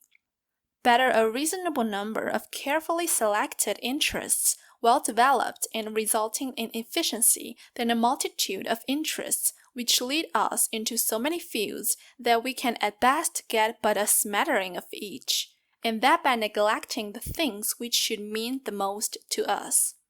Our interests should lead us to live what Wagner calls a simple life, but not a narrow one. 5. Interest fundamental in education. Some educators have feared that in finding our occupations interesting, we shall lose all power of effort and self-direction, that the will, not being called sufficiently into requisition, must suffer from non-use, that we shall come to do the interesting and agreeable things well enough, but fail before the disagreeable. Interest not antagonistic to effort. The best development of the will does not come through our being forced to do acts in which there is absolutely no interest. Work done under compulsion never secures the full self in its performance.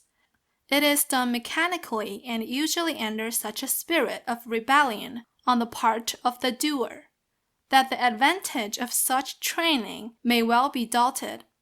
Nor are we safe in assuming that tasks done without interest, as the motive, are always performed under the direction of the will. It is far more likely that they are done under some external compulsion, and that the will has, after all, but very little to do with it. A boy may get an uninteresting lesson at school without much pressure from his will, providing he is sufficiently afraid of the master. In order that the will may receive training through compelling the performance of certain acts, it must have a reasonably free field, with external pressure removed. The compelling force must come from within and not from without. On the other hand, there is not the least danger that we shall ever find a place in life where all the disagreeable is removed, and all phases of our work made smooth and interesting. The necessity will always be rising to call upon effort to take up the fight and hold us to duty where interest has failed. And it is just here that there must be no failure, else we shall be mere creatures of circumstance, drifting with every eddy in the tide of our life, and never able to breast the current. Interest is not to supplant the necessity for stern and strenuous endeavor, but rather to call forth the largest measure of endeavor of which the self is capable. It is to put at work a larger amount of power than can be secured in any other way. In place of supplanting the will, it is to give it its point of departure and render its service all the more effective. Interest and character. Finally, we are not to forget that bad interests have the same propulsive power as good ones. and will lead to acts just as surely. And these acts will just as readily be formed into habits. It is worth noticing that back of the act lies an interest. In the act lies the seed of a habit. Ahead of the act lies behavior, which grows into conduct, this into character, and character into destiny. Bad interests should be shunned and discouraged. But even that is not enough. Good interests must be installed in the place of the bad ones from which we wish to escape, for it is through substitution rather than suppression that we are able to break from the bad and adhere to the good. Our interests are an evolution. Out of the simple interests of the child grow the more complex interests of the man. Lacking the opportunity to develop the interests of childhood, the man will come somewhat short of the full interests of manhood. The great thing, then, in educating a child is to discover the fundamental interests which come to him from the race and, using these as a starting point, direct them into constantly broadening and more serviceable ones. Out of the early interest in play is to come the later interest in work. Out of the early interest in collecting treasure boxes full of worthless trinkets and old scraps comes the later interest in earning and retaining ownership of property. Out of the interest in chums and playmates come the larger social interests. Out of interest in nature comes the interest of the naturalist. And so one by one we may examine the interests which bear the largest fruit in our adult life. And we find that they all have their roots in some early interest of childhood, which was encouraged and given a chance to grow. 6. Order of development of our interests. The order in which our interests develop thus becomes an important question in our education. Nor is the order an arbitrary one, as might appear on the first thought, for interest follows the invariable law of attaching to the activity for which the organism is at that time ready, and which it then needs in its further growth.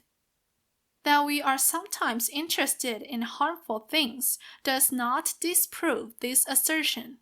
The interest in its fundamental aspect is good, and but needs more healthful environment or more wise direction. While space forbids a full discussion of the genetic phase of interest here, yet we may profit by a brief statement of the fundamental interests of certain well-marked periods in our development. The interests of early childhood. The interests of early childhood are chiefly connected with ministering to the wants of the organism as expressed in the appetites, and in securing control of the larger muscles. Activity is the preeminent thing. Racing and romping are worth doing for their own sake alone. Imitation is strong, curiosity is rising, and imagination is building a new world. Speech is a joy, language is learned with ease, and rhyme and rhythm become second nature.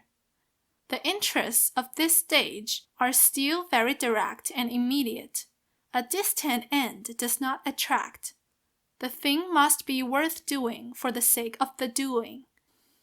Since the young child's life is so full of action, and since it is out of acts that habits grow, it is doubly desirous during this period that environment, models, and teaching should all direct his interests and activities into lines that will lead to permanent values.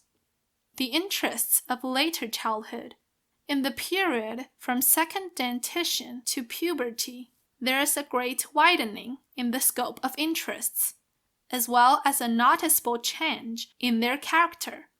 Activity is still the keynote, but the child is no longer interested merely in the doing, but is now able to look forward to the end sought. Interests which are somewhat indirect now appeal to him. and the how of things attracts his attention. He is beginning to reach outside of his own little circle and is ready for handicraft, reading, history, and science. Spelling, writing, and arithmetic interest him partly from the activities involved, but more as a means to an end. Interest in complex games and plays increases, but the child is not yet ready for games which require teamwork. He has not come to the point where he is willing to sacrifice himself for the good of all. Interest in moral questions is beginning, and right and wrong are no longer things which may or may not be done without rebuke or punishment. The great problem at this stage is to direct the interest into ways of adapting the means to ends, and into willingness to work under voluntary attention for the accomplishment of the desired end. The interests of adolescence. Finally, with the advent of puberty, comes the last stage in the development of interests before adult life. This period is not marked by the birth of new interests so much as by a deepening and broadening of those already begun. The end sought becomes an increasingly larger factor, whether in play or in work. Mere activity itself no longer satisfies. The youth can now play team games, for his social interests are taking shape, and he can subordinate himself for the good of the group. Interest in the opposite sex takes on a new face, and social form and mode of dress receive attention. A new consciousness of self emerges, and the youth becomes introspective. Questions of the ultimate meaning of things press for solution, and what and who am I demands an answer. At this age, we pass from a regime of obedience to one of self-control, from an ethics of authority to one of individualism. All the interests are now taking on a more definite and stable form, and are looking seriously towards life vocations. This is a time of big plans and strenuous activity. It is a crucial period in our life, fraught with pitfalls and dangers, with privileges and opportunities. At this strategic point in our life's voyage, we may anchor ourselves with the right interests to a safe manhood and a successful career, or we may, with wrong interests, bind ourselves to a broken life of discouragement and defeat. 7. Problems in observation and introspection. 1. Try making a list of your most important interests in order of their strength. Suppose you had made such a list 5 years ago. Where would it have differed from the present list? Are you ever obliged to perform any activities in which you have little or no interest, either directly or indirectly? Can you name any activities in which you once had a strong interest, but which you now perform chiefly from force of habit and without much interest? 2. Have you any interests of which you are not proud? On the other hand, do you lack certain interests which you feel that you should possess? What interests are you now trying especially to cultivate, to suppress? Have you as broad a field of interests as you can well take care of? Have you so many interests that you are slighting the development of some of the more important ones? 3. Observe several recitations for differences in the amount of interest shown. Account for these differences. Have you ever observed an enthusiastic teacher with an uninterested class? A dull, listless teacher with an interested class? 4. A father offers his son $1 for every grade on his term report which is above 90. What type of interest relative to studies does this appeal to? What do you think of the advisability of giving prizes in connection with schoolwork? 5. Most children in the elementary school are not interested in technical grammar. Why not? Histories made up chiefly of dates and lists of kings or presidents are not interesting. What is the remedy? Would you call any teaching of literature, history, geography, or science successful which fails to develop an interest in the subject? 6.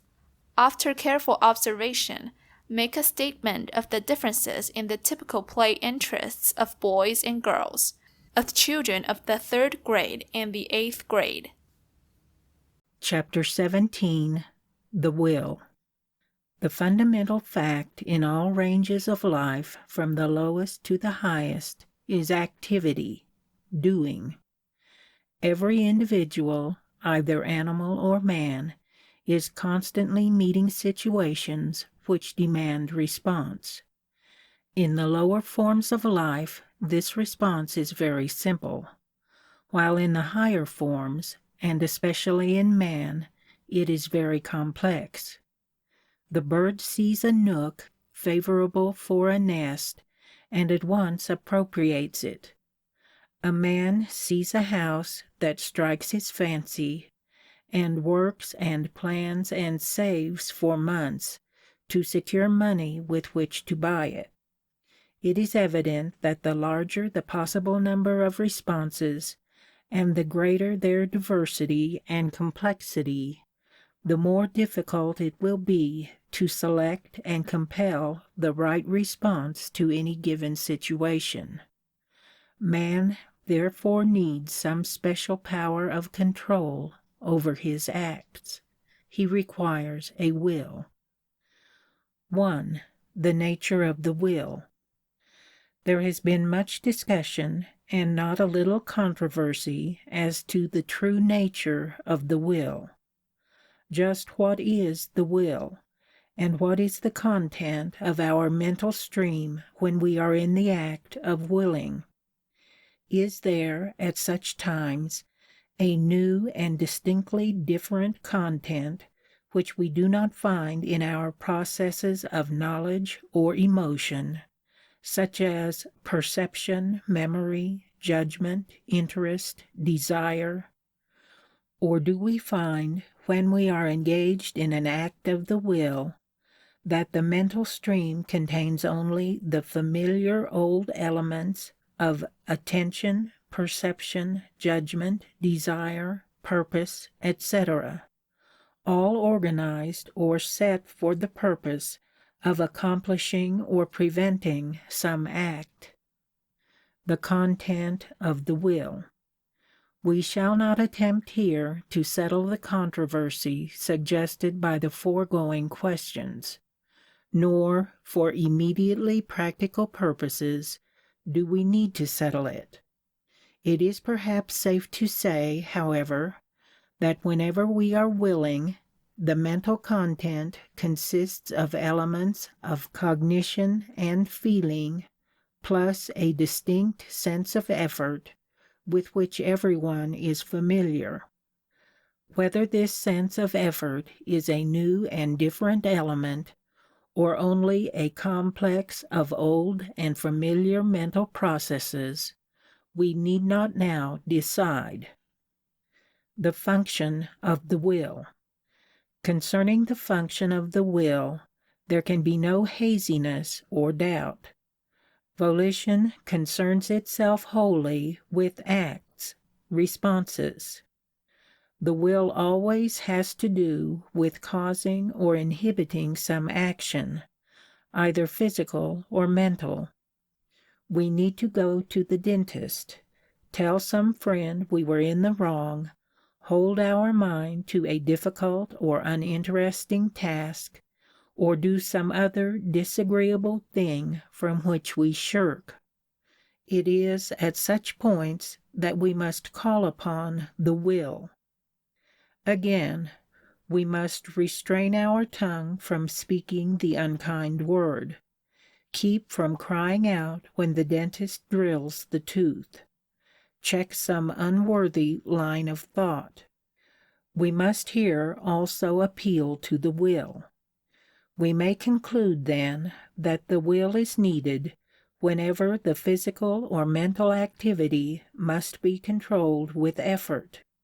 Some writers have called the work of the will in compelling action its positive function, and in inhibiting action its negative function. How the will exerts its compulsion. How does the will bring its compulsion to bear? It is not a kind of mental policeman who can take us by the collar, so to speak, and say, do this or do not do that. The secret of the will's power of control lies in attention. It is the line of action that we hold the mind upon with an attitude of intending to perform it that we finally follow. It is the thing we keep thinking about that we finally do. On the other hand, let us resolutely hold the mind away from some attractive but unsuitable line of action, directing our thoughts to an opposite course or to some wholly different subject, and we have effectually blocked the wrong response. To control our acts is therefore to control our thoughts, and strength of will can be measured by our ability to direct our attention. 2. The extent of voluntary control over our acts. A relatively small proportion of our acts or responses are controlled by volition. Nature, in her wise economy, has provided a simpler and easier method than to have all our actions performed or checked with conscious effort. Classes of acts or response. Movements or acts, like other phenomena, do not just happen. They never occur without a cause back of them. Whether they are performed with a conscious end in view or without it, the fact remains the same. Something must lie back of the act to account for its performance. During the last hour, each of us has performed many simple movements and more or less complex acts. These acts have varied greatly in character. Of many, we were wholly unconscious. Others were consciously performed, but without feeling of effort on our part. Still others were accomplished only with effort, and after a struggle to decide which of two lines of action we should take. Some of our acts were reflex, some were chiefly instinctive, and some were volitional. Simple reflex acts. First, there are going on within every living organism countless movements of which he is in large part unconscious, which he does nothing to initiate, and which he is largely powerless to prevent. Some of them are wholly, and others almost, out of the reach and power of his will. Such are the movements of the heart and vascular system, the action of the lungs in breathing, the movements of the digestive tract, the work of the various glands in their process of secretion. The entire organism is a mass of living matter, and just because it is living, no part of it is at rest. Movements of this type require no external stimulus and no direction. They are reflex. They take care of themselves as long as the body is in health, without let or hindrance, continuing whether we sleep or wake, even if we are in hypnotic or anesthetic coma. With movements of reflex type, we shall have no more concern. since they are almost wholly physiological and come scarcely at all within the range of the consciousness. Instinctive acts. Next, there are a large number of such acts as closing the eyes when they are threatened, starting back from danger, crying out from pain or alarm, frowning and striking when angry. These may roughly be classed as instinctive, and have already been discussed under that head. They differ from the former class in that they require some stimulus to set the act off. We are fully conscious of their performance, although they are performed without a conscious end in view. Winking the eyes serves an important purpose, but that is not why we wink. Starting back from danger is a wise thing to do, but we do not stop to consider this before performing the act. And so it is with a multitude of reflex and instinctive acts. They are performed immediately upon receiving an appropriate stimulus, because we possess an organism calculated to act in a definite way in response to certain stimuli. There is no need for, and indeed no place for, anything to come in between the stimulus and the act. The stimulus pulls the trigger of the ready-set nervous system, and the act follows at once. Acts of these reflex and instinctive types do not come properly within the range of volition, hence we will not consider them further. Automatic or spontaneous acts. Growing out of these reflex and instinctive acts is a broad field of action which may be called automatic or spontaneous. The distinguishing feature of this type of action is that all such acts, though performed now largely without conscious purpose or intent, were at one time purposed acts, performed with effort. This is to say that they were volitional.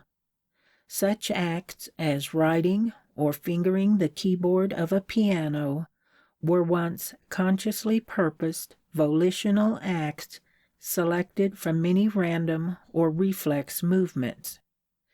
The effects of experience and habit are such, however, that soon the mere presence of pencil and paper, or the sight of the keyboard, is enough to set one scribbling or playing. Stated differently, certain objects and situations come to suggest certain characteristic acts or responses so strongly that the action follows immediately on the heels of the percept of the object, or the idea of the act.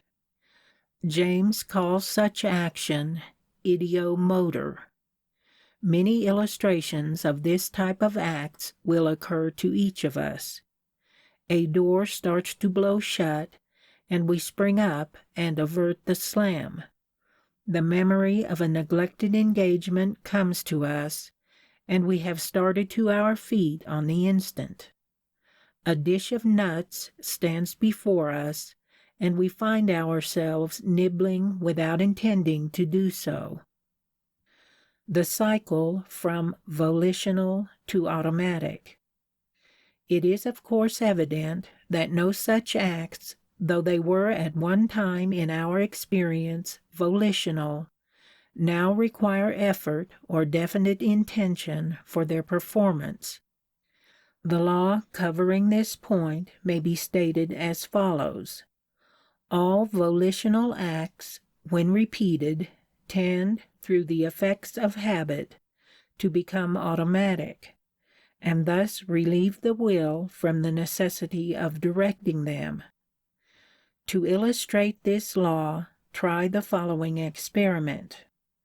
Draw on a piece of cardboard a star like figure 19, making each line segment 2 inches. Seat yourself at a table with the star before you, placing a mirror back of the star so that it can be seen in the mirror. Have someone hold a screen a few inches above the table so as to hide the star from your direct view, but so that you can see it in the mirror. Now reach your hand under the screen and trace with a pencil around the star from left to right, not taking your pencil off the paper until you get clear around. Keep track of how long it takes to go around, and also note the irregular wanderings of your pencil. Try this experiment 5 times over, noting the decrease in time and effort required and the increase in efficiency as the movements tend to become automatic. Volitional action. While it is obvious that the various types of action already described include a very large proportion of all our acts, yet they do not include all. For there are some acts that are neither reflex, nor instinctive, nor automatic, but that have to be performed under the stress of compulsion and effort. We constantly meet situations where the necessity for action or restraint runs counter to our inclinations. We daily are confronted by the necessity of making decisions in which the mind must be compelled by effort to take this direction or that direction. Conflicting motives or tendencies create frequent necessity for coercion. It is often necessary to drive our bark counter to the current of our desires or our habits, or to enter into conflict with a temptation. Volition acts in the making of decisions. Everyone knows for himself the state of inward unrest which we call indecision. A thought enters the mind which would of itself prompt an act, but before the act can occur, a contrary idea appears, and the act is checked. Another thought comes favoring the act, and is in turn counterbalanced by an opposing one. The impelling and inhibiting ideas we call motives or reasons for and against the proposed act. While we are balancing the motives against each other, we are said to deliberate. This process of deliberation must go on, if we continue to think about the matter at all, until one set of ideas has triumphed over the other and secured the attention. When this has occurred, we have decided, and the deliberation is at an end. We have exercised the highest function of the will and made a choice. Sometimes the battle of motives is short, the decision being reached as soon as there is time to summon all the reasons on both sides of the question. At other times, the conflict may go on at intervals for days or weeks, neither set of motives being strong enough to vanquish the other and dictate the decision.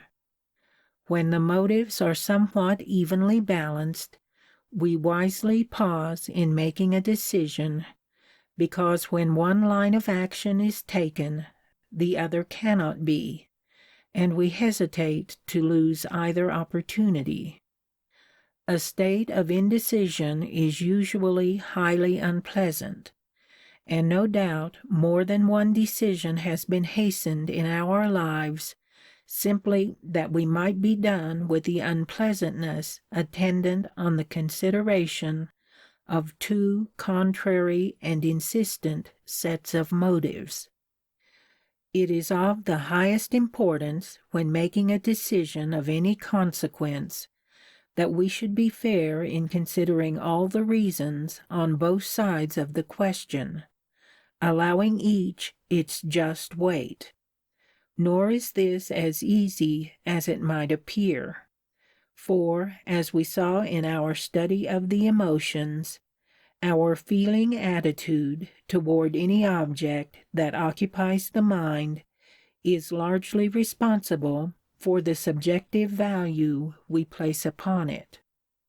It is easy to be so prejudiced toward or against a line of action that the motives bearing upon it cannot get fair consideration. To be able to eliminate this personal factor to such an extent that the evidence before us on a question may be considered on its merits is a rare accomplishment. Types of decision. A decision may be reached in a variety of ways, the most important ones of which may now briefly be described after the general plan suggested by Professor James. The reasonable type. One of the simplest types of decision is that in which the preponderance of motives is clearly seen to be on one side or the other, and the only rational thing to do is to decide in accordance with the weight of evidence. Decisions of this type are called reasonable. If we discover 10 reasons why we should pursue a certain course of action, and only 1 or 2 reasons of equal weight why we should not, then the decision ought not to be hard to make. The points to watch in this case are a. That we have really discovered all the important reasons on both sides of the case, and b. That our feelings of personal interest or prejudice have not given some of the motives an undue weight in our scale of values. Accidental type, external motives. It is to be doubted whether as many of our decisions are made under immediate stress of volition as we think. We may be hesitating between 2 sets of motives, unable to decide between them, when a third factor enters which is not really related to the question at all, but which finally dictates the decision nevertheless. For example, we are considering the question whether we shall go on an excursion or stay at home and complete a piece of work. The benefits coming from the recreation and the pleasures of the trip are pitted against the expense which must be incurred and the desirability of having the work done on time. At this point, while as yet we have been unable to decide, a friend comes along, and we seek to evade the responsibility of making our own decision by appealing to him, "You tell me what to do." How few of us have never said in effect, if not in words, "I will do this or that, if you will." How few have never taken advantage of a rainy day to stay from church or shirk an undesirable engagement? How few have not allowed important questions to be decided by some trivial or accidental factor not really related to the choice in the least? This form of decision is accidental decision. It does not rest on motives which are vitally related to the case, but rather on the accident of external circumstances. The person who habitually makes his decisions in this way lacks power of will. He does not hold himself to the question until he has gathered the evidence before him, and then himself direct his attention to the best line of action, and so secure its performance. He drifts with the tide, He goes with the crowd. He shirks responsibility. Accidental type, subjective motives. A second type of accidental decision may occur when we are hesitating between two lines of action which are seemingly about equally desirable, and no preponderating motive enters the field, when no external factor appears, and no advising friend comes to the rescue. Then, with the necessity for deciding thrust upon us, we tire of the worry and strain of deliberation, and say to ourselves, "This thing must be settled one way or the other pretty soon. I am tired of the whole matter." When we have reached this point, we are likely to shut our eyes to the evidence in the case, and decide largely upon the whim or mood of the moment. Very likely we regret our decision the next instant, but without any more cause for the regret than we had for the decision. It is evident that such a decision as this does not rest on valid motives, but rather on the accident of subjective conditions.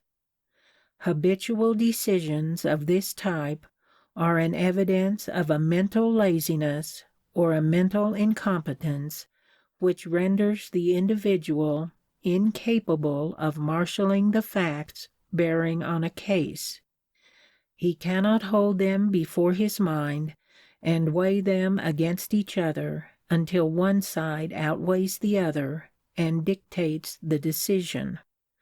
Of course, the remedy for this weakness of decision lies in not allowing oneself to be pushed into a decision simply to escape the unpleasantness of a state of indecision, or the necessity of searching for further evidence which will make the decision easier. On the other hand, it is possible to form a habit of indecision, of undue hesitancy in coming to conclusions when the evidence is all before us. This gives us the mental dawdler, the person who will spend several minutes in an agony of indecision over whether to carry an umbrella on this particular trip, whether to wear black shoes or tan shoes today, whether to go calling or to stay at home and write letters this afternoon. Such a person is usually in a stew over some inconsequential matter, and consumes so much time and energy in fussing over trivial things that he is incapable of handling larger ones. If we are certain that we have all the facts in a given case before us, and have given each its due weight so far as our judgment will enable us to do, then there is nothing to be gained by delaying the decision. Nor is there any occasion to change the decision after it has once been made, unless new evidence is discovered bearing on the case. Decision under effort. The highest type of decision is that in which effort is the determining factor. The pressure of external circumstances and inward impulse is not enough to overcome a calm and determined "I will." Two possible lines of action may lie open before us. Every current of our being leads toward the one. In addition, inclination, friends, honors, all beckon in the same direction. From the other course our very nature shrinks. Duty alone bids us take this line, and promises no rewards except the approval of conscience. Here is the crucial point in human experience, the supreme test of the individual, the last measure of man's independence and power. Winning at this point, man has exercised his highest prerogative, that of independent choice.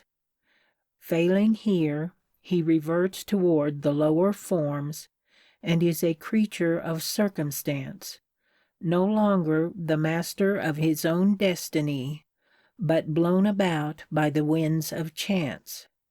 And it behooves us to win in this battle. We may lose in a contest or a game, and yet not fail, because we have done our best. If we fail in the conflict of motives, we have planted a seed of weakness from which we shall at last harvest defeat. Jean Valjean, the galley slave of almost a score of years, escapes and lives an honest life. He wins the respect and admiration of friends. He is elected mayor of his town, and honors are heaped on him. At the height of his prosperity, he reads one day that a man has been arrested in another town for the escaped convict Jean Valjean, and is about to be sent to the galleys. Now comes the supreme test in Jean Valjean's life.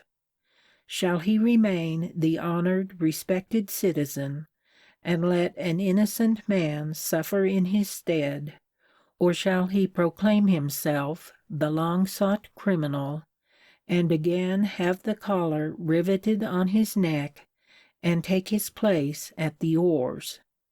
He spends one awful night of conflict, in which contending motives make a battleground of his soul. But in the morning he has won. He has saved his manhood. His conscience yet lives. And he goes and gives himself up to the officers. Nor could he do otherwise and still remain a man. 3.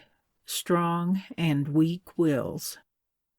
Many persons will admit that their memory or imagination or power of perception is not good, but few will confess to a weak will. Strength of will is everywhere lauded as a mark of worth and character. How can we tell whether our will is strong or weak? Not a will, but wills. First of all, we need to remember that, just as we do not have a memory, but a system of memories, so we do not possess a will, but many different wills. By this I mean that the will must be called upon and tested at every point of contact in experience before we have fully measured its strength. Our will may have served us reasonably well so far, but we may not yet have met any great number of hard tests because our experience and temptations have been limited. Nor must we forget to take into account both the negative and the positive functions of the will. Many there are who think of the will chiefly in its negative use, as a kind of a check or barrier to save us from doing certain things. That this is an important function cannot be denied, but the positive is the higher function. There are many men and women who are able to resist evil, but able to do little good. They are good enough, but not good for much. They lack the power of effort and self-compulsion to hold them up to the high standards and stern endeavor necessary to save them from inferiority or mediocrity. It is almost certain that for most who read these words, the greatest test of their willpower will be in the positive instead of the negative direction. Objective tests a false measure of willpower. The actual amount of volition exercised in making a decision cannot be measured by objective results. the fact that you follow the pathway of duty, while I falter and finally drift into the byways of pleasure, is not certain evidence that you have put forth the greater power of will. In the first place, the allurements which led me astray may have had no charms for you. Furthermore, you may have so formed the habit of pursuing the pathway of duty when the two paths opened before you, that your well-trained feet unerringly led you into the narrow way without a struggle. Of course, you are on safer ground than I, and on ground that we should all seek to attain. But, nevertheless, I, although I fell when I should have stood, may have been fighting a battle and manifesting a power of resistance of which you, under similar temptation, would have been incapable. The only point from which a conflict of motives can be safely judged is that of the soul which is engaged in the struggle. 4. Volitional types. Several fairly well-marked volitional types may be discovered. It is, of course, to be understood that these types all grade by insensible degrees into each other, and that extreme types are the exception rather than the rule. The impulsive type. The impulsive type of will goes along with a nervous organism of the hair-trigger kind.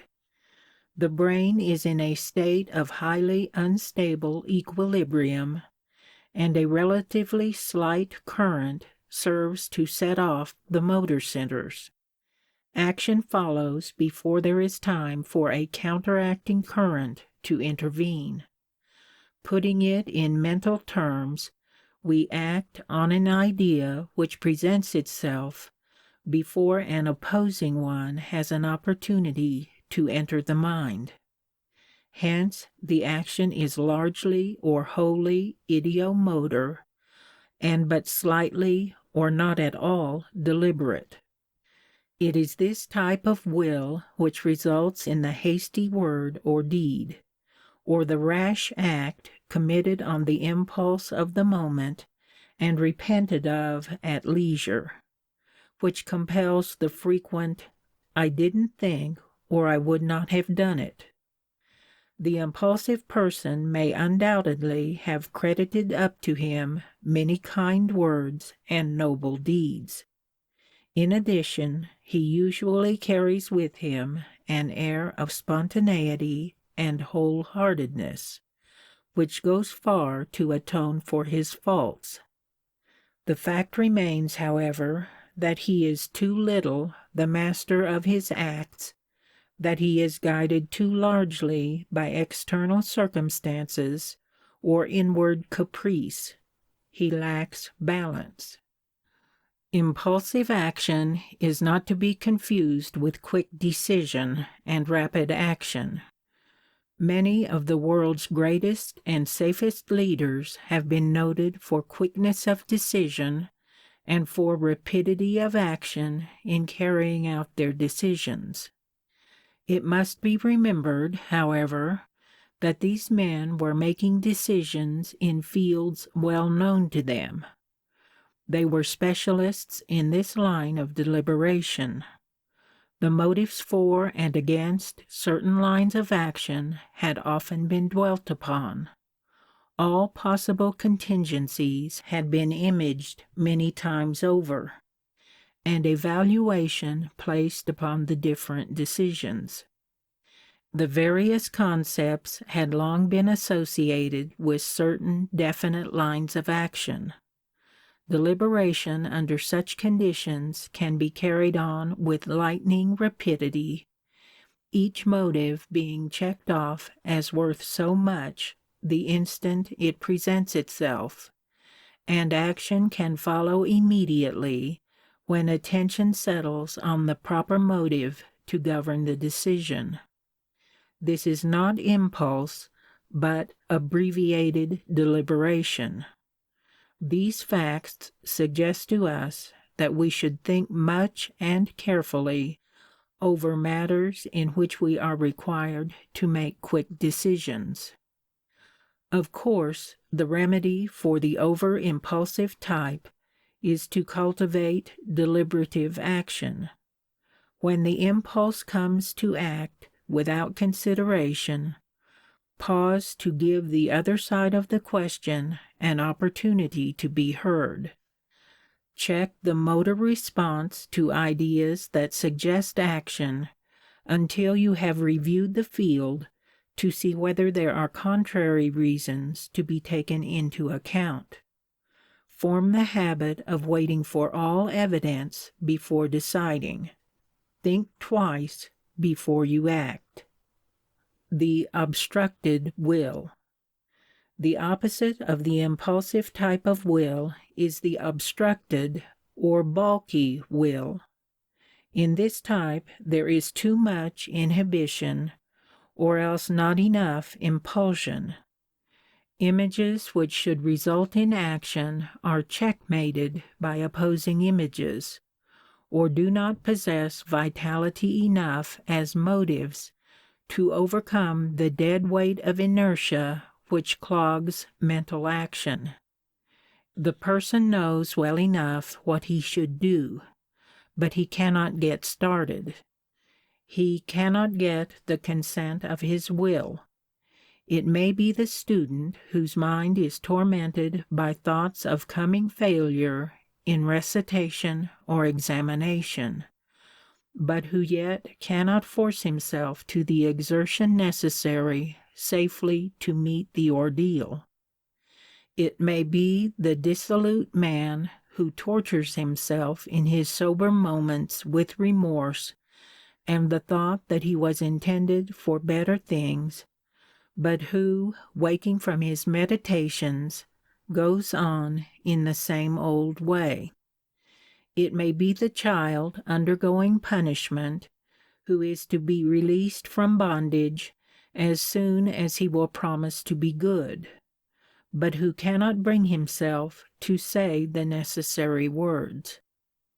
It not only may be, but is, man or woman anywhere who has ideals which are known to be worthy and noble, but which fail to take hold. It is anyone who is following a course of action which he knows is beneath him. No one can doubt that the moral tragedies, the failures and the shipwrecks in life come far more from the breaking of the bonds which should bind right ideals to action than from a failure to perceive the truth. Men differ far more in their deeds than in their standards of action. The remedy for this diseased type of will is much easier to prescribe than to apply. It is simply to refuse to attend to the contrary thoughts which are blocking action, and to cultivate and encourage those which lead to action of the right kind. It is seeking to vitalize our good impulses and render them effective by acting on them whenever opportunity offers. Nothing can be accomplished by moodily dwelling on the disgrace of harboring the obstructing ideas. Thus, brooding over them only encourages them. What we need is to get entirely away from the line of thought in which we have met our obstruction, and approach the matter from a different direction. The child who is in a fit of sulks does not so much need a lecture on the disagreeable habit he is forming as to have his thoughts led into lines not connected with the grievance which is causing him the trouble. The stubborn child does not need to have his will broken, but rather to have it strengthened. He may be compelled to do what he does not want to do, But if this is accomplished through physical force, instead of by leading to thoughts connected with the performance of the act, it may be doubted whether the will has in any degree been strengthened. Indeed, it may rather be depended upon that the will has been weakened, for an opportunity for self-control, through which alone the will develops, has been lost. The ultimate remedy for rebellion often lies in greater freedom at the proper time. This does not mean that the child should not obey rightful authority promptly and explicitly, but that just as little external authority as possible should intervene to take from the child the opportunity for self-compulsion. The normal will. The golden mean between these two abnormal types of will may be called the normal or balanced will. Here there is a proper ratio between impulsion and inhibition. Ideas are not acted upon the instant they enter the mind without giving time for a survey of the field of motives. Neither is action sicklied or, with the pale cast of thought, to such an extent that it becomes impossible. The evidence is all considered, and each motive fully weighed. But this once done, decision follows. No dilatory and obstructive tactics are allowed. The fleeting impulse is not enough to persuade to action, neither is action unduly delayed after the decision is made. 5. Training the will. The will is to be trained as we train the other powers of the mind, through the exercise of its normal function. The function of the will is to direct or control in the actual affairs of life. Many well-meaning persons speak of training the will as if we could separate it from the interests and purposes of our daily living, and in some way put it through its paces merely for the sake of adding to its general strength. This view is all wrong. There is, as we have seen, no such thing as general power of will. Will is always required in specific acts and emergencies, and it is precisely upon such matters that it must be exercised if it is to be cultivated. Will to be trained in common round of duties. What is needed in developing the will is a deep moral interest in whatever we set out to do, and a high purpose to do it up to the limit of our powers.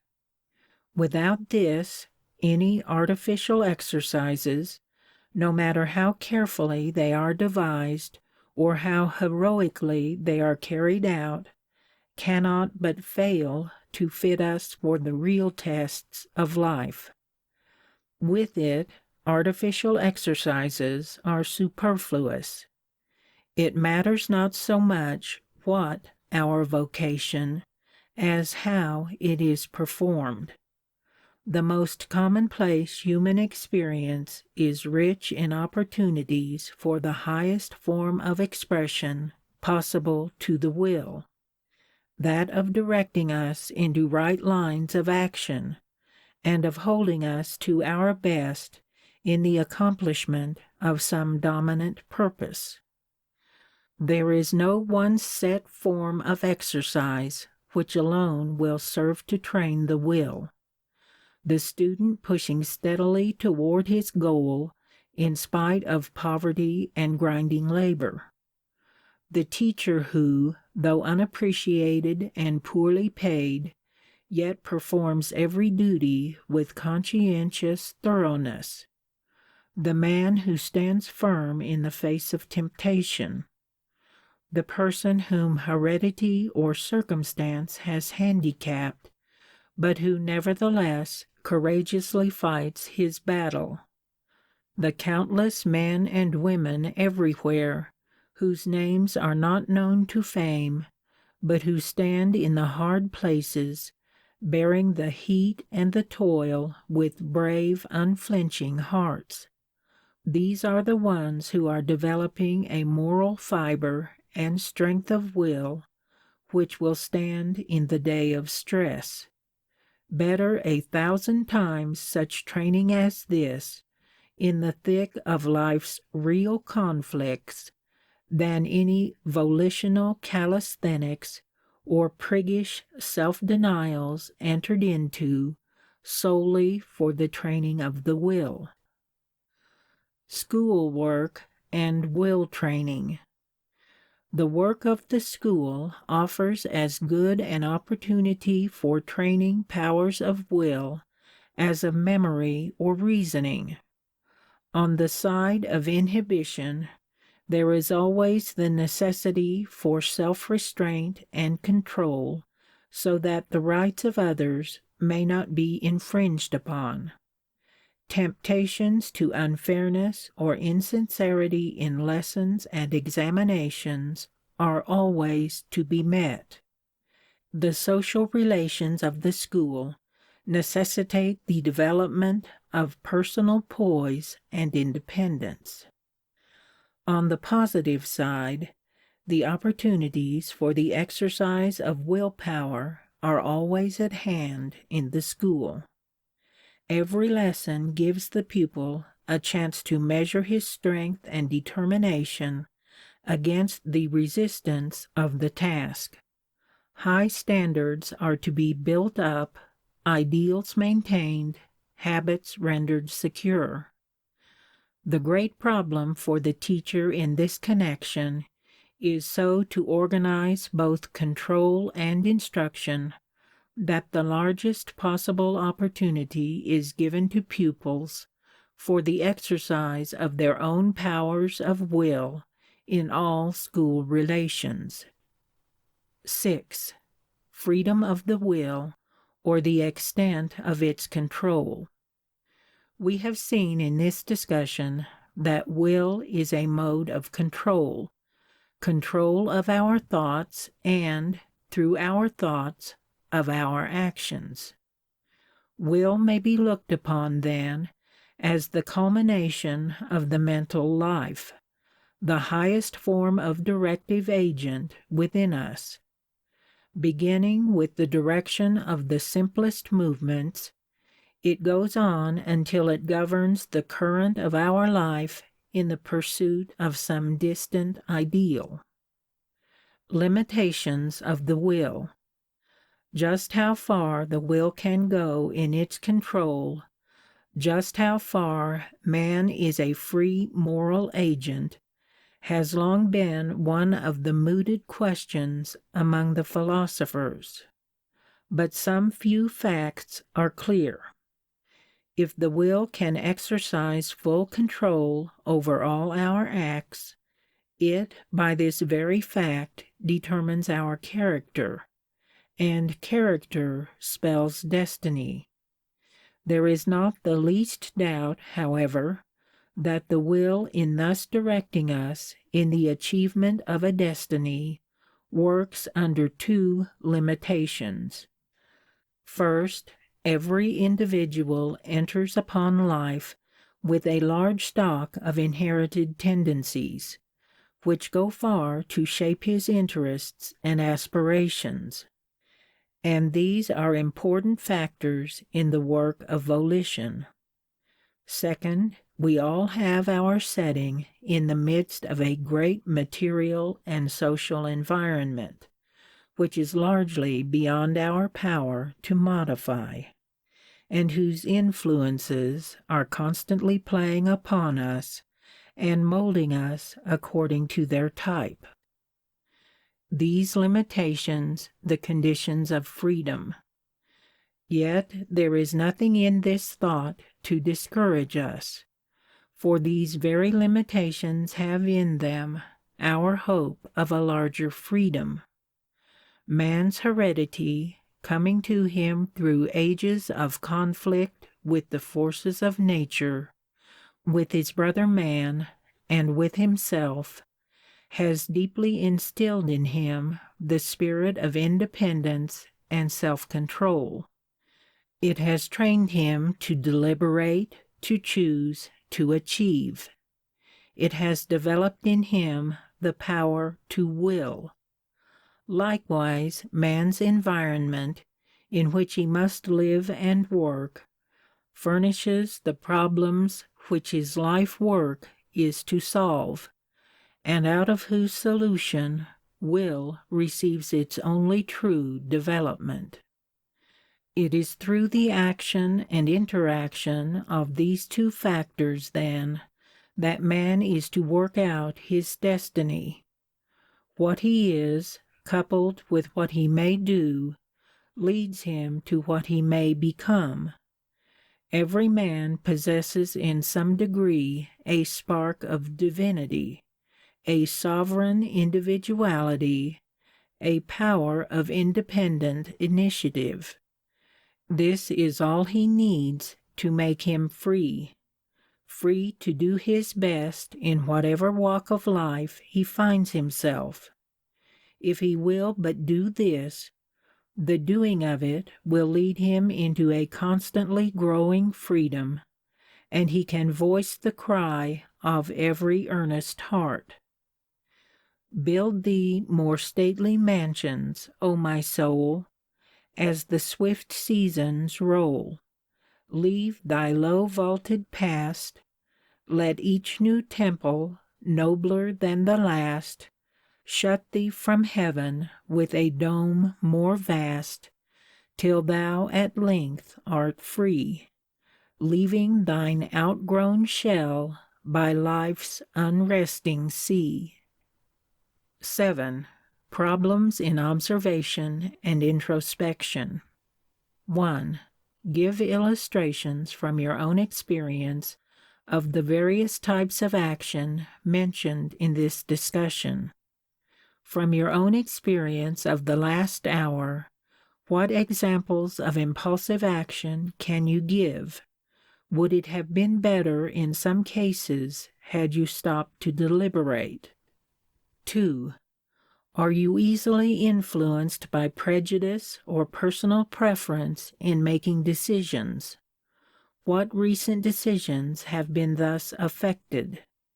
Can you classify the various ones of your decisions which you can recall under the 4 types mentioned in the text?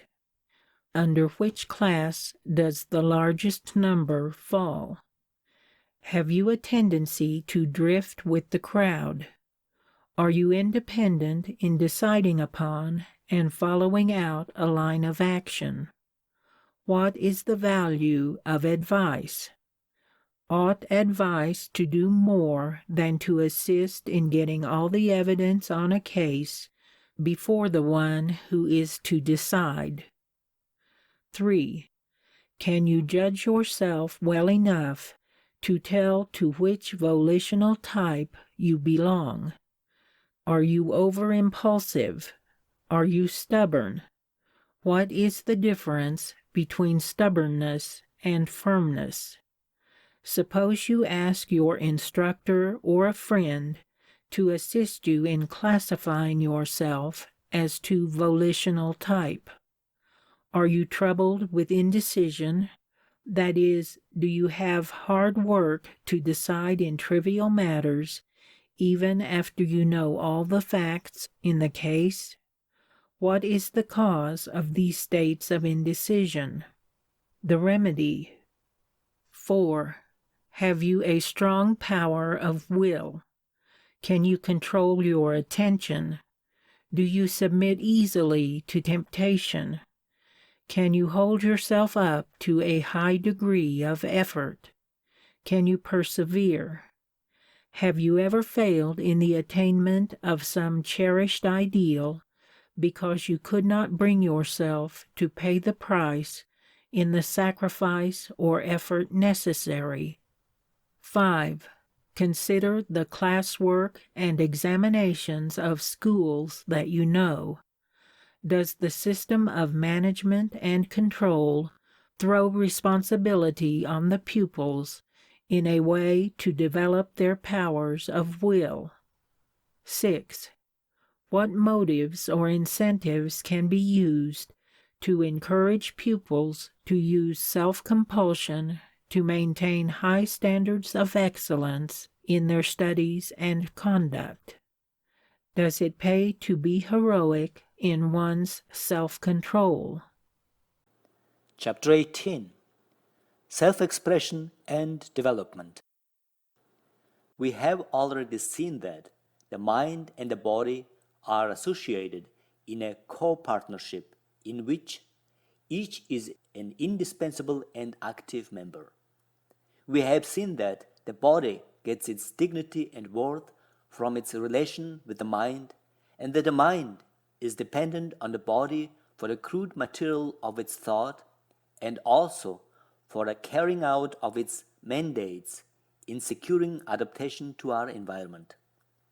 We have seen as a corollary of these facts that the efficiency of both mind and body is conditioned by the manner in which each carries out its share of the mutual activities. Let's see something more of this interrelation. 1. Interrelation of impression and expression. No impression without corresponding expression has become a maxim in both physiology and psychology. Inner life implies self-expression in external activities.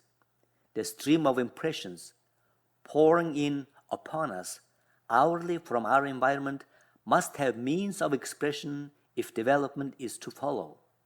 We cannot be passive recipients, but must be active participants in the educational process.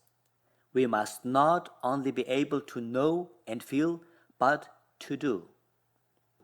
The many sources of impressions. The nature of the impressions which come to us and how they all lead on towards ultimate expression is shown in the accompanying diagram. Our material environment is thrusting impressions upon us every moment of our life. Also, the material objects with which we deal have become so saturated with social values that each comes to us with a double significance, and what an object means often stands for more than what it is. From the lives of people with whom we daily mingle, from the wider circle whose lives do not immediately touch ours, but who are interpreted to us by the press, by history and literature, from the social institutions into which have gone the lives of millions and of which our lives form a part, there come to us constantly a flood of impressions whose influence cannot be measured. So likewise with the religious impressions, God is all about us and within us. He speaks to us from every nook and corner of nature and communes with us through the still small voice from within, if we will but listen. The Bible, religious institution, and the lives of good people are other sources of religious impressions constantly tending to mold our lives. The beautiful in nature, art, and human conduct constantly appeals to us in aesthetic impressions. All impressions lead towards expression. Each of these groups of impressions may be subdivided and extended into an almost indefinite number in variety, the different groups meeting and overlapping, it's true, yet each preserving reasonably distinct characteristics. A common characteristic of them all, as shown in the diagram, is that they all point towards expression. The varieties of light, color, form, and distance which we get through vision are not merely that we may know these phenomena of nature, but that, knowing them, We may use the knowledge in making proper responses to our environment.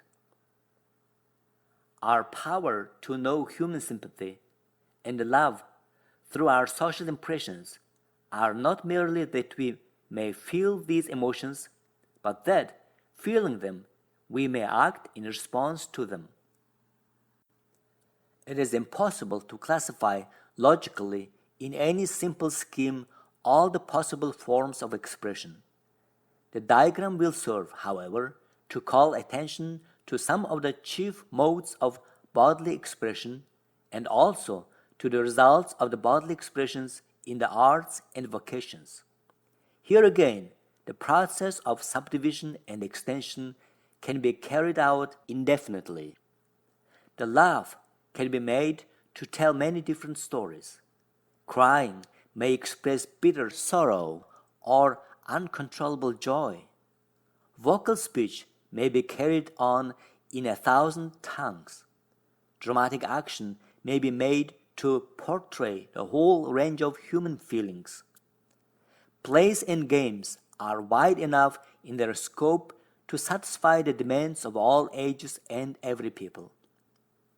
The handicrafts cover so wide a range that the material progress of civilization can be classed under them, and indeed, without their development, the arts and vocations would be impossible. Architecture, sculpture, painting, music, and literature have 1,000 possibilities, both in technique and content. Likewise, the modes of society, conduct, and religion are unlimited in their forms of expression. Limitations of expression. While it's more blessed to give than to receive, it's somewhat harder in the doing, for more of the self is, after all, involved in expression than in impression. Expression needs to be cultivated as an art, for who can express all he thinks or feels or conceives? Who can do his innermost self-justice when he attempts to express it in language, in music, or in marble? The painter answers when praised for his work, "If you could but see the picture I intended to paint." The pupil says, "I know, but I cannot tell." The friend says, "I wish I could tell you how sorry I am." The actor complains, "If I could only portray the passion as I feel it, I could bring all the world to my feet." The body, being of grosser structure than the mind, must always lag somewhat behind in expressing the mind's states, yet so perfect is the harmony between the two, that with the body, well trained to respond to the mind's needs, comparatively little of the spiritual need be lost in its expression through the material. 2. The place of expression in development. Nor are we to think that cultivation of expression results in better power of expression alone, or that lack of cultivation results only in decreased power of expression. Intellectual value of expression. There is a distinct mental value in expression. An idea always assumes new clearness and wider relations when it's expressed. Michelangelo, making his plans for the great cathedral, found his first concept of the structure expanding and growing more beautiful as he developed his plans.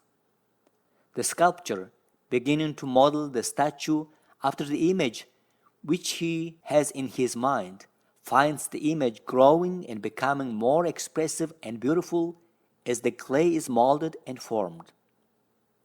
The writer finds the scope and worth of his book growing as he proceeds with the writing.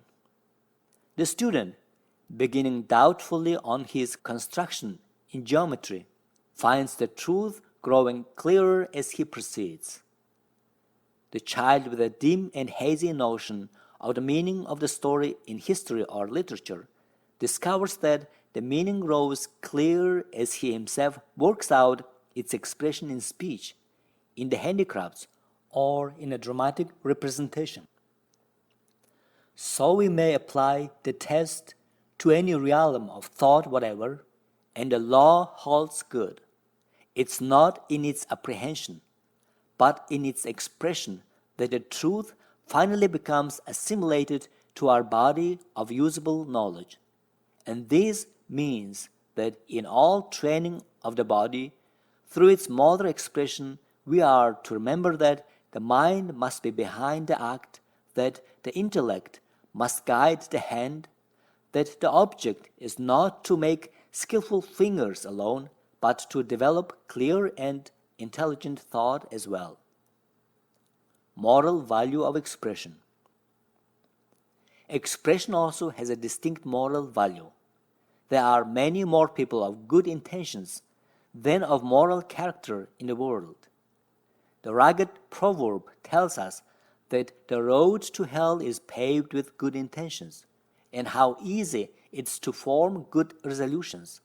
Who of us has not, after some moral struggle, said, "I will break the bonds of this habit, I will enter upon that heroic line of action," and then, satisfied for the time with having made the resolution, continued in the old path until we were surprised later to find that we had never got beyond the resolution? It's not in the moment of the resolve, but in the moment when the resolve is carried out in action, that the moral value inheres. To take a stand on a question of right and wrong means more than to show one's allegiance to the right. It clears one's own moral vision and gives him command of himself. Expression is, finally, the only true test for our morality. Lacking moral expression, we may stand in the class of those who are merely good, but we can never enter the class of those who are good for something. One cannot but wonder what would happen if all the people in the world who are morally right should give expression to their moral sentiments, not in words alone, but in deeds. Surely the millennium would speedily come, not only among the nations, but in the lives of men. Religious value of expression. True religious experience demands expression. The older conception of a religious life was to escape from the world and live a life of communion and contemplation in some secluded spot, ignoring the world, thirsting without. Later religious teaching, however, recognized the fact that religion cannot consist in drinking in blessings alone, no matter how ecstatic the feeling which may accompany the process. That it's not the receiving, but this, along with the giving, that enriches the life. To give the cup of cold water, to visit the widow and the fatherless, to comfort and help the needy and forlorn, this is not only scriptural, but it's psychological. Only as a religious feeling goes out into religious expression can we have a normal religious experience. Social value of expression. The criterion of an education once was, how much does he know? The world did not expect an educated man to do anything. He was to be put on a pedestal and admired from a distance. But this criterion is now obsolete. Society cares little how much we know if it does not enable us to do. People no longer admire mere knowledge, but insist that the man of education shall put his shoulder to the wheel and lend a hand wherever help is needed. Education is no longer to set men apart from their fellows, but to make them more efficient comrades and helpers in the world's work. Not the man who knows chemistry and botany, but he who can use this knowledge to make 2 blades of grass grow where but one grew before, is the true benefactor of his race. In short, the world demands services returned for opportunities afforded. It expects social expression to result from education. And this is also best for the individual. for only through social service can we attain to a full realization of the social values in our environment. Only thus can we enter fully into the social heritage of the ages, which we receive from books and institutions. Only thus can we come into the truest and best relations with humanity in a common brotherhood. Only thus can we live the broader and more significant life and come to realize the largest possible social self. 3. Educational use of expression. The educational significance of the truth illustrated in the diagram and the discussion has been somewhat slow in taking hold in our schools. This has been due not alone to the slowness of the educational world to grasp a new idea, but also to the practical difficulties connected with adapting the school exercises as well to the expression side of education as to the impression. From the fall of Athens on down to the time of Froebel, the schools were constituted on the theory that pupils were to receive education, that they were to drink in knowledge, that their minds were to be stored with facts. Children were to be seen and not heard. Education was largely a process of gorging the memory with information. Easier to provide for the impression side of education. Now it's evident that it's far easier to provide for the passive side of education than for the active side. All that is needed in the former case is to have teachers and books reasonably full of information and pupils sufficiently docile to receive it. But in the latter case, the equipment must be more extensive. If the child is to be allowed to carry out his impressions into action, if he is actually to do something himself, then he must be supplied with adequate equipment. So far as the home life was concerned, the child of several generations ago was at a decided advantage over the child of today on the expression side of his education. The homes of that day were beehives of industry, in which a dozen handicrafts were taught and practiced.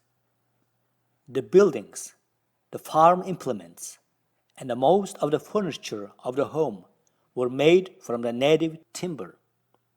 The material for the clothing of the family was produced on the farm, made into clothes, and finally into garments in the home. Nearly all the supplies for the table came likewise from the farm. These industries demanded the combined efforts of the family, and each child did his or her part. But that day is past. One half of our people live in cities and towns, and even in the village and on the farm, the handicrafts of the home have been relegated to the factory, and everything comes into the home ready for use. The telephone, the mail carrier, and the delivery man do all the errands even, and the child in the home is deprived of responsibility and of nearly all opportunity for manual expression. This is no one's fault, for it's just one phase of a great industrial readjustment in society. Yet the fact remains that the home has lost an important element in education, which the school must supply if we are not to be the losers educationally by the change. The school to take up the handicrafts. And modern educational method is insisting precisely on this point. A few years ago, the boy caught whittling in school was a fit subject for a flogging. The boy is today given bench and tools and is instructed in their use. Then the child was punished for drawing pictures. Now we are using drawing as one of the best modes of expression. Then instruction in singing was entrusted to an occasional evening class, which only the older children could attend, and which was taught by some itinerant singing master. Today, we make music one of our most valuable school exercises. Then, all playtime was so much time wasted. Now we recognize play as a necessary and valuable mode of expression and development. Then, dramatic representation was confined to the occasional exhibition or evening entertainment. Now it has become a recognized part of our school work. Then it was a crime for pupils to communicate with each other in school. Now a part of the schoolwork is planned so that pupils work in groups and thus receive social training. Then our schoolrooms were destitute of every vestige of beauty. Today, many of them are artistic and beautiful. This statement of the case is rather over-optimistic if applied to our whole school system, however, for there are still many schools in which all forms of handicraft are unknown and in which the only training in artistic expression is that which comes from caricaturing the teacher. Singing is still an unknown art to many teachers. The play instinct is yet looked upon with suspicion and distrust in some quarters. A large number of our schoolrooms are as barren and ugly today as ever, and contain an atmosphere as stifling to all forms of natural expression. We can only comfort ourselves with Holmes's maxim that it matters not so much where we stand as in what direction we are moving. And we certainly are moving toward a larger development and a greater efficiency in expression on the part of those who pass through our schools. Expression and character. Finally, all that has been said in this discussion has direct reference to what we call character, that mysterious something which we so often hear eulogized and so seldom analyzed. Character has two distinct phases, which may be called the subjective phase and the social phase, or stating it differently, character is both what we are and what we do. The first of these has to do with the nature of the real innermost self, and the last with the modes in which this self finds expression. And it's fair to say that those about us are concerned with what we are chiefly from its relation to what we do. Character is not a thing, but a process. It is the succession of our thoughts and acts from hour to hour. It's not something which we can hoard and protect and polish into a more perfect day, but it's the everyday self in a process of living. And the only way in which it can be made or marred is through the nature of this stream of thoughts and acts which constitute the day's life, is through being or doing, well or ill. Two lines of development. The cultivation of character must, then, ignore neither of these two lines. To neglect the first is to forget that it's out of the abundance of the heart that the mouth speaks, that a corrupt tree cannot bring forth good fruit, that the act is the true index of the soul. To omit the second is to leave the character half-formed, the will weak, and the life inefficient and barren of results. The mind must be supplied with noble ideas and high ideals, with right emotions and worthy ambitions. On the other hand, the proper connection must be established between these mental states and appropriate acts. And the acts must finally grow into habits, so that we naturally and inevitably translate our ideas and ideals, our emotions and ambitions into deeds. Our character must be strong, not in thought and feeling alone, but also in the power to return to the world its finished product in the form of service. 4. Problems in introspection, and observation. 1. Do you find that you understand better some difficult point or problem after you have succeeded in stating it? Do you remember better what you have expressed? 2. In which particular ones of your studies do you think you could have done better if you had been given more opportunity for expression? Explain the psychology of the maxim, we learn to do by doing. 3. Observe various schools at work for the purpose of determining whether opportunities for expression in the recitations are adequate. Have you ever seen a class, when listless from listening, liven up when they were given something to do themselves? 4. Make a study of the types of laughter you hear. Why is some laughter much more pleasant than other laughter? What did a noted sculptor mean when he said that a smile at the eyes cannot be depended upon as can one at the mouth? 5. What examples have you observed in children's plays showing their love for dramatic representation? What handicrafts are the most suitable for children of primary grades? For the grammar school? For the high school? 6. Do you number those among your acquaintance who seem bright enough so far as learning is concerned, but who cannot get anything accomplished? Is the trouble on the expression side of their character? What are you doing about your own powers of expression? Are you seeking to cultivate expression in new lines? Is there danger in attempting too many lines?